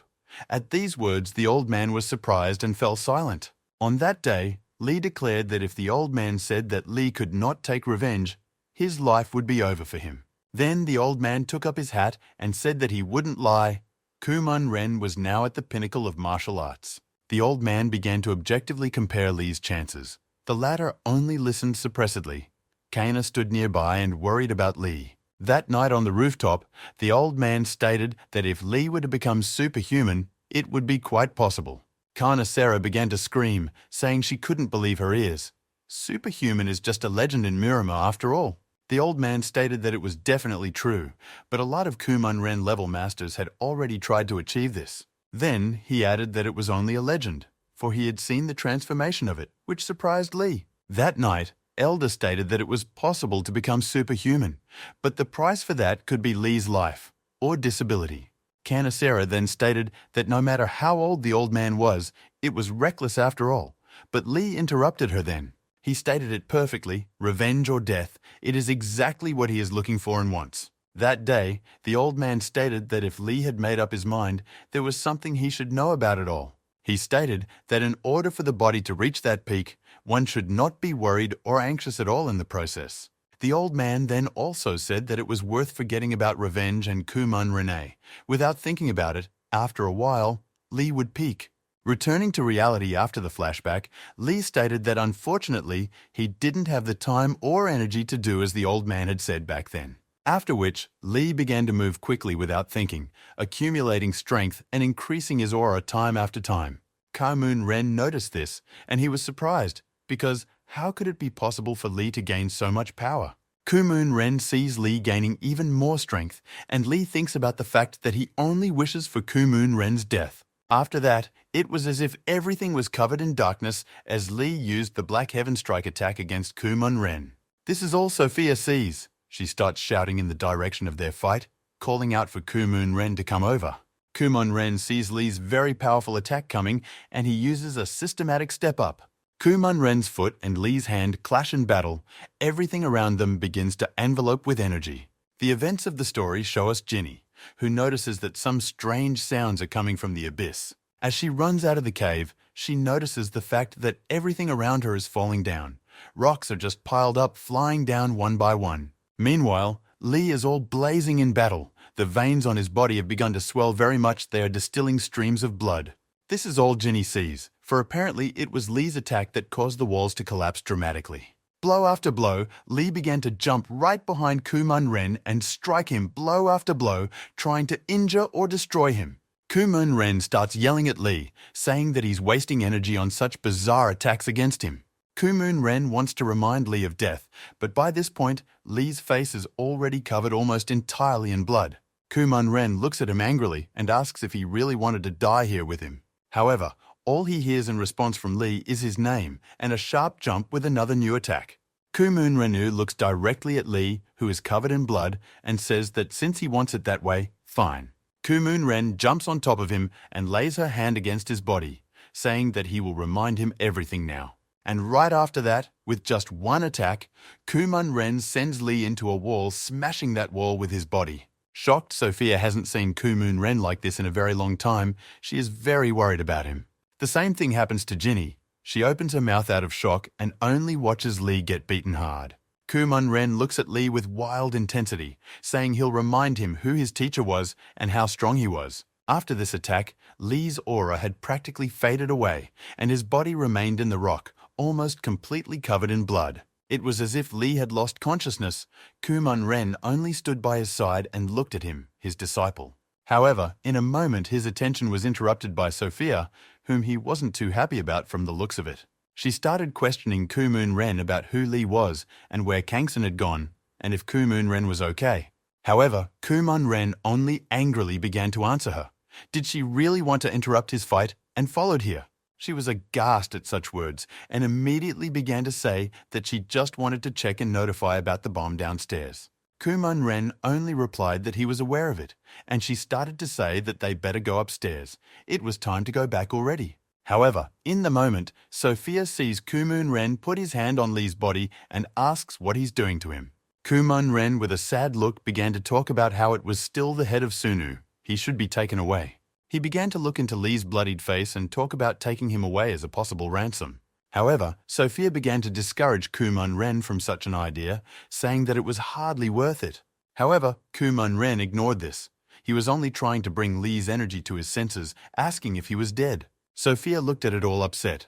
It was as if she could feel the fact that Kumon Ren had relaxed and fallen. Some time passes, Sophia and Julia are sitting at the bar, and Sophia tells her everything that happened. Julia talks about the boss, meaning Kumon Ryong, taking special machines to forget things. Trailing off, she added that after he met Lee, he stopped accepting them and embraced his past. Julia talks about Lee being very important to the boss, and that's not a good thing. Emotions can play a cruel trick in a fight. Sophia just watches it all, and in her head, she begins to remember everything in detail. That day in the cave. Then, in the cave, at the moment when Kumon Ren was powering up Lee, he woke up abruptly, surprising him and Sophia. And of course, right after he woke up, he unleashed a huge attack on Kumon Ren, which he dodged. It was then that Kumon Ren realized that the loon, as he said Lee, had been conscious all this time as it was. Immediately after that strike, Lee became stoic once more and enveloped his body with that very same fiery aura. At that moment, Kumon Ren grabbed Sophia and stepped back with her, realizing that she might not be able to hold back the attack. And so it was, for at that moment, Lee attacked again and very strongly began to make a volley of blows. Kumon Ren, along with Sophia, made a volley of leaping to dodge each of his new attacks. At that moment, Ginny felt better, for she saw Lee attack again, which meant he was alive and fine. It was then that Ginny ran up the cave, deciding that she had better be closer to Lee in that case. Watching and analyzing his attacks, Kumon Ren began to notice that Lee was using both defense and attack techniques at the same time. At that time, Sophia began to question Kumon Ren about what kind of strange power this guy had. But there was no answer. At that time, Kumon Ren only pushed Sophia and attacked Lee with a beam of energy at the spot where she was standing. Immediately after his attack, Lee, who was already covered in blood and powerless, also began to climb up towards Kumon Ren. One of his attacks went straight through Kumon Ren. It made a wound on his body and spurted out blood. Kumon Ren clearly didn't expect Lee to succeed. He clutched at his wound. Sophia was very worried about him. Watching Lee's attacks, Kumon Ren began to say that he had been combining attacks and defenses from different properties for so long, it was terrible. Sophia started to tell Kumon Ren that the wound was deep. They should leave, but he only stated that Lee was no longer moving. Looking at Lee on fire, Kumon Ren began to explain that he was unable to keep his sanity in good condition. Along with Sophia, Kumon Ren stood below and looked at Lee, holding back the flow of blood from his wound with his hand. Kumon Ren realized that he was already instinctively attacking. He wasn't conscious. His aggression and anger had taken over. Kumon Ren doesn't understand why Lee hasn't fallen yet, and then he started smiling and remembering what kind of soul Lee has. Immediately afterward, Kumon Ren started yelling at Sophia, saying that she urgently needed to get out of here. Lee also became, and all blood and energy only spoke Kumon Ren's name time after time and nothing more. Afterward, he said a single phrase, "I'll kill you," and rushed towards Kumon Ren with great speed. Kumon Ren began to realize why it was like this.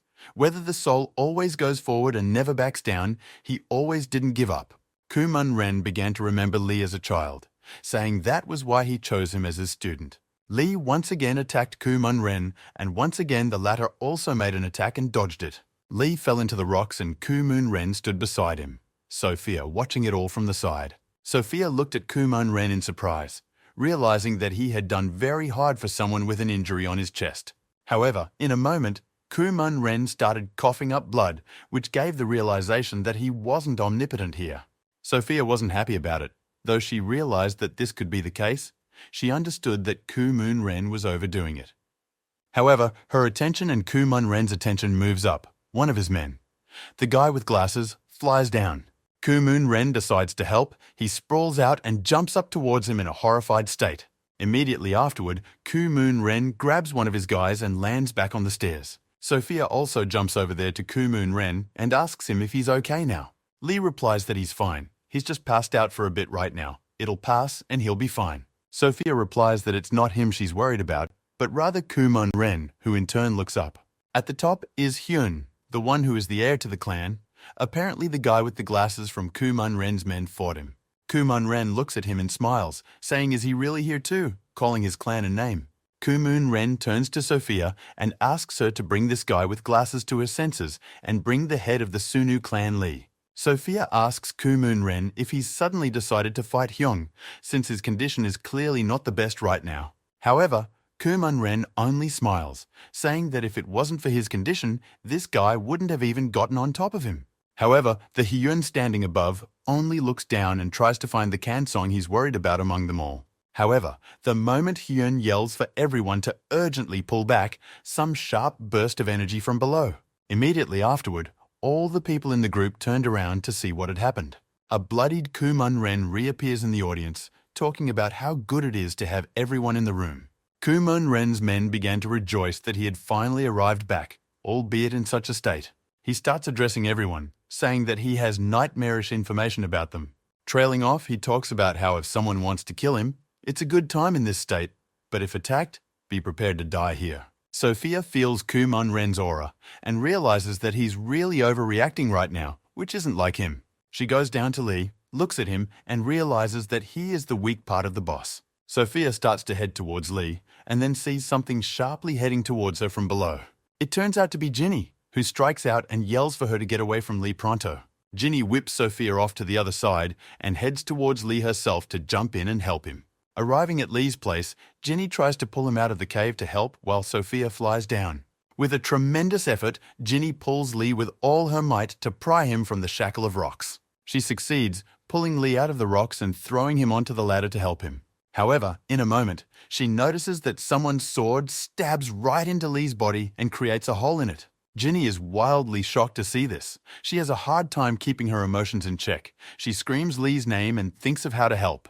Sophia jumps right at Ginny, saying that leaving the enemy out of range was a very stupid decision. Sophia jumps near Lee and pulls her blade out of him, which she does and launches it at him. Ginny yells at Sophia, saying that now she's just going to destroy her right here because of all this. Trailing off, Sophia only smiles, saying that Ginny is acting very strange and very ignorant for a fight.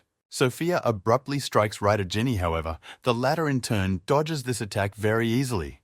Ginny exhales sharply and raises her blue aura around herself, preparing for a powerful attack. Shocked, Sophia realizes that it won't be as easy as she thought.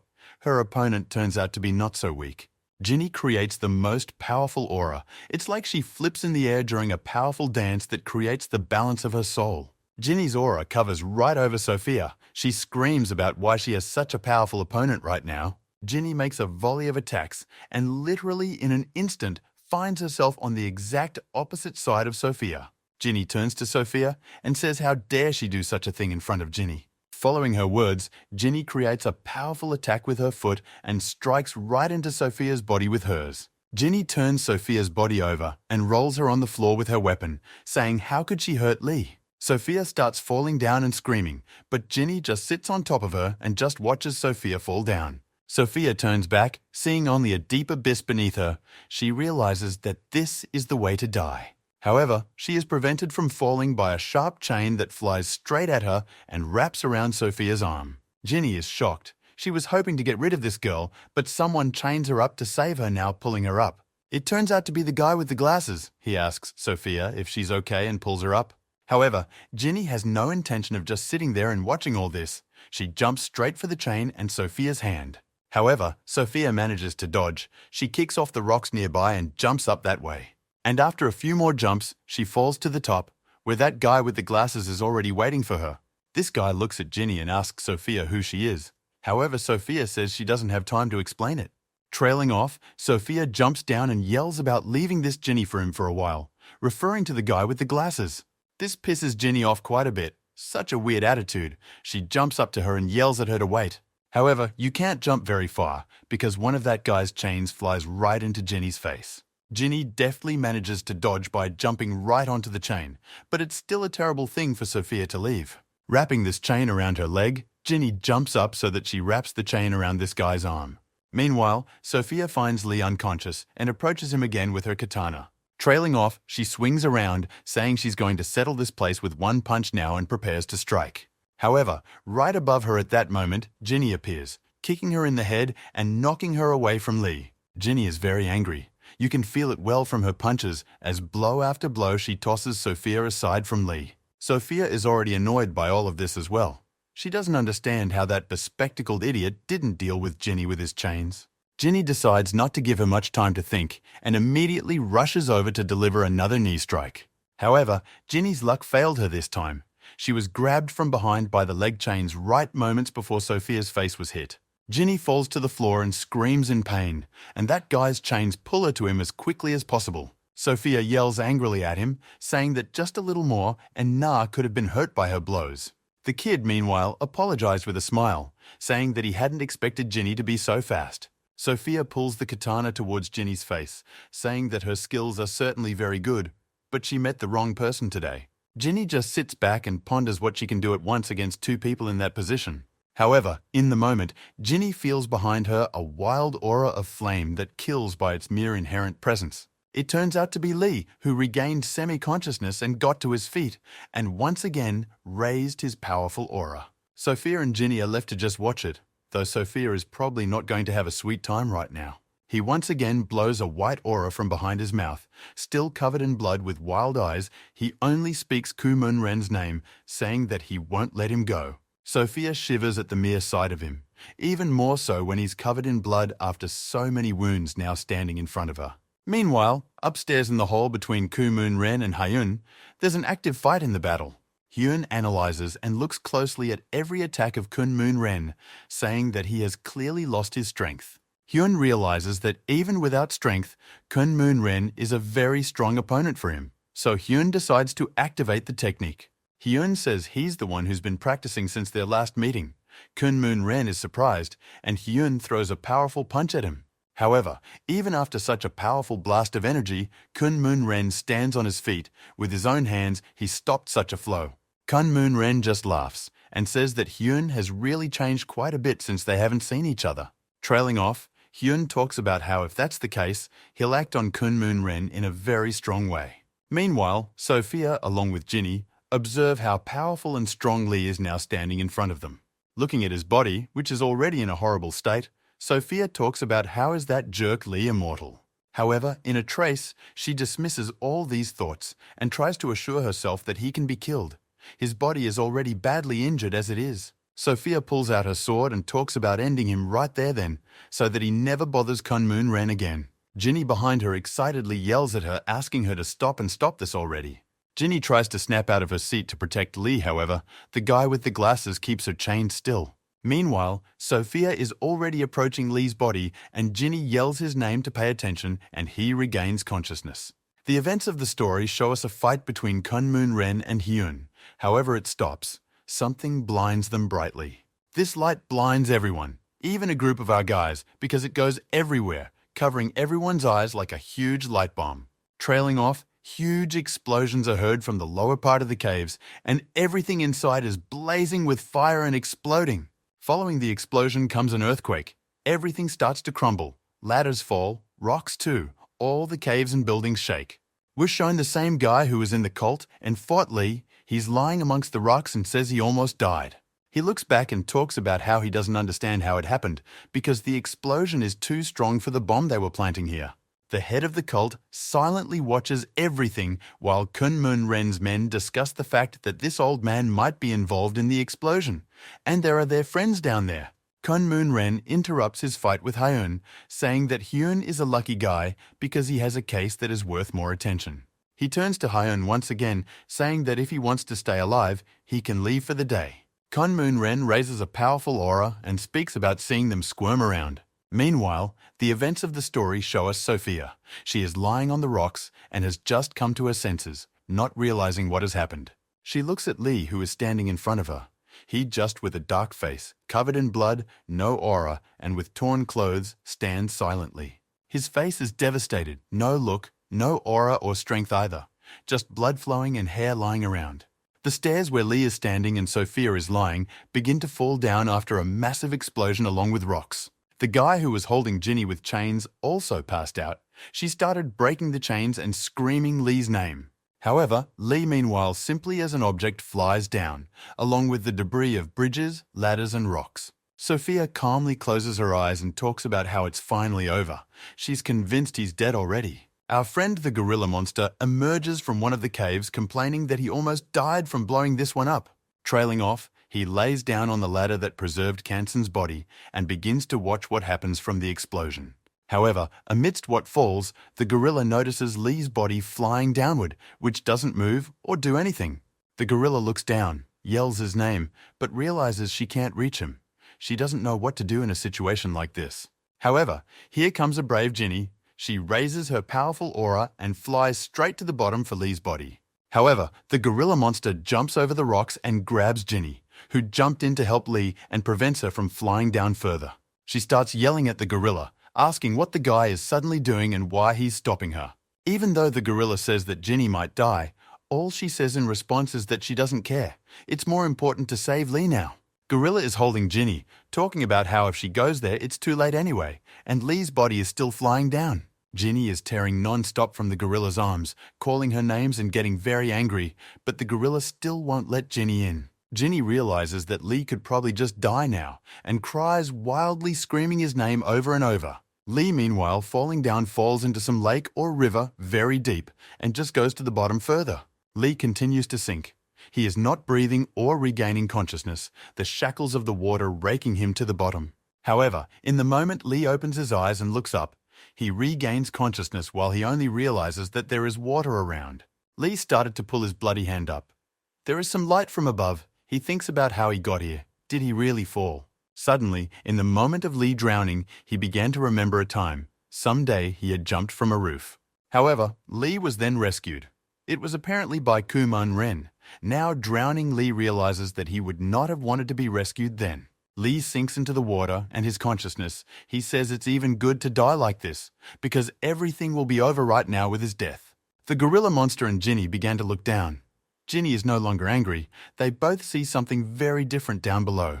Looking down, they see energy, lots of energy, like a whole cloud of it. It really surprises them. One of Kumon Ren's men finds Sophia and brings her to consciousness. He asks what she's even doing here and why she didn't get up right away. Ginny yells about what's wrong with Ginny and where she is now, not answering this guy's questions. Sophia is very worried. Kumon Ren and the cult leader appears behind Ginny. Kumon Ren immediately says what kind of girl the girl in question is. Guy tells Ginny that Kumon Ren was worried about her, and that's why he stopped the fight by going downstairs to Sophia. Kumon Ren started asking for Lee. Sophia said that damn thing, meaning Ginny, took his body with her.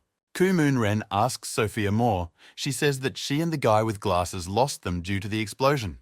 Trailing off, the cult leader says that the apparently uncollected remnants of the demon's energy in the cave have increased the gap to strength. Sophia began to look as well. To her great surprise, she also detected some strange energy below.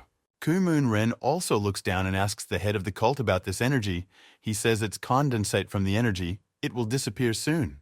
The events of the story show us Lee still sinking down, and the cult leader tells Kumon Ren information about the demon. In the moment, already immobilized, as if not alive and resigned to his fate, Lee falls right to the bottom of this cave. In the moment, Lee comes to his senses and sits up. It's as if the water has disappeared, and he himself is lying at the bottom of the rocks of this cave. In the moment, Lee senses something and sees it. It strikes him to the core. He is very shocked, and a voice says, "You have finally appeared." There's some man standing in the stones, some powerful energy coming from him, and he's just sitting there talking, looking at Lee.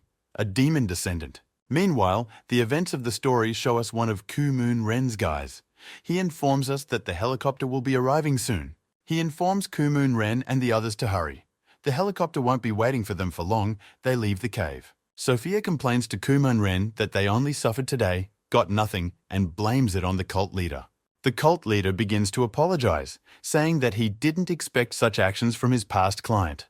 In the moment, with Kumun-ren's dark aura turning to him, saying that they've had enough shock, the cult leader should start telling the truth. Kumun-ren starts threatening that if he doesn't find out the whole truth about that stone too, he will cut off the head of the cult leader and send it to his client. The cult leader begins to make excuses in a hurry, saying that this piece of stone is still important.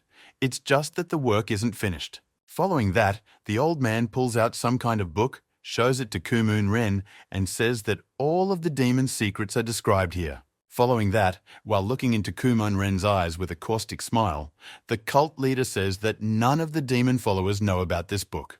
Meanwhile, however, the events of the story show us some very hairy and bearded man. He sits in a cell downstairs and talks about how, as expected, even that explosion hit him here. Prison guards go around the hulks, making phone calls and saying that everything is normal and under control. The other part of the guard, along with the main guard, are fishing out the escapees. The main guard asks to be more careful out there. The guards communicate that everything will be fine, but in a moment, there is a violent explosion that blows the guards away. The explosion is like a torrent of energy that crushes everything in its path, sweeping everything into splinters with energy. Out of the explosion appears the same male prisoner number 1401. He addresses the guards, saying he has one question for them. He asks them about the explosion, but the guards only pull out their guns in response and start threatening him with them, followed by the prisoner talking about how he only wanted to know how things were going in the Muran now, but those guns were stressing him out. Looking toward the guards, he asks why they are all here, surprising them wildly with his question.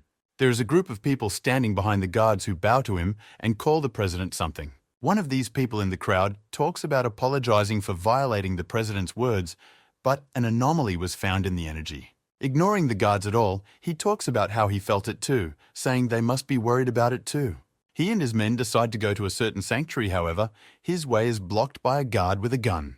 The guard looks at him wildly and angrily and starts yelling about how he's about to slaughter everyone here and everything. However, no sooner had he finished threatening than all the guards lost the ability to move and control their bodies. This guy with a calm face, as if nothing had happened, starts walking forward and ignoring everyone in his path. In a moment, the guard begins to threaten again, but this time in response, the energy that was restraining their bodies began to twist their arms. In the wake of this, their arms and other organs began to break, causing all the guards to fall to the floor and scream. And that man in turn only calmly went forward, saying that young guys have no manners at all already. One of the man's men asks him if this is really the ability of immortality. He replies that it is only a step towards it.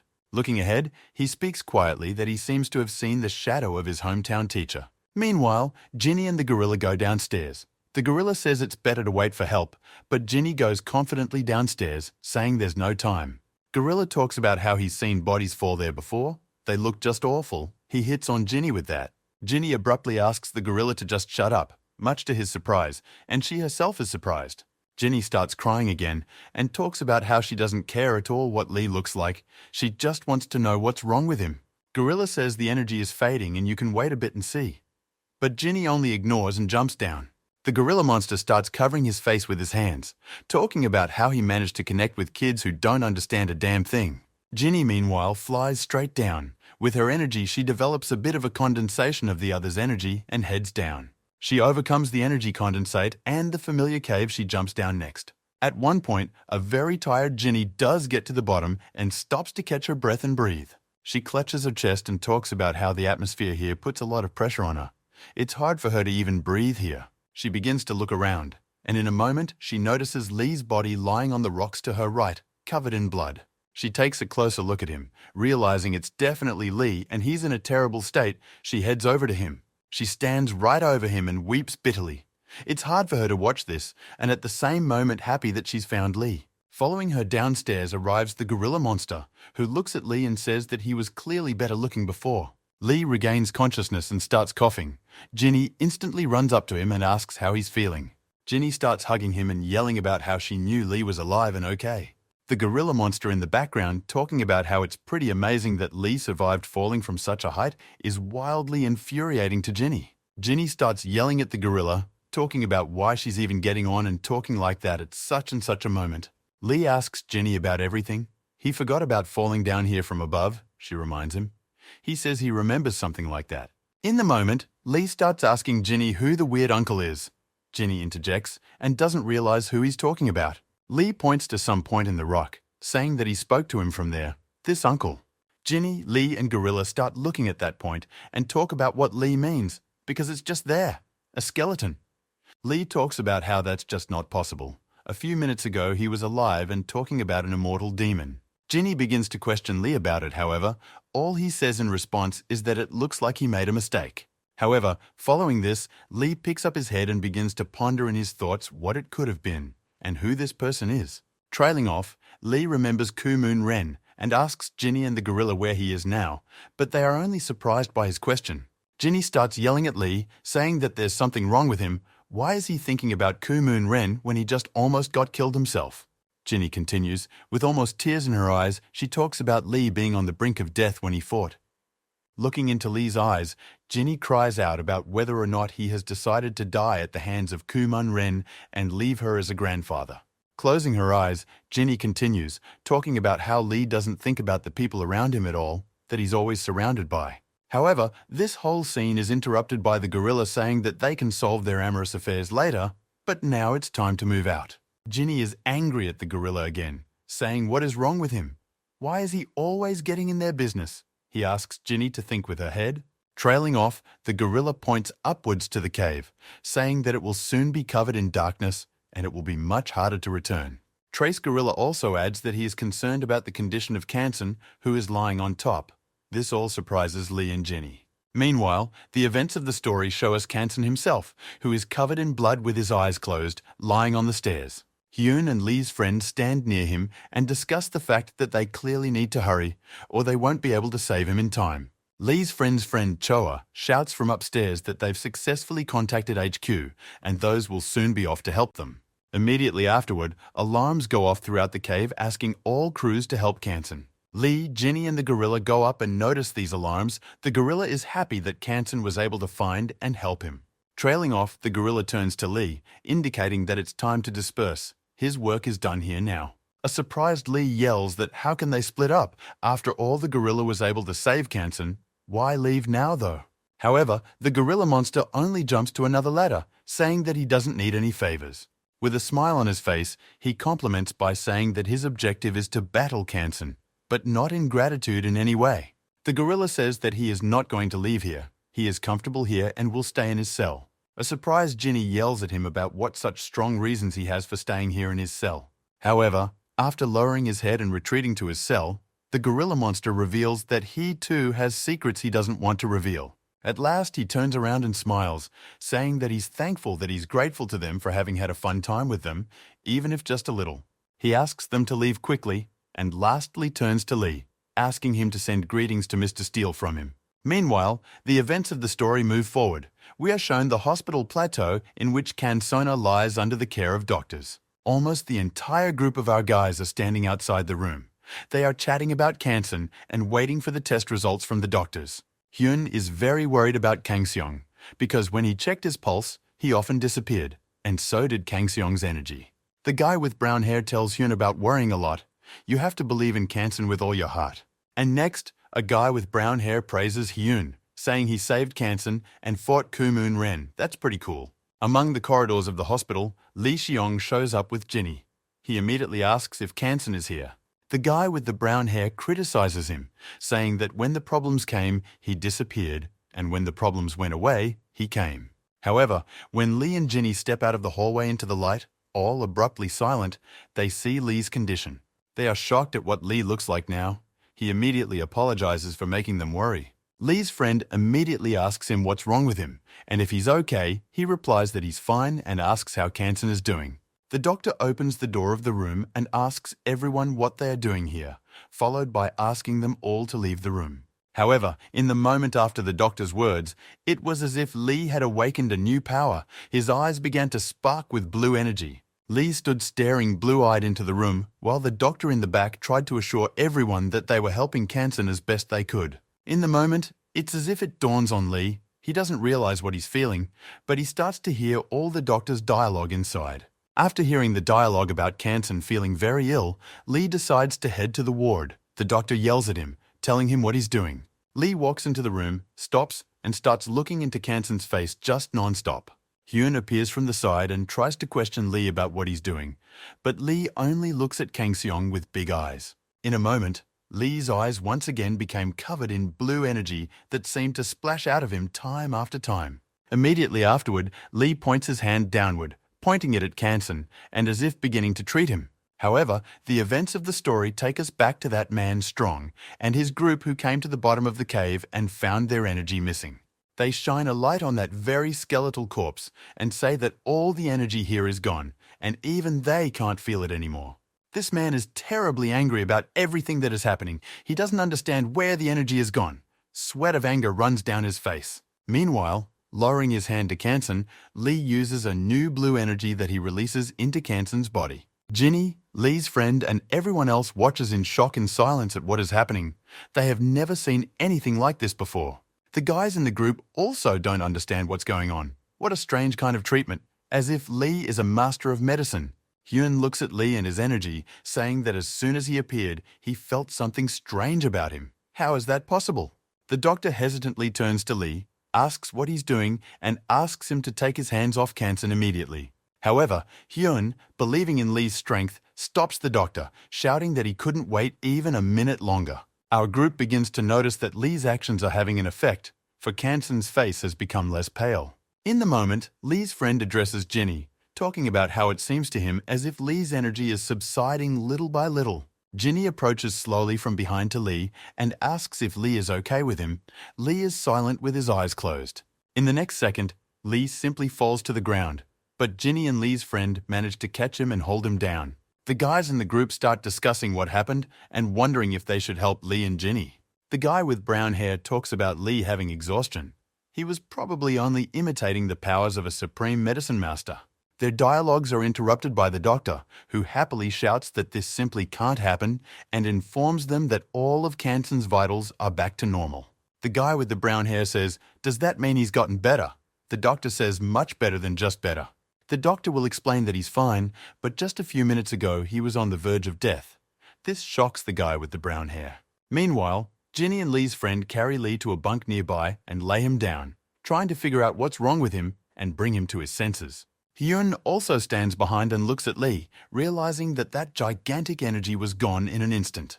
However, in his head, Hyun was still replaying the moments, remembering Lee and his new flow of energy without realizing what it was. The same strong man is standing downstairs talking about how strange it is. The energy recently appeared and then disappeared again. His assistant asks if he should go find out the source of the power, but the man says he's going to do it himself. And then he gives an order to urgently gather all the followers and get them out of here, which surprises this assistant. The man says that if the energy is no longer here, they should leave. There is no point in staying here. Trailing off, the man calls the skeleton a founder and says to leave it here. It's the best place for it to rest. The man raises a huge, strong aura and talks about how it is now unknown what he will look like when he meets the founder. Meanwhile, the events of the story show us some old locations and a bunch of buildings burning and exploding. Around these buildings, under the explosions, are people who are in a rush to leave the place faster with their belongings. They also show a boy covered in blood sitting near the corpse of a woman and crying, apparently his mother. But his tears are interrupted by the appearance of some large and strong hand that reaches out to him as if beckoning to him. This little boy stops crying and reaches his hand right out to this huge hand in the palm of his hand. And following the events of the story, we are also shown Lee, who is conscious and sweating and screaming something out of shock. Without time or blood, in different clothes, he wakes up in the hospital where Jinny is standing beside him, watching it all with shock. Jinny screams his name, but he just sits there silently, not realizing what he was seeing, if it was really that kind of dream. Jinny gets his attention by asking how he is, and if he feels okay now, which she surprises him with. Lee asks what he's doing here. Ginny tells him all about how he treated Kansan, after which Lee is even more surprised. Looking at Ginny surprised by all of this, he asks her again if he was really treating Kansan. Lee grabs his head and can't understand what the hell happened to him. Can a dream be so accurate? Ginny informs Lee that Kansan is okay, and meanwhile we are shown him and the head guard. The guard turns to Kansan, talking about how he doesn't want to clobber him with cases, but there's a problem one.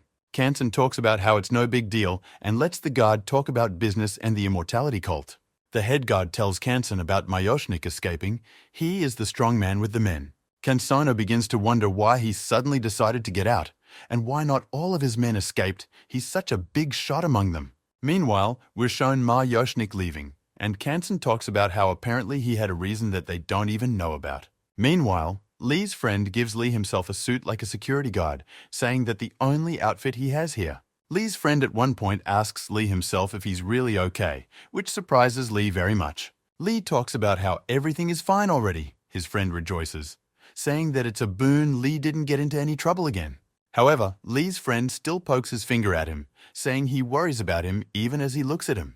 In response, Lee just remains silent at first and then turns to him, thanking him for such warm support always. Ginny enters the room. She is yelling about Lee taking a very long time to change his clothes. How long can we even wait for him? After Lee finished changing, they all went to the room with Choa and the rest of the guys. The guys tell Lee what happened during his absence and mention that as soon as Kansan woke up, he headed to his office. Meanwhile, on the stairs, two guys from the group, one with brown hair, are discussing various points. One of them had gotten hurt back at the beginning, so the guy with the brown hair was telling him what had happened. In the moment, the same Mayoshnik showed up on the stairs where they were socializing, asking what kids like that were doing in prison. Meanwhile, the events of the story show us Lee, who is abruptly paying attention to something, as if to the energy of someone.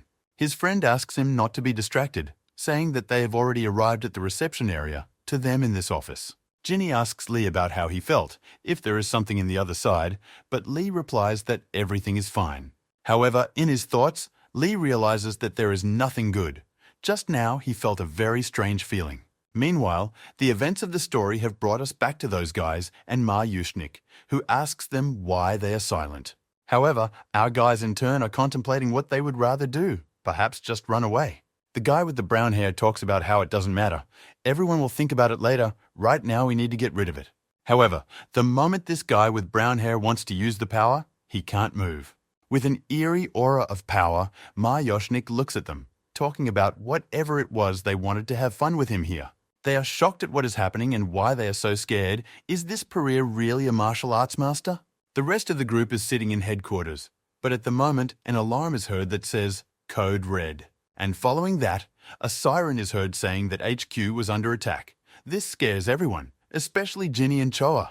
Lee and his friend, as well as the others, hear reports that everyone needs to leave urgently and gather at headquarters. Meanwhile, the events of the story show us Mayoshnik, who is annoyed by the sounds and announcements on the sirens. At one point he says, "Pathetic people," and then there's an explosion that throws the two guys out. They land on the stairs, followed by Mayoshnik talking about how even after 50 years, they're still just as slow and weak. He talks about how they made a fuss so long ago, and the messages and alarms are only going off now. Next, he grabs the arms of a guy with brown hair, and in an instant just breaks them apart. He creates a wild aura, raises his hand, and says that now it has come to their attention what level creature they have decided to attack. The guy with the brown hair concludes that this man is just awful, and the best solution now is to get the hell out.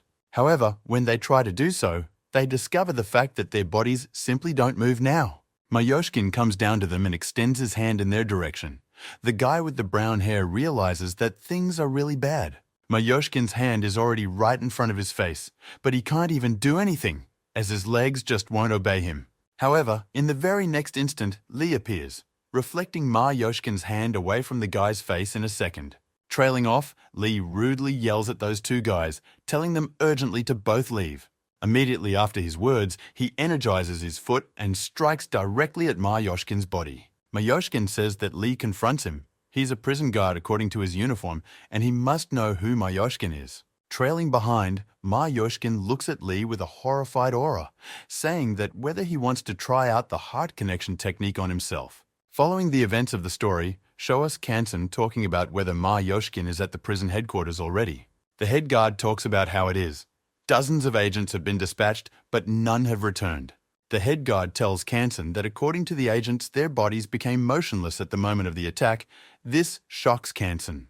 In his thoughts, Kansen is well aware that it is the demonic art of binding the opponent in Mayoshkin. Meanwhile, the events of the story show us Ma Yoshkin, who puts his hand up and asks Lee how his skill is. However, the moment he said that, he noticed a blue aura of energy from Lee and was wildly surprised.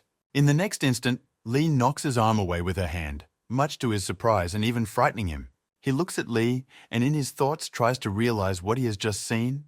He is afraid to even think of doubts. Lee attacks Mayoshkin, he dodges, but is intimidated by the fact that his heart-binding technique doesn't work on Lee. Ma Yoshkin stares at Lee's face with wild anger and can't understand how come his technique doesn't work. Lee jumps on him again with an attack, and Ma Yoshkin ponders the fact that is Lee such a master of arts. Lee throws a punch, but Ma Yoshkin blocks it and realizes that it's clearly not about Lee's skill here.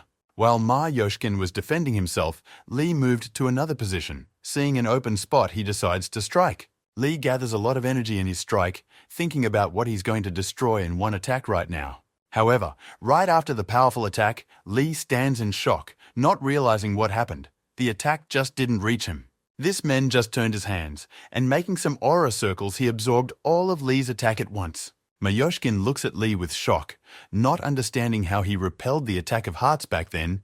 Is he really the kind of master that even Ma Yoshkin doesn't know?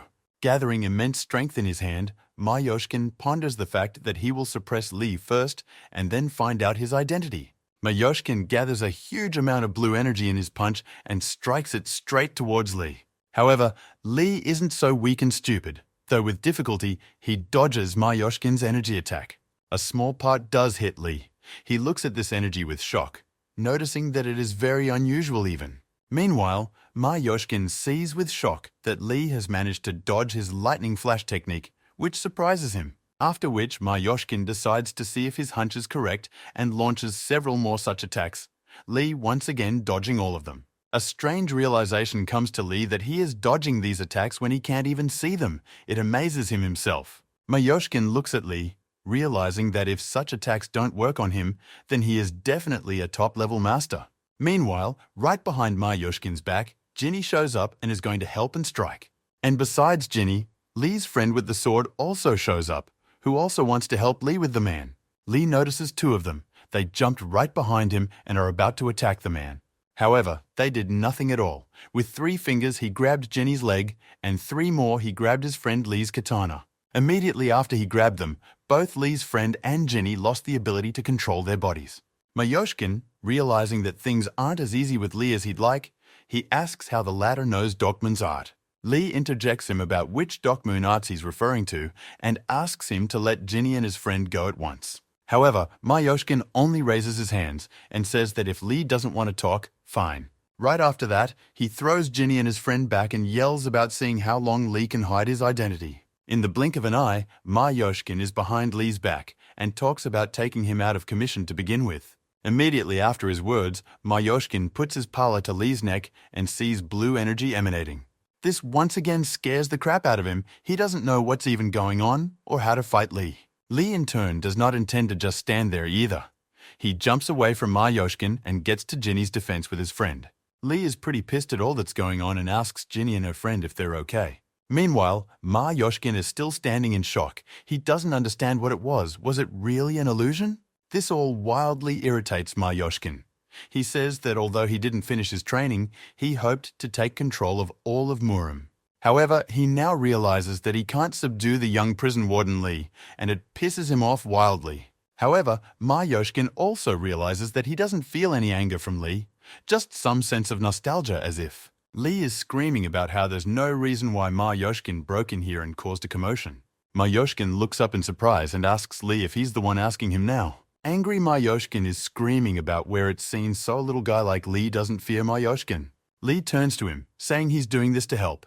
He sees that Mayoshkin isn't really an evil person. Mayoshkin says fine, and asks to call the man in charge, Kansen, adding that she'll take his head off first and then talk to him. Mayoshkin screams about how the recent explosion destroyed their shrine school and Kansen as the main person responsible for it all now. Mayoshkin turns to Lee, saying that if the latter wants to have a normal conversation, he should first have him bring his head. Lee just looks at him with great surprise, for she cannot understand what he is asking to fulfill such requests for.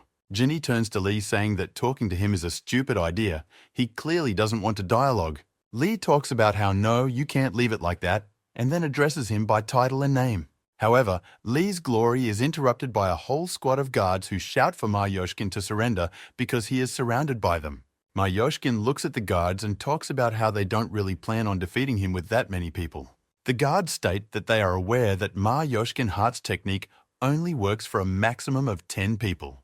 Kansen and the head guard appear. Kansen talks about how suppressing Mayoshkin in this way is a forced measure. Lee rejoices at Mr. Kansen's arrival here. For now, there is faith in a peaceful solution to this problem. Kansong turns to Mayoshkin, offering to have a normal conversation. He wants to know why the man is making a mess here.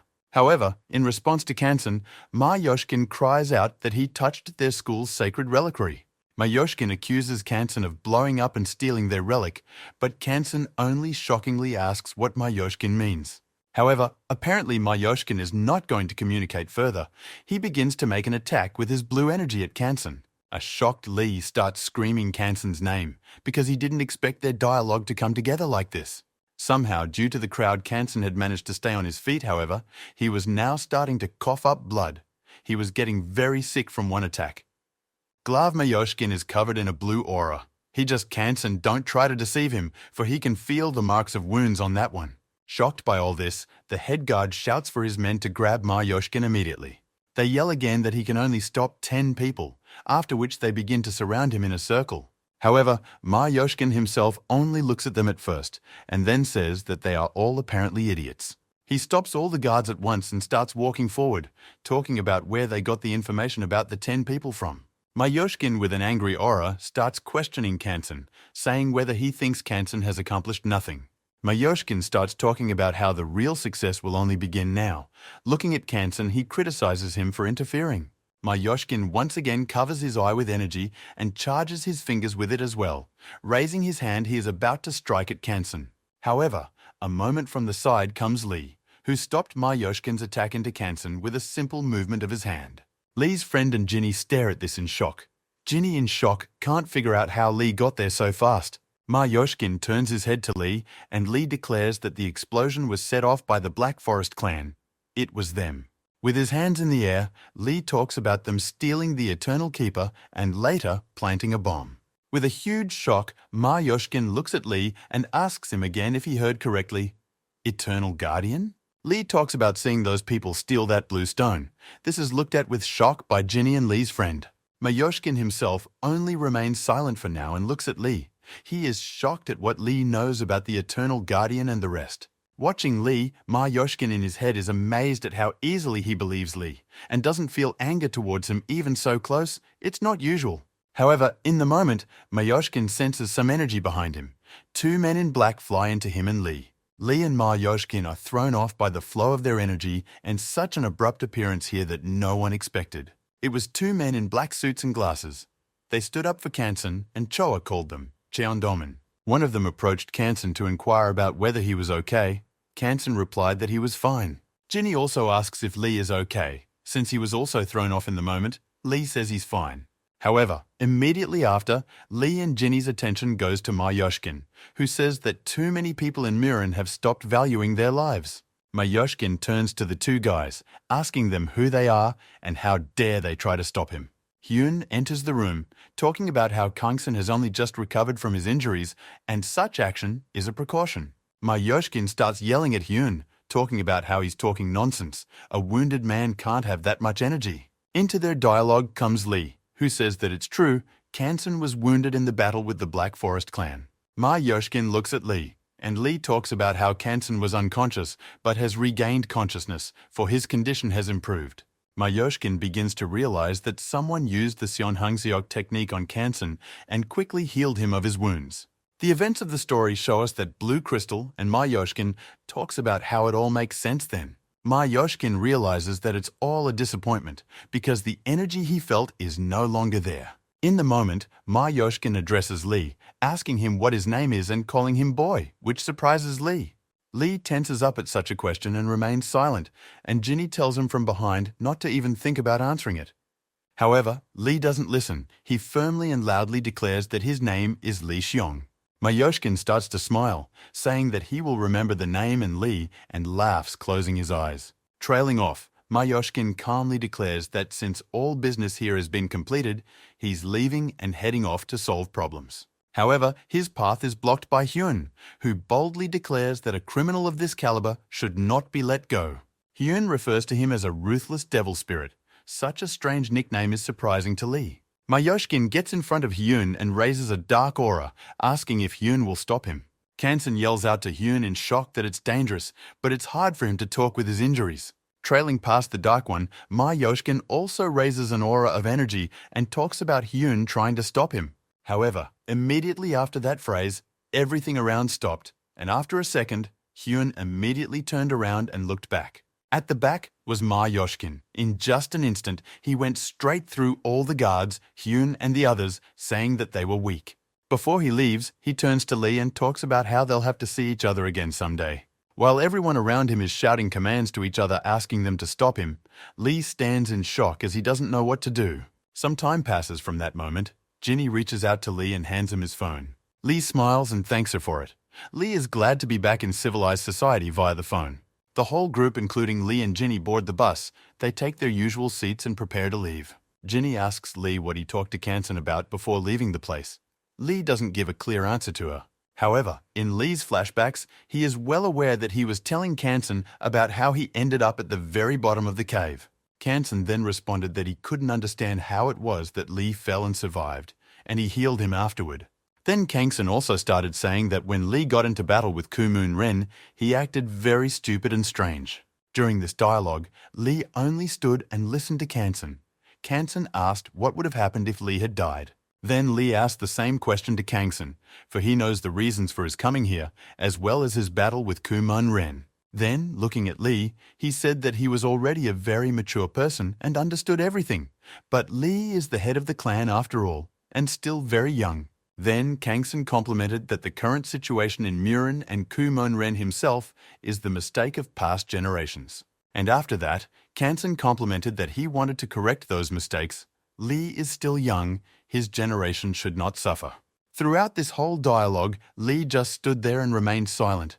He didn't much know what to say back. After all, Kangsan was telling the truth. But towards the end, Kangsan reminded Lee of his battle with Kumun Ren and asked him not to make such mistakes again.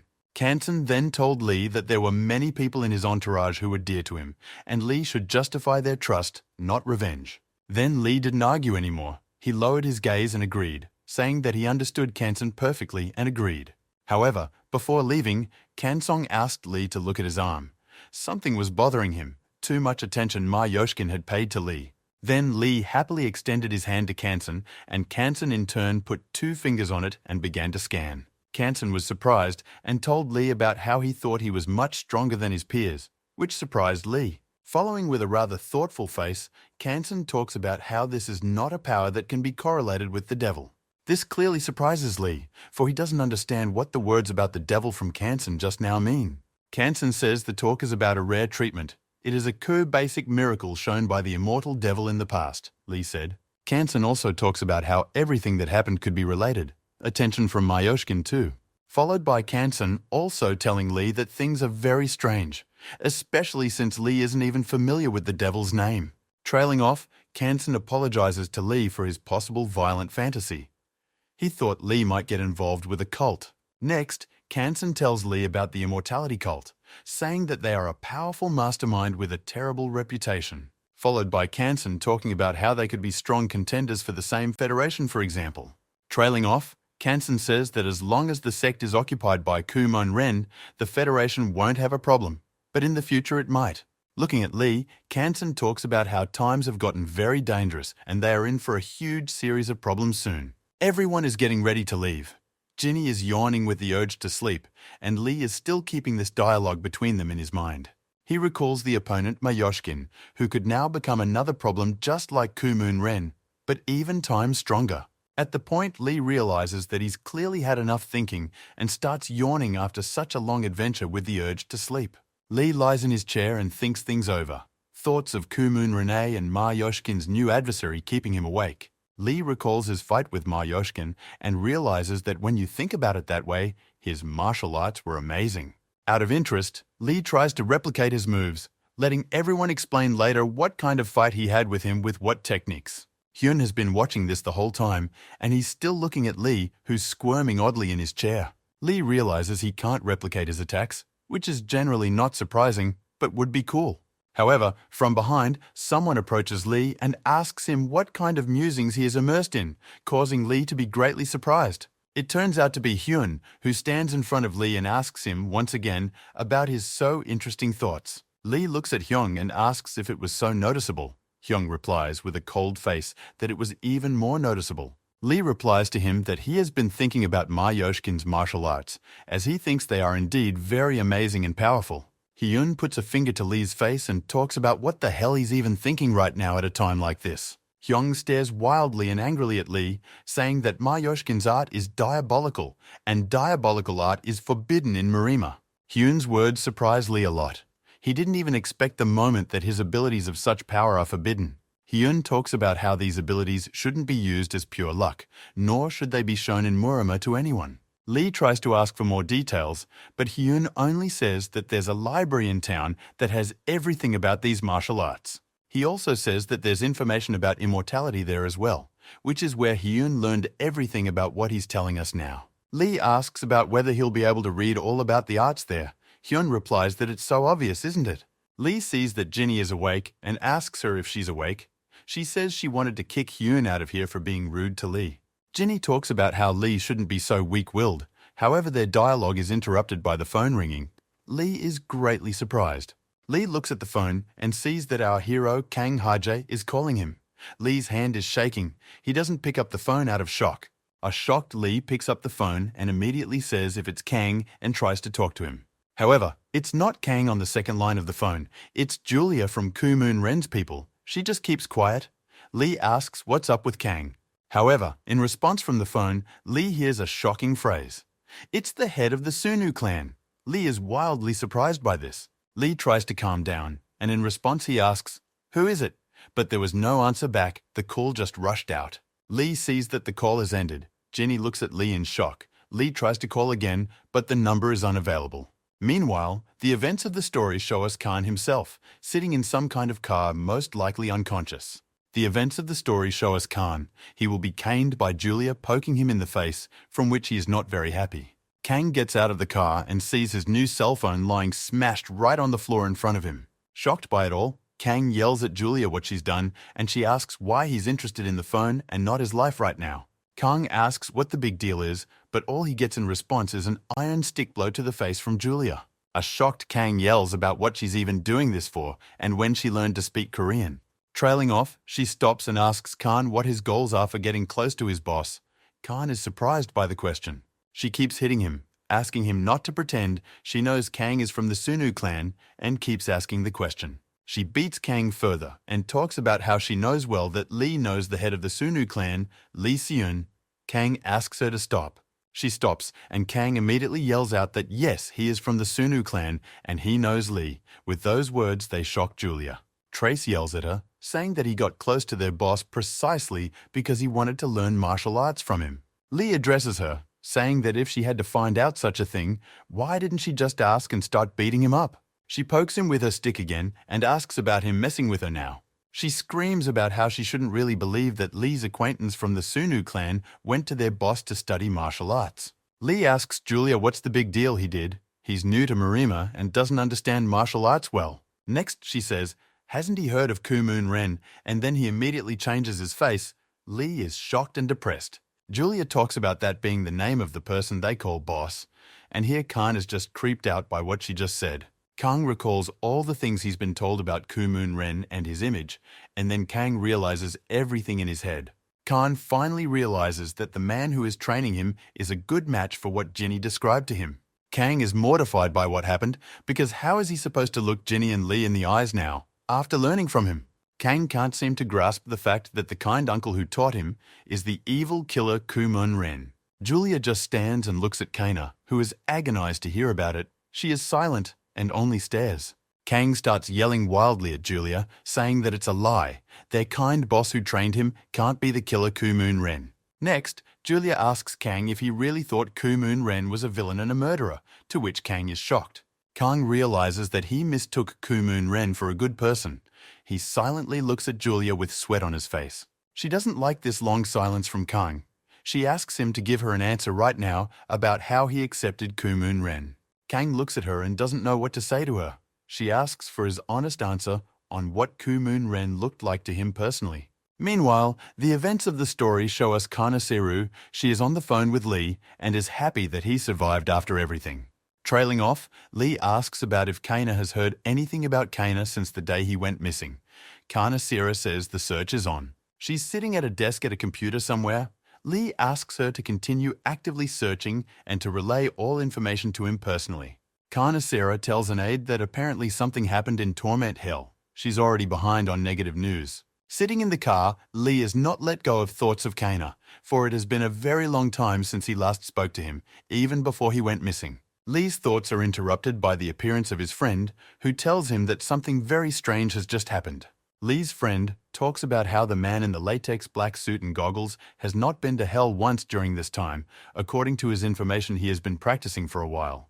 Lee's friend started talking about how this man had spent all his time in the Chonha clan, and there was someone else in his image in hell. Lee's friend suggests that they were clearly easily led around and in all likelihood were very well duped. Lee talks about how he has a hunch about who did it. He remembers the same girl. The events of the story show us this girl. She talks about how she and her manager are now going to the strongest man. Lee then tells his friend that it's most likely Jong Myungra, which leaves Lee's friend shocked at what he hears. Lee's friend talks about how he thought she was on the same side as Kumon. Jinny is also shocked by the whole thing. Jinny runs up to Lee and talks about how apparently while they were away from the clan, something very terrible happened. Meanwhile, the bus with our company started getting clipped by some black car on the side. This car cuts him off abruptly, causing the bus to come to a hard stop and everyone to jump out of their seats from the abrupt stop. Everyone around them starts discussing what happened. The driver tries to assure that everything is fine. Jinny sees someone cut them off and starts thinking about what kind of sick bastard would try to do such a thing. Out of that car comes Hamil, the same guy with the tattoo from the Sunu clan. He was the one who clipped the bus and stopped it urgently. Lee bows in front of everyone on the bus, saying that as the head of the Sunu clan, he and Jinny will be the first to leave since they're in trouble. Everyone around them is shocked beyond belief at what just happened. They are not happy that Lee is leaving them so early. At the end, Lee turns to Hyun, saying that he'd like to visit that library he was talking about, which surprises him. Trailing off, Lee winks at him and says with a smile that even if he got there, he probably wouldn't have realized anything. Hyun addresses Lee, saying that if anything, he'll always be happy to see Lee there and help him out. Lee still looks at him with a smile before he leaves, but Jinny clearly doesn't share his kindness to Hyun. Lee goes outside and sees Hale, who bows and informs him that he has come for the chapter with news. Lee and Jinny come out. They start asking Hale what could have been so important that he came here and blocked the road. Hamill reports that something has happened that will cause a very big headache, which surprises Lee and Jinny. The events of the story, meanwhile, show us the manager and the very strong girl. She calls the manager into the room. The events of the story show us a girl, small. She's about 10 years old maybe. She sits with a blank stare flat on a chair. By showing her baby face, the events of the story also inform us that she, the little mistress, has returned. The events of the story show us a room where that mistress, a girl strong and a couple other guys are sitting. They are discussing energy crystals. The man with the eye patch talks about how these stones can help the princess develop and asks her if that's true, right? However, the princess herself, this little girl, only stares blankly ahead and remains silent in response. She gets up from her chair, saying that if they're done with business, then she'll go get some rest, and asks everyone to disperse. The very strong girl looks at her and realizes it's as if something has changed, suspecting she just hasn't seen her in a while. This girl scans the little girl with her gaze, talking about how it feels like she's grown up already. The manager whom this girl brought in abruptly turns to the little missus as Mrs. Sosul and asks if it's true that Lee is the temporary head.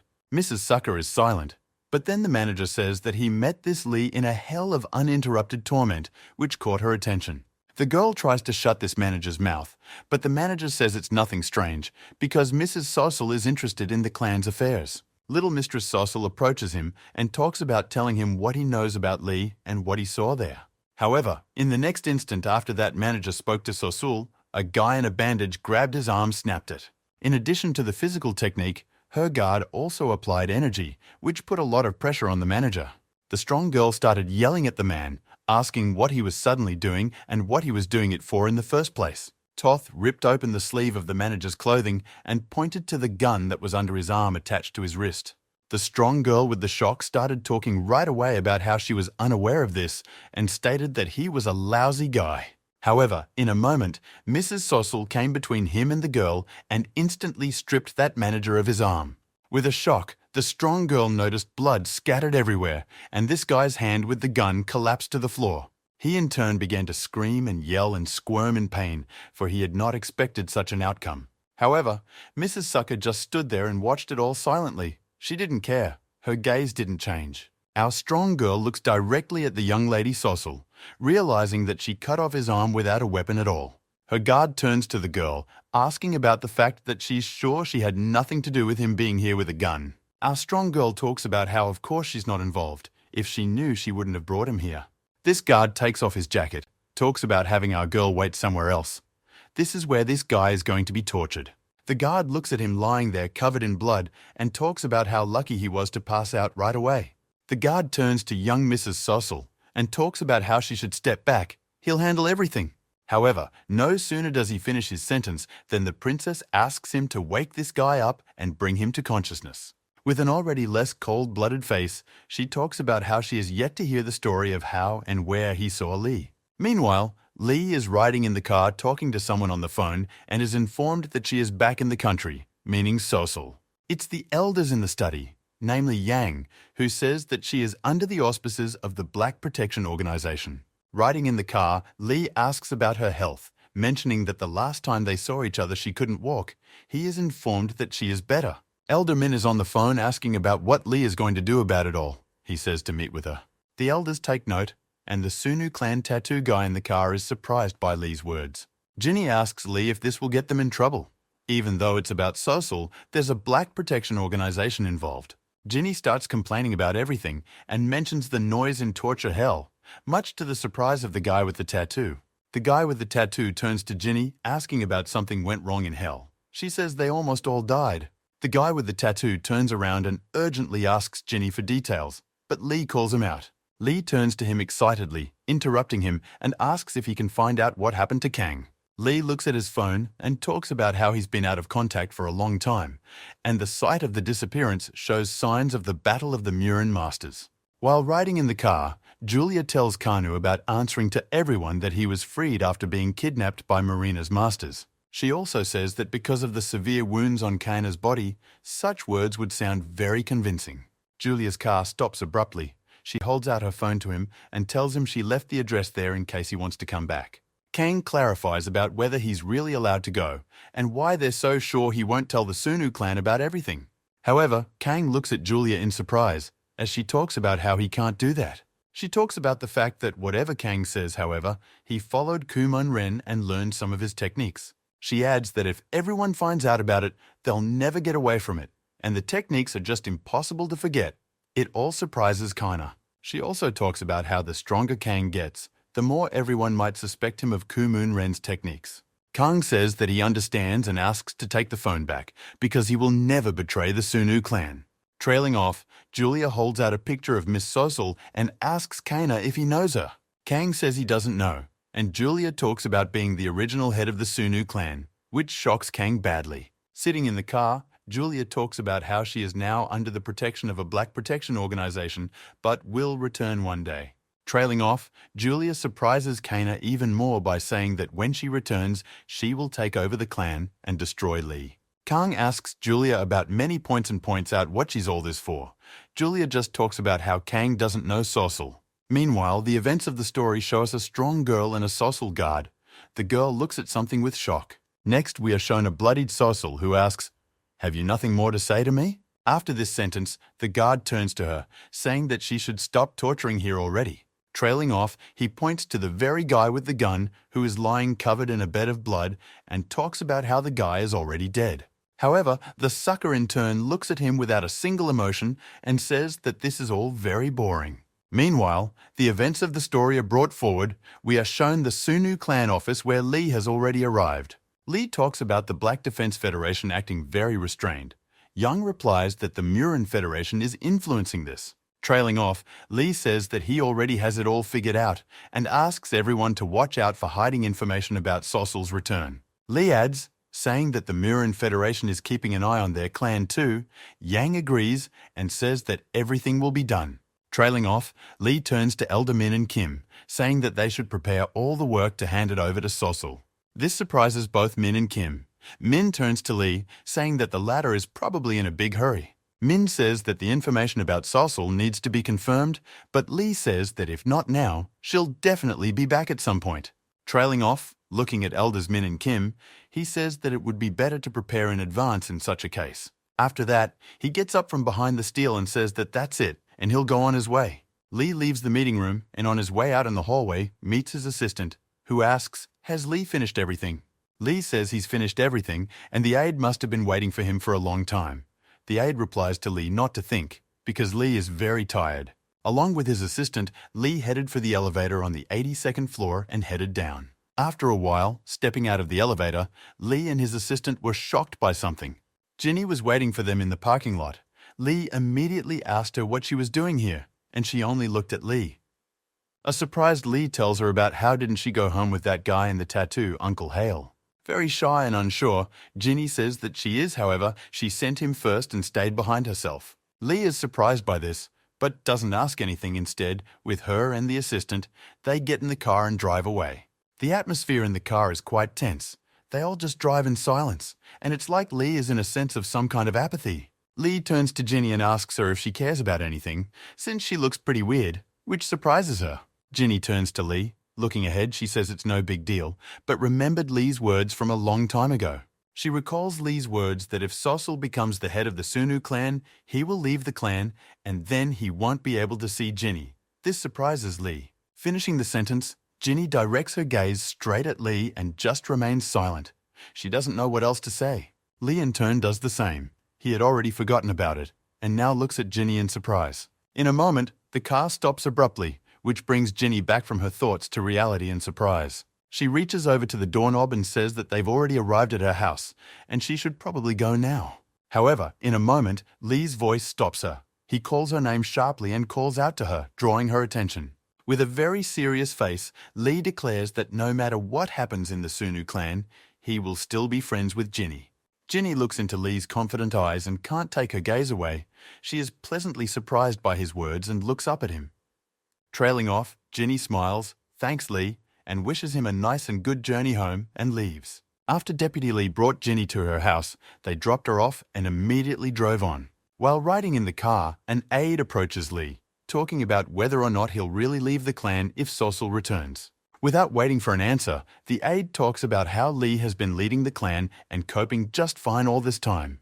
The aide talks about how it would be super if Lee, at least for Elder Kwan's will, stayed and helped the clan. However, no sooner had Lee replied something than suddenly the assistant turns his and Lee's attention to something. Right in front of Lee's house, blocking the garage, is some car that looks like it's waiting for them here on purpose. The aide talks about who learned how to park so ridiculously well, but Lee asks him to wait. The deputy complies with Lee's request. They just stand and watch, and suddenly the car doors open. Several huge men with beards and tattoos emerge from the back of the car and look at Lee's car. The same guard approaches Lee's car, who talks about how he didn't mean to scare Lee. He was observing decorum. The princess is waiting for Lee. Lee comes out to him along with his assistant and clarifies that has Sosul really arrived here? Her guard says it's true. Princess Sosul has been waiting for Lee for some time now. He asks Lee to follow him. Walking beside him, Lee goes through the rest of the guards and sees that they all have machine guns. This surprises Lee greatly. Looking at them all, Lee thinks about the fact that in all likelihood they are not from Muram, for why would Muram need a machine gun? The guard opens the door of some car nearby and talks about bringing Lee to the young mistress. Slowly and very carefully, Lee and his assistant approach the car and see Mrs. Sossel there. Deputy Lee is shocked to see her. Apparently it's the first time he's seen the young Mistress Sossel. Sossel herself only sits further back and looks at Lee and his assistant with a cold stare without saying anything to them. Assistant Lee immediately folds his arms and bends over. He says his name loudly and that he is happy to welcome the young mistress. His face and body shakes. Sweat rolls down his face and he stands so silent as if he is waiting to hear something. However, our hero Lee is not as affable turns out to be as his assistant. He only looks at Sossel and just keeps quiet. Sossel doesn't change her traditions. She also silently looks at Lee's face and just keeps silent with a cold stare. Lee's aide, meanwhile, is still standing as he is. In his thoughts, he doesn't understand why Lee doesn't say hello to her. Lee's aide is afraid that there might be some conflict right now, but in the moment, Lee smiles dramatically. Trailing off, Lee looks at Sossel with a smile and talks about how happy he is to see her, and that she's back healthy. However, the sucker in response only continued to stare at Lee with a dark aura, not answering him anything in return for pleasantries. The events of the story take us to the very guards with guns. They radio in that the second zone is clear. They are discussing something among themselves, and one of them is talking about how this is all very strange even to him. He points his partner to the observation wheel, saying that he doesn't understand why Princess Sossel would want to ride there. His partner talks about how she's still a kid after all, but the man replies to him that of course that's all very well and good. He adds, however, that it's not like they're doing security this early, but his partner says they've been promised a generous raise for it. Meanwhile, the events of the story show us two men in suits with knives behind the bushes, with guards walking about. Immediately after this scene, the events of the story move forward, and we are shown the very Ferris wheel the sucker wanted. She didn't go there alone, but with Lee, who sits in the same booth as her, they go for a lift. For a long moment, the sucker only stared out the window, but in a moment, her gaze went straight to Lee. Lee noticed this, but continued only silently as she did, looking at each other a little at a time. However, in the moment Sossel spoke, she started talking about why Lee doesn't ask her anything. As she looks at Lee, she talks about how isn't he curious about how she's lived all these years, what happened to her, and how she got here. In a moment, rather tentatively, Lee asks her if she wants to tell him this. Such a question surprises her. Immediately after that question, her gaze and head began to droop downward, as if she was upset very much about something. Lee walks over to her, starts stroking her and talks about how glad he is that she's back already, much to her surprise. Patting her on the head, Lee talks about her telling him everything, of course, however, when she herself wants to. For the first time in all the events of the story, Sossel feels some genuine emotion. She is very surprised by such actions from Lee. However, in the next instant, it's as if all her emotion and surprise is washed off her with water. She's silent simply. And right after that, she grabs Lee's hand and starts squeezing it, making different sounds. With energy in her eyes, she rudely addresses Lee, talking about how she is no longer a child at all, nor is she that little girl from the past. Lee is clearly very surprised by all this, however. He is not scared. He looks at her and apologizes to her for this. However, the very next moment, she grabs his hand nicely with her fingers, crossing her arms. She thanks Lee. With sincere, sweet, and kind emotions in her eyes, she talks about how grateful she is to Lee for not changing during this time. Lip is surprised by all of this, however, in the moment she notices that her emotions are once again gone and she loses them. You can see from her face that it's as if Lee is thinking about something, remembering, moving into her mind from reality.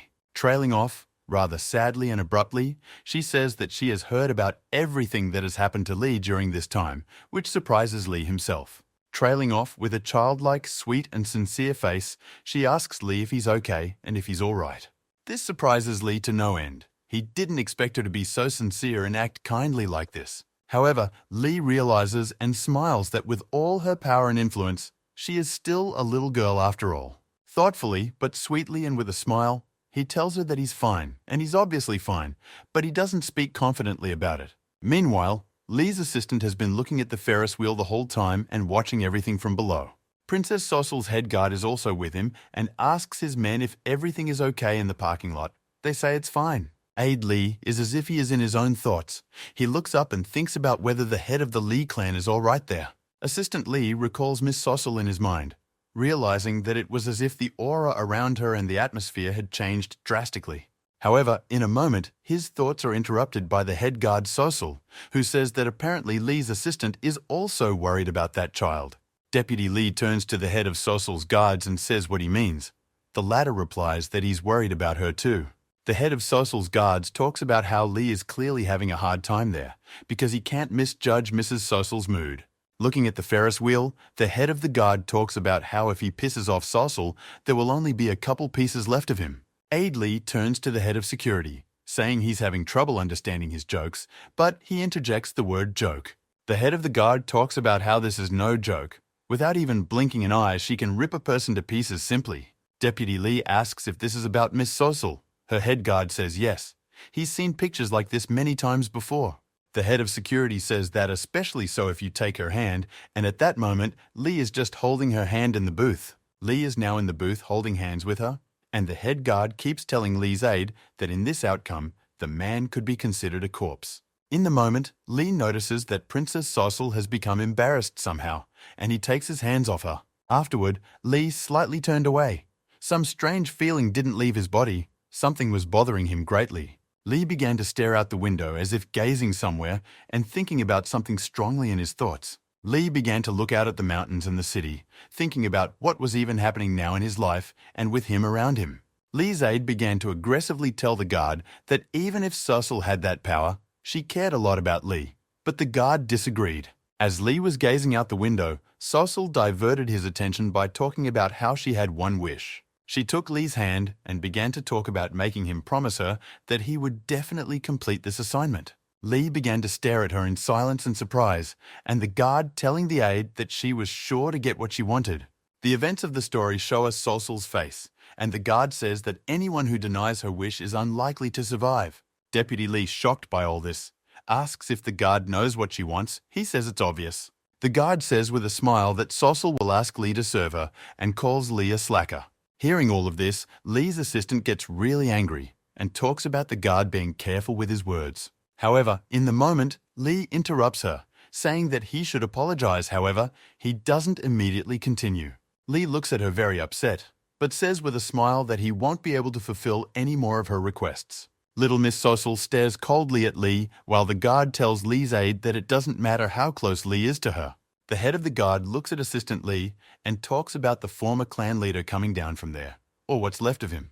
Deputy Lee gets tired of hearing such nonsense about the head of the Sunu clan and punches the guard in the face. The guard praises Deputy Lee for his speed and follows up by pointing his gun straight at him with a smile. From the movements the guard made as he ducked, Assistant Lee realized that he was also from Murma. The guard looks at Deputy Lee and tells him not to worry about such jokes on some kid. Lee's very angry assistant interjects his about the baby phrase, which makes the head guard surprised. A very angry and agitated Assistant Lee talks about how the head guard doesn't know anything about the Sunu clan. The events of the story show us Lee, and Lee's assistant tells us that a man like the guard can't imagine Lee's capabilities. Meanwhile, Lee himself, sitting in the cockpit, is abruptly surprised and tense as he sees a strange aura in front of him. He notices that Mrs. Sosul is beginning to use some of her blue energy on him by squeezing his hand. She presses her lip, trembling, and asks Lee about his decision to betray her now. With a cold, surprised but sincere face, Lee tries to justify himself and say something. A very aggressive sucker with an evil aura looks at Lee and talks about how it can't stay like this in a case like this. Lee is wildly shocked by something. He is very sharply surprised and feels something, like something is coming towards them. As it happens, some powerful and strong beam flew right into the Ferris wheel booth where Lee and Sosul were sitting. Deputy Lee and the head of security stop their argument. They look up in horror where a massive explosion erupts. Deputy Lee can't figure out what's going on, and the head of security reports gunfire and asks for lighting. The guards inform him that there is nothing they can do. No matter what they do, the power is not going and there are no lights. Deputy Lee rushes forward and yells, "Miss Sosul," but the head guard tells him not to flinch. Snipers are in action. The head of security grabs the weapons, saying that if they go up there, they will most likely get themselves killed, because this is a case of the best snipers. Aide Lee talks about the need to give up and just watch. The head of security sees no other way out. The head of security says that the shooting was by sound 1 kilometer away. If that's true, Sosul and that kid, meaning Lee, are dead. The head of the guard adjusts his weapon and says that now, All they can do is prepare for their other actions. However, in a moment, the head of security notices Lee jumping down with a couple of wounds only and holding Mrs. Sossel in his arms with him. Deputy Lee sees this as well, and in addition to them, shrapnel and debris from the booth explosion also fly down. Lee's assistant is glad they're alive, but the head guard is wildly shocked that Lee managed to survive and save her as well. Leon Pathos continues to lower down in one piece, smashing the remnants of the explosion into the air. Shocked by all this, the head of the guard begins to turn his head back and forth and worry a lot. Everything is clearly not going according to his plan. In the moment, the head of the guard sees the location from where the shot was most likely fired at the Mountain of Darkness.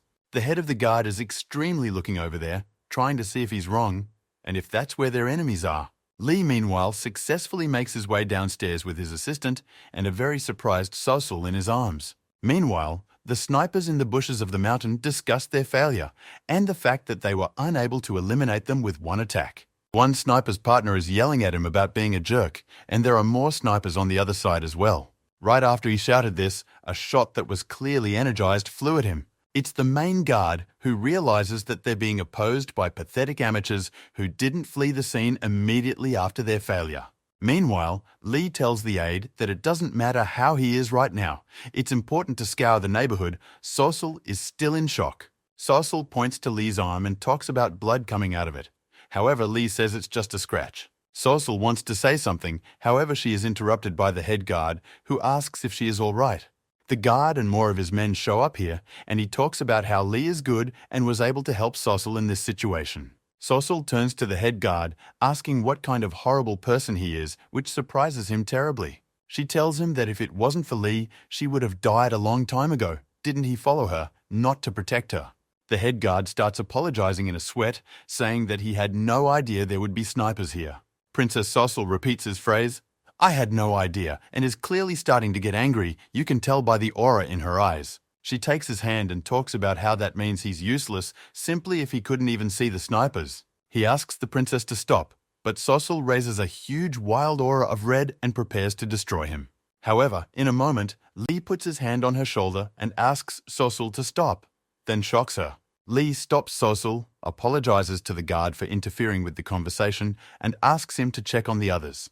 Lee looks around and talks about how, at any rate, he senses a very suspicious energy on the sides. However, in the moment, Lee is approached by Sossel, who asks him about his decision to get in her way now. She raises her aura even more in energy, telling Lee that does he think she's weak and trying to stop her now.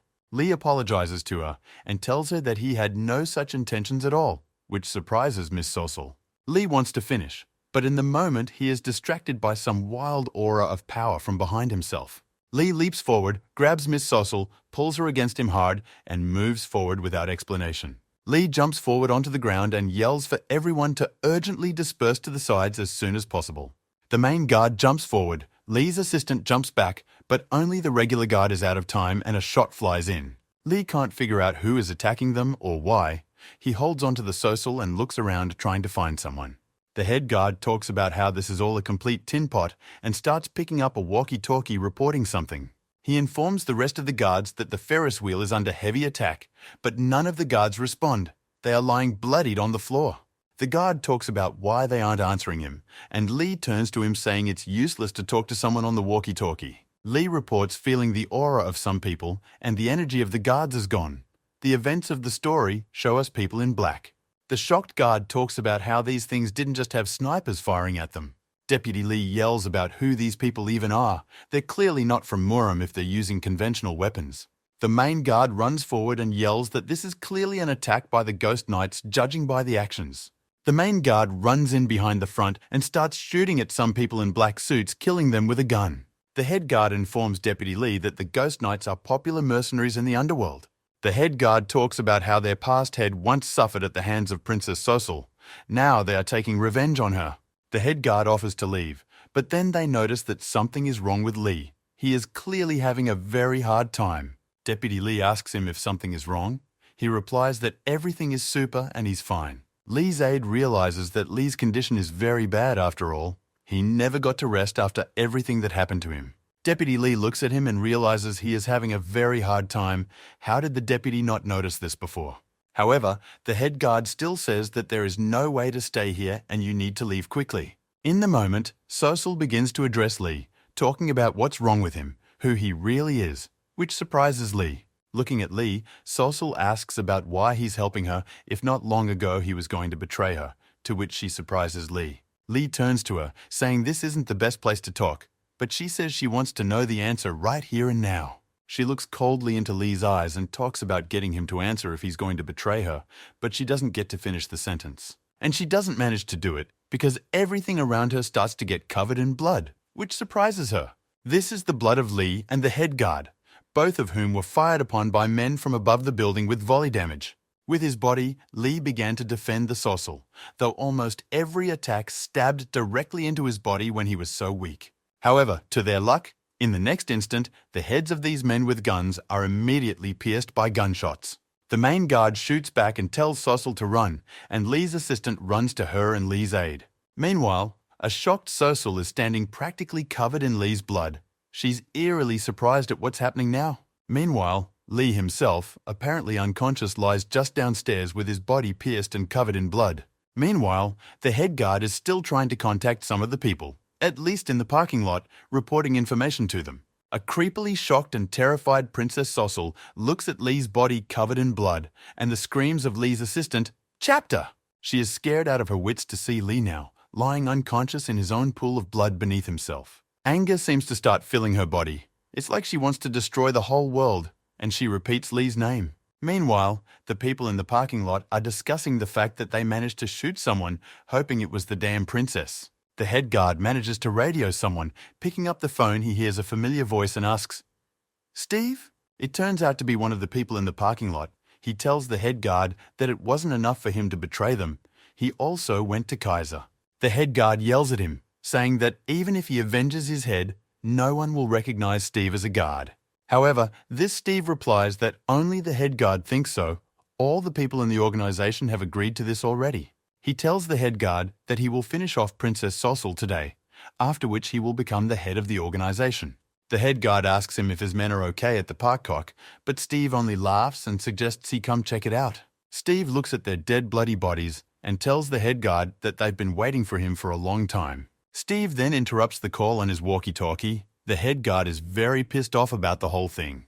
The head guard walks towards Sosul, turning to her, talking about how it's better to take a different route out of here. However, neither she nor Lee's assistant are paying attention to him. They are busy bringing Lee to his senses. A shocked Sosul asks Deputy Lee if he is alive. The deputy replies that yes, he has a pulse. Lee tries to come to his senses, and the aide talks about how he's bleeding badly. They need to get him to the hospital right away. The head guard talks about there being no time to think of others. Sosul replies that she's going to the parking lot first. She starts to walk away, which shocks everyone, and talks about them picking up Lee's body and carrying it after her. The head guard tries to stop her, saying that the enemy has a weapon, but she says sharply that the guard needs to understand something. She turns and speaks coldly about how if Lee is suddenly killed, the guard will suffer the same fate as him. Meanwhile, we are shown the very strong girl. She tells someone on the phone that she thought she was going to die here. Someone strokes the panther, and she talks about how the Ghost Night guys have determined the princess's movements. Sipping whiskey, she talks to someone on the phone about whether they're sure everything will be okay with them. This unknown man answers her on the phone that everything will go fine. He has prepared well for everything. Meanwhile, the very same Ghost Knight saw someone and opened volley fire on them. One of the guys who was shooting dies abruptly, blood coming from his body. This scares his partner next to him badly. He is killed by Mrs. Sosul standing behind him, who takes his life with one swipe of her hand. She doesn't care at all how many people she has to kill right now. She's cold-bloodedly bloody-minded about everyone and everything. That guy's partner opens fire on her, but he notices and yells about how she's a monster and bullets don't take her at all. Meanwhile, the events of the story show us once again the very memories from some ruined city. Many corpses of people are lying on the floor, and a voice is heard saying, "My power is infinite." Lee abruptly comes to his senses as if nothing had happened. Those memories were in his head just now. The head of security and Lee's aide are shocked beyond belief at what they see, because after so many wounds and blood loss, Lee just woke up. Standing in the yard of some house, Lee's assistant tries to ask Lee how he came to his senses. The latter asks him to bring him down to the ground. Lee sits down on the nearest curb. his assistant trying to ask him how his condition is, the head guard just standing by. Lee doesn't answer any questions, he just looks down sadly, wondering if he had the same dream again. He vaguely recalls the dream and realizes that it could be the memories of that very demon. But why Lee has them? Lee's aide keeps up with the questions, asking him if he's sure he's okay, having recently had a bleed. Barely, Lee tries to answer him, but the head guard intervenes, saying that he would like to ask as well. He also asks Lee how he could be okay. In such a situation, one could easily die. Without waiting for Lee to answer, the head guard starts scratching his beard and talking about how it doesn't really matter. He looks at the road ahead, and as he looks around, tells Lee that he is grateful to him, for he has helped them all. But following that, Lee asks them about where Sosul is now, and touches his head trying to get back to normal. Here Lee sees a bunch of dead bodies ahead, all of them belonging to the very people from the organization. A bloodied and tired Lee looks at these bodies with shock and wants to ask about who they belong to and who killed them. Without waiting for Lee's question, the head guard tells him that it doesn't matter at all who did it. Special people will solve all problems. The head guard looks at the stars and says that it's time for them to move out. At least the head of the Sunu clan is still alive. Meanwhile, the events of the story show us Princess Sosul walking among the corpses in the parking lot and looking at them. In the moment, someone's voice behind her calls out to her, which draws her attention to herself, of course. It turns out to be Lee. His voice, the sucker of course recognizes. He is surprised to see her covered in blood, goes to her with everyone else. As he gets closer, he is shocked to see such a little girl covered in blood and next to dead bodies. Lee looked straight at her. Pressing her lips together, she stood all covered in blood. Even her white hair was plastered. She started walking towards Lee. Her dress was also covered in blood, and there were puddles of blood underneath her. In the moment, she walks closer to Lee and clearly loudly tells him simply, "Did you see that?" Standing in a pool of blood, covered in blood and a backdrop of corpses, she addresses Lee, saying that this is her true appearance. Then, she reaches out her hand, turning it over palm to Lee. The whole hand is also blood-stained. Lee looks at her in surprise, and she talks about how if he doesn't want to die, he should give her an answer while thinking hard about it. She talks about how he needs to give her a clear and concise answer as to whether he's going to be with her or if he's going to betray her. Lee understands well what she's getting at and just stands there looking at her, thinking about something. Deputy Lee looks at it all, not understanding what has happened to Sosul in this time and where she got such power from. Deputy Lee realizes in his thoughts that no matter what, he can't just stand by and watch it all. He intervenes in their conversation, asking her about the fact that she came back and met with Lee to get his opinion after all. Does the aide turn to Lee, saying that Sosul is making him an offer with such indifference? It's worth it to agree to such a thing. However, Lee ignores his words. Looking straight into Sosul's eyes, he apologizes and says he's already made all the decisions. Deputy Lee hears this and is well aware of where this could all lead to. He just shouts, "Head!" In the next instant, Mrs. Sosul abruptly swipes her hand to the side, creating an aura of energy directed at Lee. She flips everyone off and talks about how does Lee really think she's just going to walk out of here after that answer. Deputy Lee tries to intervene again, but is stopped by the head guard and told to come to his senses. The head guard tells Assistant Lee that his head is a princess, who he is now stopping. The head guard continues, saying that this problem is all about them and more, but stops abruptly. He looks at Sosul, who has raised a powerful aura, and talks about how he doesn't really want to stop her now. Looking at Sosul, Deputy Lee is starting to realize that if he gets involved again, it will most likely only get worse. Sosul, meanwhile, standing covered in blood, turns to Lee, telling him he can't betray her. She says she will tie Lee to her even if she has to chop off his arms and legs. Lee just looks at her. And next, coldly and clearly, he asks her if she really wants him to get hurt. She raises an even bigger aura and says with great anger that this is exactly what she wants right now and nothing else. Deputy Lee can't stand it. He intervenes again, asking Sosul not to do it. However, he doesn't get a chance to speak. He's interrupted by the fact that Lee starts to act, for he raises the heel of his foot, which is a sort of signal. The surprised head guard looks on at it all, as does Lee's assistant, who is bleeding sweat from the whole thing. Lee approaches Sosul abruptly, surprising her, but the wounded man himself stands and just stares at her. Following that, Lee starts to get on his knees and just quietly tells her, "Okay." And then, looking her in the eye, he said if she wanted to do it, let her do it, which surprised her to no end. She silently looks at Lee with blood on her face, as if pondering something, Lee's assistant wildly worried about him. Without waiting for her response, Lee talks about how she's struggling to muster the energy to appear threatening right now. With a cute face and a sweet smile, Lee tells her that she may not waste her time looking so menacing in front of him. Looking at her, Lee says he's grateful to her for the opportunity to try being the head of the clan. He's experienced a lot in that time. Lee talks about how he did everything he could, and he doesn't want Sosul to be in so much pain because of him now. She is shocked beyond belief, her gaze frozen. She can't imagine all that is happening right now. She starts to press her lips together and quietly asks, what are the reasons that make Lee leave her now? Lee talks about how when she becomes head, the clan will be ruled by Kumon Ren and he is Lee's enemy. Lee wants to be honest with her. The aide is shocked. Trailing off, Lee adds that once the clan is under Kumon Ren's influence, Lee won't be able to be honest with her any further. Sosul begins to press his lips together with his teeth and speak angrily over and over. Why? She brings up a huge aura of power and talks about all the choices she made before because of Lee, and now he's going to dump her after this. Just how gigantic and powerful her aura has become. Even the head guard is surprised. Assistant Lee is wildly shocked by it. It's like she's losing her mind and screaming across the parking lot that she's just going to kill and destroy scum like Lee right now. However, seeing all of this, Lee abruptly lunges at her, causing the aide and head guard to be even more shocked. He hugs Princess Sosul sharply and tightly, and closing his eyes just starts apologizing to her.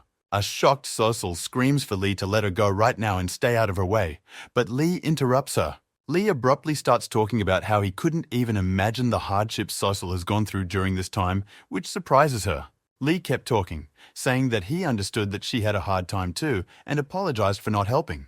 Princess Sosul was touched by his words and blushed. She started to say, "Does it mean that?" But she didn't finish the sentence. For she was interrupted by Lee, who said that even despite all this, he couldn't agree to her proposal, which made her angry again. Sosul sharply throws Lee aside and clenches his fingers like animal claws, forever repeating, You! Squeezing out all her energy, she screams wildly at Lee, wishes him dead and is going to rush in and kill him now. Lee's aide is shocked. He fears for the fact that now the life of the current head of Sunu, Lee, is in jeopardy because of Sosul. Lee, meanwhile, looks into the eyes of Sosul, who is already right beside him, abruptly stopped acting. The vessel princess filled the brush with aura and presented it to Lee's face. However, she doesn't dare to launch an attack on him at all, and just watches. In the next instant, Sosul starts coughing, and as if trying to say something, her entire aura around her goes out. The head guard and Lee's assistant are shocked again. They observe this horrible situation and can't even intervene. The aura on her hands had completely faded. Lee's face was indifferent. He just stared at her, and her hands were shaking. In the moment, Lee is dramatically surprised to look into Princess Sosul's face. Something strikes him and shocks him. At one point, Mrs. Sosul just starts sobbing bitterly like a little child, letting tear after tear fall. Lee looks at her with a smile and tells her it's not her fault, and says she can be mad at him all she wants. Lee leans in front of her, gets closer to her, and talks about how she has to promise him something now. He strokes her and talks about never getting hurt again because of other people. This is great for her. Little Mistress Sosul is lost. She just stands there covered in blood and cries time after time, not knowing what to say to it all. She looks into Lee's face, which is full of a genuine smile and a desire to help her. She realizes she can't hurt Lee. Looking into his eyes, she realizes even more that this is all for her benefit, which makes her weep even more. However, in the blink of an eye after all of this, the young mistress suddenly starts spitting blood non-stop. This shocks the head of security and Deputy Lee to no end. They are extremely surprised at what is happening. Seeing this for the first time, Vessel falls right on top of Lee and continues to cough up blood. Lee is also shocked. He tries to help her somehow. Mrs. Sosul continues to cough up blood and cry, and in her thoughts, she tells herself that she doesn't need anything else. She recalls her childhood moments with Lee, saying she only wants him and his everlasting smile by her side. She keeps recalling moments from her childhood, assuring herself that having Lee by her side is all she needs to live. She's already starting to say goodbye to her life, saying she was doomed to suffer. But then she sees Lee, who's pulling her hand. Holding out her hand, Lee said he would keep her safe forever.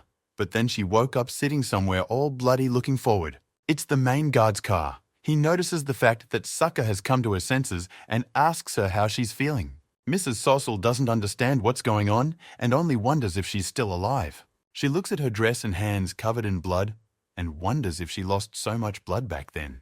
However, the head guard tells her that it's not her blood, but the blood of the head of the Sunu clan, Lee, which surprises her.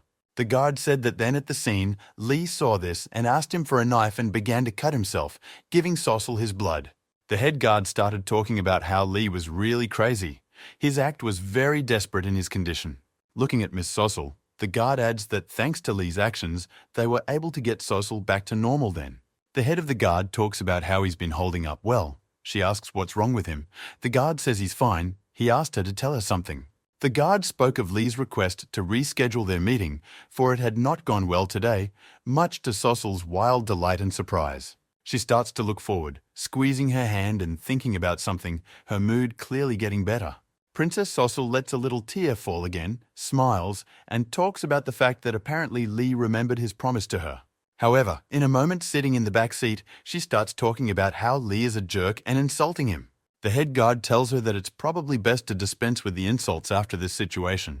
Trailing off, she yells that she can't give up now because of him and asks to be connected to the Sunu clan urgently. She orders the head of security to catch Lee urgently so that he can't escape anywhere at all. Meanwhile, the events of the story show us Kana Seru. She is informed that Lee has left the Sunu clan. It's Ginny, she tells Kanya Sarah not to feign indifference and who better than her to find him. Kana Sarah records everything. Ginny pressures her, telling her to tell everything. She's sorry Ginny will calm down. Kana Sarah asks if there are any clues to his disappearance. This shocks Ginny, for she thought it was Kana Sarah. Shocked, Kana Sarah presses her lips together in shock. Ginny says that actually her question was the first one. Kana Sarah is rude to her, talking about how she didn't steal Lee, and keeps writing something down in her notebook. Ginny upsets Kana Sarah by saying that there are no leads at all. Lee disappeared at dawn after a business meeting. Kana Sarah tells Ginny that there is no need to worry about Lee in such a case. Judging by his actions, he is acting according to plan. Kana Sarah talks about how he doesn't know what his plan is, but he's obviously been preparing for it for a long time, having thought it all through. Ginny cries in shock hearing all this. Kana Sarah is also very saddened, because she's really not in the know about anything. She doesn't like this move from Lee either. Meanwhile, the events of the story also show us an old man ghost who is pensively reading something in a clipboard. His gaze shifts abruptly to the assistant, who asks him if he's worried. She talks about how she thought he became too broody after the news from the Sunu clan. He puts down his clipboard and says this child of Sossel is not treating them in the best way. And then there's the confusion of the Black Defense. Crossing his arms, he looks into them and says the very real danger to Murama. He starts talking about how this all bothers him a lot, but meanwhile his assistant only stares at him in silence. Trailing off, she abruptly asks the old man what he's really thinking, to his obvious surprise. He tells her that it's already possible to pretend ignorance at her level, even when she's in the know. She looks at him and talks about how she's only doing all this because she wants to help him, and calls him Mr., which surprises him again. She looks earnestly at the old ghost man and asks him to please tell her what he really cares about. He picks up his coffee and tells her not to worry. He's only concerned about one small factor.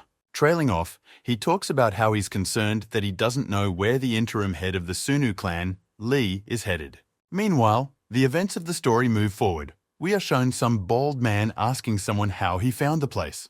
The person he asks this from turns out to be Lee, who is standing in some woods across from him. A surprised man in bandages and kimono goes to Lee, and Lee says that this is the boundary of the Black Spring after all.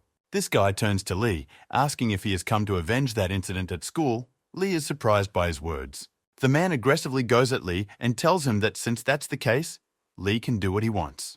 This man walks up to Lee. He is much taller and bigger and says is Lee really using that incident as an excuse. Trailing off, the man raises his aura and speaks menacingly about how if he does, Lee will die at his hands right here. Lee averts his gaze, saying that he's heard that Muram's disciples are like a family among themselves after all. The man looks at Lee and talks about how after what Kuman Ren set up, every time the brigands came to him, he's been through a lot. Looking at Lee, he says that while Kuman Ren was rampaging, he was here fighting to protect the memorial at the Source Boundary Gate. Trailing off, he walks forward, talking about how after all this time, Lee comes in and says something about the students now. These words surprise and even hurt Lee. He lowers his head silently and just stays silent thinking about something. Looking at the place, Lee says he recognizes its merits well and was hesitant to go here after all. Lee recalls the bald guy sitting with blood in his mouth in that spot, saying his technique that day was of an amazing level. Looking at the big guy, Lee says that he remembered Sunbay's advice that day and decided to come here after all. Watching all of this, he blushes, and Lee talks about how he has a lot of nostalgia for this place now. In the moment, the guy turns to Lee and asks him to finish those disgusting speeches already. This guy abruptly tells Lee with anger that even Kumon Ren, who taught him, wasn't here, and Lee can't pine away. Lee starts to make excuses in the wind, talking about something, but the guy interrupts him and asks him to tell the truth. He squints at Lee, saying that the latter also came here because of greed in search of something special. Trailing off, he continues with his hands on his belt, talking about how Lee had brought the entire Sunu clan with him. The guy asks Lee to stop playing games and prepare for battle. He will confront the Lee clan. All these words surprise Lee. A shocked Lee looks him in the eye and talks about how apparently this was not the place he should have gone. Lee lowers his head and says sadly that he was mistaken and apologizes, saying that he didn't bring anyone along. Lee starts to walk away, saying that since that's the way it is, he's going to deflect, and starts to go downstairs. Lee slowly but surely begins to walk off into the dark depths of the forest with his head down sadly. The huge man only stares menacingly in his wake and simply remains silent as he watches Lee walk away. Already on his way down, Lee stops and apologizes to him for what he did to him at school back then. This guy, though closing his eyes, replies that though it was a misunderstanding, it was his fault. Lee turns around with a smile and asks him not to worry about it all. He believes he had his reasons for doing so. Folding his arms between himself near his chest, the man says he wouldn't have picked up on it if Lee hadn't said it. He starts to come down to Lee, saying that as an apology, he wants to know the reason Lee showed up here. Lee turns around but remains silent, and the guy looks him in the eye and asks him directly what the purpose of his visit here is. Lee quietly mumbles to himself under our breath.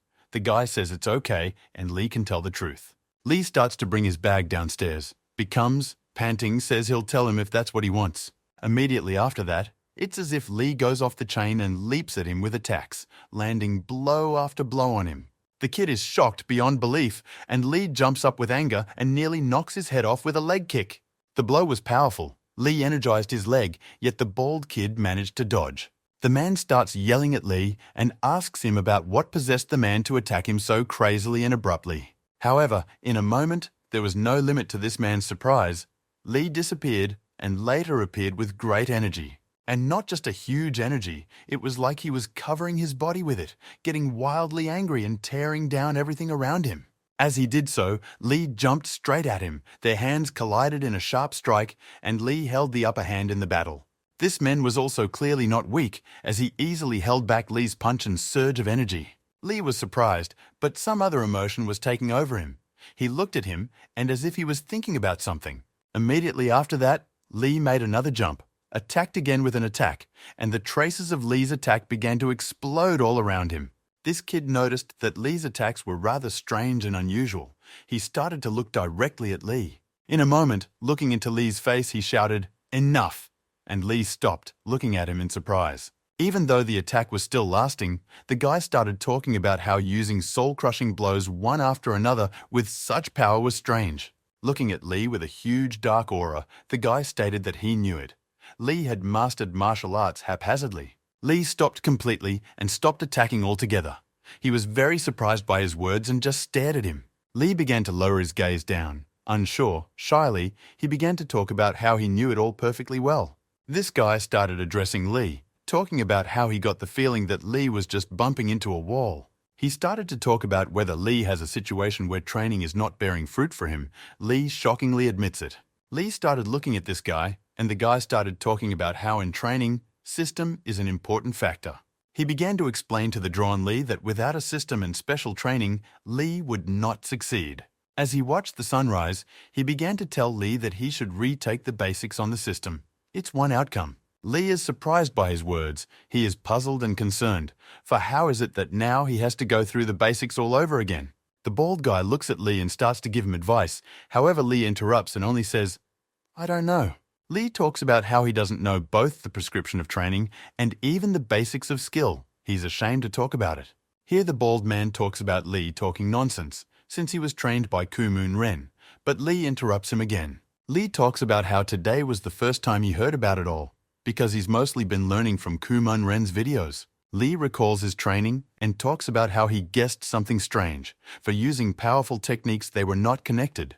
Lee didn't understand any of this, so his body was greatly affected back then as he used different fighting techniques together.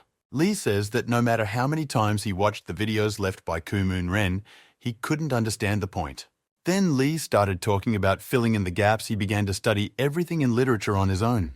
However, clenching his fist hard with anger, Lee declared that it was all ultimately useless. The bald man looks at Lee, and Lee says the bottom line of it all he sees for himself now.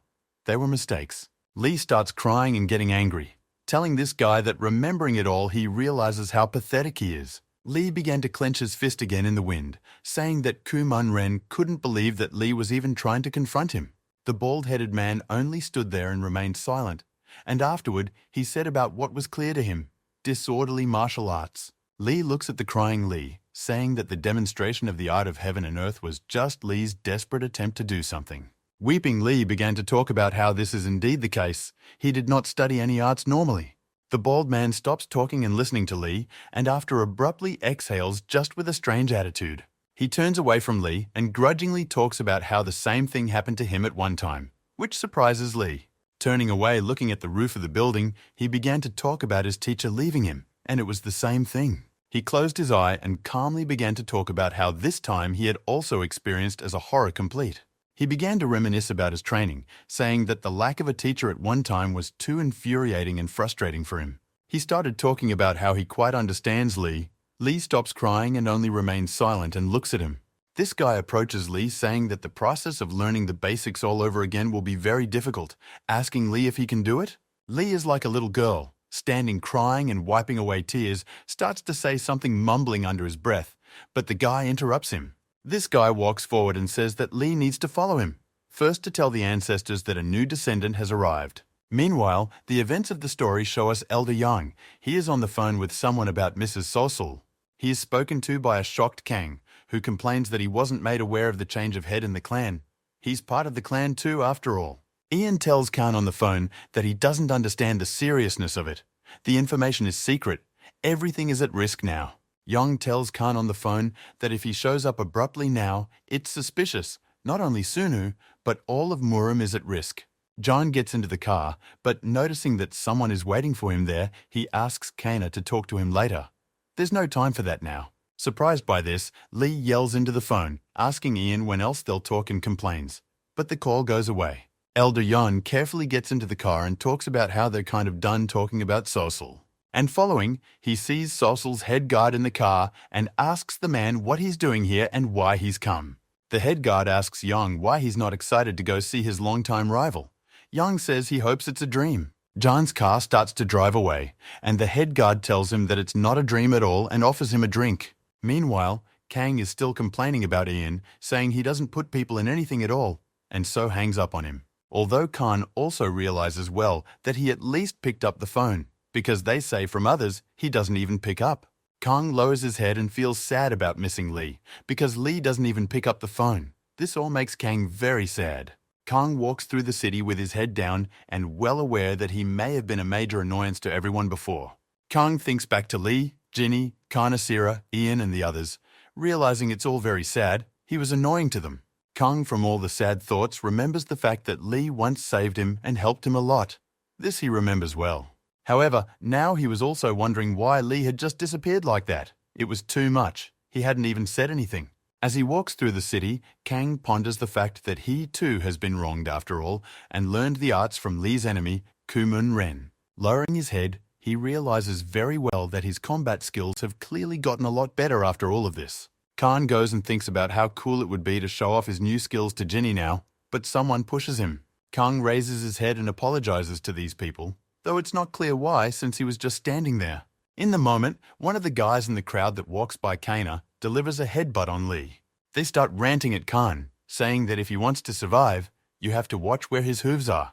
Kang is angry at this. He raises his head and with his aura charging his eyes looks at the chief among these guys. He asks to put Khan's head down or try to hit him. This all surprises Khan. He doesn't understand what the big deal is. Khan is pissed off about it. He looks at the other guy aggressively and talks about how if he wants to, let him try to hit him. These guys start laughing viciously at Khan and talking about how he doesn't think he's so brave and strong. The main one of them throws himself at Khan and says he doesn't think he'll dare to hit him, and he does. A jab lands for Khan. He doesn't choose to dodge it much. Khan turns his head. He's only got scratches on him. Khan turns his head with his fingers and talks about whether or not that's the hardest punch he's ever taken. All these guys start looking at Lee with wild anger, preparing to just destroy him now. Khan starts to walk away, saying that this is all just some kindergarten. He doesn't fight such weaklings. These all words really piss these guys off wildly. The main guy in particular, they start warming up. This guy yells at Kana, saying that he thinks he's the strongest and dares him to do so. Meanwhile, we're shown Lee and that bald guy, they're sitting on rocks and meditating to burn off their powers. Lee is meditating, and this guy is telling him about how martial arts is very difficult and will be mega hard. We're shown someone's bloody fist, and the bald guy talks about how martial arts is about calm and harmony. It's Kang's fist. He's standing there covered in blood, and all those guys are lying around him covered in blood. Kang is in shock from what he did. Meanwhile, 2 weeks have passed since that day. The old ghost monitors the news on the Sunu clan. Kanasera sits beside the old ghost man. The old man apologizes for reading and apologizes to her. The old ghost man talks about Kanasera looking for some guy. She says, yeah, he went missing at a business meeting. The old ghost man lays down the clipboard and talks about how everyone is in trouble now. It's unlikely the association will be doing this. Afterward, he looks at Kanasera and says that because of the many cases the search is now severely delayed, it is sad and problematic. Trailing off, eyes closed, the old man ghost talks about how he of course assumed that the recent news would not lead to good things. Looking out the window, he adds that he had no idea that the revenge would be so brutal now. Kanasera and the principal discuss the fact that the Sunu clan is known for their powers. No one ever wanted to be their enemies. Kanasera and the director discuss that some organization is busy attacking the Sunu clan and capturing Sosol every night. In the aftermath, the director talks about how it could have been better if the head was further away from Lee. However, he also remembers that this is a sore subject for Kanasera and abruptly stops talking about it. The principal abruptly turns away in a sweat and begins to apologize, but Kanasera only remains silent, thinking about something. Looking at Kang's elevator, Sarah says it's strange. Kang disappeared just like Lee. He called once, but never answered his phone again. Kanasera realizes that it's hard to get in touch with Khan, but he's clearly alive. She worries that he's in big trouble. The director asks Kanasera to try calling now and see if it works, and she agrees, saying she will do so. Meanwhile, Kang keeps his bloody fist standing with blood dripping down it, and Kang himself laughs a little at how easy it all came out. Immediately afterward, however, Kang hears his phone give out a dial tone and puts his hand in his pocket for it. With bloody hands, Kang sees the fact that there is a call from Kanasera on his phone. This surprises him. Khan hesitates to pick up the phone. He just puts the phone in his pocket and starts to walk away from the scene of the massacre. As Kang leaves, he looks at the people he beat up and realizes he shouldn't have done it at all.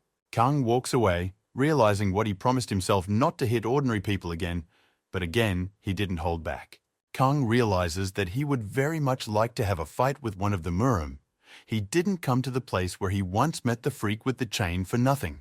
However, looking at them again, he is upset that ordinary people have once again gotten in his way. Kang remembers the fight with Lee and realizes that he too would love to do cool fights and techniques like his. As Kang pondered what had happened, he heard some voice from behind him ask if he had done it by accident. Some guy with glasses talks about how Kang clearly used Muram techniques, and did he decide to fight regular people with them? Lee turns around and swallows his drool in surprise, for he has finally met Muram, as he has wanted to for a long time. Looking at him, it's as if Kang can feel his energy and clearly understands the fact that the person in front of him is clearly a Muram.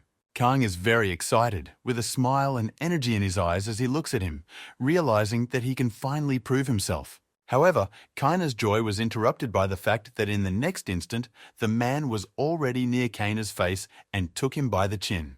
This guy looks menacingly at Khan, saying that he clearly has a thirst for blood. He wants to put up another fight here, he asks. Kang looks at him with frightened eyes and is well aware of the fact that there could be big problems now. This guy turns to Khan and talks about how he can fight, but won't take responsibility for Khan's death. However, at one point this guy taps Kaina in the face and talks about not worrying. It's all a joke. A shocked Kang looks at him while he talks about how he's clearly not going to kill someone for free. Trailing off, He reaches out a hand near his chest and says that hasn't Khan here seen a girl this tall and with long hair. Khan replies that he hasn't seen anyone like that. The guy replies that it's weird. He was given the information that she was here. He starts to walk away and tells Kanu one last time that he should do a better job of cleaning up after his battles with humans next time. Looking at the city, he walks away saying he was there for it. If he gets pulled in for it with Khan, he'll smash him. Khan says he understood. A shocked Kang tries to catch his breath and says goodbye to the man. He leaves. Kang wildly surprised by everything. Kang is back somewhere. He stands at the faucet and washes his hands, blaming himself for being so weak for giving up everything. Khan recalls the fact that this guy was beside Khan in a second, and the guy didn't even see him move even close. Kang leaves the bathroom. Walking down the street, he realizes that his skills are worthless. He is weak and can't do anything against the other Muram. Khan ponders how much more he has to train, but his attention shifts to someone else. Kang sees about one little girl sitting on the bench in front of him with a phone in her hands. Kang is shocked. A surprised Kang heads towards her. He walks over and asks her what she is doing here alone at this late hour. This girl with eyes full of energy and steel hair raises her head and looks at Kana. Kang is very surprised at how she looks because she is very beautiful, like a doll from a cartoon of some kind. Khan begins to get a strong sense of something he's seen somewhere, but some voice catches his attention. A voice from behind says that he finally knows where they are. Kang hears a very familiar voice and realizes who it is. He turns back around and sees the same guy he saw a few hours ago in front of him. This surprises Khan. Kang looks at him with shock and knows full well that it's about to get bad, because it's not clear what this guy is doing here. Kang starts to look at this girl with shock and realizes about his target this girl is small. Trailing off, this guy turns to Khan, saying it's kind of like the guy he's seen recently. This surprises Khan. This guy starts heading towards Kana and talking about how is that guy also from the Sunu clan. Kang begins to panic and play dumb, asking about what the Sunu clan is and what it's all about. Trailing off, Kang realizes the fact that this girl is the same Social Julia was talking about. He is shocked even more. Kang turns around, looking at her. He realizes that it's obviously her, and it's clear what this guy is doing here now. Kang looks into her eyes and finally realizes that this is the rightful head of the Xiong clan, Lady Sosul. Kang wonders wildly what she's even doing here, also alone, where all the security around her that should be. However, the moment Kang glared at her, he began to feel a huge aura of power appear right behind him. Immediately afterward, a very powerful attack from that man's hand right into Kana's shoulder is thrown at Kana. Kana's blood is rapidly pouring out of him. He is screaming in pain. It feels like his whole body has been broken and killed right there.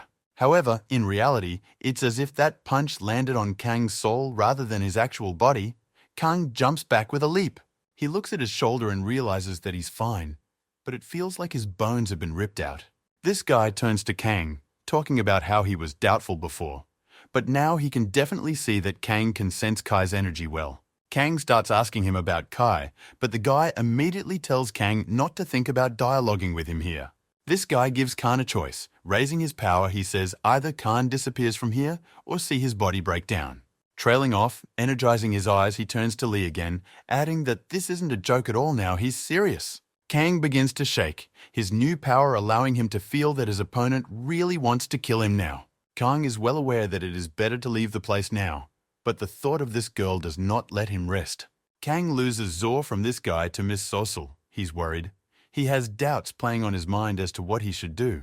Khan looks at her, seeing that she's on her phone chatting with someone, and there's a bunch of pictures of dead bodies in her correspondence. Kang is frightened by this as well, but that doesn't nearly cancel out the doubts that torment him now.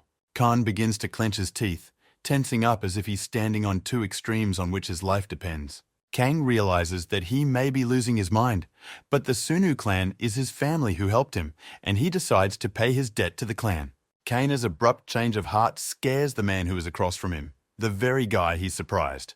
Kang starts to attack him, rushing at him with his fist, surprising him wildly and probably herself too. This guy dodges, which is generally not surprising with his then strength and abilities, but he's surprised still. He gets to the side of Khan and asks him if he has lost his mind and is now going to get into such a fight with him.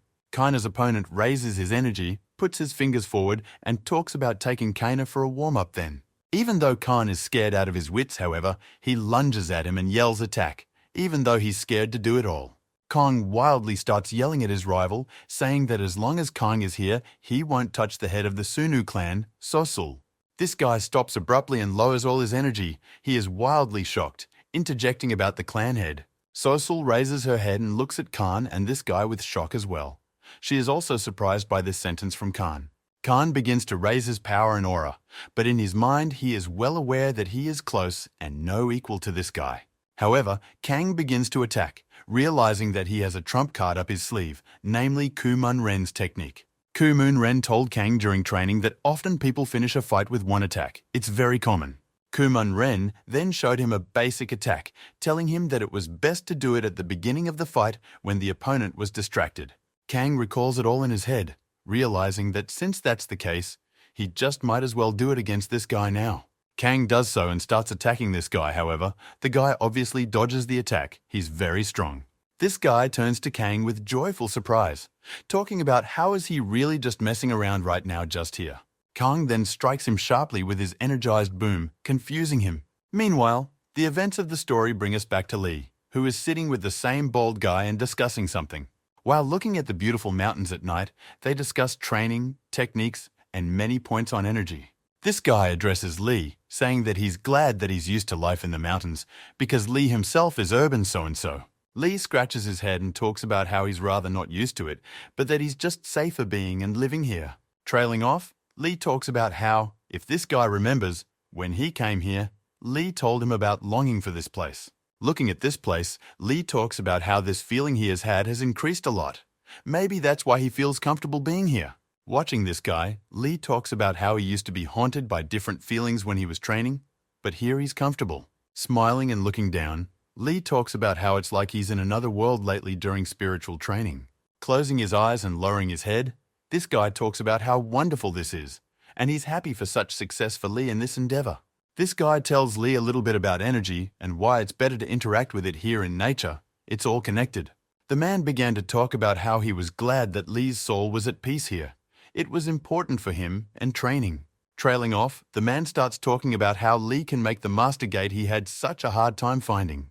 Trace Lee turns to him, thanks him and calls him Master. However, it pisses this guy off a lot. He yells at Lee and tells him that he should call him by his first name, like Uncle, not Master, because the master and apprentice relationship in Marima is like that of father and son.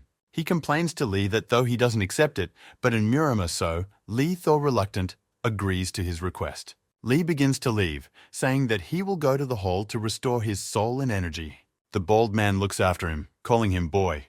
You can see from his face that Lee is pleasing him greatly here. Looking up at the moon, he reflects on the fact that it's been about 2 weeks since Lee came here.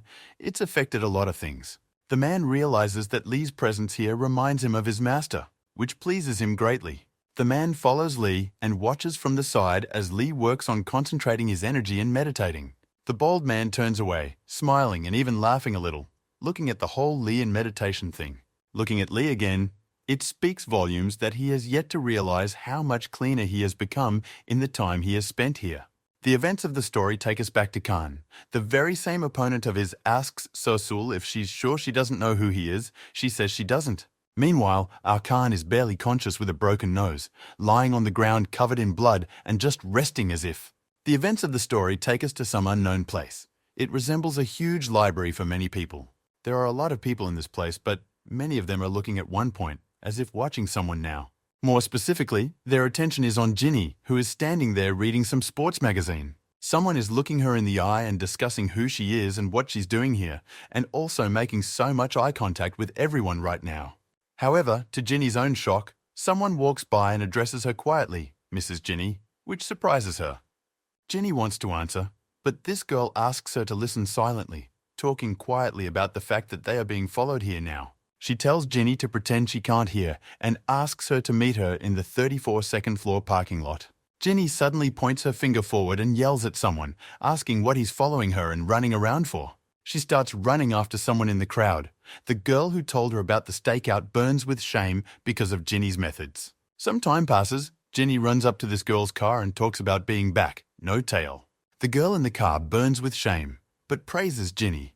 This girl turns out to be Kana Sarah. She tells Kanya Sarah that it's easier to live without being watched, the latter asking in surprise if Ginny knew she was being followed. She says that of course she was bugged too. A surprised Carnicera asks why they chose that particular place then. Sitting in the car, Ginny says that in such popular crowded places, it's easier to hide in the crowds of people, yes, and that's it. She says that Ginny has such looks that it didn't make sense, adding that she herself would have approached her to meet her, which surprises her. She then goes on to say that Ginny should be much more careful in her behavior and actions from now on.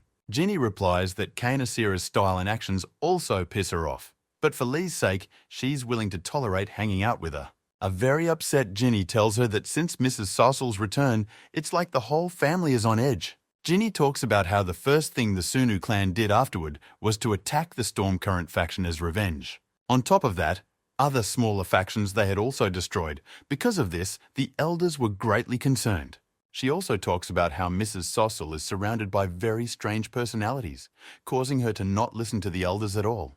Ginny talks about how there are limits to revenge. They're also thinking about taking over the Federation. That goes beyond just revenge. Carnicera tells Ginny that in all likelihood, the goal of theirs is an advantage when negotiating the Federation. Ginny asks Carnicera that she has also heard that there is a black cardinal with influence behind Saucel's back. Carnicera says that the Marima Federation will also not negotiate so easily with a certain grey cardinal. But here, Carnicera corrects herself and says with a glance at Ginny that the government has a different position on this. Carnicera says the government doesn't want trouble in the public and will bend the Federation to its conclusions. Ginny talks about how she can't get it out of her head that the Sunu clan is behind all the problems. Carnicera says that if the government fights Sunu directly, it would be a violation of the Non-Aggression Pact, which would violate the treaties.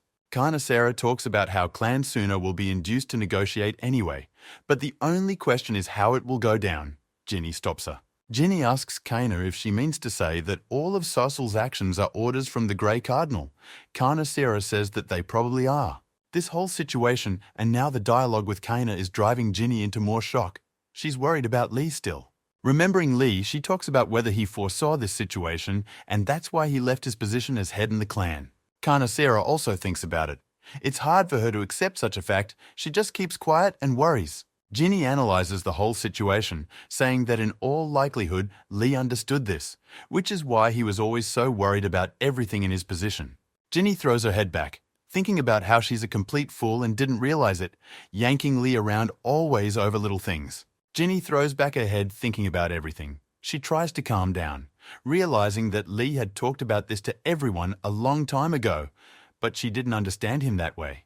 Carnicera talks about having the same situation. She thought she understood everything, but she was unable to get the weight off La's shoulders.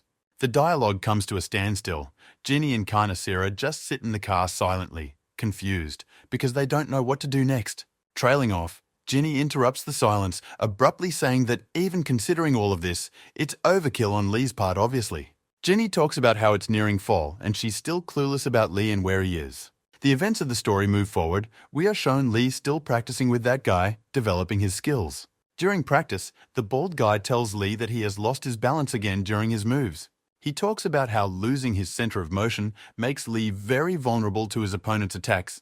Lee says he'll fix himself. As this happens, Lee gets back into a stance and begins to try and get back to the balance of his movements.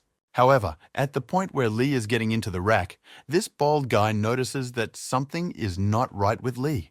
He turns to Lee and abruptly stops the one, which surprises Lee himself, but he stops as asked. The bald man turns to Lee, talking about looking at his feet. Lee doesn't much realize what's wrong with them. Lee lifts his leg, his feet are all bandaged multiple times, and all the bandages are stained with blood on both feet. The bald man yells at Lee. The man says it's okay, but he yells again, and Lee sweetly tries to walk away from the conversation. Together, they head to the buildings with Lee. He starts bandaging him up and talks about how Lee should tell him about all the wounds to him. He berates Lee and talks about how the last time he trained like that it led to more injuries. Does Lee want a repeat of that? Lee keeps smiling and looking at him, and this guy in turn just keeps berating Lee about the whole thing. In the moment, Lee starts laughing hard, but holds back her laughter and tries to apologize to him for her behavior. He tells this man that despite his menacing appearance, he talks like a curious old lady just. The man then angrily starts to squeeze the bandages on Lee's leg, causing him great pain. Later, he gets up and tells Lee that until he gets stronger, no training, the treatment is over for now. Lee looks up at him with a smile and talks about thanking him very much, with cute as if childlike eyes. The man asks Lee why he never complains about the workouts. Lee replies that they come to his liking. Watching the sunset, Lee talks about how he likes everything and today has flown by so quickly. This bald man is looking at Lee. He's trying to understand him, as if to look into his souls and realize what's wrong with Lee. Lee smiles again and talks about how happy he is with everything, even though he often overextends himself and gets injured. The bald man turns his head away, closes his eyes and says, "Who knew there would be a fool like Lee?" Lee is surprised by his words and interjects, and the man in turn tells Lee to rest, for he will take care of dinner tonight. Lee abruptly jumps up and starts yelling that no, he's going to do everything today, but the man argues with Lee and won't let him. The weather is relentless, fall leaves are covering everything, and Lee and this man are still arguing about their food. The events of the story speed up. We are shown the very place of Lee's training. However, everything is already covered in snow. Following the events of the story again, go forward immediately, showing already spring in this place and blossoming trees. And next, we are also shown someone's fist, which non-stop attacks something time after time. It turns out to be Lee, and he's doing some training of his own, once again standing in a stance, but a slightly different one than before. The same bald man is standing beside him, but looking very strange. As if angry, Lee wonders about it. Lee looks at him wiping the sweat, asking why he is silent. Is Lee doing something wrong right now? He only looks at Lee in response, however, and tells him that he should realize his own mistakes by now. Lee is talking about something he doesn't understand very well yet, and in his head, he's pondering where he might have just gotten it wrong. Trailing off, this guy turns sharply to Lee, saying that of course he is nowhere near knowing this. Followed by this bald man calmly talking about how there's no need to know anything, because Lee did everything right and proper this time. Lee then asks why he's so serious then, and in his head wonders if this is a new way of praising him. However, there was no response for Lee. The man resumed his serious stance and stared silently at Lee. Afterwards, he opened his eyes abruptly and seriously stated that there was no problem at all, but Lee's energy in training was very rough. He continues by saying that he felt it back when they first met, but now Lee's energy is even rougher. Lee is very surprised. Lee recalls the very day in hell when he fell down. Then he too noticed that his energy became coarser after that day. Lee realizes it's harder to hide it every day, and the energy connected to the demon. Can he tell the master about it? However, while Lee was pondering, the master told him to keep practicing and he himself would go to a neighboring village for a while. The man starts to leave. Lee asks him if he can go with him to help if anything. Looking at the sign of his camp, the master says no more. He is on his way to meet his relatives. He explains to Lee that he is referring to the students of the main house who are now active in the community. Trailing off, he adds that the main house is a one-man organization where secret techniques are passed on to a successor alone. He also tells us that once a successor is chosen, he is the only one left in the main house. All other participants come down from the mountains and remain as relatives of the main house and its helpers. Lee talks about how it will turn out that these relatives financially support further the main house. The man replies to Lee that it's not that simple, as they have the rights to recommend the student to everyone, which surprises Lee. He tells Lee that he didn't think it was so easy to come here to the mountains and just become an apprentice, which surprises Lee. Looking at the mountains, the master says that most of the disciples were simply found beforehand, rather than coming here on their own. Already near the exit, Lee asks the man if there could be a problem. He is the master of the Earth and Heaven School after all. The man talks about how there are old men who, if they find out everything, could expel him from the clan. He scares the hell out of Lee with this. Lee starts yelling, talking about how then should have contacted them from the beginning. Why did they only do it now? He responds to Lee by saying that it would then be known in Murama that Lee is here. This shocks Lee even more. Trailing off, walking away, he adds that this is probably the only hiding place Lee realistically has here. He's going to go and ask his relatives to refuse visits to the place so they don't accidentally find out about Lee. The master starts to walk away, and Lee just stares in his wake, rather frustrated and just silent on the flat. In the moment, Lee crosses his arms, bows and gives him a thank you, calling him Master and Mr. Sabek. The man in turn only listens to Lee's words and then continues on his way down the mountain. Lee watches him walk away and smiles, for she realizes that this is all this man has been doing for Lee all along. Trailing off, Lee starts slapping himself in the face, saying that he needs to get a grip on himself already and start practicing. Here Lee stops, realizing that for the first time in a long time, he is here without a master, and it is possible to try out the technique without restraining energy. Immediately after that thought, Lee took a firm stand and stopped restraining the gusts of his energy in his body. A huge amount of blue energy began to create an aura around his body and raise his power, and his eyes turned white. Immediately afterward, Lee takes one hit, sending just a tremendous blast of energy to the side that demolishes everything. Lee's eyes turn blue. He's calm and strong. He's in control and blowing even more aura around him. Lee begins to rejoice, for after all his body is fine after this. He ponders what more techniques he can use then. However, what Lee notices in a moment is that the grass around him and his feet was gone, with only earth and sand on the floor. Lee began to stare off into the distance, realizing that he needed a place where his master wouldn't notice the traces of such his training and strength. As Lee looks up into the mountains to look for a place of his own, the events of the story show us someone's sneaker, someone going somewhere. It turns out to be a certain girl with a hat and a big backpack, wearing a huge jacket. She's walking somewhere.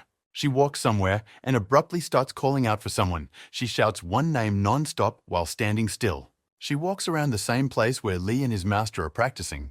She thinks about where this guy went and looks for him. Realizing that there is no one close by, she simply drops her backpack with a bunch of stuff on the ground and starts walking on. In a moment, she is stopped by whispers in her clothes. She pulls out a walkie-talkie and takes a call on it from someone. It turns out to be an old ghost man. He introduces himself to her as the leader and asks if she has already come to the mezzo. She calls him Elder in response and talks about having just arrived at the right place. She looks up at the roof of the place and wonders if she should leave the item and go, but the old man says to wait for that guy. She tells the old man that she will contact the guy after she meets him. Hanging up, she is surprised by something and looks ahead. She looks under her feet, walking in a circle, and notices the fact that there are some footprints down below from powerful machinery. She begins to analyze what this powerful technique could have been and realizes that it was most likely a Black Heaven technique. Her attention is also drawn to the fact that there are very incongruous footsteps all around here, and even more miserable wiped-out footprints everywhere. In a moment, she hears a sharp sound as if from explosions and is distracted by it. It surprises her many times more. It turns out to be Lee. He's talking to himself about how he just used a technique very sloppily and almost caused a lot of problems. However, butchering this, he turns his gaze back around, saying that there is a more interesting detail. He looks at the fact that he almost broke the mountain with one attack, realizing that you can't use energy so thoughtlessly. He looks at the dozens of large broken rocks and other debris, realizing he should be much more careful. However, in the moment he is interrupted from these thoughts, it is as if he feels some powerful energy behind him. Looking up, Lee is shocked to notice the very girl who had recently talked to the old ghost man on the walkie-talkie. Lee looks straight at her, her eyes, thinking about who she is and what power she has to stand up to her if anything. However, Lee is highly embarrassed by the fact that she could see everything he's been doing here already, and that's already problematic for him. Watching her, Lee is also greatly surprised by the fact that he was only able to sense her presence when she was already there. All this time, she was also looking at Lee, analyzing him, and then her gaze went sharply to the side away from Lee. She began to look at the rocks and debris that had been left here after Lee had practiced the techniques. In the moment, Lee interrupts this silence. He apologizes and talks about who she is and what she's doing alone in the middle of nowhere like this. She starts walking abruptly towards Lee and turning to him says something about, "Is he Yu Sa-hyun's disciple here?" She stands beside Lee with a walkie-talkie in hand, and Lee makes a fool of herself by asking her the name of her master. In the moment, she contacts someone on the radio saying it's Yu Sa-hyun and says she's fine. This all surprises Lee. Following on the walkie-talkie, she interjects about whether or not she should come to the main building according to him, which surprises Lee even more. Followed with jokes, she asks him about some kind of closed practice and looks directly at Lee. She looks at Lee and asks the master on the walkie-talkie if he has a secret apprentice. He says no, and Lee just stands there in shock. She finishes up with him on the phone, ending on the fact that since everything is fine, she'll go, and Lee looks on with shock at it all still. Trailing off, she turns her head sharply at Lee and asks him if he has anything to say to her, but a shocked Lee can't say a word. Lee guffaws, wondering how she talks on the radio. There are no towers here, but she replies that it's her satellite phone. She starts to walk away, saying that if that's all she needed to hear, then she's had enough. Lee is surprised again. Lee abruptly tells her to stop and asks her who she is and why she just broke into someone else's school grounds like that. She tells Lee that her name is Inari. She is a student of the 19th head of school and the new head of Heaven and Earth School, which shocks Lee again. Lee continues to stare at her in silence, but in his thoughts he realizes that he thought it was all correct. She is a student of a branch of the school. But then Lee recalls the words of his master, who spoke of how he might get in trouble for all this. She turns to Lee again, saying that she wants to test her hunches for by her suggestion to Lee, but her sentence doesn't end.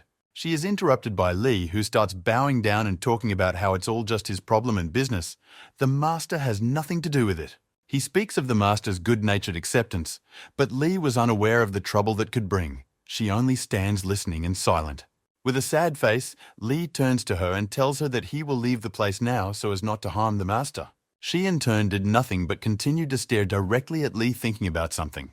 Abruptly, she talks about how it's not necessary. If she recommends Lee, his master will have no problem. Lee is surprised. A shocked Lee interrupts her, and she only retorts that she wants to see Lee's abilities and techniques. She would forgive Lee to show her the Black Heaven technique.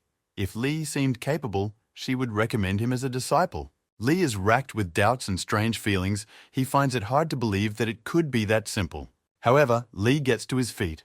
He realizes very well that in such a situation, he has no choice at all, so it is worth it to do so. Lee starts to get into a stance. He realizes that he has been praised by the master, saying that his movements are perfect. He believes in himself. This girl is looking at him. She knows that Lee was the head of the Sunu clan. She restrains her surprise that he is hiding here. She was also genuinely amazed that he was willing to do anything for his master. She thought he was a stupid kid. Looking at him, she realizes that if Lee leaves here, they will be in trouble. They should hold Lee off until the elder shows up. As she continues to look at Lee, she realizes that he will do a perfect job. Her plan is to praise him, so he definitely won't leave this place.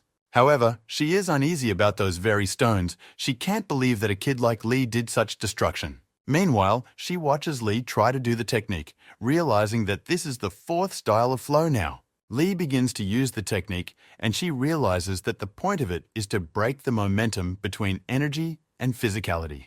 Watching how Lee did it, she realizes that he's pretty good at it.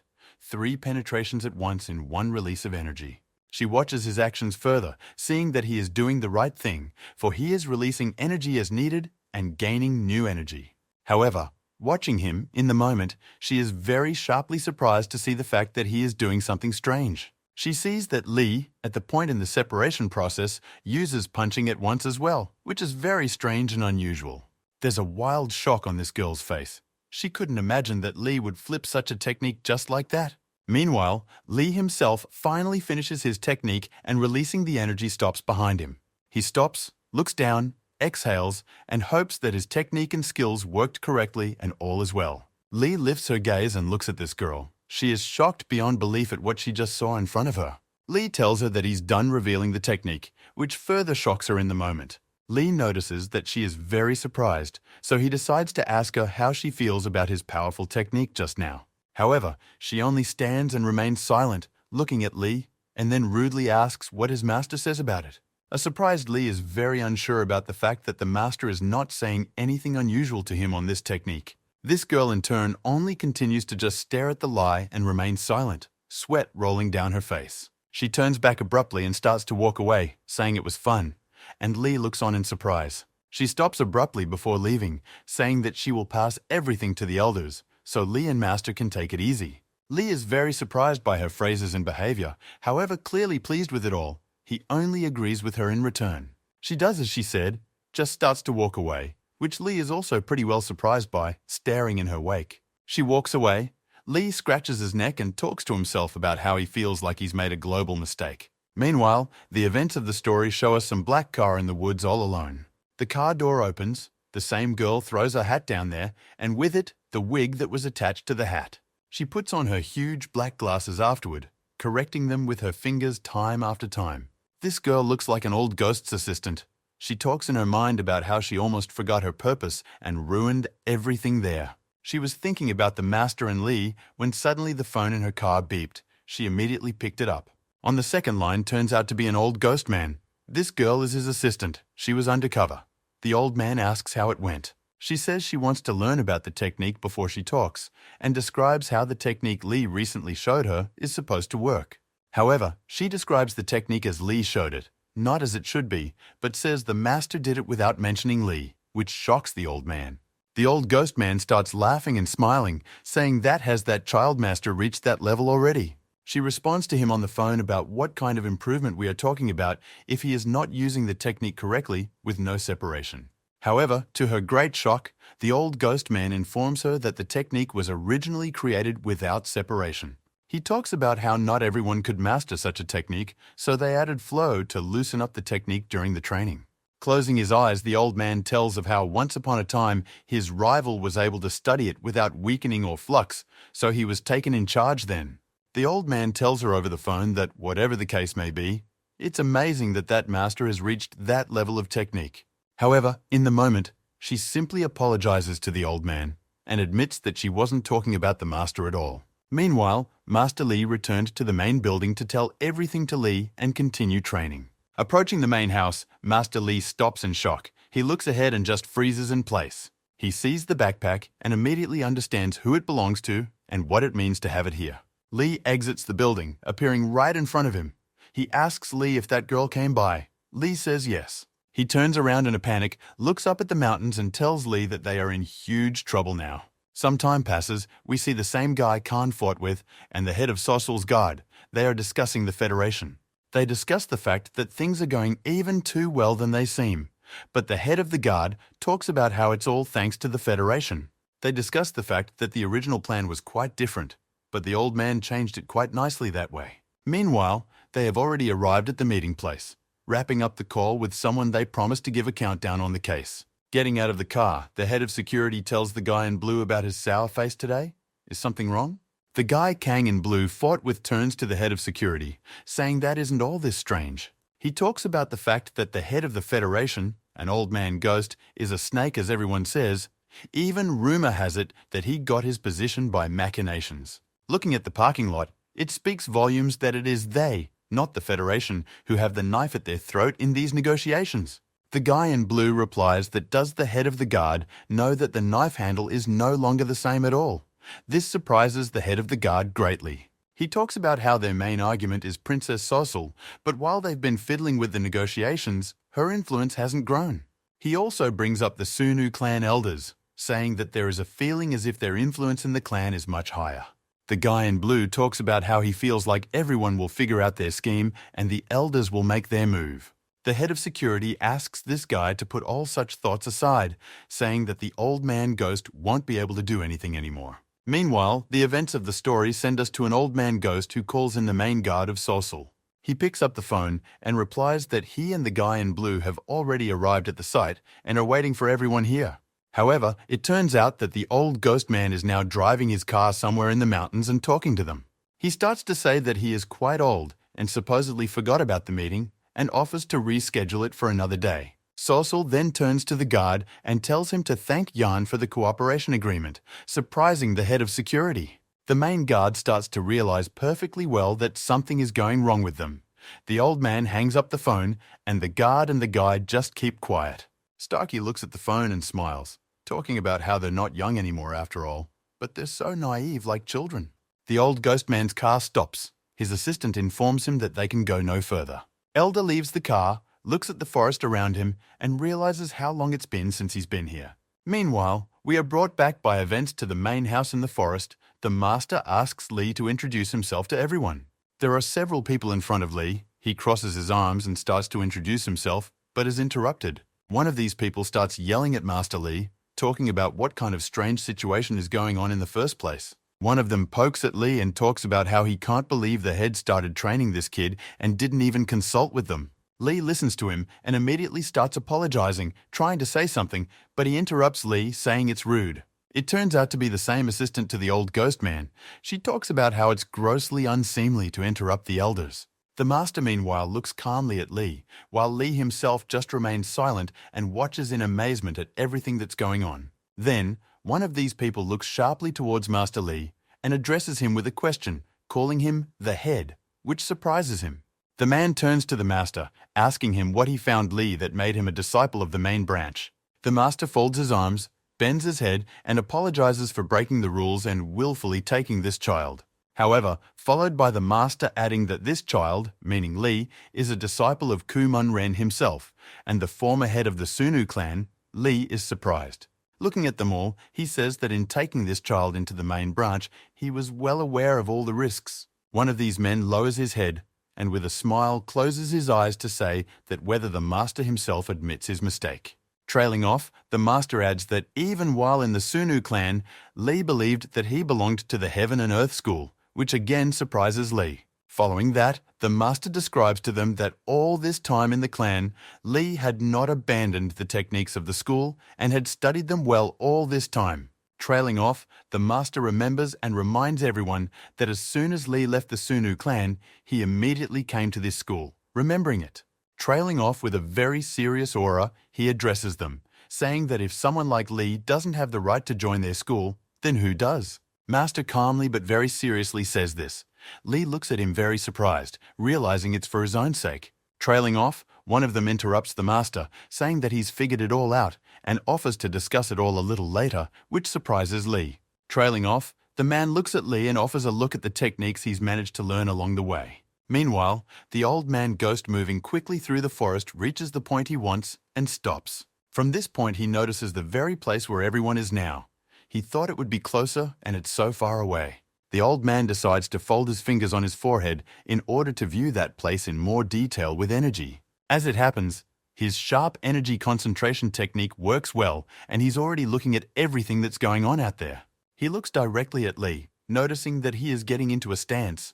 The old man realizes he is very much on time. However, much to the old man's surprise, his concentration is interrupted by a sharp ringing from the side, much to his annoyance. It turns out to be a ringing phone, an unknown number. The old man doesn't realize who has brought him in at this hour. With a disgruntled face, he rudely picks up the phone and immediately just says, "Hello, waiting for the word of the person on the line." The man on the line smiles and says he's happy to talk directly to the ghost now, mentioning that he's screwed over his subordinates. With a look of pathos, the old man replies to him that isn't he the elder of those two juvenile idiots from a couple hours ago who called.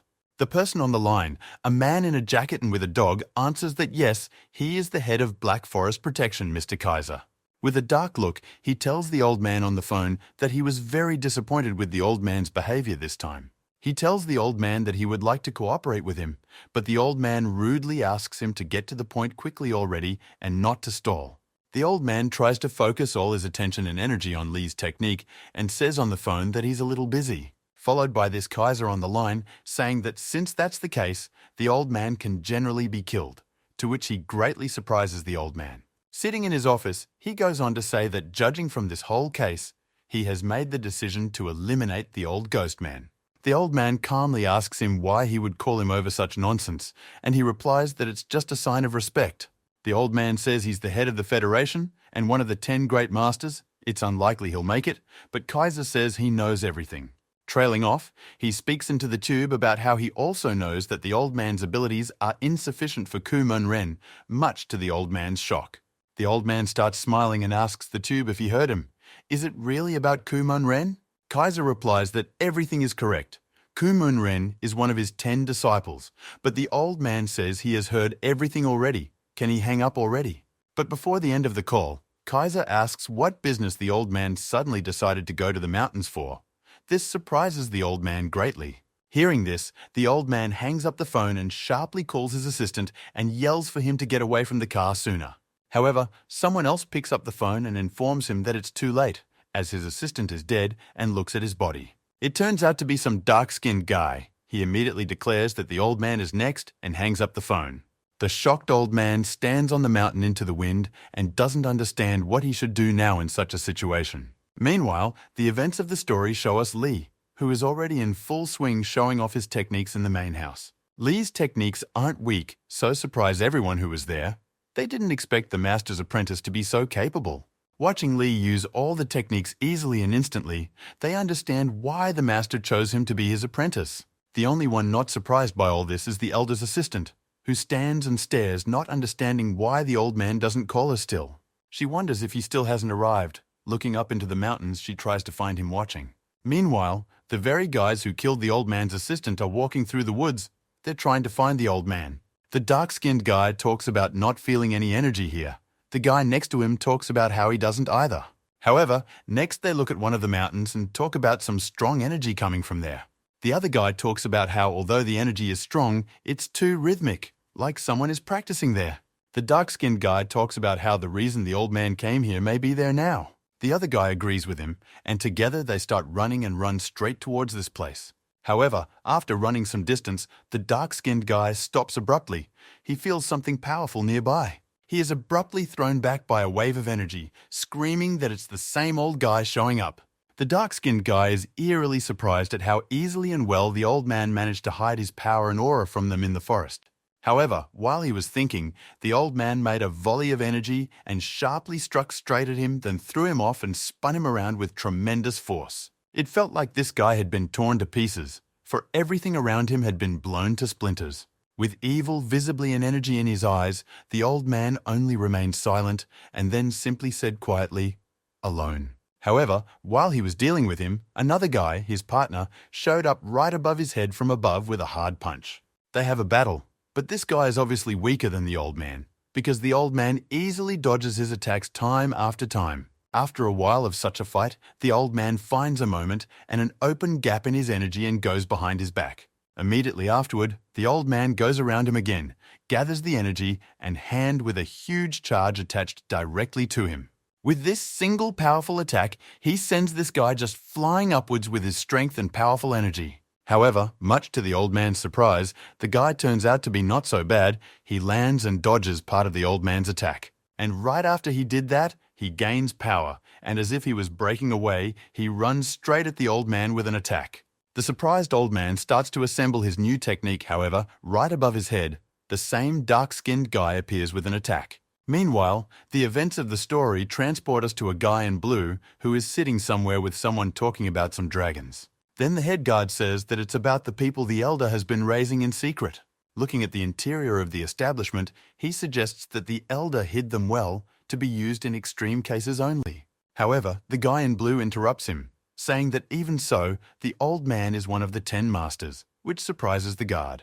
The guy in blue adds that if his opponent isn't of the same caliber, he won't even be able to resist a couple punches. However, the head guard says that these 10 dragons, including Kumon, might be stronger, for Kumon defeated the master. He finishes by saying that 10 was trained on Kumon-ren's sample, and the events of the story bring us back to the old ghost. And next we are also shown Lee, who is very surprised. Apparently he detected an alien energy in the forest. In addition to Lee, the 3 who were with Lee are also surprised by this, including the old ghost man's assistant in her guise. However, they don't fully understand what happened and ask Lee what happened, why he stopped. Lee points them to the mountains and asks about the fact that didn't they feel some strange energy coming from up there. Lee's words are very disturbing to the old man's undercover assistant, for she realizes that her boss is on the other side. One of the men talks about Lee talking nonsense. After all, it is a long way to that mountain. How can he feel anything from here? He calls Lee an idiot and talks about how even if a bomb went off at that distance, nothing would get here. However, the moment the very same assistant bursts into the dialogue, she turns to them and tells them to listen to her. She tells them about the fact that there should be an elder just that way who would be watching, which surprises them. They ask her if she has contacted him, but she reports that she has been unable to do so all this time. Lee looks at all of this in surprise, and the master intervenes in the dialogue, asking what's up with them and if everything is normal. One of them turns sharply to Lee and asks him if he can still feel the energy behind that mountain, a question very surprising to Lee. Lee turns around and looks at the mountain, looking at it for about a minute. Lee reports that he can no longer feel the energy flows. Immediately after they received the response from Lee, they began to stand up, saying that everything was clear to them.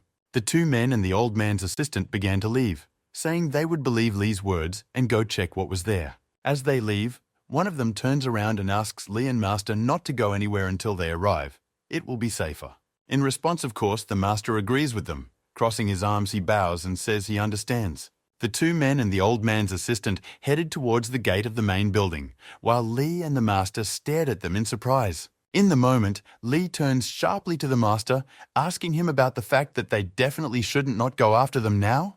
The Master calmly replies to Lee, saying that there is no need for that, as that man is much stronger than Lee and even the master himself. Meanwhile, the dark-skinned guy standing there with a sword in his hand says that it looks like the rumors about it weren't lying. He looks at the old ghost man, talking about how he is the first to so cleverly hide his presence from them now and dodge the attacks. The very men and the old man's assistant moving through the forest discuss that there is indeed an energy influence, but it's not clear how Lee smelled it there. Jumping from tree to tree, the old man's assistant listens to the conversations of the two men, who are clearly not thinking about the problem at hand.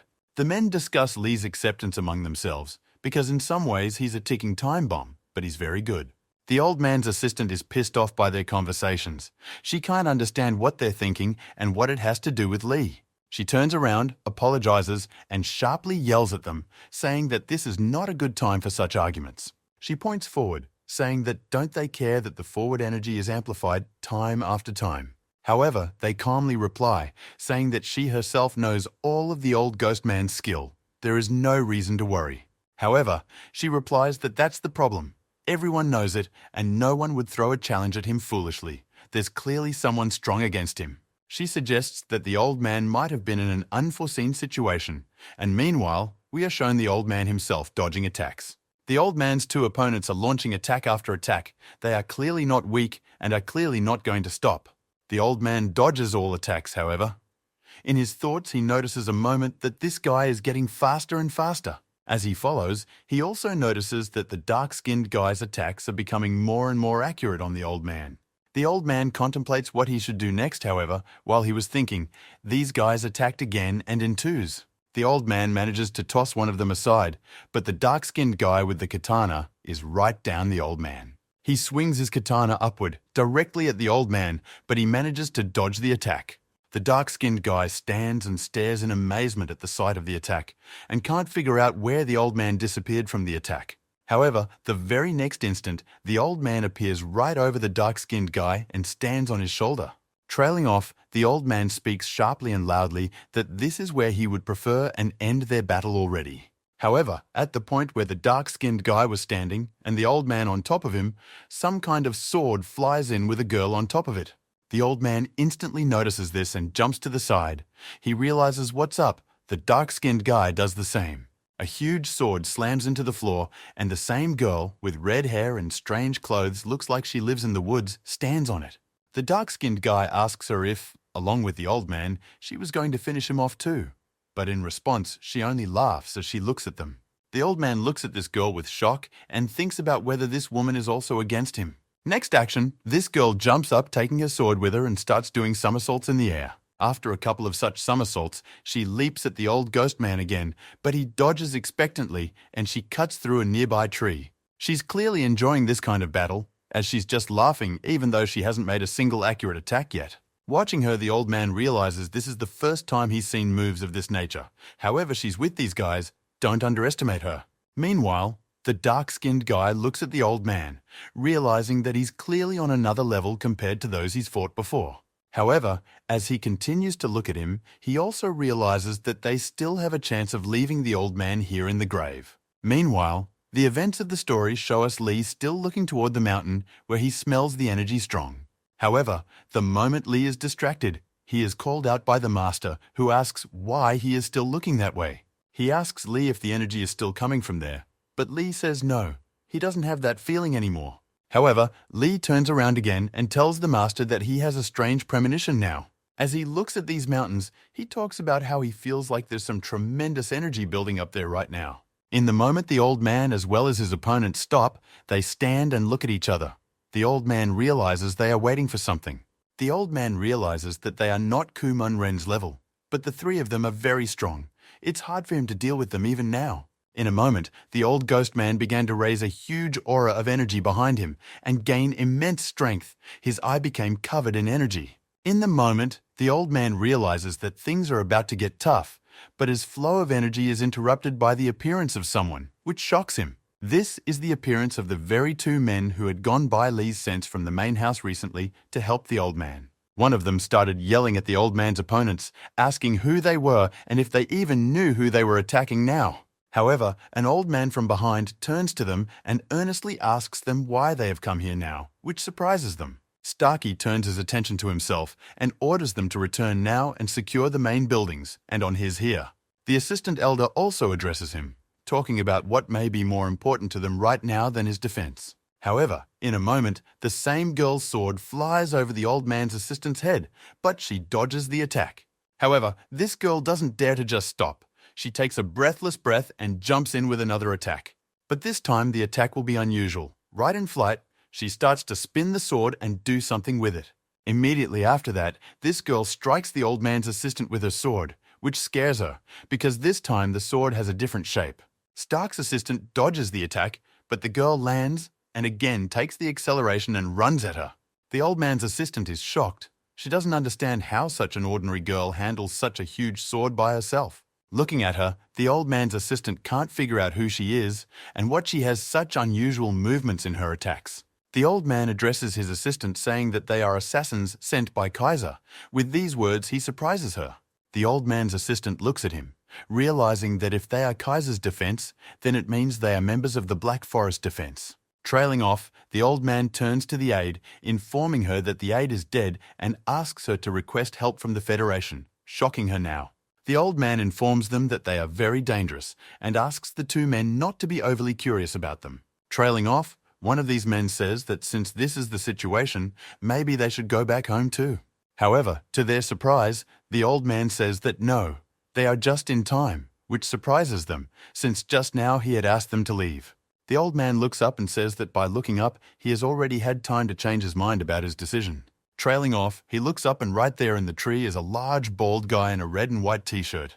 The old man also looks elsewhere. There stands another large strong guy with some kind of weapon in his hands. Also, standing in the branches of another tree is some guy in a suit and with long blue hair and a hand in his jacket. There's also some guy standing by the cliff who has his arms folded and is standing in a suit and just looking down while all this is going on. However, the events of the story move forward and take us to Lee, who is sitting and meditating at this moment near his master. During his meditation, in his mind, he feels a tremendous amount of energy in the side that is fighting among themselves. Sensing this, Lee stops meditating and looks at the master, but realizes that there is no point in telling him, for he understands everything himself. Looking at the master's back, Lee realizes that the latter is also very much worried about everything that is happening right now. Lee is also looking in the direction of that mountain, trying to feel what's going on there to get a sense of the battle there. However, in a moment, Lee begins to feel something very sharp and strange, from which he himself is greatly surprised. Sensing some foreign energy, he abruptly turns to the old man, saying that by all appearances, someone is approaching, surprising him. As it happens, there's some ugly man in a strange suit and an earpiece in his ears walking down the stairs of the school. Over the earpiece, he speaks to Kaiser, who is looking at the moon in his office. To him, he reports that the old man is in the mountains now. He asks Kaiser what they should do now, and he talks about making him regret what he's done. He then tells the man to steal all the valuable books from the main building, which surprises him quite a bit. Trailing off, Kaiser speaks very ominously and with a smile about getting rid of all the bugs in the way now. Looking ahead at the stairs, the man says he can only sense 2 people inside. He hardly needs help. After Lee's words, Master Lee comes out onto the stairs and addresses the man, asking him who he is. Lee looks at him in surprise, and the foreman tells him about how he didn't see the sign saying it was private property. Trailing off, he tells them over the earpiece that they're out to meet him, and says he's shutting down for the time being, and hangs up. The men look straight into Master Lee's face and talk about how if they're already out here by themselves, they can make one request for him. He raises his hat and tells them that he would like to ask them to bring him every secret book there is. Lee shockedly interjects about what he just said. Master Lee only stares angrily ahead at him. Trailing off, the master tells Lee to stand there, and himself walks a little forward with an angry look to the man. The man also goes up and talks about whether or not this response means they disagree with his decision. Immediately after this sentence, he says that he will find it himself then, and leaps out of his seat, jumping at Master Lee with a fist punch. The latter dodges. Lee is wildly surprised at what is happening. He didn't expect the man's attack to be so strong. This man steps back and starts flying with a new attack, thinking that since this master is so strong, he has an idea. In the moment of his attack, he pulls out some sort of large knife and brings it up to the master's face, then is about to cut him now. With a bloodthirsty smile, he looks directly at the master, telling him that he has already fallen into his trap and there is nowhere to go. However, in a moment, the master dodges and strikes directly at this man himself, which surprises him very much and even scares him. Immediately after the master struck, he released energy, and with a charge, he poisoned that man into a flight down the stairs. Throwing him out, he yells that this is private property. Lee is very much surprised at what a strong attack his aide has made. Looking at the wreckage all around and this man lying under the tree, Lee hoped he didn't die from such an attack now. However, the moment this man starts talking, Lee is surprised, and Master Lee stands upset and covered in sweat afterward. The man lies down and talks about how the power is impressive. If it wasn't for his armor, his bones would have broken by now, which surprises everyone. Trailing off, the man looks at the master, asking him how his fist is doing. It's covered in needles after all. This surprises Lee even more. The master turns to him and talks about wielding the poison, but the man says that's it. It's too late. The man lies all in armor and speaks of the master having already struck him and deposited his poisonous needles now. The man talks about how while the poison is spreading, the pain will only get worse, and then death. The master's fist is indeed in needles. Lee yells about what the hell this man did to his teacher, but the master tells Lee to shut up and not to get involved now. The man runs at the master and screams about killing him even sooner than this poison in his system now. Lee is about to attack, but the master grabs Lee and throws him back, shouting about how he asked him to stay out of here anymore. Master yells at Lee and asks him if he thinks Master is going to let this man overpower him now. Meanwhile, this man starts twirling some kind of weapon in his hands and attacking the master with great power. Following this, the man abruptly launches several attacks at the master with his knife. However, the master skillfully dodges all attacks. Immediately afterward, this guy retreats to the back and the master runs at him with a new attack time after time. The man also decides to attack, and in his mind realizes that the master is only making things worse for himself when he dodges the attacks time after time. The man attacks, realizing that the master's breathing is increasing, and following that means the poison is spreading through his body. Lee just watches it all. It pisses him off that he can't intervene, because he could really help his master with this fight. The master protects Lee from this man's attacks, realizing that this type is the lowest and meanest of all his opponents in his entire life. Attacking him and looking at him, the master realizes that there is no way such an opponent can be let close to Lee. The master realizes that Lee has little experience for such a fight, so he should attack and solve everything alone now. However, the moment the master's powers begin to leave his body, he realizes that he is getting worse time after time. The man seeing this twirls his knives and says it's expected, as his knives are also coated with poison.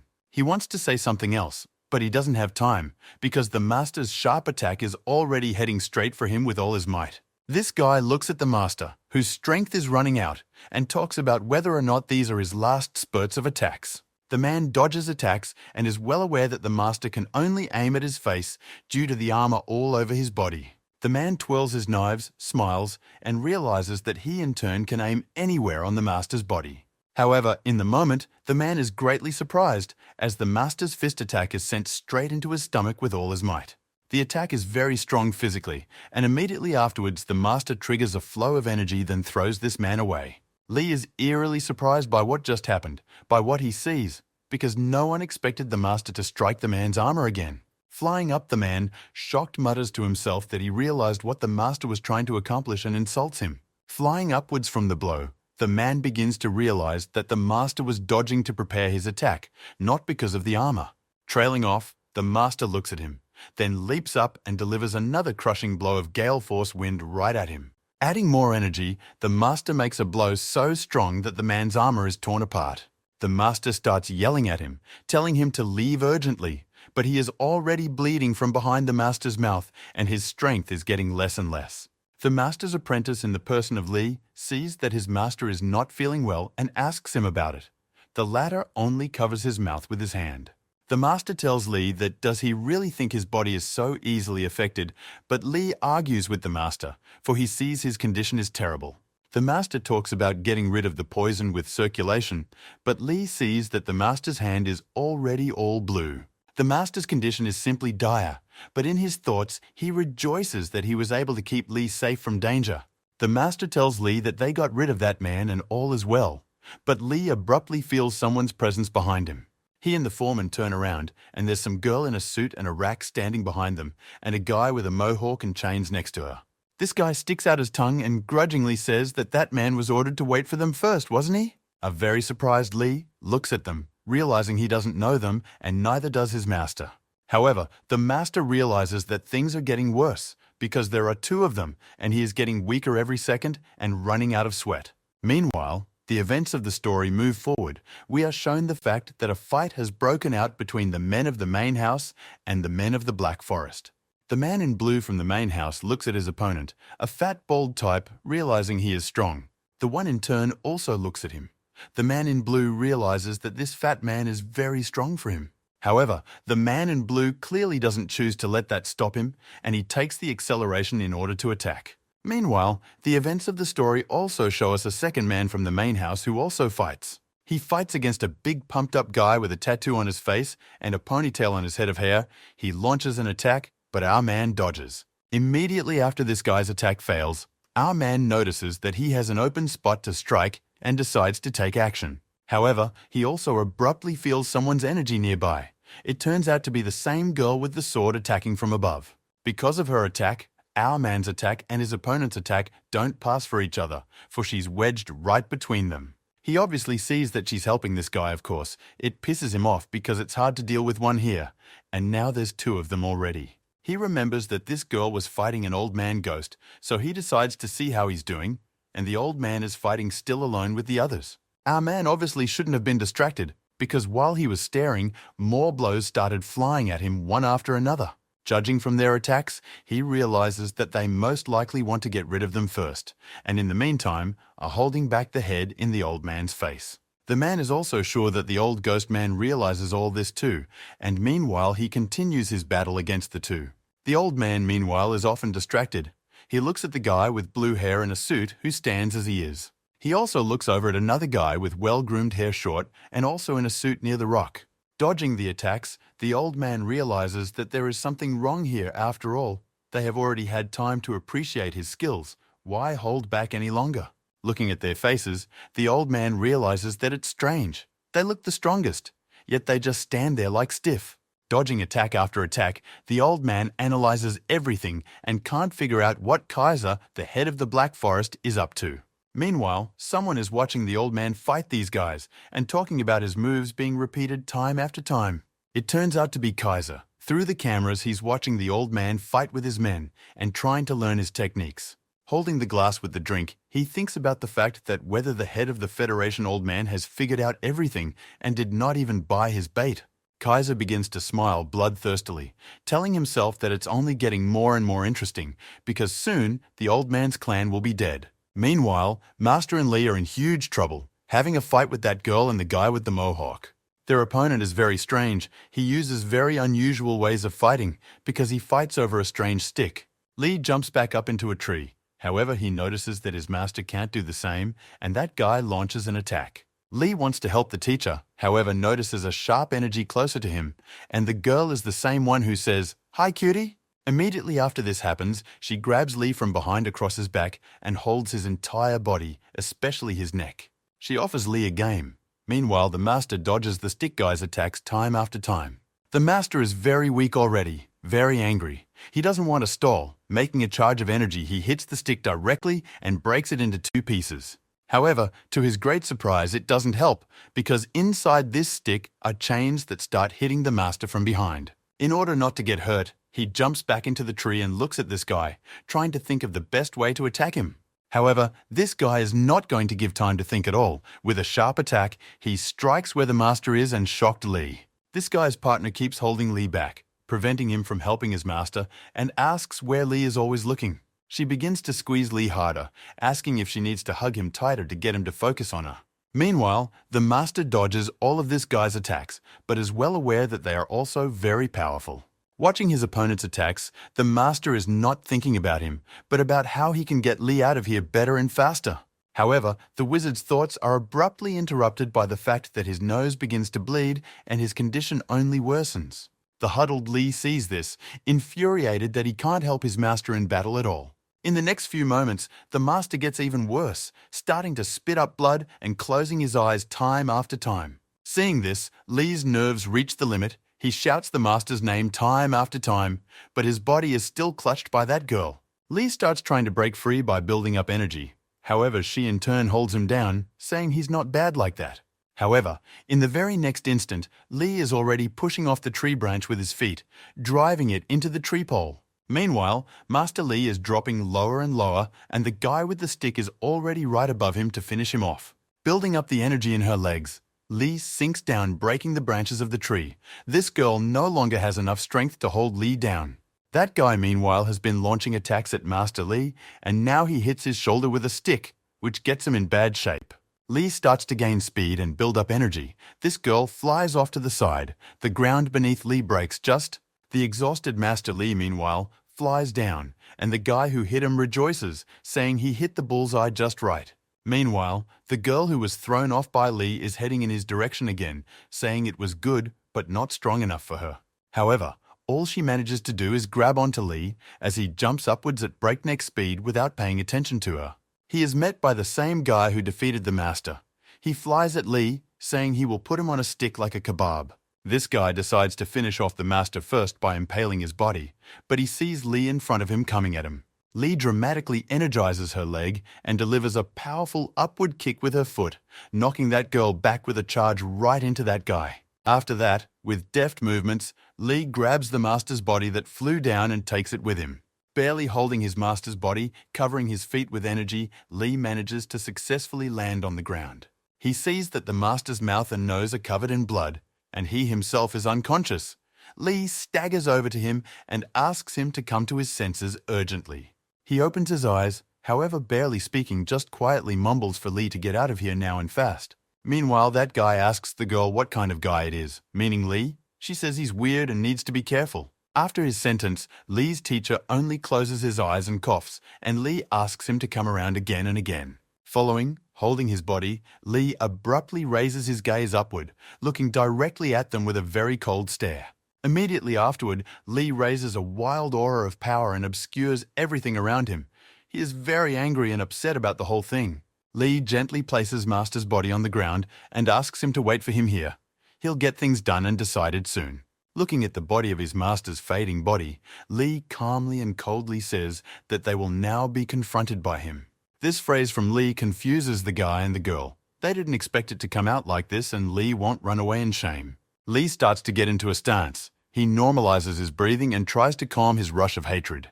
He talks about how there's no one else here and restraining the forces won't be necessary, and his facial expressions are reminiscent of Kuman Ren. Right after that, Lee decides to finish them off, gets into a fighting stance, and covers himself with that very same blue energy. His opponents, a girl and a guy, are shocked to bits. They didn't expect this, and it's the first time they've seen such a strange energy like Lee's.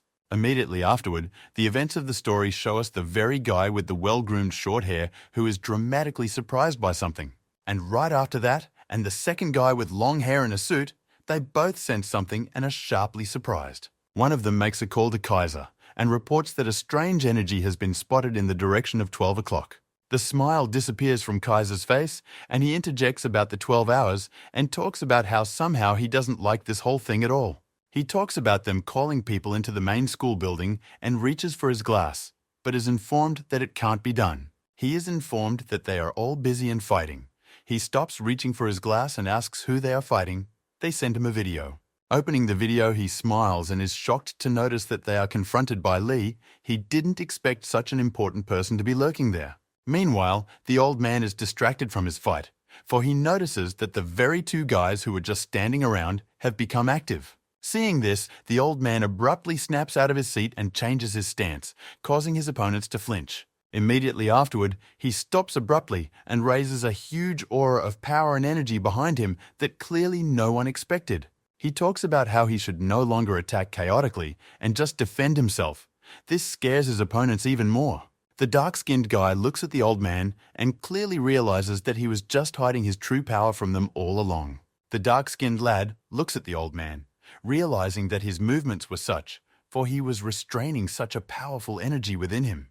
However, following the old man's abrupt interruption, he notices that the very same two powerful guys have snapped out of their seats and headed somewhere. He looks towards their direction and realizes perfectly well that the main school building is there. Seeing and realizing all this, the old man turns to the men in the main building, saying that he leaves everything here up to them. He informs them that they're on their own here now.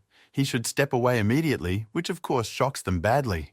They start screaming about how they don't know what they'll do if he leaves. They're clearly weaker after all. However, the old man has no intention of listening to this any further. He has more important tasks, and he snaps up from his seat up and walks away.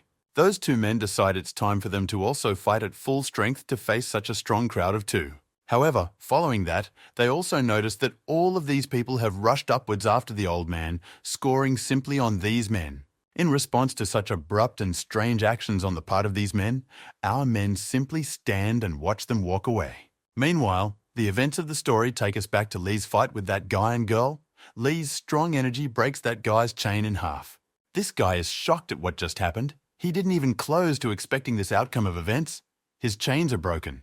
Trailing off, Lee strikes again with his powerful energy, breaking more of the guy's chains in just a couple blows with his energy. While Lee was breaking this guy's chains, his partner decided to seize the moment and attacked Lee from behind, waiting for a special moment. She decides to grab Lee from behind again, saying that after so many attacks in a row, there are bound to be vulnerable points to hit. However, what was her surprise when after she grabbed Lee, he took her hand and with his other hand began to launch energy into her. Lee's energy began to strike her in the shoulder. Such a sharp and intense pain made her scream, and she began to cry. After which, Lee jumped up and delivered another energy kick at her, thus sending her flying. She flew straight into the concrete steps of the school, which was a painful blow to her, for parts of her body were covered in blood. Lee, meanwhile, is not going to slow down at all. He leaps from the step and heads straight in her direction with great energy. However, the guy who was attacking with her decides to help her. He jumps up and is going to attack Lee from above. Lee easily notices this. He flips sharply in midair and uses a foot strike to break his stick apart with a kick. This punch doesn't upset the guy.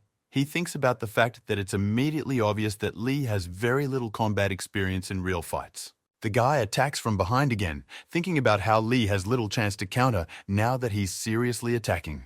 Lee is once again carried with an attack on the girl, however. She sees the guy behind her and realizes the full extent of his plan. They agree amongst themselves to attack Lee from both sides at once to clamp down on him. Lee realizes this in the moment. After realizing the whole point of the attack, he strikes 2 strikes on them at once and picks up this girl. She's covered in blood after the blow. The second blow came on the guy too, with blood rushing from his nose and mouth as well, and his chains were still being finished off from above. After such a strange and failed attack, they both hit the ground unconscious, and Lee just stands there as if nothing happened.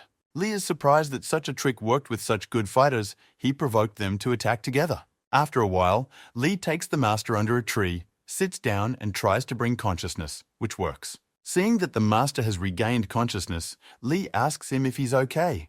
But he asks what's wrong with the enemies now. Joyful Lee speaks of the enemies being defeated using the Black Heaven attack he learned from you, Master, addressing him. Following that, the restless Lee says that the Master urgently needs to get rid of the poison with the energy movement technique.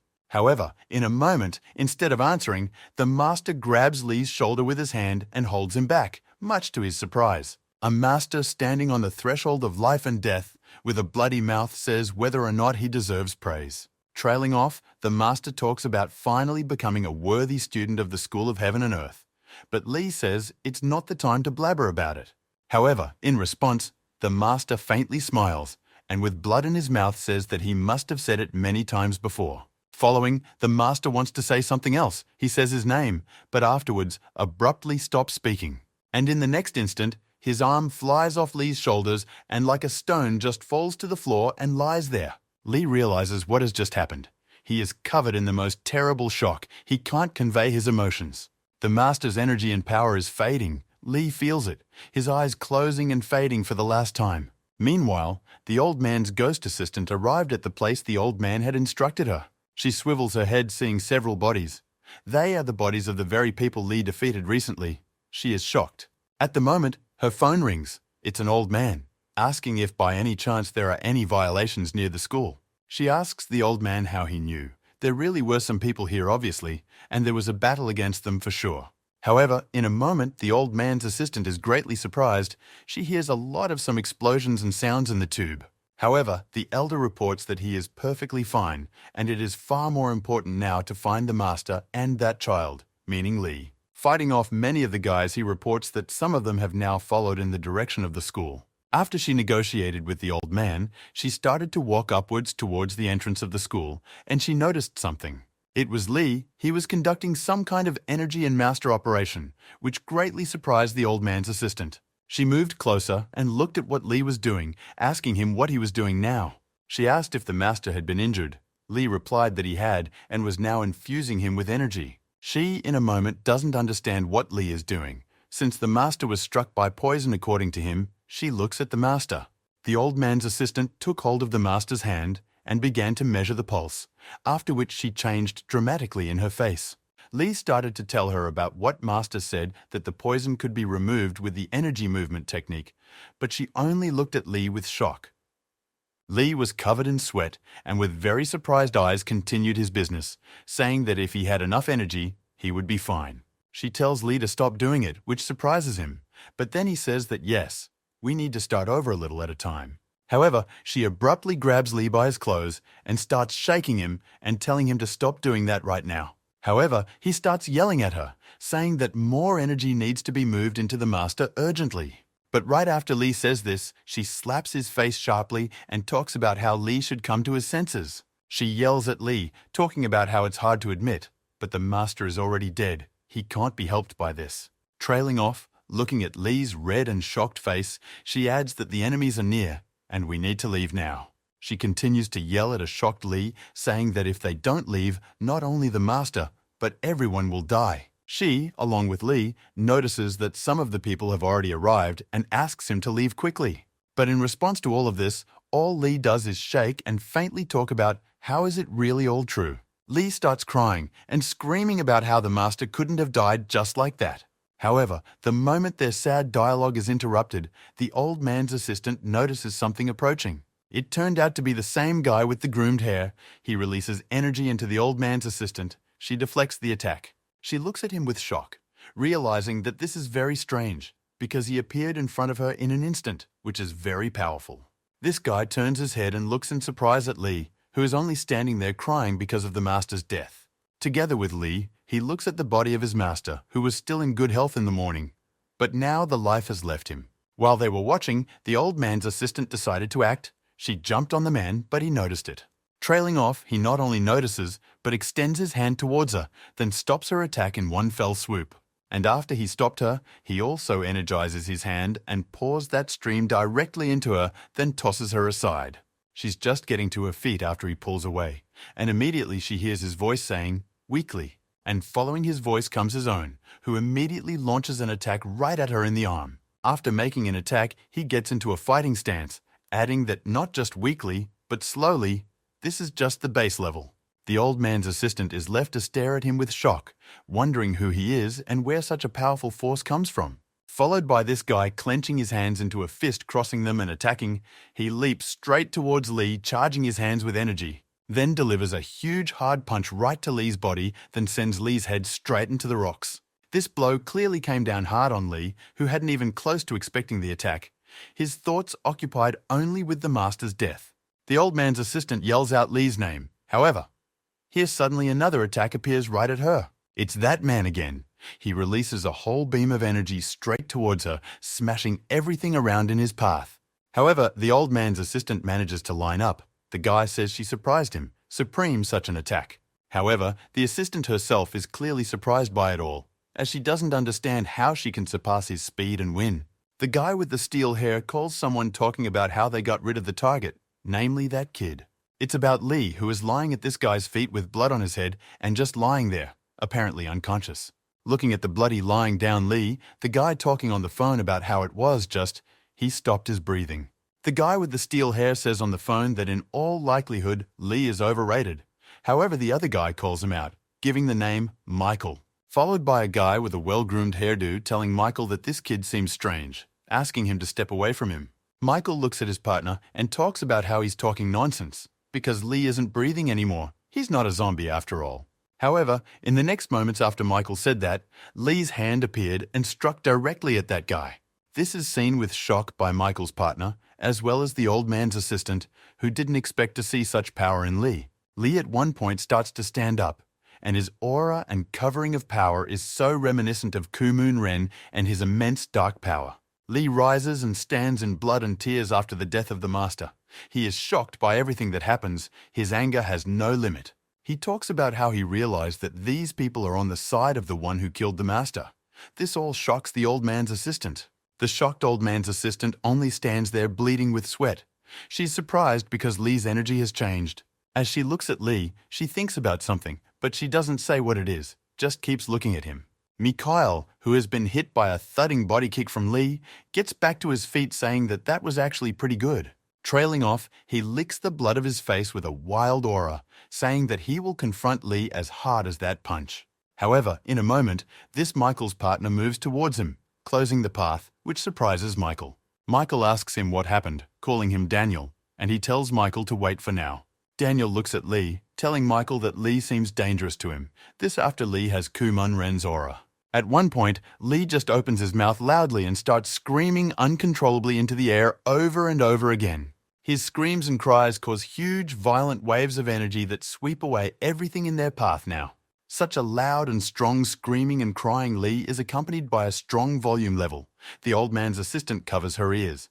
Michael and Danielle only stare in surprise at the aura around them and try to keep from screaming at Lee like that. Meanwhile, the old ghost man continues his occupation. He is still single-handedly confronting everyone in the way. The old man looks at the attacks of his opponents, noticing that those have become some reckless and strange towards him. However, in a moment, everyone who was there began to stand in wild shock as they felt some sort of aura. Kaiser contacts everyone over the earpiece and says they're having incredible luck here, saying the target is changing. The old man ghost is wildly surprised by everything that happens, because now the situation is clearly not under his control. In the next instant, after reporting the change of target, everyone moved out in the direction of something, abandoning the battle. The old man starts yelling after them and trying to stop them. He's clearly surprised at what's going on. The men in the main building discuss that they have just heard the cry of the phoenix, the source boundary of the black border. The first man replies to the second that now is not the time for such conversations. We need to get to school. Trailing off, the man adds that he doesn't know what happened, but hopes it's nothing serious. Meanwhile, Lee's screaming stops, and Lee himself just stands around a hole in the ground that is shrouded in an aura. Kaiser's boys ask each other what it was just now and how to deal with it. One of them says it's important to follow orders now, but in the next moments he senses some kind of power. This turns out to be Lee's strong, powerful, and fast attack right at them, which they luckily fend off. However, just dodging isn't enough here, as the attack is so strong that they are thrown aside by the aura alone. Michael has no time to recover before he sees an angry Lee with an error in his eyes right in front of him attacking him. Michael barely manages to dodge or defend himself. He only tries, but it's not enough. Followed by Michael jumping up and yelling for Lee since he's so strong to try and catch up to him now. And so it goes. Lee jumps up to catch up to that guy, and Daniel stands on a branch of one of the trees and just watches the whole thing. Trailing off, Daniel looks down, seeing Master Lee's corpse there. He assumes that his death was such a surge of Lee's energy. Seeing all this, he realizes that the situation is not playing out in the most pleasant way and jumps up. This is all looked at with shock by the old man's assistant, who says that there can be no mistake. Just now she saw the boundary of the Black Spring. She shakes in fear at what she saw. Hard to believe it was Lee's energy. Someone walks up to her abruptly and asks about what's wrong with her, for she's very shocked about something. It turns out to be an old ghost man, asking about what she's so surprised about now. The shocked assistant tells the old man that child Lee used the Black Spring boundary. The old man looks at Lee's scream marks and asks what happened to him and where his master is looking at this moment. However, following that, the old man looks down and sees Teacher Lee's dead body there. He is wildly shocked but stoops down to check. Sitting down on his knees, he puts his hand down to the master. The aide looks at the old man and talks about how by the time she got here, he couldn't be helped. She also started talking about how even though the master was clearly dead, Lee was trying to save him with energy. The old man only looks at her and says that it's all astounding, followed by a request to call a rescue helicopter. Meanwhile, in the woods, somewhere near the school, there's still a fight going on. Lee full aura runs after those guys. In the moment, the rest of Kaiser's men arrive at Daniel and Michael's place and turn against Lee. However, Lee is so overwhelmed with emotion and desire for revenge that he just stands there full of energy and preparing for battle. On the way to the school, the two men discuss what the master might be up to this whole time, for he has been strange lately. As they look at the school's gate, they discuss that he's been strongly against attending it lately. However, as they approach the school, they notice an old ghost man flying overhead. They change and speed up their movements because they need some information. They don't understand anything. Meanwhile, the old man flies overhead, reflecting on the fact that Lee has reached the dark frontier. It all reminds the old man of an old conversation from the past where he and two men were discussing that the master is on the verge of uncovering the black border. Then they all discussed that revealing the limit was the new sensation and power in the main branch of the school. At that time, the old ghost man said that he didn't expect that the master was reaching the new limit of the main branch. This surprised the two men at the time. They began to talk about how this was made possible by their common endeavors. Then the old man set down his tea and said that he was surprised at the news, but clearly did not envy her. Then he also added that rather the opposite, it was clearly worthy of praise for him from the old man. Then the two men agreed, saying that even the deceased senior master would have agreed to it. However, the old man then also added that he was still curious about the way he had reached the boundaries of the Black Spring. Then, these guys recommended that the old man take a vacation and go there to find out for himself from the junior master. Then the old man did, though he received criticism for many factors there, which he was surprised about. But there he also met the junior master, which he was very surprised and happy to meet. Then the old man greeted him, saying that it must not have been easy for him all the way to this level. However, he also respectfully greeted the old man, smiled, and introduced himself to him. The old man began to ask him in surprise to stop after all. His status was already very high. You don't have to do that. Then the old man motioned for him to follow him, saying that the high elders were waiting for him in a room. Then the old man got a call from someone saying he had an important meeting, but he asked then to cancel it, saying he had more important things to do. But then the old man was told over the phone that it was a VIP meeting, which surprised him to no end in the moment. He was told that this meeting was important for the development of their branch, but he only replied that it was difficult enough. Then the old man told the younger master that he was very sorry, but he had urgent business to attend to and asked to meet later. But before leaving, the old man told the junior master about being rude and forceful towards the elders today. He smiled at the old man, saying that he understood him perfectly and would do everything right. Then the junior master went to meet him, and the old man was proud of him, and the fact that their techniques were growing in strength. However, after a while, the old man was informed that the junior master had been arrested. He had killed all the supreme elders. Then the old man arrived at his cell and started talking about how he was shocked to death by what had happened. He began to look at the junior master, whose hands, soul, and head were drenched in blood. The junior master tried to apologize, but the old man only continued to stare at him with shock without removing his gaze. After all this, the junior master began to cry simply. He had nothing to say to the old man. Then the old man also only looked at him with shock, realizing that this was the end for him already. In a moment, the old man started stroking him and talking about how his heart was hurting too. He was sorry. Looking at him, the old man realized that he was, after all, a junior master, had always been kind and strong and honest. The old man then began to blame it all on the Black Spring technique, saying that it had destroyed and created everything. That same day, the wild-eyed old man promised himself that he would get rid of this technique as soon as possible. The events of the story come flooding back, and the old man realizes that since that day, the junior master has remained silent about the technique.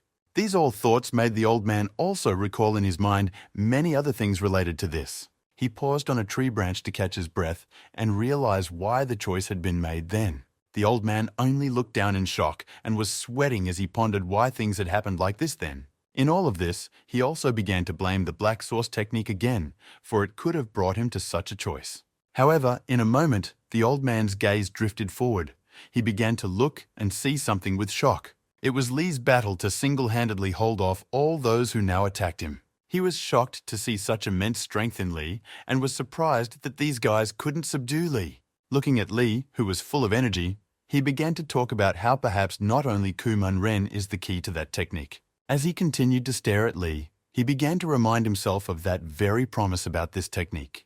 However, in the meantime, Lee unleashes attack after attack on his opponents, with the dark-skinned guy being the first to be snatched away. Next, with the same attack, he throws the dark-skinned guy's partner into a second tree, surprising everyone.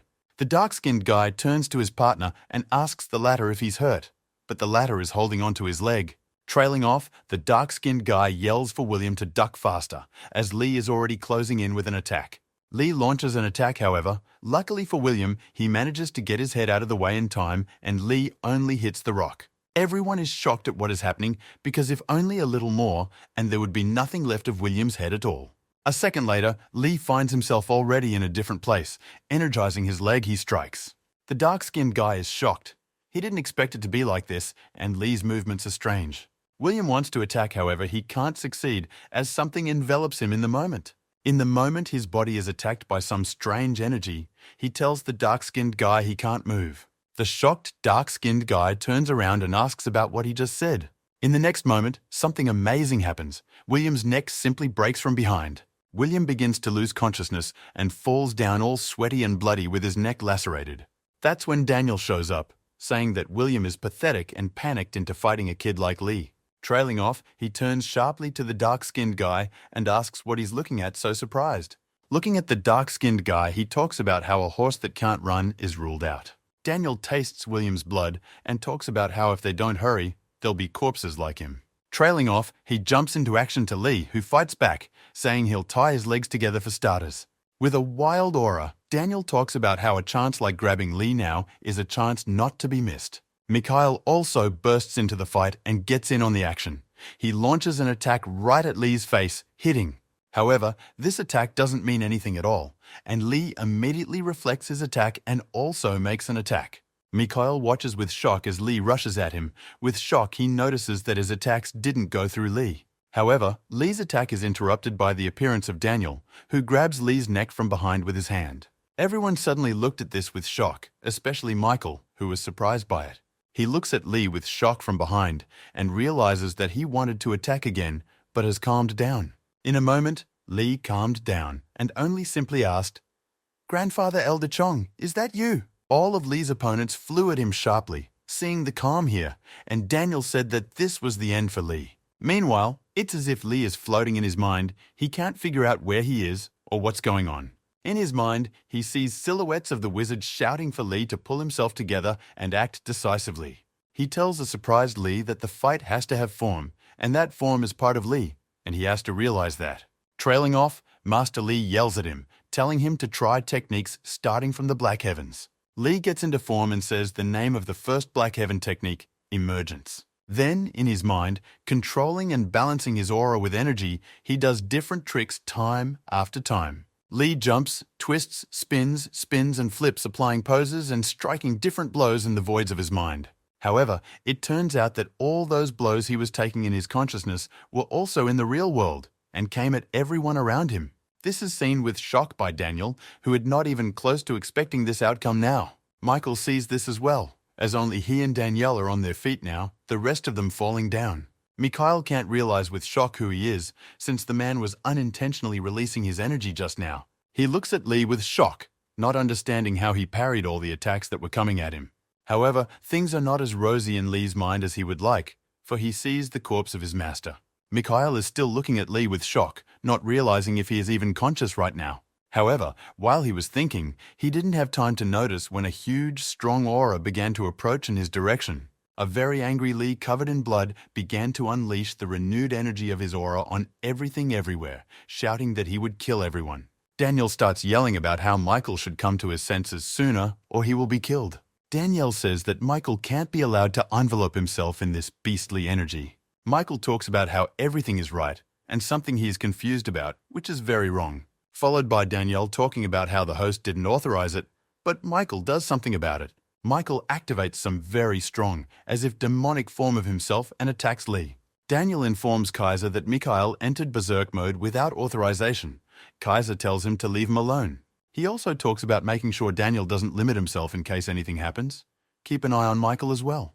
Kaiser also reflects on the fact that he didn't think a gift for Kumon Ren would be in such a place. Meanwhile, the events of the story go to Kumon Ren. Someone is talking to him just about Daniel and Michael. Sophia asks if they are strong. Kumon Ren says yes. She asks if they are his equal. Sophia looks at Kumon Ren and says that there is information that the gentleman has targeted them at Kumon Ren. Sophia tells him about how they've been gone for days. Maybe they're targeting Kumon Ren. Kumon Ren says that maybe Sophia's right. It's unlikely he can handle the two of them at once. Kumon Ren puts the book down and talks about how these guys don't always resemble humans. They're like monsters. Meanwhile, one of them attacks Lee, leaving many different wounds and scratches with blood on Lee. And afterward, she jumps on Lee, clutching his shoulders with her bloodied hands as hard as she can. And after the squeeze, it grips Lee tighter and sends him flying straight into the rock next to him. Immediately afterward, he flies up to Lee again and delivers a powerful punch right to Lee's torso. The very two men from the main house have arrived and are watching this battle in the woods with shock. One of them talks about how he can't believe his eyes. Lee doesn't lose to them even being in that state. Watching Michael in berserk mode, he wondered if there was anyone else of such strength besides Kumon Ren. They debate among themselves whether they should intervene, but conclude that Lee does not distinguish between friends and enemies now. Kaiser begins to reflect on the fact that Lee is very strange. He has drastically lost his attack speed. In the moment Kaiser is distracted, he is informed that the third and fourth groups have stopped communicating. Telling him that the first and second have also stopped contacting him, Kaiser is shocked. Kaiser tries to reach them, however, all of these groups lie dead near the old man ghost. And the old ghost man himself says that apparently he's caught all the rats here already. The old man jumps and flies off somewhere, saying that the same heavy energy has gotten even heavier. He talks about how Lee's life is in danger if this continues, and so it does. Lee is in critical condition already. Daniel watches Lee and Michael fight and realizes that in all likelihood there will be no need for help. He sees Lee spitting blood, realizing that he most likely overestimated Lee's capabilities. However, in the moment, Lee's hand is right behind Michael's head and grabs him by the neck. Lee then energizes his head and delivers a devastating blow to this guy Michael. Daniel, who not long ago thought everything would go well, looks on in shock. Michael begins to scream, clutching and closing in pain, his entire forehead covered in blood. Michael's partner began shouting after him, asking him to get back and away from Lee immediately. Michael grabs Lee by the head and tells Daniel not to interfere, since Lee is about to die anyway. Michael follows up with a straight punch right to Lee's body to his stomach, sending Lee tumbling over the top. Throwing Lee up and then down, Michael began to stand directly over him, saying it was strong for him. However, in a moment, a shocked Michael notices that Lee begins to get up and climb. He looks at Lee with shock and can't realize how Lee has gotten up and acted again time after time. Lee gets to his feet, releases his aura, and talks about how he's going to destroy just this guy. Daniel intervenes in the battle. With a powerful charge of energy, he throws Lee aside with his power. Michael comes from behind and talks about how he asked Daniel to stay out of this fight. However, Daniel talks about how he only wanted to break the energy that was around and nothing more. Daniel talks about Lee being able to use a rare technique that allows him to control the aura around him. In the moment, they notice that a Federation helicopter is now flying right above them. Danielle talks about communication being cut off with several headquarters and afterward with Kaiser as well. Michael approaches Daniel, and together they decide what they should do next and how to solve the problem with Lee. Danielle looks at him and talks about how nothing needs to be resolved with Lee, since he's already dead. Meanwhile, Lee is once again immersed in his mind. He is trying to figure out where he is this time. Lee sees a memory in his head from the demon's life. Some boy came to him and asked him to give him strength. This boy then declared that if he was not given strength now, his master would die, and he calls Master Lee's name. Lee was surprised beyond belief at this. He hadn't expected to see just such a memory in his head, also with his master. Meanwhile, the old man and his men stand over Lee's body and try to figure out what's wrong with him. With shock, the old man tries to figure out if Lee is alive or not, since there are no symbols of life from him. Starkey starts to get angry and talk about how he was already on the cusp of knowing the techniques of heaven and earth. Trailing off, one of the men turns to the old man and asks, "Does this mean Lee is dead?" The old man talks about how it's all his fault. He was too late and could have helped Lee and saved him. One of the men talks about how he finds it hard to believe that even one of the Muran elders didn't pull it off. The old man talks about the heaven and earth boundary technique being the last and most mysterious technique in all martial arts. Also, the old man talks about how it was, thanks to Kumon Ren, that Lee mastered the technique haphazardly. The old man talks about how maybe it was all one big mistake. One of the guys interjects what he's talking about.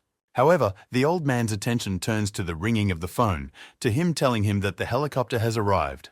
The old man calls the assistant and asks about who came in the helicopter, and all she says is that everything was very strange. However, in a moment their dialogue is interrupted, for someone from behind greets the old man in an old voice. It turns out to be the same elder who once treated Lee. He talks about how they haven't seen each other in a while. The old man ghost apologizes for disturbing him, but the man asks him to leave all these pleasantries already. The old man healer wants to ask something, but abruptly stops talking when he sees Lee's body and heads towards him. He walks up to Lee, stoops down, and talks about how it's some kind of curse, The old ghost man replies to him saying that this is indeed a very sad event for everyone. However, the old healer asks everyone to be silent, because the question before him is whether to save Lee or kill him right here. The man in blue from the main building approaches the elder, asking if he can actually save Lee. The old man's healer says that of course he can, because his pulse is already normal, which surprises the old man and the other man to no end. The old ghost man looks at Lee with a shomo. He is surprised by everything because he personally checked and saw that Lee has no pulse already. The old healer says that ever since they began to feel his pulse, he had been interested in one hunch, and it proved to be correct. The old man looks at Lee and talks about how the energy that is in him now simply cannot exist in Marima. Some time passes from then on. Lee wakes up somewhere and doesn't feel the best. It turns out to be some kind of ward. He's lying on a bunk near some kind of computer and a stand. Lee sits up and starts touching his head, trying to remember everything and figure out where he even is. Memories begin to come to Lee, and he immediately goes into shock, for he remembers the death of his master. Lee is holding his head. He is wildly angry and reminds himself time after time of the master's death. The events of the story show us the old man's assistant, who tells us that Lee woke up to the old man's ghost. The old man's assistant asks him not to take custody of Lee, sees he's a trouble magnet. Now there's a demon story, which surprises the old man. The old man talks about needing Lee, because troublemakers like him can be used a lot of places. The aides change her clothes. Walking down the hallway, she can't figure out if the old man has some kind of plan for Lee. She is led into Lee's chamber. She is surprised to see that the walls around her are broken and punctured from Lee's blows, while he himself stands with energy around him. He looks at her and speaks sharply about how she should stop pretending. She's the old man's assistant. She hides her eyes in surprise and asks why Lee didn't say anything before if he knew that. Lee says he guessed long ago, however, he didn't want to know and pry into his master's private affairs. Lee asks to let him out, but she says there is forbidden energy in his body. Lee looks up and asks if he is now trapped here. Trailing off, Lee talks about how since that's the case, why don't they destroy his ki center and drain him of his energy then? Lee says it's about time he did it a long time ago. He wants to end it all after all. A lot of problems and deaths are because of him. He says that if it wasn't for his desires for revenge against Kumon, the master would still be alive and no one would have gotten hurt. Lee talks about how everyone he loved died because of him. The assistant just stands there listening to it all. An old ghost man enters the room, talking about how he can't listen to this anymore since he's been praised for always being Lee. Looking at Lee, he talks about how he's just some pathetic coward in front of him now, and the past head of Sunu. Lee only looks at the old man strangely, saying that he keeps him here because of the dark source. This surprises the old man and the assistant. Lee lowers his head, saying that he will tell everything he knows and in return ask him to let him go from here. The old man's wild energy and aura suggests that looking at someone like Lee, he's not just disappointed, he's furious about it. The old man talks about how he'd love to destroy Lee's Kai Center, but there's something he needs to know that he deserves to know. The old man and Lee head down a hallway somewhere. The old man leads Lee to some kind of cell and asks him to look in there. Lee looks inside and sees his master's body there, which is covered around with purple energy. Lee asks with shock about the fact that if it is really his master who is there now, the same one. The old man looks into the master's face and speaks of how he is not dead. But even in this state, he cannot be called alive. Lee turns to the old man asking what it all means. The old man says it's only a small piece of information. The old man looks at Lee and talks about how the enemy who is targeting Lee also wants to capture a lot of people, not just him, which surprises Lee. Lee looks down and asks the old man about what is the final goal in Kumon's plan. However, the old man looks at Lee and says that Kumon has nothing to do with this. He's just a puppet in this game. Trailing off, he tells Lee that Lee's real enemy is Kaiser, the head of the Black Forest Defense, who planned the whole thing. Meanwhile, the events of the story show us Kaiser himself communicating with someone, saying that he is still a shadow warrior. It turns out to be Kumon looking at him. Kaiser talks about him arbitrarily ignoring orders from above.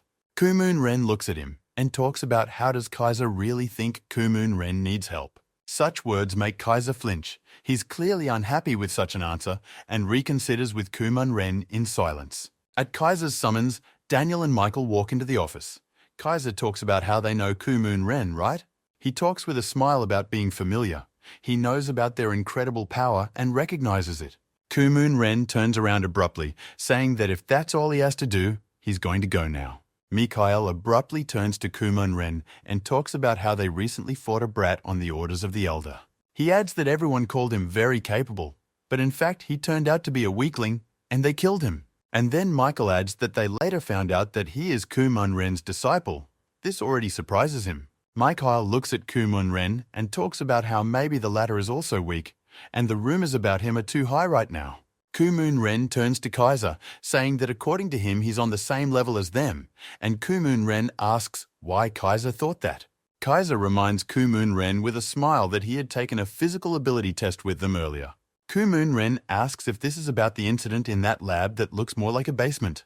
Kaiser says it is, and the comparison was based on the data received that day. However, in the next instant, Kumon Ren abruptly kicks Michael's foot, breaking an entire wall in the building with his body. Kumon Ren removes his foot and talks about how apparently they are a really competitive personality for him, and then turns to Kaiser, saying that if you compare it in the distant past, of course. Kumon Ren starts to leave, saying that if anyone is interested in his current abilities, they can contact him.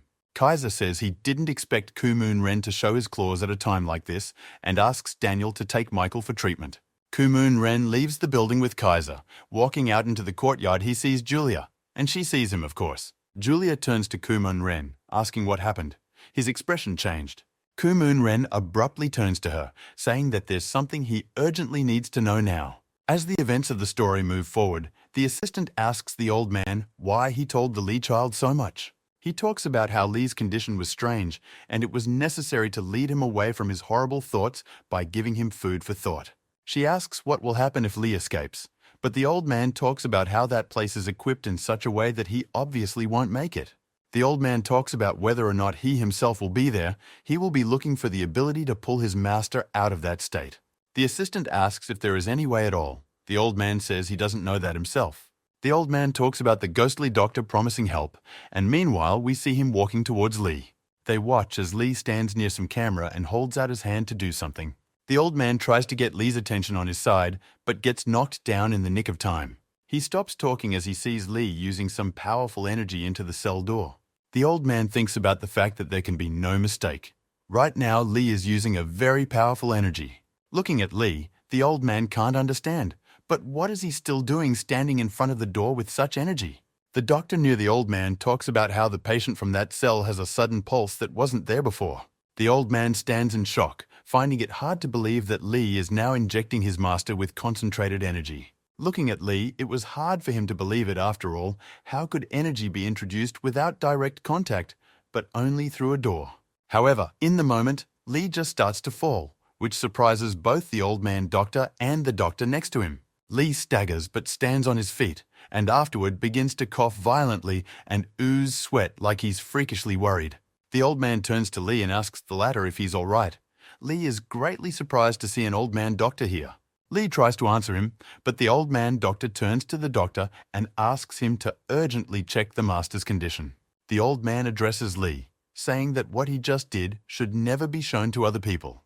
The doctor reports that the pulse has come back to normal, but the master is still unconscious. The old man asks to keep an eye on him. The old man turns to Lee again, saying that they should move to another location to talk. They are sitting at a table somewhere. Lee is telling the old man about the demon energy. The old man is surprised by it all. The old man turns to Lee, saying that he was apparently in the demon's blast furnace. This surprises Lee. The old man suggests that because of the immortal demon's grave, Lee survived then from the fall and gained this power from him. Turning to Lee, he says that he, because of the large volume of blood, then absorbed all the energy into himself. That's why he survived. This surprises Lee. The old man also adds that the most interesting part of Lee's story is that he saw the demon's past. The old man turns to Lee, talking about how maybe then Lee can use his techniques since he saw his memories. Lee admits that the treatment technique he used was what he found in his memories, but says he doesn't have many of them. The old man doctor talks about how he understands everything because the techniques combine a lot of things. In the moment, Lee abruptly interrupts the elder and asks about why he decided to help Lee in such a situation. Lee looks down and talks about how he has no responsibility or strength right now. Lee, looking at the old man, also talks about how he is now connected to the demon, but why is the old man helping him after all this? However, in response, the old man only stands up and says that Lee is thinking about nonsense and needs to think about his body. The old man doctor talks about getting up to speed and wants to help find a way to restore Master Lee. Lee stands up and sharply asks the old man if he heard the news about the immortality cult by chance. The old man is surprised by this. Lee recalls them and talks about how when he was in hell, he heard about the escape he made. Lee also adds that several months have passed since then. Perhaps the old man has heard some news. The old man turns sharply to Lee and asks him, that is he really determined to find them now? The old man abruptly slams his hand on the table, starting to scold Lee, saying that he is already confused at all, and he shouldn't be thinking about such things. The old man talks about how they sat there for a long time, absorbing a lot of the demon's energy, and when it was gone, they left and Lee just stole all the energy. The old man looks at Lee and talks about how if they find out all the energy Lee took, they will kill him. This surprises Lee. The old man turns away and talks about how there has been no news about them in that time, and he doesn't know if that's fortunate or not. The old man says that either they are operating outside of Marima, or have found a point that no one can reach. The events of the story show us the very head of the cult, Ma Yoshkin, who uses the same technique that Lee did recently. With this technique in front of many people, he brings to life some very old grandfather lying in bed. The people around here are shocked to the point of shock that Ma Yoshkin brought this old man back to life so easily. One of these men walks with Ma Yoshkin around the yard of someone's house and thanks him for his help today. The man talks about how if their business continues to go well, the cloit will be in tens of countries. Mayoshkin addresses him. Mayoshkin calls him Butler and talks about how the cult's main goal is revenge against Murame and nothing else. Butler bows sharply and apologizes for not thinking about it right away and knocking Mayoshkin down. Mayoshkin goes and insults the Murim, saying that they are not thankfully using what their head created. Mayoshkin is approached by his assistant and tells him that he has found something very important to him and must show him. He takes out his backpack and pulls out a piece of the Eternal Energy Stone from there, which Kumon Ren had in the prison back then. Mayoshkin is surprised to see the Keeper of Eternal Energy. The assistant talks about buying it in Marima as a relic. The aide tells Mayoshkin that the people who sold it to him said they would get more for a higher price. Looking at the Eternal Energy Guardian Stone, Mayoshkin realizes that someone has many of them and is selling them. It angers him to no end to think that maybe everything going on in the prison was someone else's plan, and now they've taken everything. Mayoshkin abruptly raises a wild energy from behind him and talks about how some lousy people allowed themselves to do that. Mayoshkin starts to leave and tells his men to find the scoundrel who created this urgently. Walking away with a powerful aura, he speaks of making sure they bring him alive to him urgently. Mayoshkin raises an even greater force and aura from behind him, saying that he must tear this person apart. Meanwhile, the event of the story moves us to Lee, who is merely standing against the camera with his master. The doctors discuss among themselves the fact that Lee has taken up his act again. He's been acting like this constantly since the day the old doctor left. Lee, meanwhile, is just standing against this camera and can't understand anything. It's like he's thinking about something. Lee remembers the old man and his words about being an energy thief and realizes that there is simply no other way for him. Meanwhile, the old ghost man sits and discusses something with Kang Sun, apologizing for pulling him away from his treatment. Kansun reads something on a tablet and talks about how whatever the cult of immortality is, it's connected to humans. The old man talks about the fact that he is receiving a lot of information that a lot of people are going outside of Marima. Kansun talks about how when he met the cult in hell, it seemed to him that they had a tremendous hatred for Murama. The old man complains about how the cult and the people from the Dark Forest are a headache, but is interrupted by his assistant. She reports that she has been contacted by the treatment center and they urgently want to find the old man, which surprises him. The old man talks about how he is in an important meeting right now and asks the assistant to tell them that he will answer them later. She obeys. The old man turns to Kansun and talks about how there is one issue that bothers him a lot. However, the assistant interrupts the old man again, saying that he wants to be contacted very urgently. The old man asks what they're contacting about. The assistant says that this kid Lee is the one calling them. This surprises him. The old man says he'll call him back later, but the assistant stands to answer now. She informs the old man that Lee has escaped from the hospital, which is even more shocking to the old man now. The aide also trails off, adding that this is the real deal. The staff confirmed that he escaped. The old man yells into the tube at Lee, saying that whether he knows what he's done or not, he's in tremendous danger now. Lee, in an incomprehensible place, goes in his pajamas, saying he didn't call to listen to advice from an old man now. In response to everything the old man says, Lee talks about them keeping an eye on the master while he's gone. He promises to try to be quick. The old man shouts into the phone and asks Lee the reason for such actions, because it is not so difficult to at least give him a reason. Lee talks about going to meet with the immortality cult now. Hearing this, the old man flinches instantly. The old man informs Lee that they are now looking for the man who stole their energy and are ready to tear him to pieces. The old man yells wildly at Lee, saying that it's not enough for him to hide, much less climb up and look for them himself. It's suicide. Trailing off, Lee tells the old man that he's been wondering who he is to these people, so he wants to find out. The old man clarifies with Lee about what he was told about possessing the demon's memories. The old man tells Lee that this is just a side effect of Ki's transmission. Lee shouldn't seriously hope for it. The old man talks about how he has a plan to bring Lee back as the head of the Sunu clan. The old man's assistant watches the whole thing. The old man talks about how his plan is already underway, but Lee interrupts the old man in a moment abruptly. Lee tells the old man that the master's condition is getting worse, and the old man has a duty to take care of him. The old man says he will do everything. The old man talks about something he wants to ask about, but Lee finishes talking about the master just hangs up right away. Lee tosses out his phone and talks about how he'll be back to the master soon and picks up a wild aura behind him. The events of the story show us Jenny talking about what this all even means now. With Kana sitting across from her, Jenny talks about how it's not like the old man has kept Lee locked up all this time. Kana says exactly that. Jenny slams her fist on the table and asks where this treatment center is. Kana stirs the cocktail and says that Lee is no longer there because of the news of the escape, and she found out about it. Kana talks about how now is not the time to think about that and follows up by asking Ginny how things are going in the Sunu clan right now. Ginny speaks sharply about whether Kana has decided to find information on the Sunu clan through him. Ginny laughs and talks about how as soon as the information about Lee was over, she changed the subject to the Sunu clan. Conocera stirs her cocktail and talks about how since she thinks so, fine, so be it. Trailing off, she looks at Ginny with a cocktail and asks her how things are going in the Sunu clan right now. Kana talks about how she knows that the influence of the elders in the clan is increasing and the sucker is decreasing, which she surprises Ginny with. Trailing off, Kana says that if Lee makes contact with the Sunu clan, asks Ginny to let her know right away. Meanwhile, Sosul tells the coma about why he's telling her all this now, with a strange look in his eyes. It turns out to be Elder Yang. He talks about how his job is to tell Sosul information. John talks about not knowing everything, but if Lee escaped, he might try to contact Sosul. This surprises her greatly. Trailing off, Ian slowly bows, saying that since that's the case, he'll go already. But something in the moment catches his attention. It turns out to be Sosul. She thanks Elder Yan for coming here to give her this information. The events of the story move on. We are shown Ma Yoshkin walking with someone and chatting about something. Ma Yoshkin's assistant tells him that he is already noticing their influence growing in the community. Everyone wants to meet them. However, Ma Yoshkin says that he is rejoicing too soon, as they still have a very long road ahead of them. Ma Yoshkin tells them to set aside their joy and put their energies into finding the thief of their energy and power.